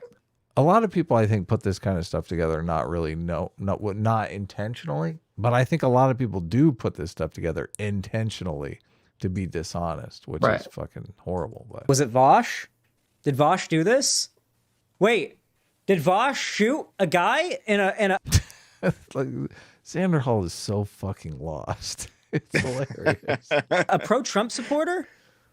A pro-Trump protester in a garage in Portland? Vosh, how could you do something like this? Short Fat Otaku, I'd never known. Because that's the only way I could think that this would be anywhere near relevant to Vosh. If it turns out that Vosh actually did it, I wouldn't be surprised. But well, the guy right there on camera is the guy that did it. This guy here. The guy who did it is dead now, and we know who he was. So yeah. And what he's saying here, failure is worth dog shit. This mechanism that we're discussing, whatever it is, it's functioning on both sides of the aisle, but the left only complains about it when it happens in favor of the right. And I'm sure if the right held all the institutional power right now, they would only complain about it if it favored the left as well. So maybe outside of the like the presidency and whatnot, like the right in America at least is gaining. Like the rights, like Republicans are probably going to sweep the midterms. Well, yeah, but that's because you guys are fucking insane. Right now, a lot of not all, but a lot of the handles of government are run by leftists. All the news organizations, all of the various entertainment companies, the HR departments in all these various companies, right? The universities, like where's the right? The tech giants. Yep. So the right exists. The right holds power in some state legislatures right now, and there'll probably be more at the end of this year. But still, where's the right aside from those state legislatures? Right. Well, I mean, and that's why it's just, I feel like he's straining here to try to, he started to make an argument and then realized, I'm mind reading, but it feels like he started to make an argument and realized it's a bad argument. So he's kind of straining here because I don't know how you could say that the culture currently is in the capture of the left right now in terms of acceptability. I mean, generally people who are on the left who say egregious things towards people on the right are not the ones on average getting banned or deplatformed or anything like that. Yeah. Or losing their jobs or losing their jobs. I mean, it happens sometimes. There's some examples of it, but it's far, far more rare than anyone on the right. Like, I can't imagine, like, Hassan got temp banned for using Cracker or whatever, It's like if there was some white guy who was trying to make an argument about, he should be able to use the N-word again and again and again, and he was on the right, I think he would get a far larger ban than Hassan got. He is using the "we're all victims" argument he was making fun of earlier now. Right. Because now he's like, we're all victims of the right. Yeah. Pretty sure the right's rising right now compared the to amount of like landlord, eat and kill the rich, and all cops are bastards on all, like, it's just amazing that all this stuff can be said basically fine. But if, someone says something like, oh, I disagree with some element of, transgender activism, then banned. Like, I don't know. It's so clear to me how the scales are balanced now. And I don't even know how people can pretend to argue that it's not balanced in that direction. Just jump on Twitter right now and tweet something out about trans women. And right. Yeah, exactly. Exactly. Fast your account gets shut down. To the left, at least culturally. And I mean, they're passing policies constantly that are like monumental, like regressive steps backwards for society. Like the don't say gay bill and whatnot. Yeah, don't, like Xanderhal, passing like crazy right now. They're banning a lot. That's right. It's monumentally regressive for society to ban CRT and to say that parents need to be informed and that there shouldn't be, sexual education for kids under 8 years old. Yeah. Monumentally regressive. Keeping sex ed out of kindergarten and also not letting people introduce race essentialism into fucking grade school. Yeah. How regressive. Society's coming to an end. Fucking weird. A lot of like anti-racist literature and whatnot. Yeah, like monumental steps backwards. It's going to be a red wave, not our fault. Dems are spineless and out of touch. Yeah, absolutely. But it's just it's more so that like. So Shu is completely wrong in this. Oh no, is she more in the chat? What he just said was from Shu. It's going to be a red wave, not our fault. Dems are spineless and out of touch. So, well, first of all politicians are spineless and out of touch. But she, unfortunately, I think has fallen prey to the Kyle Kalinske, Jimmy Dore narrative, which is completely wrong. Okay. Yeah. The reason there's going to be a red wave, well, there's a couple of reasons. First, inflation, obviously, massive issue. People don't like, the way the country opened up over COVID. That's a huge issue that has really nothing to do. Inflation, yeah. Right. Inflation is a massive issue, if not the primary issue for a lot of people. Has really nothing to do with spinelessness on anyone's side. I don't. But the Democrats very stupidly have basically opened the door for the Republicans. Republicans were in a weird spot where they were kind of coming out of this Trump scenario where Trump galvanized the Republican Party to be a populist version of the right-wing party. And that's weird because most politicians who are Republicans currently right now are not populists. They're still neocons and neoliberals. And they have been for the last, 20, 30 fucking years of their lives or their entire political career. But so they can't really advocate for a lot of economic policies that would align with their what they want, but also what the more populist right wants. So instead, what do? They pivot to all the culture war stuff where they do align, and they are able to sort of say, oh, we're anti-CRT, we're anti, teaching kids about sex ed and blah, blah, blah, blah, blah. And the Democrats are so stupid because they allowed Republicans to make the pivot to all the culture war issues to basically get them elected and to be this source of energy and in their favor, this energy and anger in their favor. And it's working. It's working gangbusters for the Republicans right now. Yeah, because imagine, if all this culture war shit wasn't happening right now, like alternate universe, woke shit never happened. We have no culture war. There's always a culture war, but not this kind of culture war is happening. Because right now, what would we be discussing? Republicans would have to be trying to explain how they're going to bring inflation down via government policy. This culture stuff is like manna from heaven for them. They're like, oh, anti-CRT bill? Oh, we're coming right up. Doesn't cost anything. What politician actually wants to try to tackle inflation? Oh, I know. No one. Get some big spending bill going or some big taxing what does that mean? Bill What is the Republican policy right now to fight inflation? I don't know. No one fucking knows. We can write up We can write up an anti-CRT bill that already conforms to all the laws there are against fucking racism. Exactly. racism in grade school. We don't even have to write it up. Christopher Rufo already wrote it for us. Wrote it up. I know. We just have to carbon copy it and put our signatures on it. Yes. Yeah. It's so funny. Whenever things are going bad, whoever's in tissue time again charge gets blamed for it. And America has a short memory. Very short memory. I wouldn't be surprised if Trump wins in 2024. I think Trump's chances, if he runs in 2024, are very, very good. Okay. Now, I kind of like this Xanderhal guy. Well, only because I might win my $500 bet. Do you think Trump's going to run again, Dev? I think so. Okay. I'm not sure if he'll get anywhere though, but I do think so. It's gonna be so good. Interesting. We need to home in on something a bit more concrete. Each side is convinced that it has the truth and the other is tainted by propaganda. Which one of these views, if any, is actually mapping onto objective reality? There's another study called Algorithmic Extremism, examining YouTube's rabbit hole of radicalization. Hey, and it it's can Mark. probably help us cut through some of the bullshit. After categorizing nearly 800 political channels, we were able to differentiate between... We've had that guy on our channel before. Yeah, we talked. Oh, that's cool. He categorized us, and I think he put Sitch on the right or something, and Sitch reached out and complained. I did. Well, then he got moved to the center. Yeah, well, he created this like heterodox category. Yeah. That he basically moved all the sort of like anti-SJWs who are not, clearly left or right. So yes, I did a stream with him on my channel, just me. And I completely disagreed with his definitions because he basically said if you're anti-woke, you are by definition on the right. He just defined anti-woke as right-wing, and I argued with him for an hour about it, but right. I didn't make any headway. This was before we had schema. like the equipped knowledge to be like, no, woke is Marxist. So there's liberals on the left who are anti-woke that are not on the right. That is true.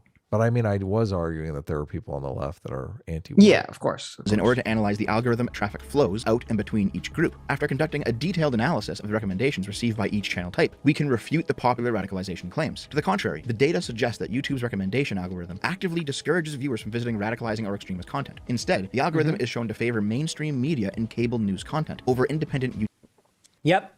The thing that YouTube favors Agreed. most is going to be like mainstream, like your like late night show bullshit, your John Olivers, your like what's that one guy, the really annoying guy that basically just reads off lines. So, but that was the thing that Mark got right, though, was that he found that no, it's not radicalizing people, it's the opposite. It's pushing people towards mainstream avenues of content. At least at the time that he did the study. Right, which is the exact opposite of radicalizing people. Right. Which goes against Xanderhal's whole argument, and he's saying, yeah, that's right. Well, it's I felt bad for Mark because I knew, and I think I don't know if I said to him or we said on stream, I'm like, I knew that he spent all this time and all this effort on his project. I knew it was going to get no traction. Right. Like have no articles written about him. Right. Because I'm like, well, you understand that what you're saying is like more aligned and true. Because he kind of made this report in response to Rebecca Lewis's report, I thought, if I recall correctly. Which went around the moon and back. Right. And it's like, well, your report, even if it's more accurate than Rebecca's, and I think it was way more accurate than Rebecca's, it's not going to get traction because you're not providing a political narrative that's beneficial to anyone except for us. Yeah. So. And until you include the weapon that the one side can use against the other in your report, nobody cares. Yeah. Right. Lines over and over again. Like John Oliver at least like has good delivery. There's this. I bet if Tim Pool was doing what he was doing now, then he would have blown up this report and he would have helped Mark get a lot of traction. But that's true. Could have been on Tim's show. Yep. He should still go on Tim's show. He'd be a great addition. He should. But Tim is kind of falling into I think there's too many people on his show. I listened recently, and he had some big people on, and I'm going, I mean, that guy's huge, and he's barely talking. Like, why are all these other people talking that I've never heard of? And then you've got, I think it was Michael Knowles. I was like, you got Michael Knowles on. Oh, you mean like it's not just Tim and Michael Knowles, it's Tim, Michael Knowles, and a bunch of other random people in the studio? And Michael Knowles and a bunch of other people who are on like every single episode. So they basically dominate the conversation. I'm like, Michael Knowles flew out to be on your show. I think, you know, he has a giant audience. You might want him to talk at least 50% of the time, right? I mean, he's never on there. He's not like a regular guest.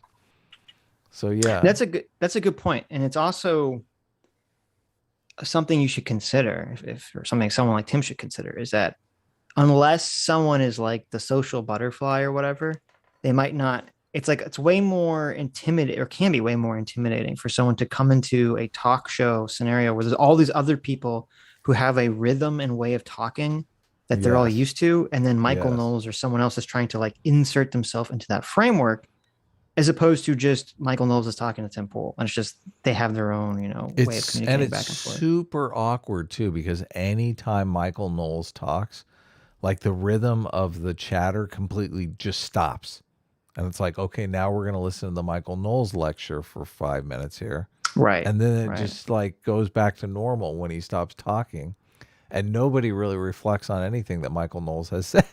It's like. Interesting. It's such a weird dynamic, but I understand it. And I guess, I mean,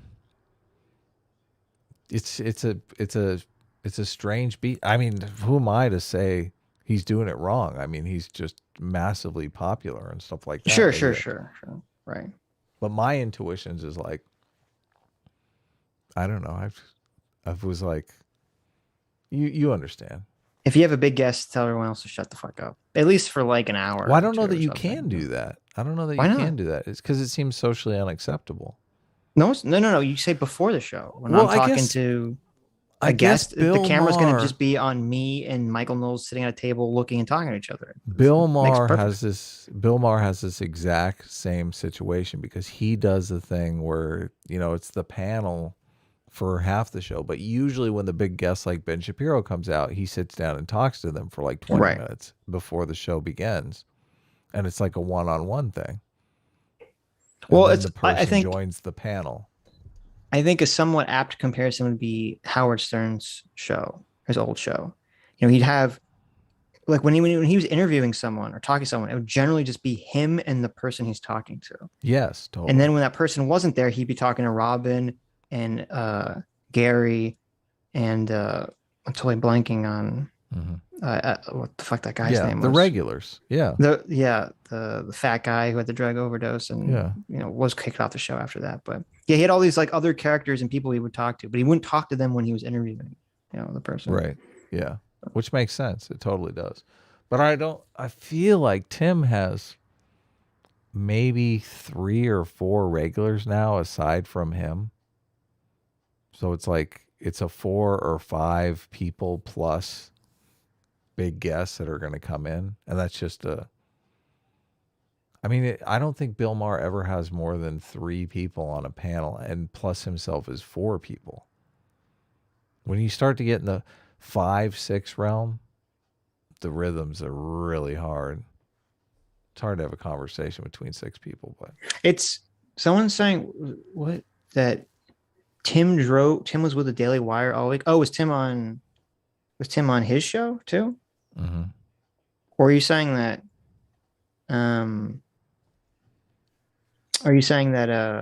Michael Knowles was on Tim's show for the entire week? Michael Knowles was on Tim's show. I don't know if he was on for the entire week. I just listened to one episode, and I heard them talking for like 20 minutes.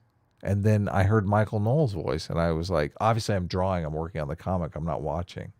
I do find it funny that some people are so like, you gave like a very light criticism of Tim Pool, and some people are like literally so triggered by it. Incredibly losing their shit of Tim Pool. Some people, a few people.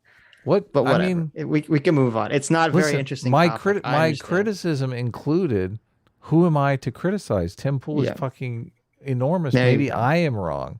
Did I not say that in the criticism? There you go. Like my least favorite late night guy now. He's so fucking annoying. Not Trevor Noah. He literally just stands there and just reads jokes over and over again to the camera. Seth Meyers. Is it Seth Meyers? I think it's Seth Meyers. Oh my God. I cringe out of my skin when I watch that guy. Holy shit. Is it Seth Meyers? Let me check. Yeah, it's this guy. Oh no, I can't stand this dude. I can't fucking stand this guy. This guy makes me want to tear my fucking skin. What the fuck? Seth Meyers aged like 20 years. And like 10. What happened to him? Look, he looks awful. Jesus. God. Off. He's so cringy. He just stands there and reads clearly pre-written like jokes and then says, "That's all for tonight." And then like it ends. There's even like a laugh track. I think there's actually a laugh track. I don't even think it's an in-studio audience because of COVID.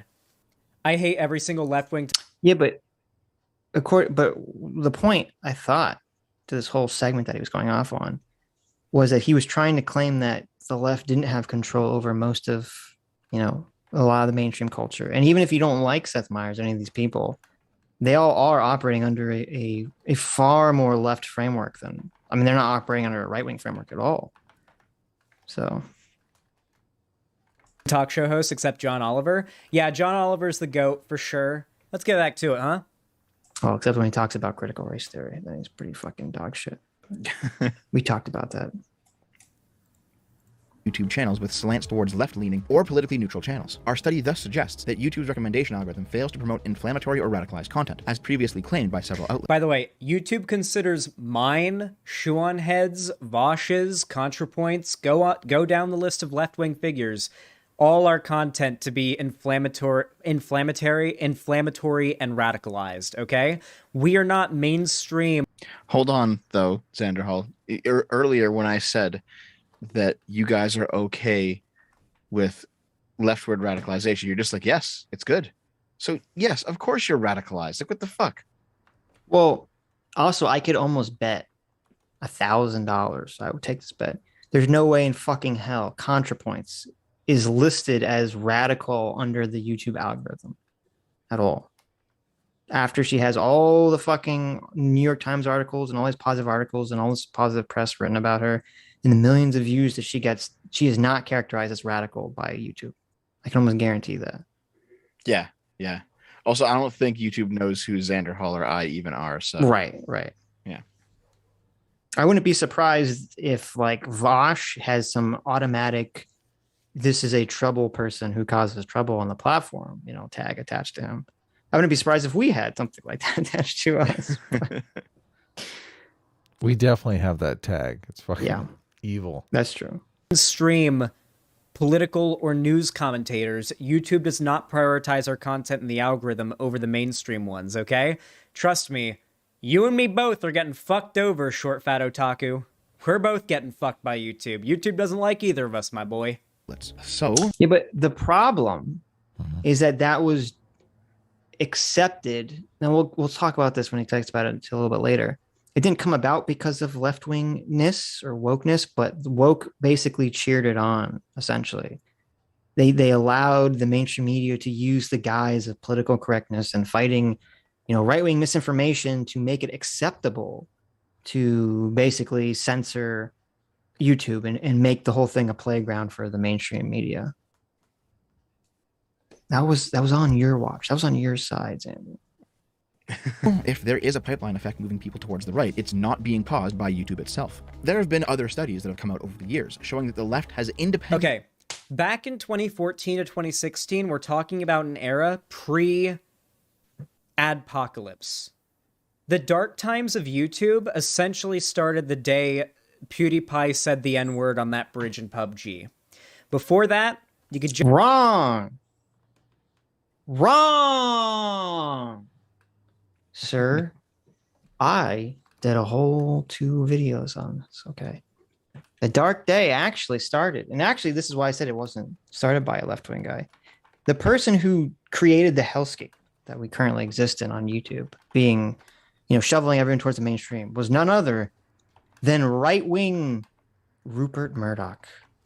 Okay, he hates YouTube, he hates Google, hates everything about Google, and his publication, the UK Times, printed this bullshit fake news story about how there was all these terrorist ads. There's all these terrorist videos on YouTube that had mainstream ads like Ford cars and Coca-Cola, and all these ads were appearing on these terrorist videos. Now, in reality, they found like a video that had 100 views, that had some, some terrorist recruitment video that had 100 views that no one ever saw, that had some ad for some product on it. And that article came out. Then a week later, the first PewDiePie hit piece article came out, which was not about him saying the N-word on the bridge in PUBG. It was, if you remember, there was this Wall Street Journal, right-wing publication, Wall Street Journal, had this whole thing about how PewDiePie was radicalizing kids. And it had a bunch of out-of-context clips of PewDiePie to make him look like he was pro-Nazi or something. And that was the thing that started the apocalypse. So, incorrect, sir. And also, I mean, maybe, I don't know. I've heard Sargon say this too, so I know it's not just me. But I never saw my ad rates go down. I know Sargon never saw his ad rates go down. Like, I don't know. Everyone keeps saying adpocalypse, but it never affected us. You know what I mean? The term adpocalypse, it's not that your rates went down. It's that, if you recall, basically the advertisers. So until this point, the advertisers on Google AdSense were basically completely captured by Google. They had very little say about what kind of content their ads could appear on, because Google was basically like, fuck you, we're the only game in town, stop whining, complaining. And that was the golden age of YouTube. But then after this, the fake stories about, ads coming up on terrorist videos and all this other stuff, all the companies basically use it as an excuse to pressure YouTube into creating all the various jillion different categories of different content that the ads can be on, and what kind of ads, and the whole demonetization system and all this, demonetize first, as opposed to, because it used to be someone had to report your video first, like a person had to report your video first for it to get demonetized. Mm-hmm. And now it's the opposite. Now there's some algorithm that kind of tries to figure out whether they should monetize your video before anyone actually looks at it. And that all came about from the adpocalypse. So it's not that your individual rates may have changed, it's just that the way the content is processed changed completely. They have this algorithm determine everything before anyone sees it. Right. Okay. And then on top of that, this plus all the mainstream media just complaining about YouTube again and again and again, basically they blackmailed YouTube into creating algorithms that will push people towards mainstream content, as opposed to pushing people towards content that is just popular. So. All right. No, I understand. Just about say and do anything on YouTube, your ad revenue, your clicks, your viewership would be high.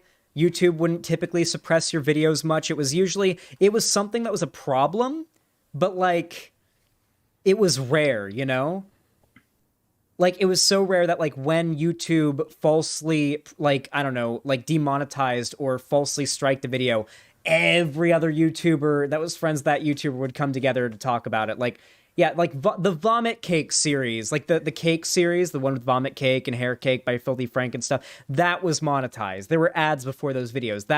Those videos were getting tens of millions of views on the front page, trending on YouTube. That was what YouTube was like back then.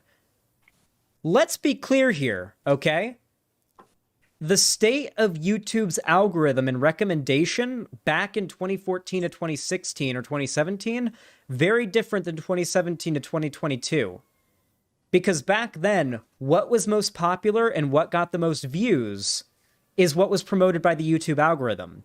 Now YouTube prioritizes mainstream outlets first and foremost, and then behind that prioritizes the least inflammatory seeming content descending, right? And if it's bad enough, you might even get banned or shadow banned by YouTube.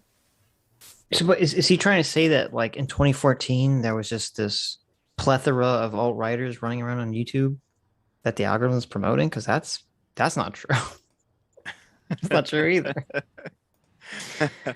I mean, I don't know. Yeah, who are these people? I mean, JF is still around. Saying is JF on YouTube? I mean, hasn't JF made videos where he's like super careful about not saying anything wrong, and his chat is always like trying to rile him up to get him to say something? Right.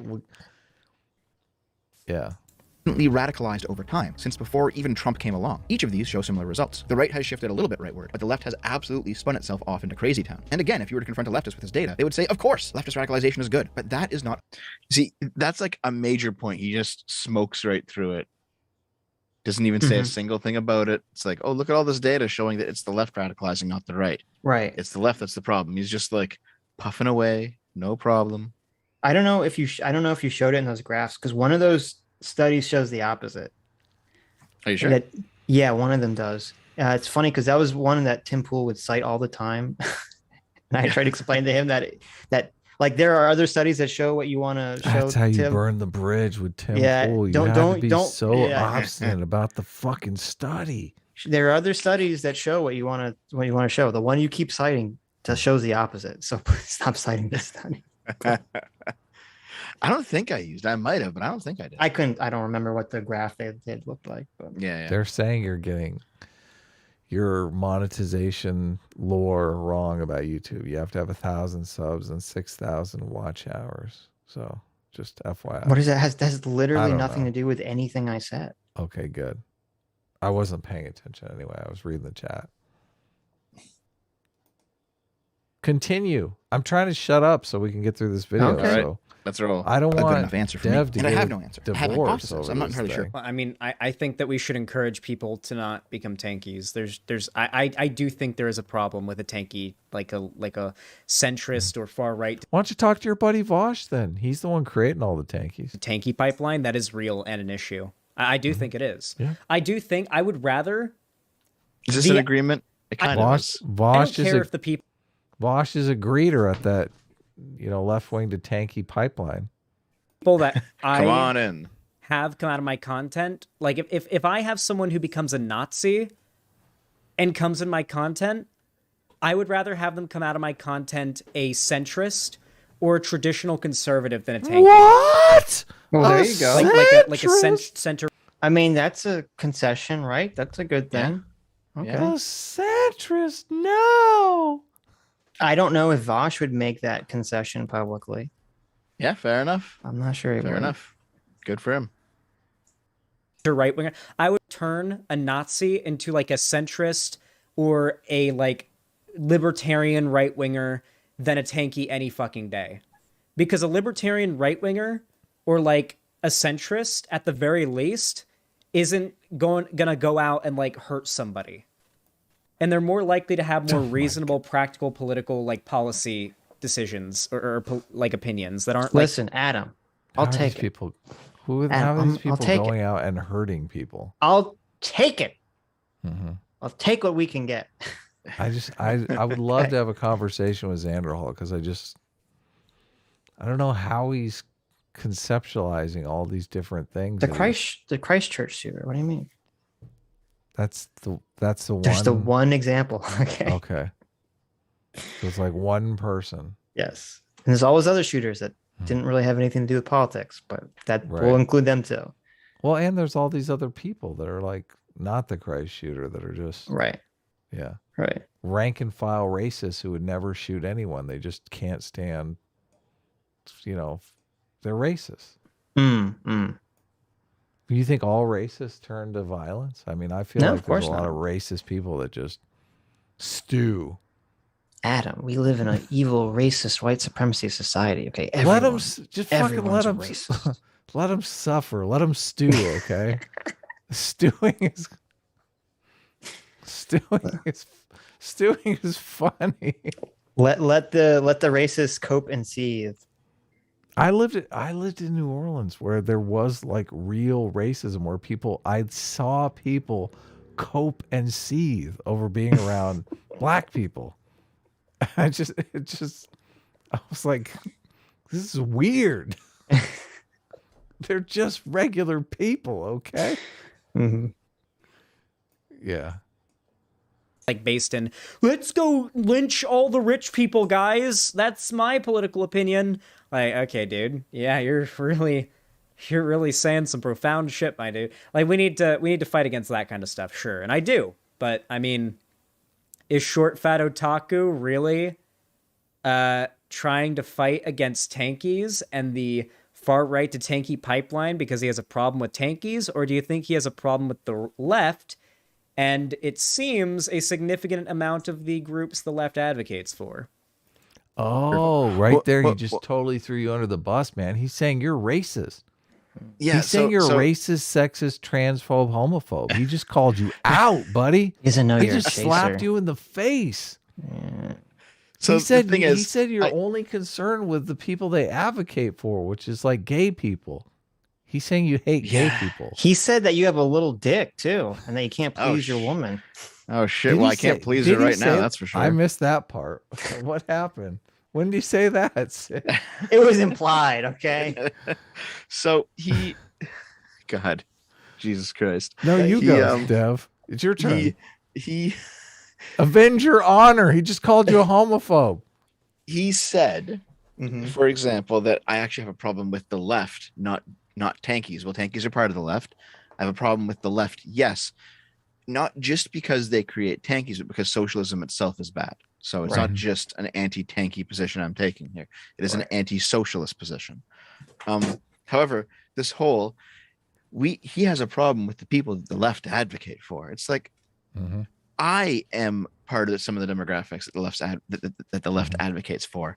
I don't think you guys do a particularly good job at advocating for these demographics. He's getting you, Xanderhal. He says you suck. He doesn't want you advocating for him. Yeah, he said you got a little dick and can't please your girl. Yeah, exactly. And that your hair color is bad and looks like you came out of a 90s Smash Mouth video. He's saying that's you're what worse Dev than said the public. just now. He's saying you're worse than the public defender. He doesn't want you.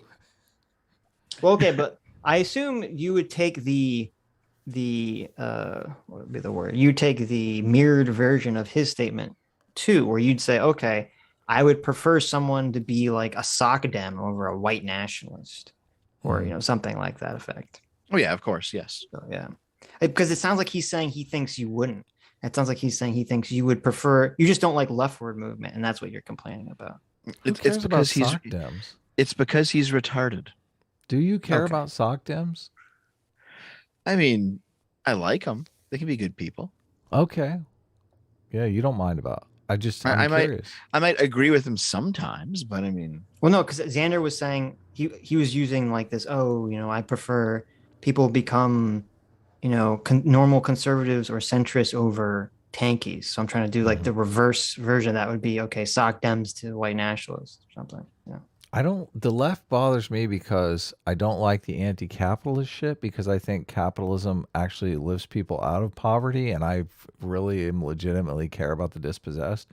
And I don't like the fucking racist against white people shit. I thought we were supposed to be against racism, but yeah. Okay. So but other than that, I mean, I want universal health care. Come on, I want UBI. I think there should be a 3-day work week. I thought you were against UBI. People are working too hard. I think we can make UBI work. I really think we're closer than he's vacillating. He doesn't know what he wants. Well, I wondered if it was possible, but now that I understand inflation a little better, I think it is. I think we might be able to pull it off. We just need to get. I mean, Biden is just fucking up right and left. He's literally doing things that like the moratorium on paying back student loans, that's going to make inflation worse. Don't tell anyone, but sure, but it's not about lowering inflation. It's about trying to appease the electorate. So yeah, private rewards for his constituents. Yeah. Right. Yeah, he doesn't. Inflation. I don't. How much inflation is going to change if people pay their student loans for a year or two? I'm not sure that's going to make some massive difference on overall inflation caused by supply chain disruption in oil. I don't know how much the paybacks are, but it could. I mean, I'm skeptical. Listen, paying back student loans takes money out of the money supply. I understand. Yeah, I understand. That shrinks the money supply. What other way are they shrinking the money? Well, it's not shrinking the money supply. It's just because that doesn't go to the government. No, it is shrinking the money supply. When loans are paid off, that's money deleted. Are these loans to colleges, or are these government loans? Government loans. Oh, okay. I guess that makes sense. Obviously, how else could they Okay. Yeah, you're right. Yeah. You're right. So we need to be shrinking the money supply to deal with inflation, right? Paying back student loans would be a good way to. I mean, who knows if these student loans? These people could be doctors or fucking attorneys that they're not paying back their student loans. You don't know. Sure. Well, I would have to see what is the actual amounts we're talking about. I'm sure that number exists somewhere. But. Right.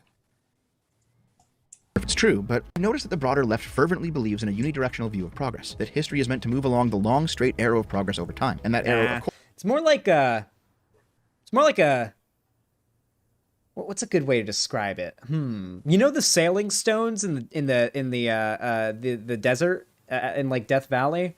You know the stones that like mysteriously kind of drag across Stonehenge, the desert, okay. like, and they have these like no one knows why it was done. Turns out the reason is when ice on top of mountains melts and fills up that part of the desert in like cold times, the ice freezes. Cold times On the surface, and then wind blows the ice, which pushes the rocks, and then the rocks move from the ice getting pushed by the wind, and the ice melts and the water evaporates and leaves the rocks the big, path, marked. So it's more like that. It's like ice getting, but that's how progress works. Slowly, and it goes back and forth, right?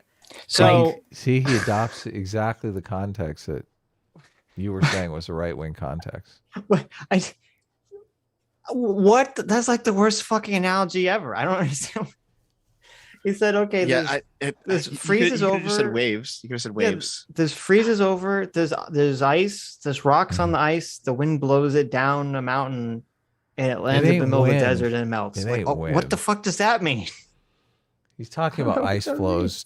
He's talking about ice flows carrying boulders down, but obviously, yeah, but that's still unidirectional, isn't it? I'm assuming the boulders. You're right. Fucking up the hill with the ice. You're exactly right. Like, yeah, you're exactly right. It's not like a tide that goes in and out. Yeah, like it's not a pendulum effect. I don't know what. Okay, pendulum is usually what they use for this. Yeah. Yes. Yeah. So what he's talking, it sounds like what he's talking about is it's still moving in one direction. It just sometimes goes fast and sometimes goes slow. Oh, like it gets stuck.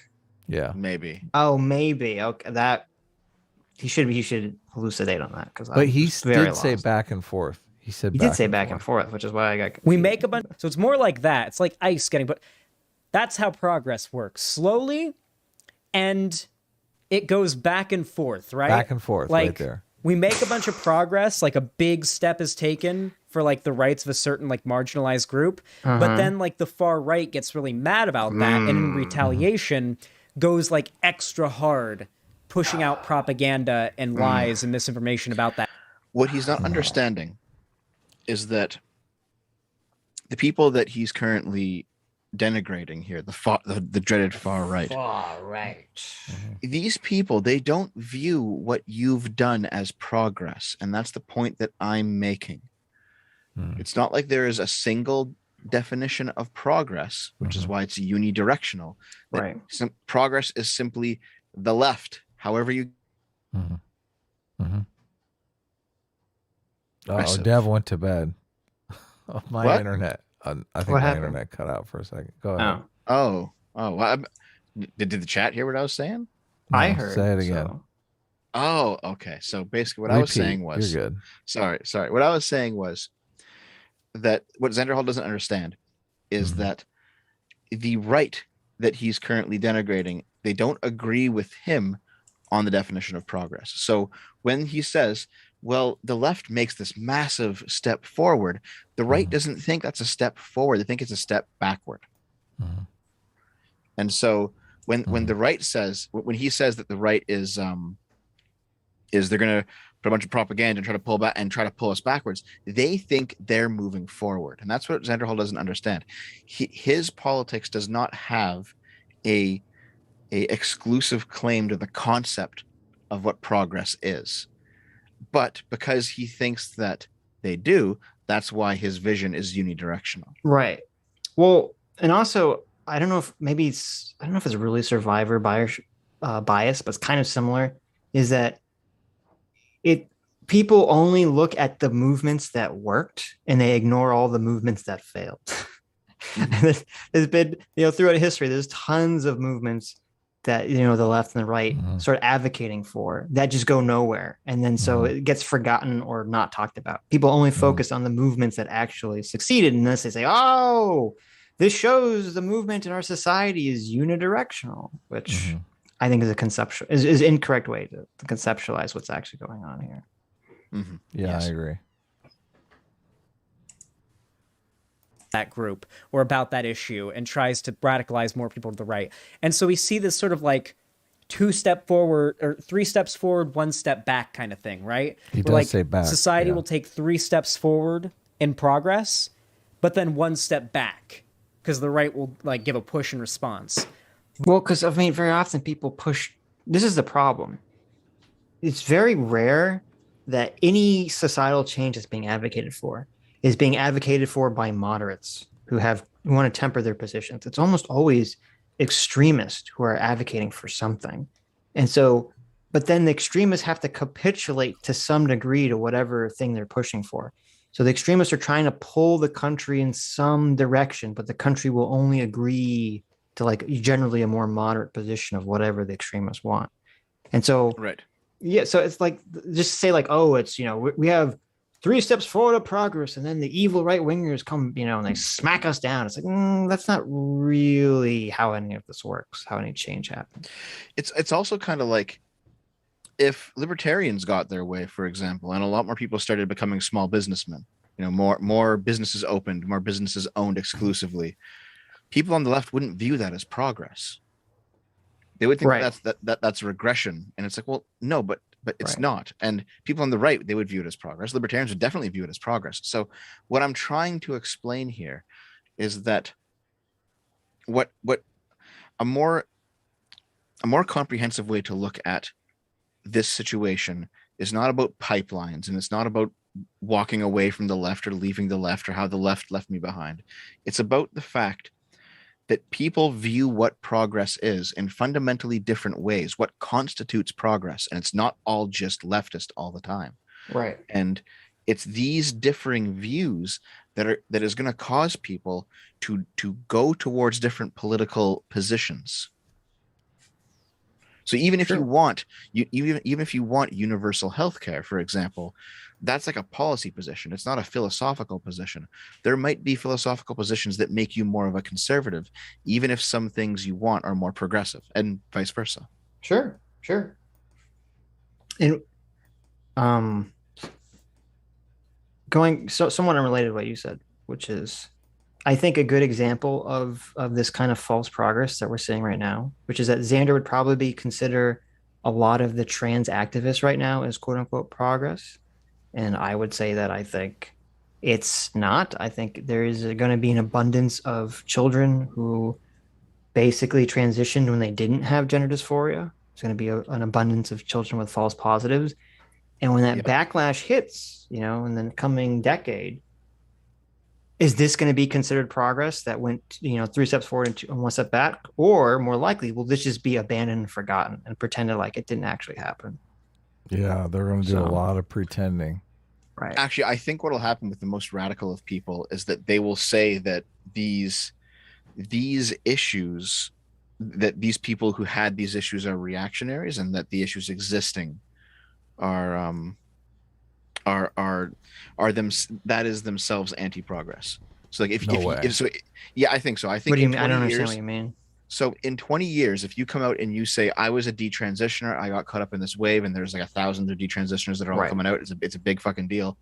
The craziest of the leftists, they will say that you are anti-progress for having that problem. Oh, yeah, of course. But they're not going to be indicative of the mainstream. Those are going to be the fringe cases, and the more mainstream people on the left will just, you know, ignore all that stuff, pretend like this wasn't ever progress or being pushed as progress. I mean, maybe, but let's hope. Let's hope. We'll see. There's going to be way too many people. There's going to be way too many detransitioners, and they're all going to be suing the fuck out of their doctors. So, well, it'll be interesting. They may even try to sue the government for I don't know how it's here, but I know in Canada there's some affirmative consent models, which I think you should be able to sue the government for creating dangerous situations for minors. But that's just me. But then the left ends up taking another 3 steps forward in response. So we always do overall end up moving more progressive, clearly. Obviously, you can't deny that. We're clearly more progressive now than I mean, slavery, Jim Crow, redlining, now today, like we've clearly progressed. It's happening, but it kind of skitters back. And that's why we need a monarchy. Oh, I'm sorry. Back and forth, right? Even if we're generally moving in one direction. Course points to the left. They hold this belief because they view morality as if it were a science to be developed, the same as alchemy eventually became chemistry. He's doing the thing again. General relativity and so on. They see a steady march of history where kingdoms will be replaced by drug war. republics, and republics will be replaced by socialist states, and eventually by a stateless, classless, moneyless. I don't care about theorizing about socialist societies. Okay, I care about talking about what policy will get good things to happen in the next election. Oh God, I'm not talking about you here, Xanderhal. This is usually the final this is a response video to him. Yeah. For me, usually the final 20% of the video is where I talk about philosophy, the ideas underpinning some of the events that we've looked at. And boring. So this is me. This is the boring part. This is where I talk about, okay, well, this is the way that a person would think or would view the world if they thought like this. So I'm not talking about you, Xanderhal. I'm talking about the left in general. Well, it is weird that because you had the screenshot of his video, it's like maybe that's what he feels like this is a personal attack on him or something. I had like 10 videos in there though. I know, but how do you think he found this? Someone probably said, "Oh my God, Short Fat Otaku had a screenshot of your alt-right video. You should watch this." Yeah, maybe that's what happened. Post-scarcity society. They see the gradual expansion of civil liberties, where slavery was made illegal, then serfdom abolished, then civil rights, and they envision a future of totalizing equality. Your average leftist will say something like, the left-right scale is a good-evil scale, and history and progress is meant to move... Not necessarily. Trying to essentialize people based on their opinions as evil is pretty unhelpful, but there are some people that I think are pretty evil. Like, I think Matt Walsh is probably evil. I guess I'm gonna have to give I'll give him credit for not essentializing left right as good versus evil, right? Do we give credit for that? I mean, he I know only the bar did is it to low. say that he only did it to say that Dev is wrong. That's the only reason. Because then he turned around and said, "But Matt Walsh is evil." I mean, I don't call Matt Walsh evil. I call him a fuckhead, and I completely disagree with his conceptualization of a lot of trying to make America like a theocracy or whatever. But his definition of woman is pretty good. That's true. His definition of woman is pretty good. Yeah, right. Based. Well, and I think something that Distributors brought up, which I agree with, is that people will always choose, not always, a lot of people, the majority of people, the normies, will always choose restrictive order over complete chaos. Yeah. Totally. And that's kind of the trap that the left is walking into right now. And a lot of this gender stuff is along those lines of creating complete disorder. So you can have someone like Matt Walsh, who's advocating for more restrictive order and less freedom, who people will say, well, I'll take, if I have to choose between Matt Walsh and just transing kids left and right, or raising kids with no sex or gender, I'm going to choose Matt Walsh. Yeah, totally. And that's the situation that's happening all over the place. So, I mean, I do agree with that completely, that's happening. And I'd probably fall into that same camp too, if I had to choose. You go on the Matt Walsh route. You're like, don't trans my kids and teach them to be racist. I mean, it is insane. The overreach. I mean, just think if right wingers were in school going, we're going to teach, on the down low, we're going to teach your kids creationism and that abortion is baby killing. It's like they would fucking lose their minds. Yes. They would go there. Yes. That doesn't belong. No, you got to understand they need to learn this early. Abortion is baby killing. Well, that's what's so annoying and frustrating about all this stuff is that there's no, and this is what triggered me to the woke shit in the first place, was that there's no consistency of the argument, because it used to be the left that would say, no, school shouldn't be about teaching kids morals. It should be secular and should be teaching kids, reading, writing, and arithmetic. You know, just the facts, ma'am. And I was like, okay, I'm on board with this argument. And then it's like the second that argument can be levied against the left when it comes to CRT or the don't say gay stuff, suddenly, we're throwing that argument out the window. And then the right adapts that argument. So it's just like, there's no consistency. There's no principled behavior anywhere. It sickens me. Okay. Nobody has any principles. It's I know. Terrible. Well, see, I know you guys don't agree, but that's the main reason that I used that Vosh clip where I did, because this is the part of the video where you don't have any principles, Dave. No. Because Dev, I was signaling that this is the part principles. I was signaling that this is the part of the video where the principles disappear from these. Okay, I see. Yes. But you are if you're with us, and I want you to be with us, Dev. I really do. Okay. You're either with us or you're against us, Dev. Honesty is like our core. Listen, we re-edited our entire music video, so it wasn't clipping Hassan and clipping together some performance. Well, it wasn't for the sake of honesty. It's not like anyone would have thought that those things were like real things that Hassan said. Yeah, it is. What are you talking about? Okay, that was not I didn't think anyone would think that. I just thought it just worked better if they were actual things he said. Well, it does work better that way. Yeah. But anyway, I wouldn't feel comfortable clipping someone out of context. Sitch, would you do that? Sure. No, of course not. Yeah. I feel like it's done to people I like and respect all the time. And it's of course the Twitter squirrel. That's her whole jam. It was done literally on this stream. They're clipping us out of context. That's true. It was done to us to try to start shit with actual justice for you. Yeah, Abdi, you fuck. It's bullshit. So I'm gonna take your wrench away, Abdi. I'm just saying, Dev, and I don't want to say that you did it deliberately.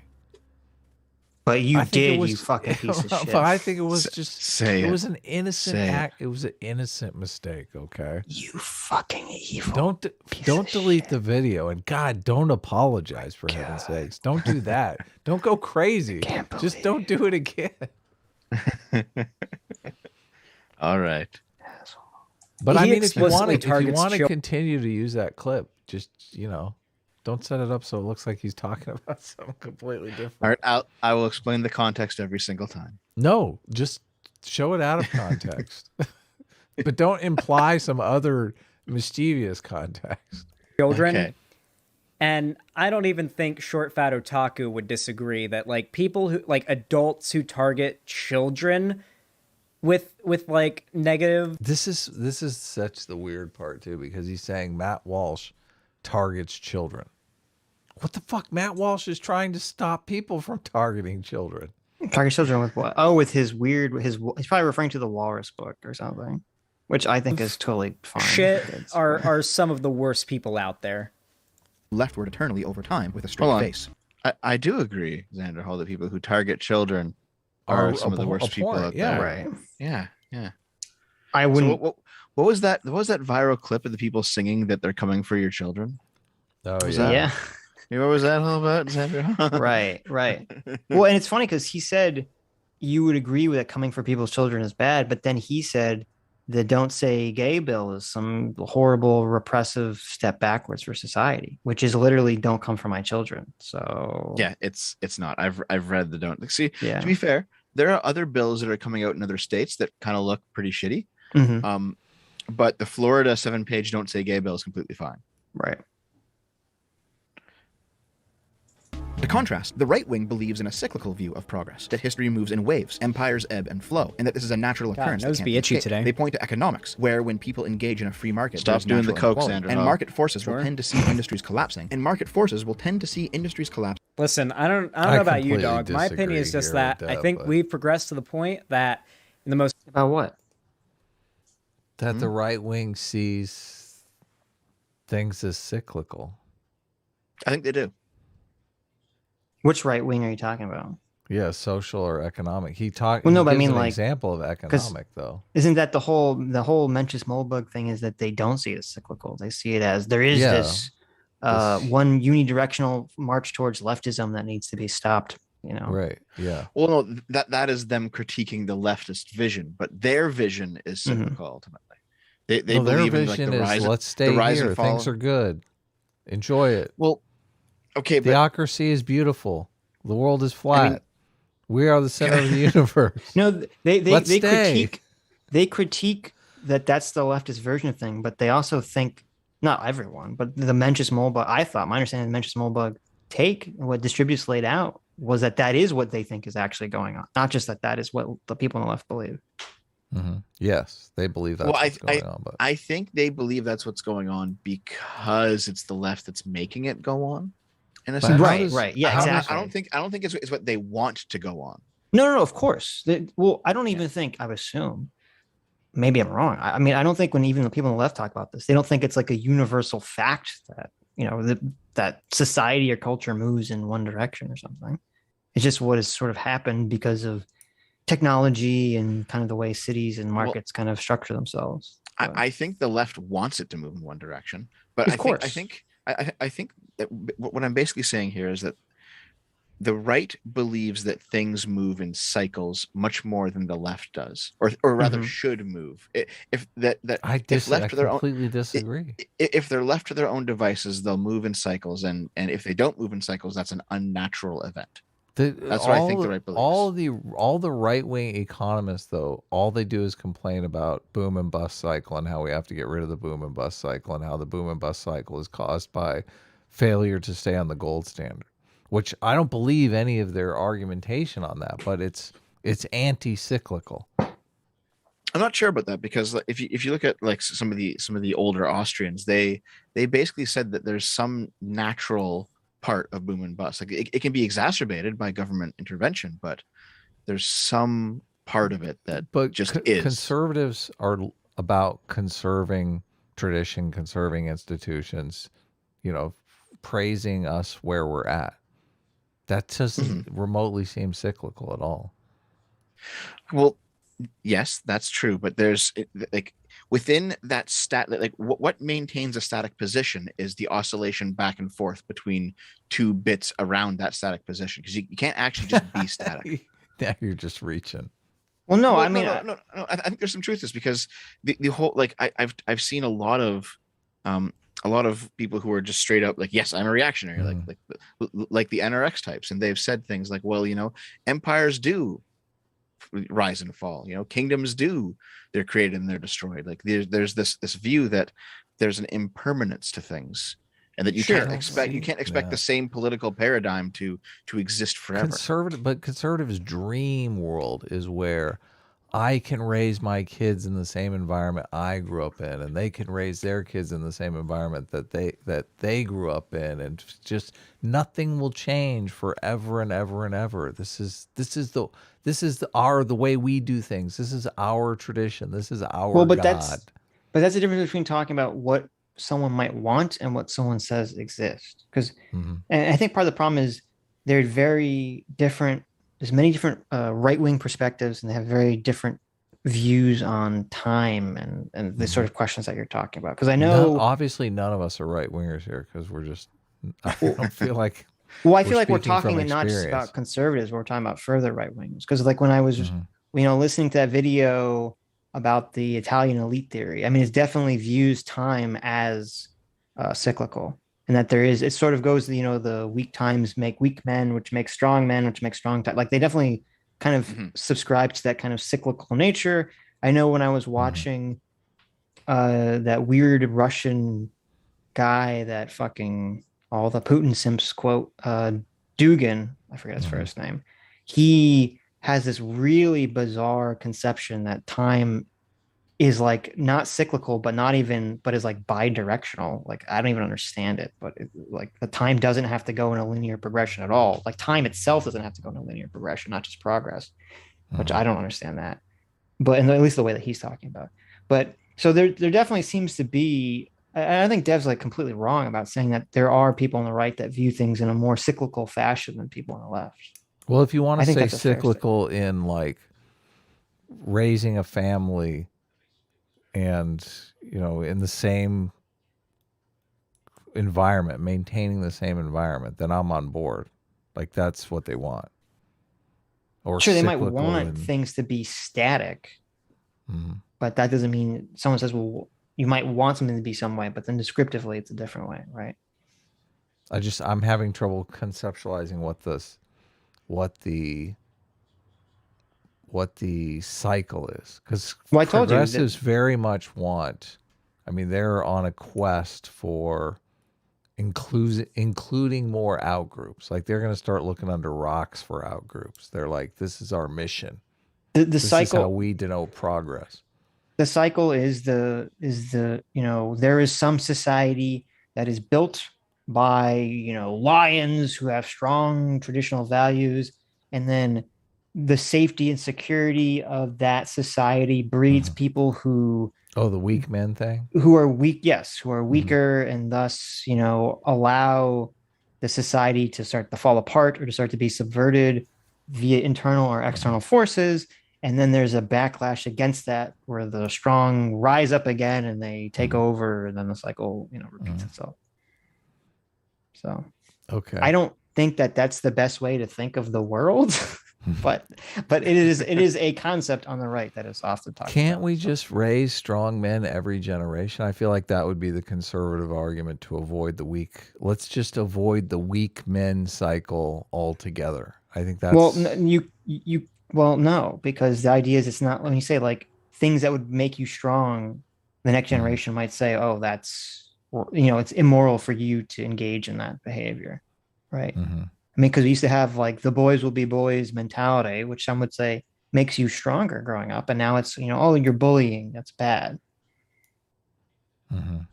So does that make sense? Whatever. We'll move on. Most powerful, rich nation on earth, there should not be a single person who has to like work or die. Like either go make money for someone richer than... Wait a minute. Let me go back a second. Yeah, let's go back. He went full socialist here. Full rich nation on earth collapsing, and market forces will tend to see industries collapse. Listen, I don't know about you, dog. My opinion is just that I think we've progressed to the point that in the most powerful, rich nation on earth, there should not be a single person who has to like work or die. So he wants UBI, Adam. I know. Yeah. Okay, there you go. You say you're going full socialist. I'm not going to give him agreement on that one. Okay. See, I don't even agree with that, because like, why the fuck should other people labor to keep your ass alive if you're not doing anything useful? Like, what the fuck?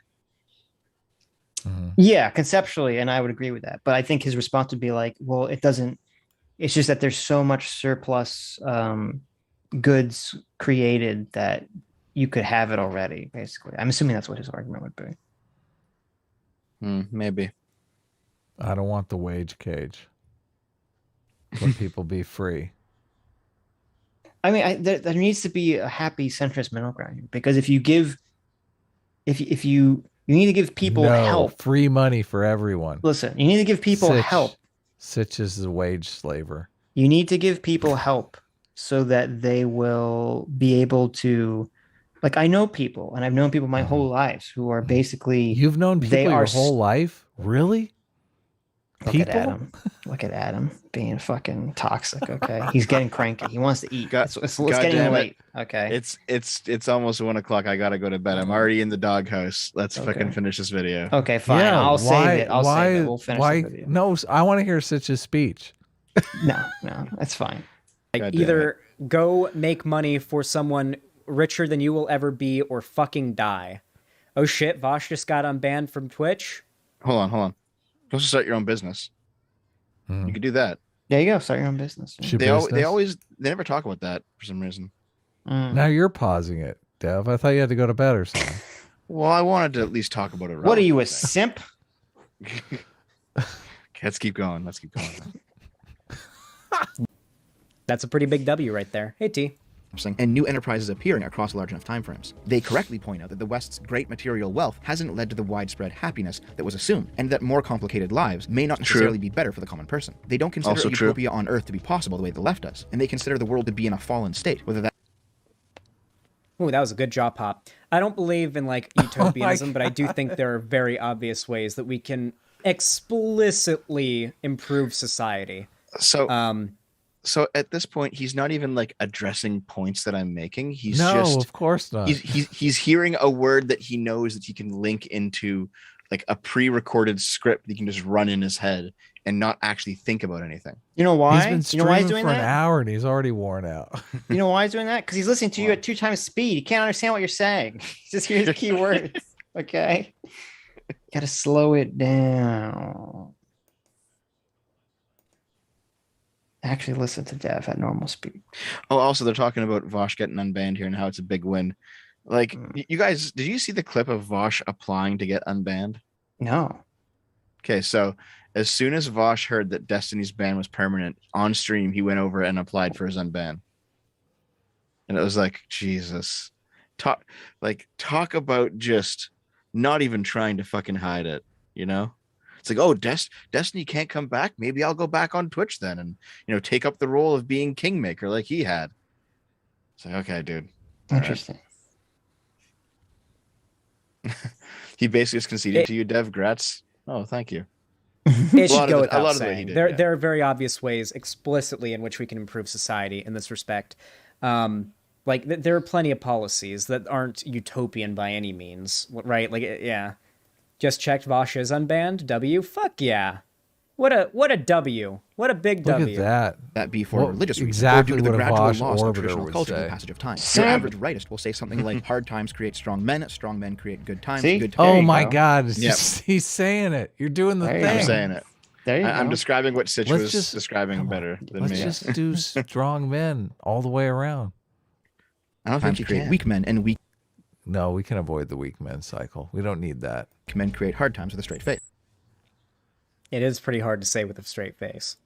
In reality, politics seems to operate like a swinging pendulum. One side pulls things too out of whack. The electorate ensures it swings back the other way in equal measure. This is more of a cyclical system. He isn't wrong here. This is what I've been saying for a Oh, while Oh now. He's not no! wrong. Another He's- agreement. He might actually have Ding. seen my videos about this and maybe Ding. repeating my Oh take. shit! You're ripping off Xanderhall. Holy Okay, so- cow! You thief!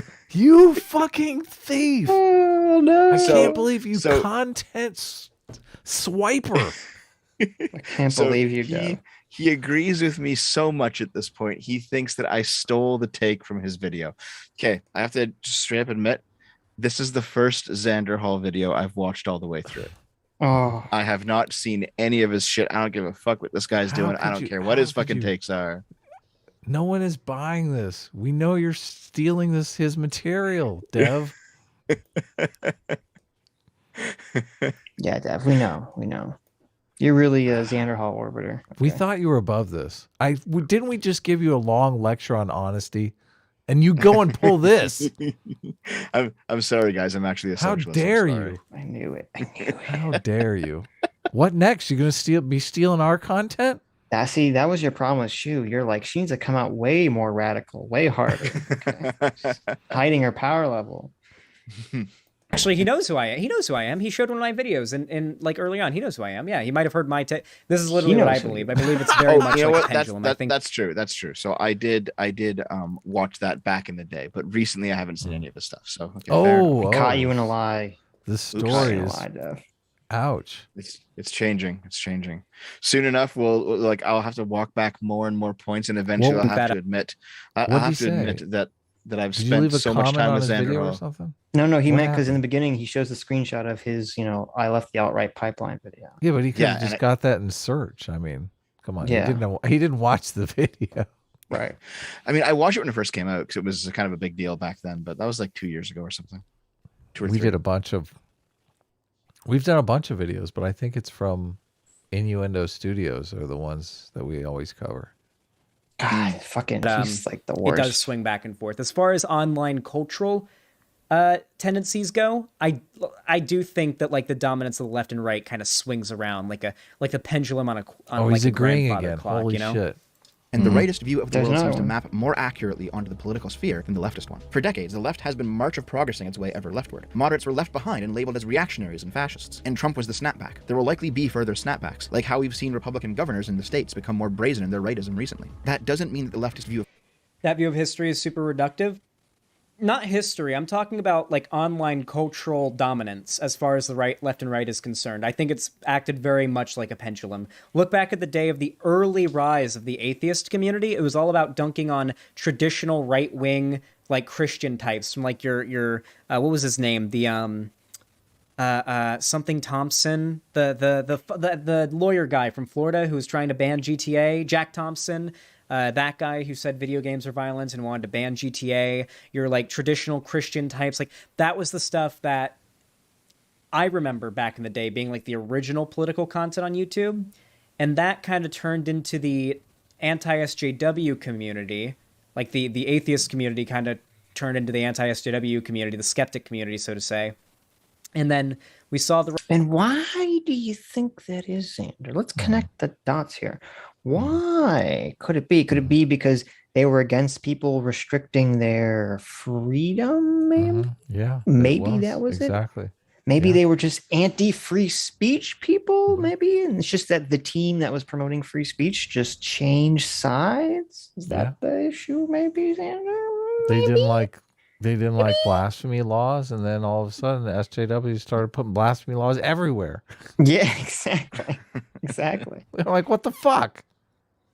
Rise of Breadtube, and now we're seeing the rise of, like, I would argue this new right-wing content is a mix of right-wing TikTokers getting really popular. This is so then weird. Bitching about left-wing TikTokers, mostly ones that are kids, and bitching about cancel culture and trans people.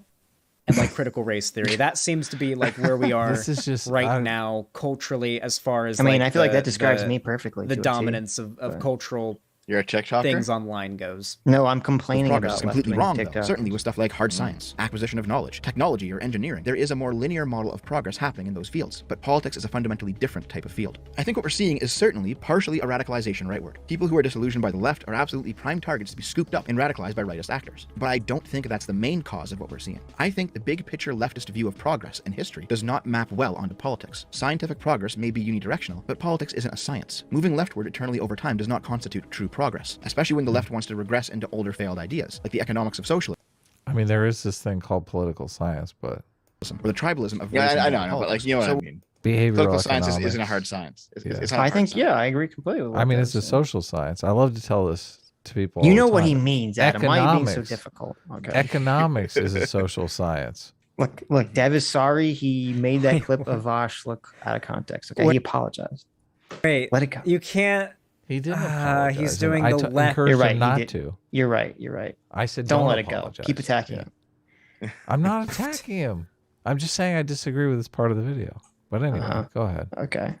Socialism, Continue. or the tribalism of race and... This episode has just become the double dose of dumb.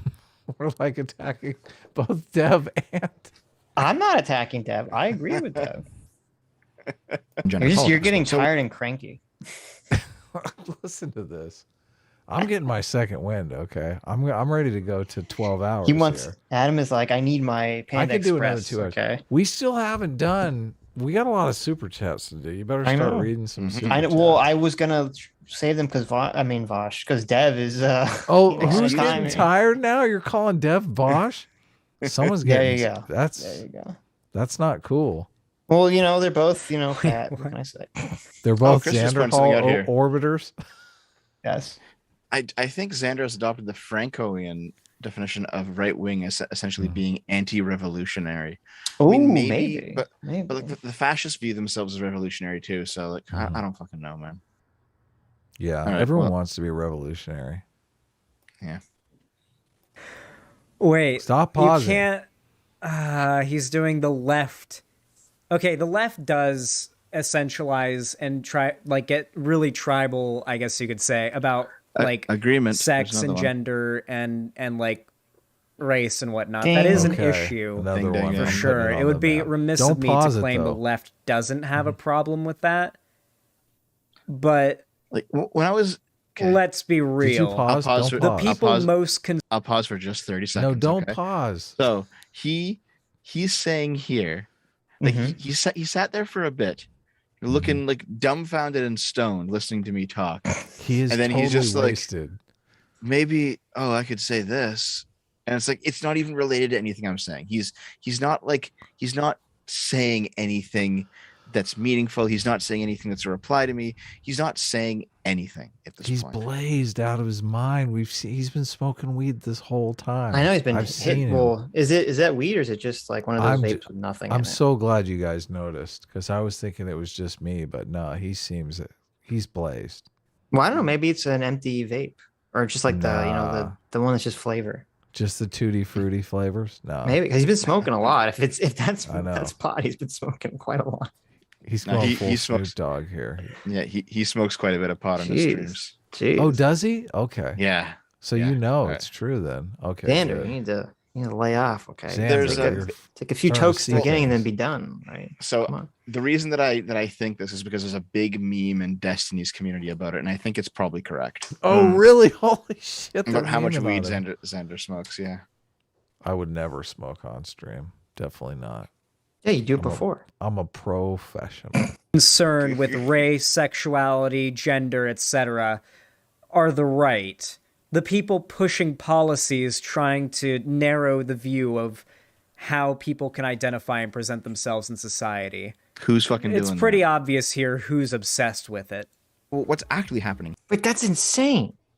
Mm-hmm. I hate this fucking argument. Okay, you have the leftists, specifically the neo-Marxists, who are they start this current, there's always a culture war going on, but they start the way the culture war is right now with all this race stuff and all this gender stuff, and they're doing it not through the avenues of law. I mean, they are to some extent, but not to they're doing it mostly through the avenues of culture and education. And then when the right decides to like fight back and say, no, we don't want this shit in our schools, then they say, oh, why are you so obsessed with kids' gender? Oh, what's wrong with you? It's like, what the fuck are you talking about? You're the one starting all this shit. It's crazy. Fuck you. It is crazy. Here, at least in my opinion, is that leftists are seeing regular people, even their own allies sometimes, rebuke their more radical elements. And in response, they're thinking everyone's a Nazi. But what's actually happening is they're simply going too far. I think we all know this intuitively. 50 years ago, if you question... I mean, I guess that applies to Hassan. The first example, I guess, of that comes to mind is Hassan. He did that with Adam Something. So the biggest... He had like a biggest stupid streamer. Opinion he didn't understand. And then Adam Something you all do this, but yeah. Made a good video. And then Hassan just called Adam Something a Nazi with no evidence or proof. You just fucking like you did it to me in this. You called me a reactionary and all this shit in this fucking video, dude. Yeah, you called Sargon a white nationalist. White nationalist. Yes. Paul Watson a Nazi. He does this. Yeah. You're doing it right now. Yeah. You're guilty.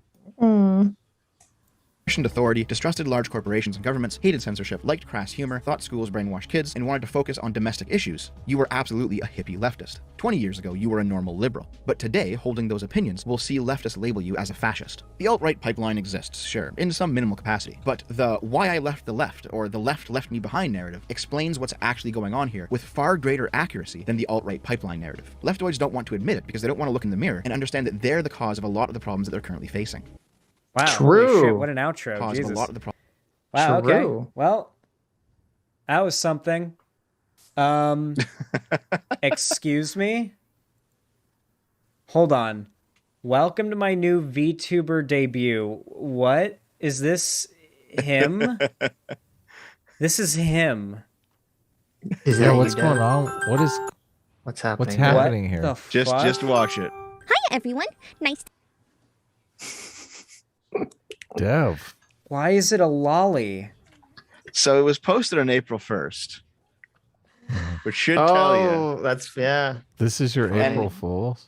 Yeah, the April Fool's video was I got Naomi to basically be a VTuber for a short video for the VTuber debut announcement. Right. Oh wow. It was a fun little April Fool's video. Okay. Does he say anything interesting about it? I didn't watch this part. Let's see. We've had enough. Let's go. Are you done? No, I want to see. I want to see. He's making faces. He's going to call him a pedo. I'm certain of it. We don't judge here. We don't judge here, okay? We don't judge here. Jesus Christ, Xanderhal. April Fools, please, for the love of God, we don't judge. Okay? He needed Shoe-on-Head to say it in the chat before he fucking figured it out. Yes. Oh yes. yeah.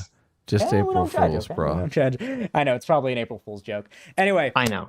You didn't know if that you enjoyed before, this buddy. video, please consider dropping a like. Both on Shu should really get a producer credit on this show. I feel she's coming up with more ideas than he. Yeah, she's coming up with more ideas than he is in this fucking thing. She's working Xanderhal like a puppet here. on the stream, if you're watching it over on YouTube, and on the video itself, it helps. Help us get to 10,000 likes on this video. Oh, also, someone in the chat says, "Why does it sound like a YouTube Kids video?" I used graphics and music from Kirby's Epic Yarn on the Wii. It sounds just like that's where it all comes from, man. Wow, interesting. Yeah, so Cool. there's not much more here. I think it's just him chilling. So there we go. Go to your. What? Listen, I'm curious. Before you leave, I want to ask you one thing. I put a tweet out yesterday, and I'm curious if you saw that tweet. Oh, let me see. I'll click on it. What's because I was making fun of the fact that Dev, like, I never suspected you'd stick with us for the entire show. I am impressed. I'm in awe, and I'm in total. Yes. Those you don't know, Dev, impressed. when he's on EFAP, he bails. He's like, he comes in late, he does. leaves early. But no, Dev respects us a lot more than he respects Mahler and Rags. And Frankie, that's the important thing right there. That's the important thing, yes. That's the important thing. Somebody tell Mahler that this is what's going on. Okay. I tweeted, Dev is coming on for the whole show tomorrow. Can't wait. Oh, that was supposed to be sarcastic. I didn't even. I know it was totally sarcastic. I was like, "This." Well, listen, I'm not staying for the super chat, so there's that. That's fine. Well, no, you've stayed longer, Get out of here. longer than ever expected. But. Right. It's been like 9 hours. Holy shit! I thought we'd be longer done than 6. I think that you should have. To 9 be honest hours. with you. Well, it's an hour and a half or hour 20-minute video. There's 3 of us. We all like the fucking gab, so you know. Let us know if we need to post a formal apology to your girlfriend. No, fiance. fuck that. I'm not a simp. I apologize for nothing. You put her in her place. You say, "Woman." Well, I don't. Listen. If it comes down to saving his future marriage, I'm like. You look straight into her. Flexible. You look straight into her eyes, Dev. You hold her tight. And you look straight into her eyes. You look straight into the windows of her soul, and you say, Right. "Bitch." Listen, all I'm gonna say is that you guys definitely owe me. Okay. Mm-hmm. Okay. I am owed at this point. Owed a what? favor. A favor of some kind. Someday. Kind of favor. Well, we'll talk watch about out. that later. What is this? We'll talk Listen, about that later. I'm not into threesomes with other dudes. Okay, I don't know what you're trying to advocate for. Well, we'll figure it out. We'll figure something out. Well, actually, listen. If you get a Catwoman costume, maybe we'll talk. All right. Mm-hmm. Well, All right. you know, if one of us feminizes, then it's not a dude anymore, right? Anyways, thanks for coming. Yeah, I'm not we certain really about appreciate you that. staying on the entire time. It was great to have you. Of course. So I guess as a final, as an ending thing, Yes. what did we think of this video? Pretty lame. I think your video was pretty good. I think thank you. Xander's response was pretty lame. He completely missed, I think, the entire point of the video. He missed most of your primary argument. And I don't even know why. I guess he only reacted to it because his thumb was in the video, and that's about it. Maybe. But we want to get Xander on. We want to see if we can get him back in that alt-right pipeline. If we can ship him right off to Paul Joseph Watson's personal assistant by the end of the year. I think that would be pretty funny. See, I have a feeling that like Xanderhal's YouTube career for the past 6 months has just been him taking L after L after L after L. And for some, well, I mean, like, really? dude, it started with, oh my God. It started with the Lauren Southern interview, and it just fucking kept rolling. He did oh shit. I haven't seen that. Oh yeah, I'll have to check it out. He wanted to debate Lauren Southern. Lauren Southern completely fucking destroyed him. Yeah, Lauren Southern is I another one of those good debaters. Yeah. I just have a feeling that like there's I don't know if this is I don't know, this is just me spitballing. I don't know, but I have a feeling that he probably saw me as like easy pickings. Because in terms of debates, I pretty much am. You know, I can't debate. It's not something that's in my skill set. Why? He's too Canadian. Yeah, You can debate. I say sorry too much. Listen, I debated Vosh and totally destroyed him. You can do it. It's not hard. You can do it, Dev. I believe. Well, maybe I don't believe in you, but I like to say that I believe in you. So if we actually count those 3 agrees from earlier, we're at 17 agrees. I know. Yeah, you a lot of told me you were agrees. gonna sneak 3 on there. I'm going to sneak 3 in there. 3 unquantifiable. So from between 14 to 17, you're. I guess the way I have to view this is like, how is it?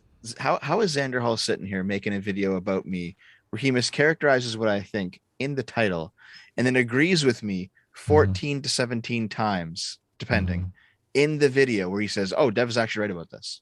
Like, what the fuck is this guy doing? The whole video, yeah. Like, what is he fucking doing? Yeah. Oh, that's true. I forgot. Lauren Southern is Canadian. God, come on, Dev. What are you doing? All the Canadians, we know what's going on, man. No, I mean she was able to move past her Canadian blood and debate well. Okay, so I think you can do it too. She's a woman, though. It's different. The Canadian politeness is women really are better debaters. The Canadian politeness doesn't extend to women. Okay. What? Okay. There you go. Dev says all Canadian men are basically pushovers, but not. Yeah, you know, sounds about right. You've all been feminized. It all makes sense now. It's all the soy milk in Canada, I guess. All the bagged soy milk. All the bags of soy milk. Anyways, you go. Hearing about Cherry threw me for a loop. I know Cherry IRL, and they turned my girlfriend conservative single-handedly with their stupidity. Is that you're talking about like Xander? Are you talking about Xanderhal's Cherry? In the chat there, Mr. Meme Spren. Our chat or his chat? No. Your chat. What's Cherry like IRL? I don't know. Who's Cherry? Cherry is that community manager of Xanderhal's and of right. and of Demon Mamas too. Cherry turned my girlfriend conservative single-handedly with their stupidity. Yeah, because Cherry's been being like. Where are you reading this from? In our chat. Cherry's been friendly to me recently, and I think she's just trying to facilitate a debate or something. But it always felt a little bit underhanded. So maybe with Xanderhal, maybe. Yeah, just do it on here. Let us host. If he agrees. There you go. He already didn't answer. CT was trying to get him to come on, and I guess she messaged with Cherry, but I don't know. Yeah, he said he was being lazy. Oh well. I found this meme. Have you seen this meme? CT? Mary has 2 passions in her life: marijuana and riding horses. It's a girl passed out on a cow. Well, what made you want to bring this up? I just saw it and I was thinking, oh, this reminds me of Xanderhal. Oh, I see. This looks like Xanderhal out for a ride. CT is a caffeine tweaker in the chat. She does the Oh. editing for videos, runs the unofficial Discord that we have no control over, and draws lots of beautiful art for us. She has 2 passions in life: riding horses and marijuana. That's the person in the meme, not CT. I don't even know Oh if my CT God. smokes weed, so I don't think so. But Well, hi, caffeine tweaker. That's nice to know. My channel needs a caffeine tweaker. you do. You do. Actually, I kind of have one, but she's a fascist. So Oh, who is she doesn't do artwork, but she sends me her nudes, so it's okay. It evens out. It evens out. what? Yeah. Wait All a right, minute. so I'm Explain. That's not a Fred. good. Yeah, no, that's no, not no, a no, good no. You situation. explain this before you You have a girl who works for you, and they That's pay a little- you for working for them by sending you nudes. She does like community stuff for me. And you subscribe to her OnlyFans, or how do you get the nude pictures? Oh, those are just free. They're part of the job of being a content creator. I'm gonna get pro Jareded one gay, guys. That's how it's gonna be. Okay, here we go. We found out. Good. Wait, how old is this girl? You're not a groomer, are you? Oh no, she's in her 30s. It's Okay. Oh, okay. Listen to this guy. Listen And to your this. girlfriend doesn't. I mean, listening a lot of nudes times from- girls get. There's this thing called jealousy. I'm not sure if you've heard of it, but It's okay. She likes the nudes too. Oh, you look at them both together? Yeah, of course. Right. There you go. I just got a nude text. You guys want to... Hold on. Okay. Can we look at it together? Joking aside, have you guys ever not been sent like nudes from fans out of nowhere? No. No. I've never had that, no. That would make me extremely uncomfortable. I would not. It's happened to me about a dozen times at this point. Really? Wow, look at Zev. What a player over here. I guess, to be fair, guess we're just not cool enough. There's more like femboys in there than girls, but still. Oh, well. It's still appreciated. I assume Adam gets sent lots of that. I think I'm going to leave my DMs closed now that I think about it. It's a good idea. It's a good idea.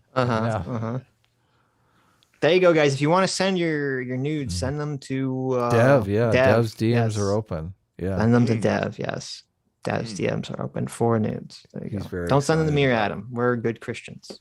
So there you go. Oh, you're a Christian now, huh? Well, if it's a meme, I will be. Yes. God, I'm sorry. I'm falling asleep right here. Get out of here. Yeah, it's time. It's time. All right, so I'm gonna go to bed. Thanks for having me on. I do appreciate it. Let's choose a next time I come on, if it's okay. Can we do a shorter video so I'm not like stuck destroying my relationship? Listen, I agree. Listen. I'm pretty sure you said, Sitch, you should cover this video with me. I'm pretty sure you're the one that asked for it. Okay, can we do it faster? You pick the video. Okay. Listen, it's one night. It's one night. What's the problem? The problem is that the previous 3 weekends I was also on EFAP 3 times in a row. And she was like, she got a little bit. Okay, well, listen, you'll take a break from streaming for a while. Okay. No more streaming. So I guess I'll shill before I leave. If you want to follow me, I'm at Short Fat Otaku on YouTube and also on Twitch. I'm going to attempt to dip my toes into the Twitch politics scene, maybe, because it seems pretty fun over there. Maybe I'll do a stream or two. And also, I do I have a gaming channel called Game Boomers. It's a completely different branding. It has, like maybe 50 to 100 viewers, not the 1,000 that I'm used to. But I like it. I like keeping the gaming stuff a little bit separate. It makes it feel a bit more cozy. I don't feel pressure to be political on it all the time. So go follow Short Fat Otaku. Go follow Game Boomers, both on YouTube and Twitch. Both names you can find me. There's a link. I linked your channel in the description. So. Oh, well, thanks. Everyone subscribe to Dev. He makes great content. Link in the description. Short Fat Otaku. Game Boomers, huh? Wow. Because we're boomers, man. We're boomers. Oh, and I am going to start. I think this week I'm starting to do weekly Wednesday shows with Lilith. We're finally ready because she finally got her IRL shit together. Oh, so White Guy Wednesdays. So at some point, you guys wait. What? White Guy Wednesday? Okay. At some point, you guys got to be on our weekly Wednesday show when we get that going. Sure. Yeah. Yeah. Definitely. And I'll keep you up for 12 hours. Okay. This time. Challenge accepted. All right, guys. Thanks a lot. I'll see you later. Okay. See you later. Take care. Bye-bye. Bye. Bye-bye. Okay. Now that he's gone, let's talk shit about it behind his back. Yeah. I know. Oh, fucking Dev. I can't believe it. Did you hear what he said about cycles? Oh my God. What an idiot. I know. Cycles? I knew you were thinking it the whole time too. You're like, this is gay. Nobody buys it. What a nerd. Oh, every time you just talk, he talk about like books and sources and stuff. I'm like, this fucking nerd. I get all my sources from YouTube videos. Yes. He kept citing in that video. He kept having like studies by people. Oh my God. Summarizing them? Oh, who summarizes shit? Jesus. I know, right? If I can't get it in a TikTok video, it's not worth knowing, honestly. Of course. Okay. Yeah. Jesus. Just need a couple good lines. Disgusting. Anyways, Prince Charming for $20. Hey, Prince Charming says, I have a strong urge to create chaos. Oh, I read that one already. I'm not reading it again. I'll read it again. I have a strong urge to create chaos and disorder and ordered and cooperative spaces just because I can. There you go. Based Joker. I mean, I feel like we have a bunch of super chats to read, to be honest with you. Well, we have a bunch of not $20 super chats, which But we have a read bunch on of Tuesday. $20 super chats as well, don't we? I don't think we really. I think we're mostly caught up. Oh, Dev was listening. He says, "You fucking comments, I will get my revenge." Oh my shit! Get out of here, Dev. Go spend time with your girlfriend. What are you doing? What are you doing? It's so weird. We have this weird parasocial relationship with Dev. He gets so weird about things. Yeah, Dev, what are you doing in our chat? You're being so parasocial. Okay, go talk with your loving girlfriend. Okay, before she breaks up with you. I know. Have a real social relationship. Yeah. Jeez. Hey, look at Counterpoints still in the chat. Hey, Counterpoints. I think Aiden went to sleep though, because it's probably like 7 a.m, wherever she is. So. Dr. Thallium, invite Aiden. Aiden, I kind of tempted to send her the link on Twitter. It's like our Sunday streams are 6 hours now, guys. Okay, this is no. Now it's 9, so I don't know what you're talking about. I know, but it's unreal. Oh, so Hot Diggity Demon Max drew this awesome picture of me on an elephant, on my elephant. Did he just do this on the fly?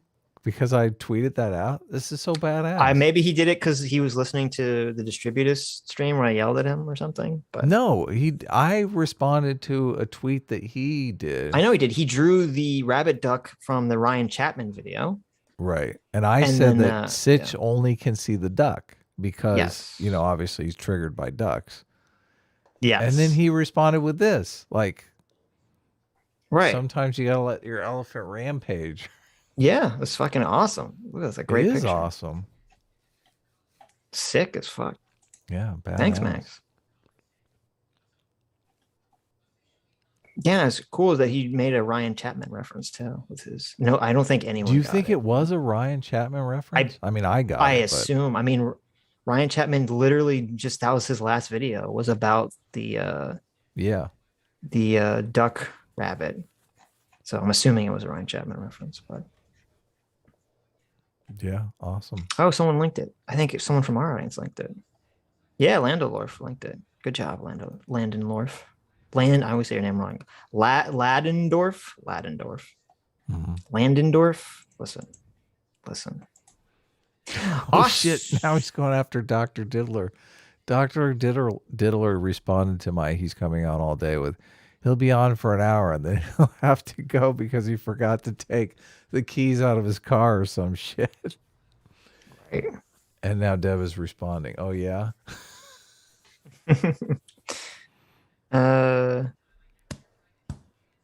Ostracy for $20 says, remember the good old days when anti-vax meant you thought vaccine caused autism and it didn't work. Yes, that was back when anti-vax were from the left, not the right. Yeah. Prince Charming for $50. Thank you so much, Prince Charming. $50. Says there are episodes of He-Man called The Problem with Power, where He-Man accidentally kills a man. In accordance with his principles, he quits being He-Man. I imagine if Vosh had the power, he would say defeating Skeletor was more important than one guy. Interesting. That is interesting. Is that from the new He-Man or like the original? That's from the original old He-Man. Wow. Very interesting. Crazy. I never finished watching the second half of the weirdo He-Man, only it's actually not He-Man. It's about the lady whose name escapes me, to see how that ever turned it out. So I feel like I should finish that. Investigator One Quim for $40. Thank you so much, Investigator One Quim. Says Shu is a crypto socialist. Remember how she said, quote, "Oh, socialists is unrealistic for America, so I'm socked them." Shu is also very passive aggressive and will actively avoid conflict, hence why she was so good faith to Big Joel. There you go. Well, I do think she's conflict averse, but I don't necessarily know that that's a bad thing. My sense is, and obviously I can't read her mind, that my intuition is she just doesn't want to hurt people's feelings. So maybe I'm wrong. Okay. Also, Investigator One Quim says, Adam, you think Shu is a socialist because she said universal health care is her primary goal, even though in the same conversation she said she agrees with Vosh on mandated worker co-ops as a secondary goal. Did she? I don't remember. I thought she said she didn't agree with that, but I've never read Goldfish, so I don't think universal health care is like a socialist thing. It's not, but well, I mean, it depends how it's run, because it could be, but also, it doesn't have to be. But if she said that mandated worker co-ops was like that would be a socialist thing, definitely. So, Asolfo says she did say that. Okay. I don't remember, but I'll take your word for it. That's pretty leaning on the side of being a socialist, a dirty, dirty socialist. But it's okay. Listen, we'll be friends with socialists. I'm not opposed. Investigator One Quinn for another $20. Thank you so much. Says, I might be being too harsh on Shu and not being good faith, but when she says she agrees with socialism but believes it won't work in America, so she became a sock dem, it makes it hard. Sorry if I'm being bad faith. No, I mean, I think that's a fair assessment. I don't think that's bad faith. I think that's a fair thing. I think it's a fair interpretation of her words. So, I mean, you really have to get down to the definition. Like, socialists want to abolish property rights. I don't think she wants to abolish property rights. So, or abolish the ability to own a business. I think it may be concerned with income inequality or wealth inequality, which I think a lot of people who are capitalists are concerned with. So, okay. But I don't. Obviously, she's not here. But bring back the Sitch elephant. Oh, you want that instead? Yeah. I brought up the rabbit. I see it. Yeah. Oh, this is probably I'm sorry. You've seen the duck, and this is that's totally so much of a duck. You. Yeah, Ryan Chapman had a great video that was kind of about like how basically it was kind of like the Scott Adams 2 movies. People can look at this. This is Height's concept stolen by Scott Adams. I know. And he does mention Height, but yeah, it's just, people can look at the same thing and see different things and have political disagreements about them. And then he kind of talks about how, like, when you start talking about anything political, you instantly become defensive and primed. So, like, in the example, it's a great video. He says, like, oh, if I start talking about water, you're not going to feel any sort of emotional, psychological pressures in your mind, come up. But if I bring up a picture of a gun and I start talking about like gun violence or gun control, automatically, and we could all feel this, some part of our like biochemistry changes and we start to become more defensive because we're like, oh, is he on my side? Is he on the other side? What is he about to say? And I think that's a great thing to talk about and to understand for yourselves if you want to try to become, an enlightened. Hot Diggity Demon's in the know, man. He knows this shit. He is in the know, yes. Yeah. He's in the know. Most artists. I mean, we are the immune system for society, so. True. And by true, I mean false. Comedians are the immune system of the society, okay?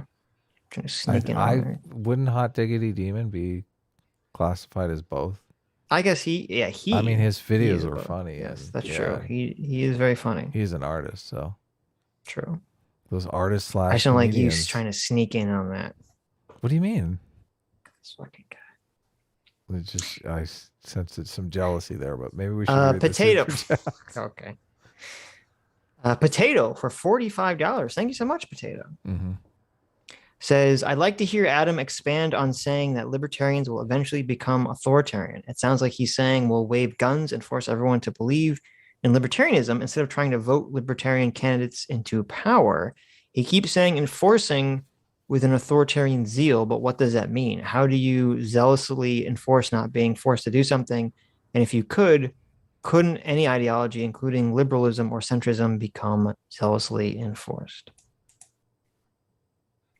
I mean, I don't necessarily know how to tackle that.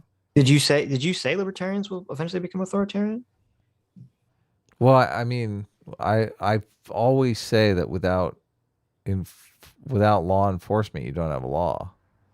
So libertarians, I feel, sometimes think bad actors will not just despoil their perfect system of just incentives. Sure, but he's interpreting. I don't remember what you said that he's responding to. The Potato is responding to or believing that you said. I don't remember you saying this in the stream.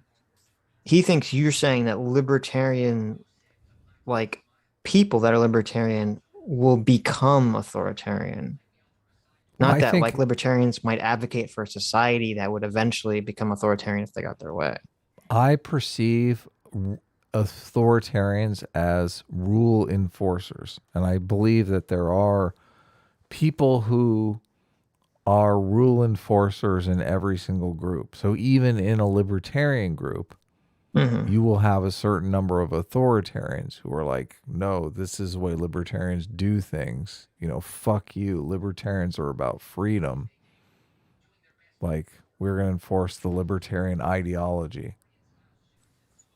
Maybe. I mean, it's kind of, well, I mean, I kind of agree with what you're saying, but I think if we're going to say, like, let's make up some numbers. If 10% of the human population worldwide is fit into an authoritarian paradigm, personality type or something. 30% is closer to accurate, I think. But okay, whatever. 30%. I'm just making up a number here. Okay. 30% of people will fit into an authoritarian paradigm, which I hope not, because that's a fuck ton of people. And they all have, you know, this personality trait. I would assume that if you were to break down what those people, how they gravitate to political philosophies, that there would probably be some that are libertarian, but it'd be like some fucking minuscule amount compared to the other political philosophies, because it does seem so contradictory to the philosophy itself to be like an authoritarian libertarian. Well, is it Karen Stinner or Catherine Stinner? I'm not sure what it is, but she's the one that says there's about 30% of the population that's authoritarian. She studied this, and the authoritarians, she makes the point that they're not what we think of as the goose-stepping Nazi. They're usually pretty mellow until they perceive some sort of external or internal threat. And, you know, as long as people are, you know, generally following the rules of society and whatnot, they don't snap into authoritarian mode. It's when things start, they perceive society as spinning off the wheels. And this is, I mean, this is distributed perfectly. Like, everything he comes at us with is like, society's falling apart. What's going on? This is when the authoritarians, you know, they want to, you know, strictly enforce some sort of moral order. Right. And I just think libertarians, they have a moral order that they're interested in enforcing. It's just a different moral order. Yeah, we're seeing that with progressives too. Progressives have a moral order that they're willing to use authoritarianism to enforce. So I'm very confused because do you think that libertarians will eventually become authoritarians? I think that for any philosophy to you have to have a group of people that's willing to enforce that. I understand that, but do you think the average libertarian is going to become an authoritarian? I have no idea. Yeah. Based on, I mean, I would think that the temperament of authoritarianism would have to be in them. I think someone who has an authoritarian temperament could adopt libertarianism as a philosophy. Let's put it that way. I mean, I guess that's it's theoretically possible. I'm sure it exists. It just seems like that would be very, like, far more in the rare scale of things compared to, like, you know, people that are, you know, tradcons or Marxist or whateverist, you know. Well, libertarian is a very, very individualistic philosophy. Right. Now, I think what happens and what was, I mean, Xanderhal or Davison talked about, I think there were a lot of people who pretended to be libertarians, but weren't, and were actually advocating for far more extreme positions. And the only reason they were pretending to be libertarians was because their position was so outside the norm of acceptability, they kind of had to use like this as like a cover, like, oh, I just want to be left alone, you know, but it's like, I want to be left alone because I want something like fucking crazy. Sorry. What happened? I set an alarm to go off. Oh, okay. Okay. For something I have to do. So, I mean, I think that's more likely. I don't think libertarians become authoritarians. Well, on average. This is why it's better framing to separate the temperament of libertarians from the religion of libertarianism, right? So you can have a certain kind of temperament, and then you can also have a certain kind of social ideology that you're embedded with that may not necessarily gel with your temperament, but you're just adopting it because your friend set adopts it. Well, maybe this comment came in context to when I read the libertarian to alt-right pipeline heading, which is something in which Dev said. That's something that at the time I would have thought was ridiculous, but now has manifested. Now, obviously not all libertarians, or even the majority of libertarians, but we've seen this. I mean, there are libertarians to the alt-right, and there are libertarians to more than the alt-right. There are libertarians to the monarchy pipeline, which is kind of the track that Aiden took, which to me, I wouldn't have understood that at all until I saw it happen, because it seems so contradictory. I don't think that's necessarily, I don't think that's the path that libertarians will take on average. I don't think the majority of libertarians are going to go down that libertarian to monarchy pipeline, but it definitely is a thing. So the liberty, oppression, moral intuition, as Jonathan Haidt describes it and how he's studied it, it's the intuition that feels that you're being oppressed by some outside force. They hypothesize that, obviously, if you're in a situation, a mating situation in a primate troop, like you could be being locked out of access to females. In order to deal with that problem, you can unite with other members of the troop to dispose domineering alphas that will make your life a better thing.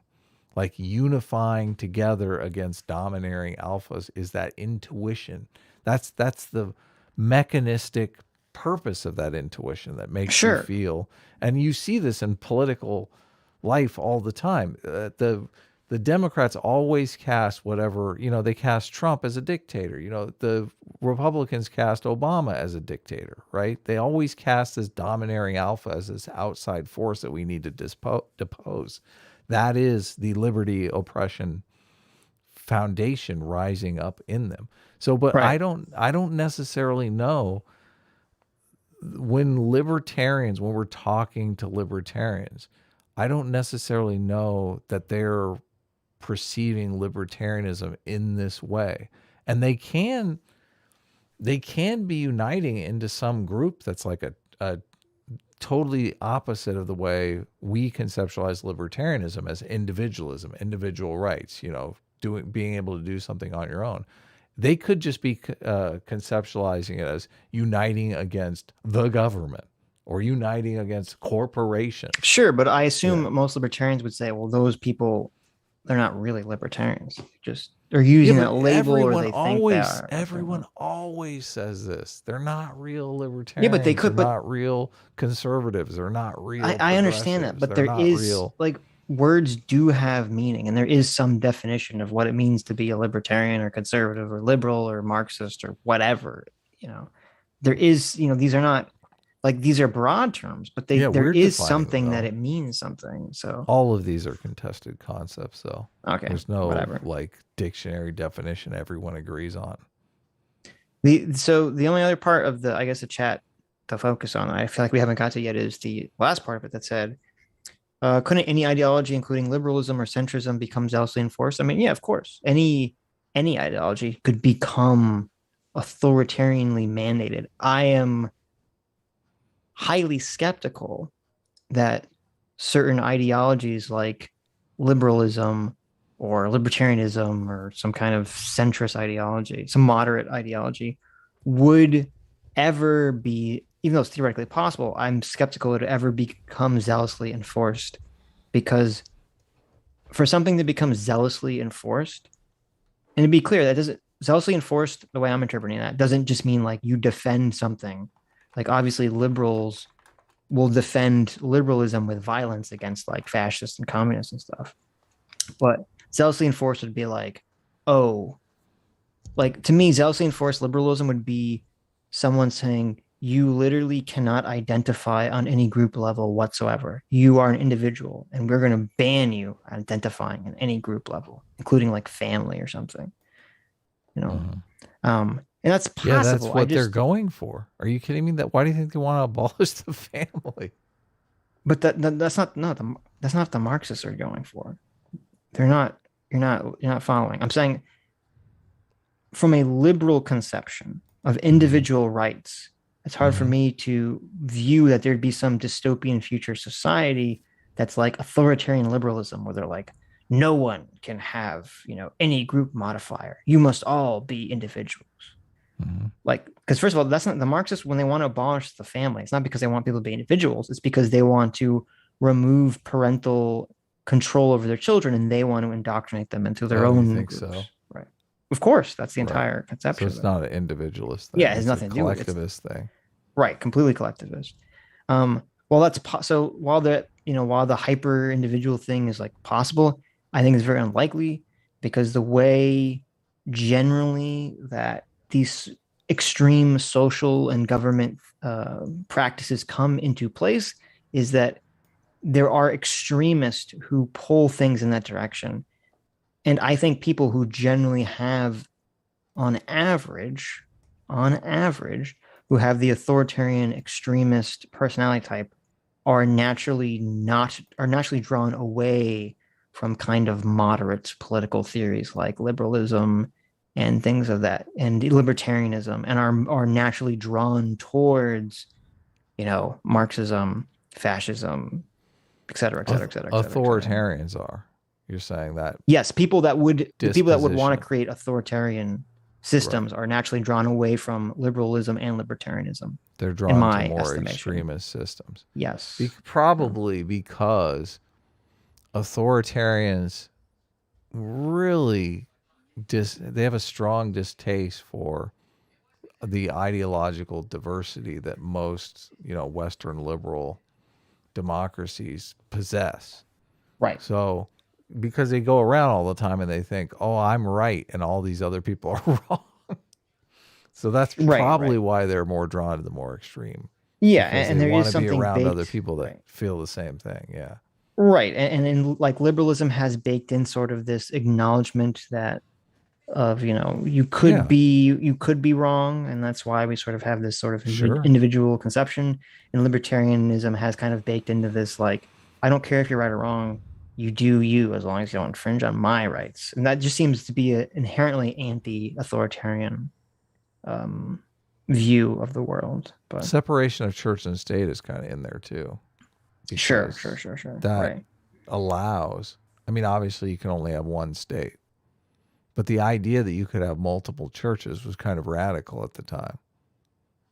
Now, I would wonder, and maybe this is part of what Distribus was talking about, and maybe this is true, is that like if libertarians if the average libertarian had to side with one extreme or the other, which side are they going to extreme with? The more like extreme right wing or the more extreme, left wing? Now maybe that's what was being discussed. I don't know. So that would be an interesting poll. But I sent you this Bertrand Russell quote. I got it out of Haidt's book, The Righteous Mind, but it's such a great quote. I always come back to it. Social cohesion is a necessity, and mankind has never yet succeeded in enforcing cohesion by merely rational arguments. Every community is exposed to two opposite dangers: ossification through too much discipline and reverence for tradition on the one hand, and on the other hand, disillusion or subjection to foreign conquest through a growth of individualism and personal experience that makes cooperation impossible. That to me just completely encapsulates the left and the right, and the reason why the left and the right are necessary to sustain society over time. You look at our left right now, and we like it's just insane, the level of individualism on the left. All of them want their own fucking gender and their own fucking pronouns. A society can't function in that way. Yeah, but it's weird because on one hand, but it's sort of like a phony individualism, because it's they're like, oh, I want to have my own special unique pronoun, but it's like, okay, but they want that so that they'll stand out and be accepted or part of some cool kids club.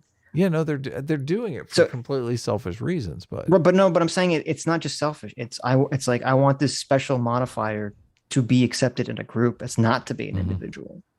Right. That's why I would draw a little problem saying that I don't think the sort of neo-Marxian woke crap is hyper individualization at all, because it's all collectivist. It's all collectivist in orientation. I mean, that's why it's all, that's why we have John McWhorter comparing it to religion, which I think is apt. You couldn't have blasphemy laws in a hyper individualist society because there would be nothing to coalesce around as blasphemy. Just on a functional level, though. I understand what you're saying. You're saying that they are involved in a collective group, that part of the functioning of that group is to develop your own unique gender and pronouns to be part of the group. But I'm just technically that is towards the growth of individualism and personal experience part of this equation. No, it's definitely not close to the ossification through too much reverence or for tradition, right? Sure. Unless it lives long enough that it becomes the tradition that everybody, once they're born, adopts a unique gender. Right. I don't see how that society can function. No, it can't. And I do like Bertrand Russell's quote, and I think it's very apt. I would just say maybe, even though you could argue that individualism and anti-hierarchy is kind of similar, I think they're slightly different concepts. And I think anti-hierarchy is kind of more of this thing that's driving the kind of leftist idea.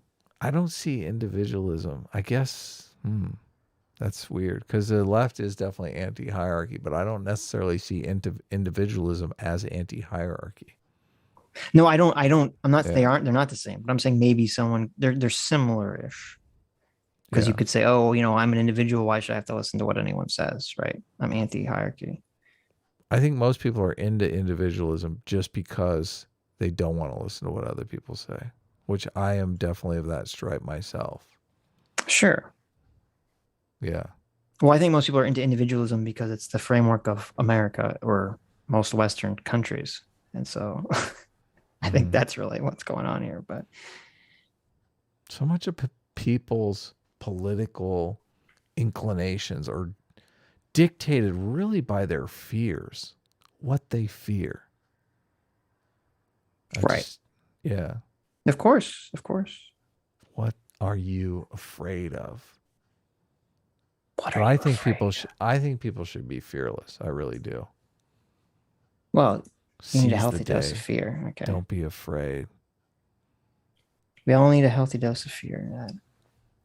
Are we done with super chats? Is that it? Yeah, we're done. Oh, really? Holy shit. I mean, I feel like we could go for a couple more hours, but I don't want to laze out.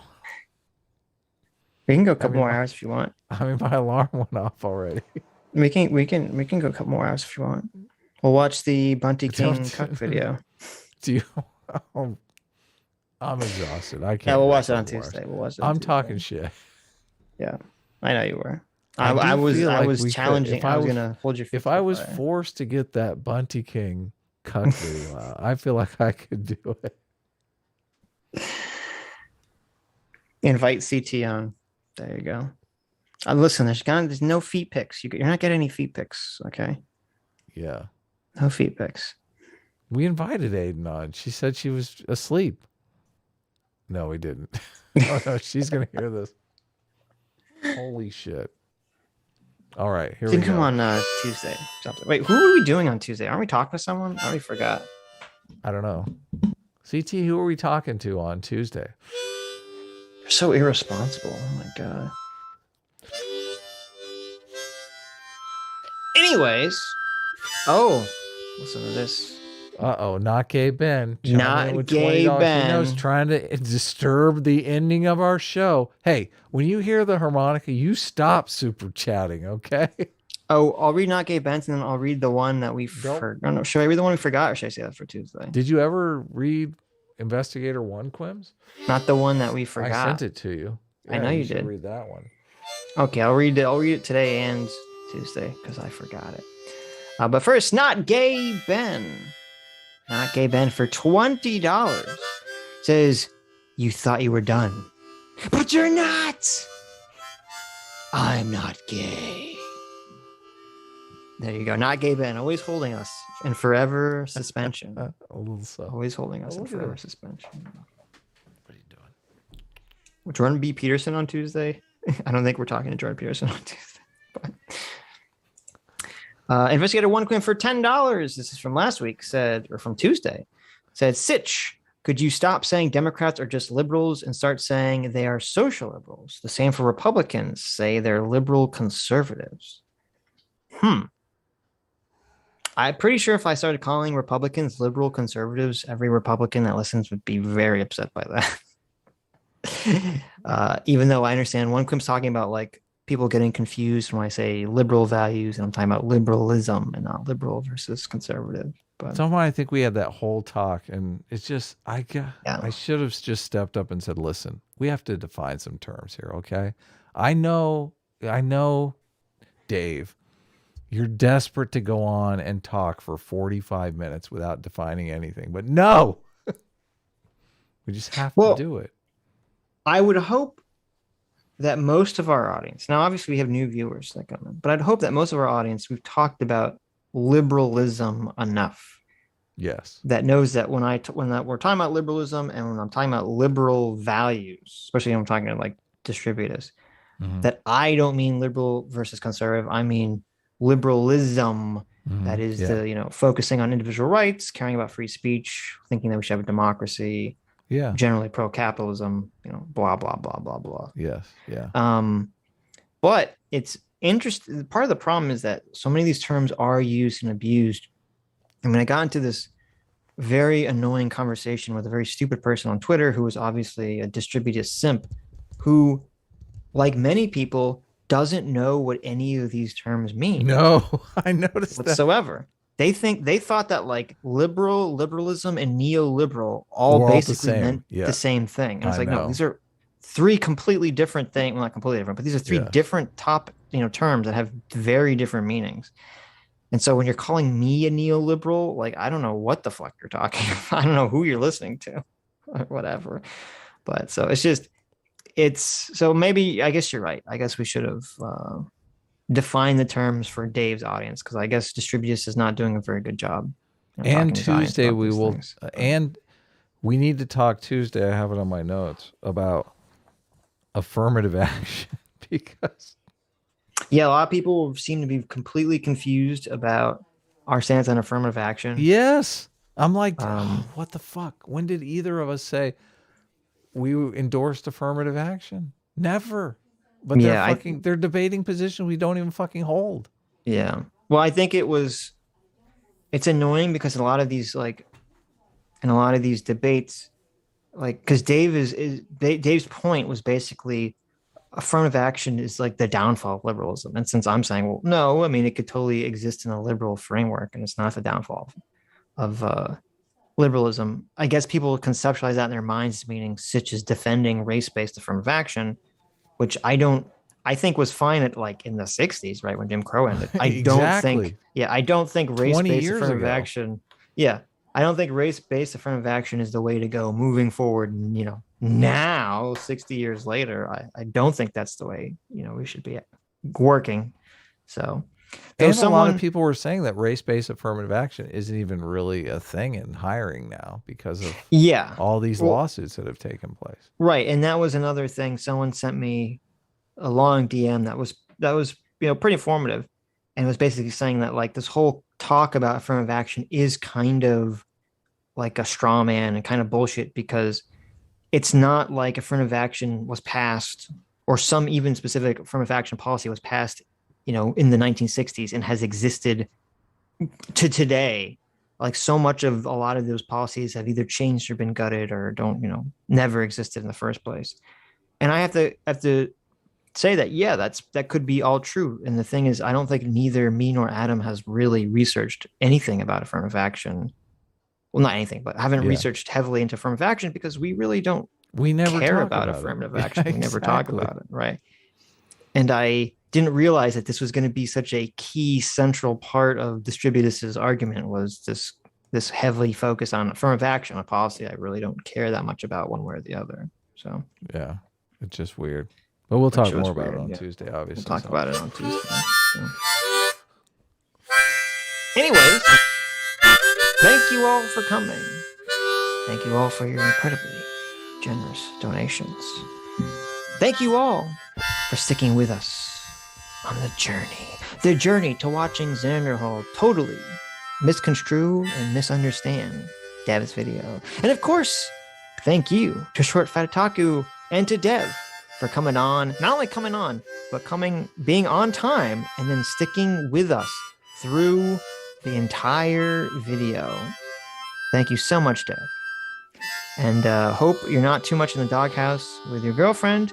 And we'll see all you fine folks on Tuesday. Happy Easter. Bye-bye. Bye-bye. All right. Ended already. It's ended. It's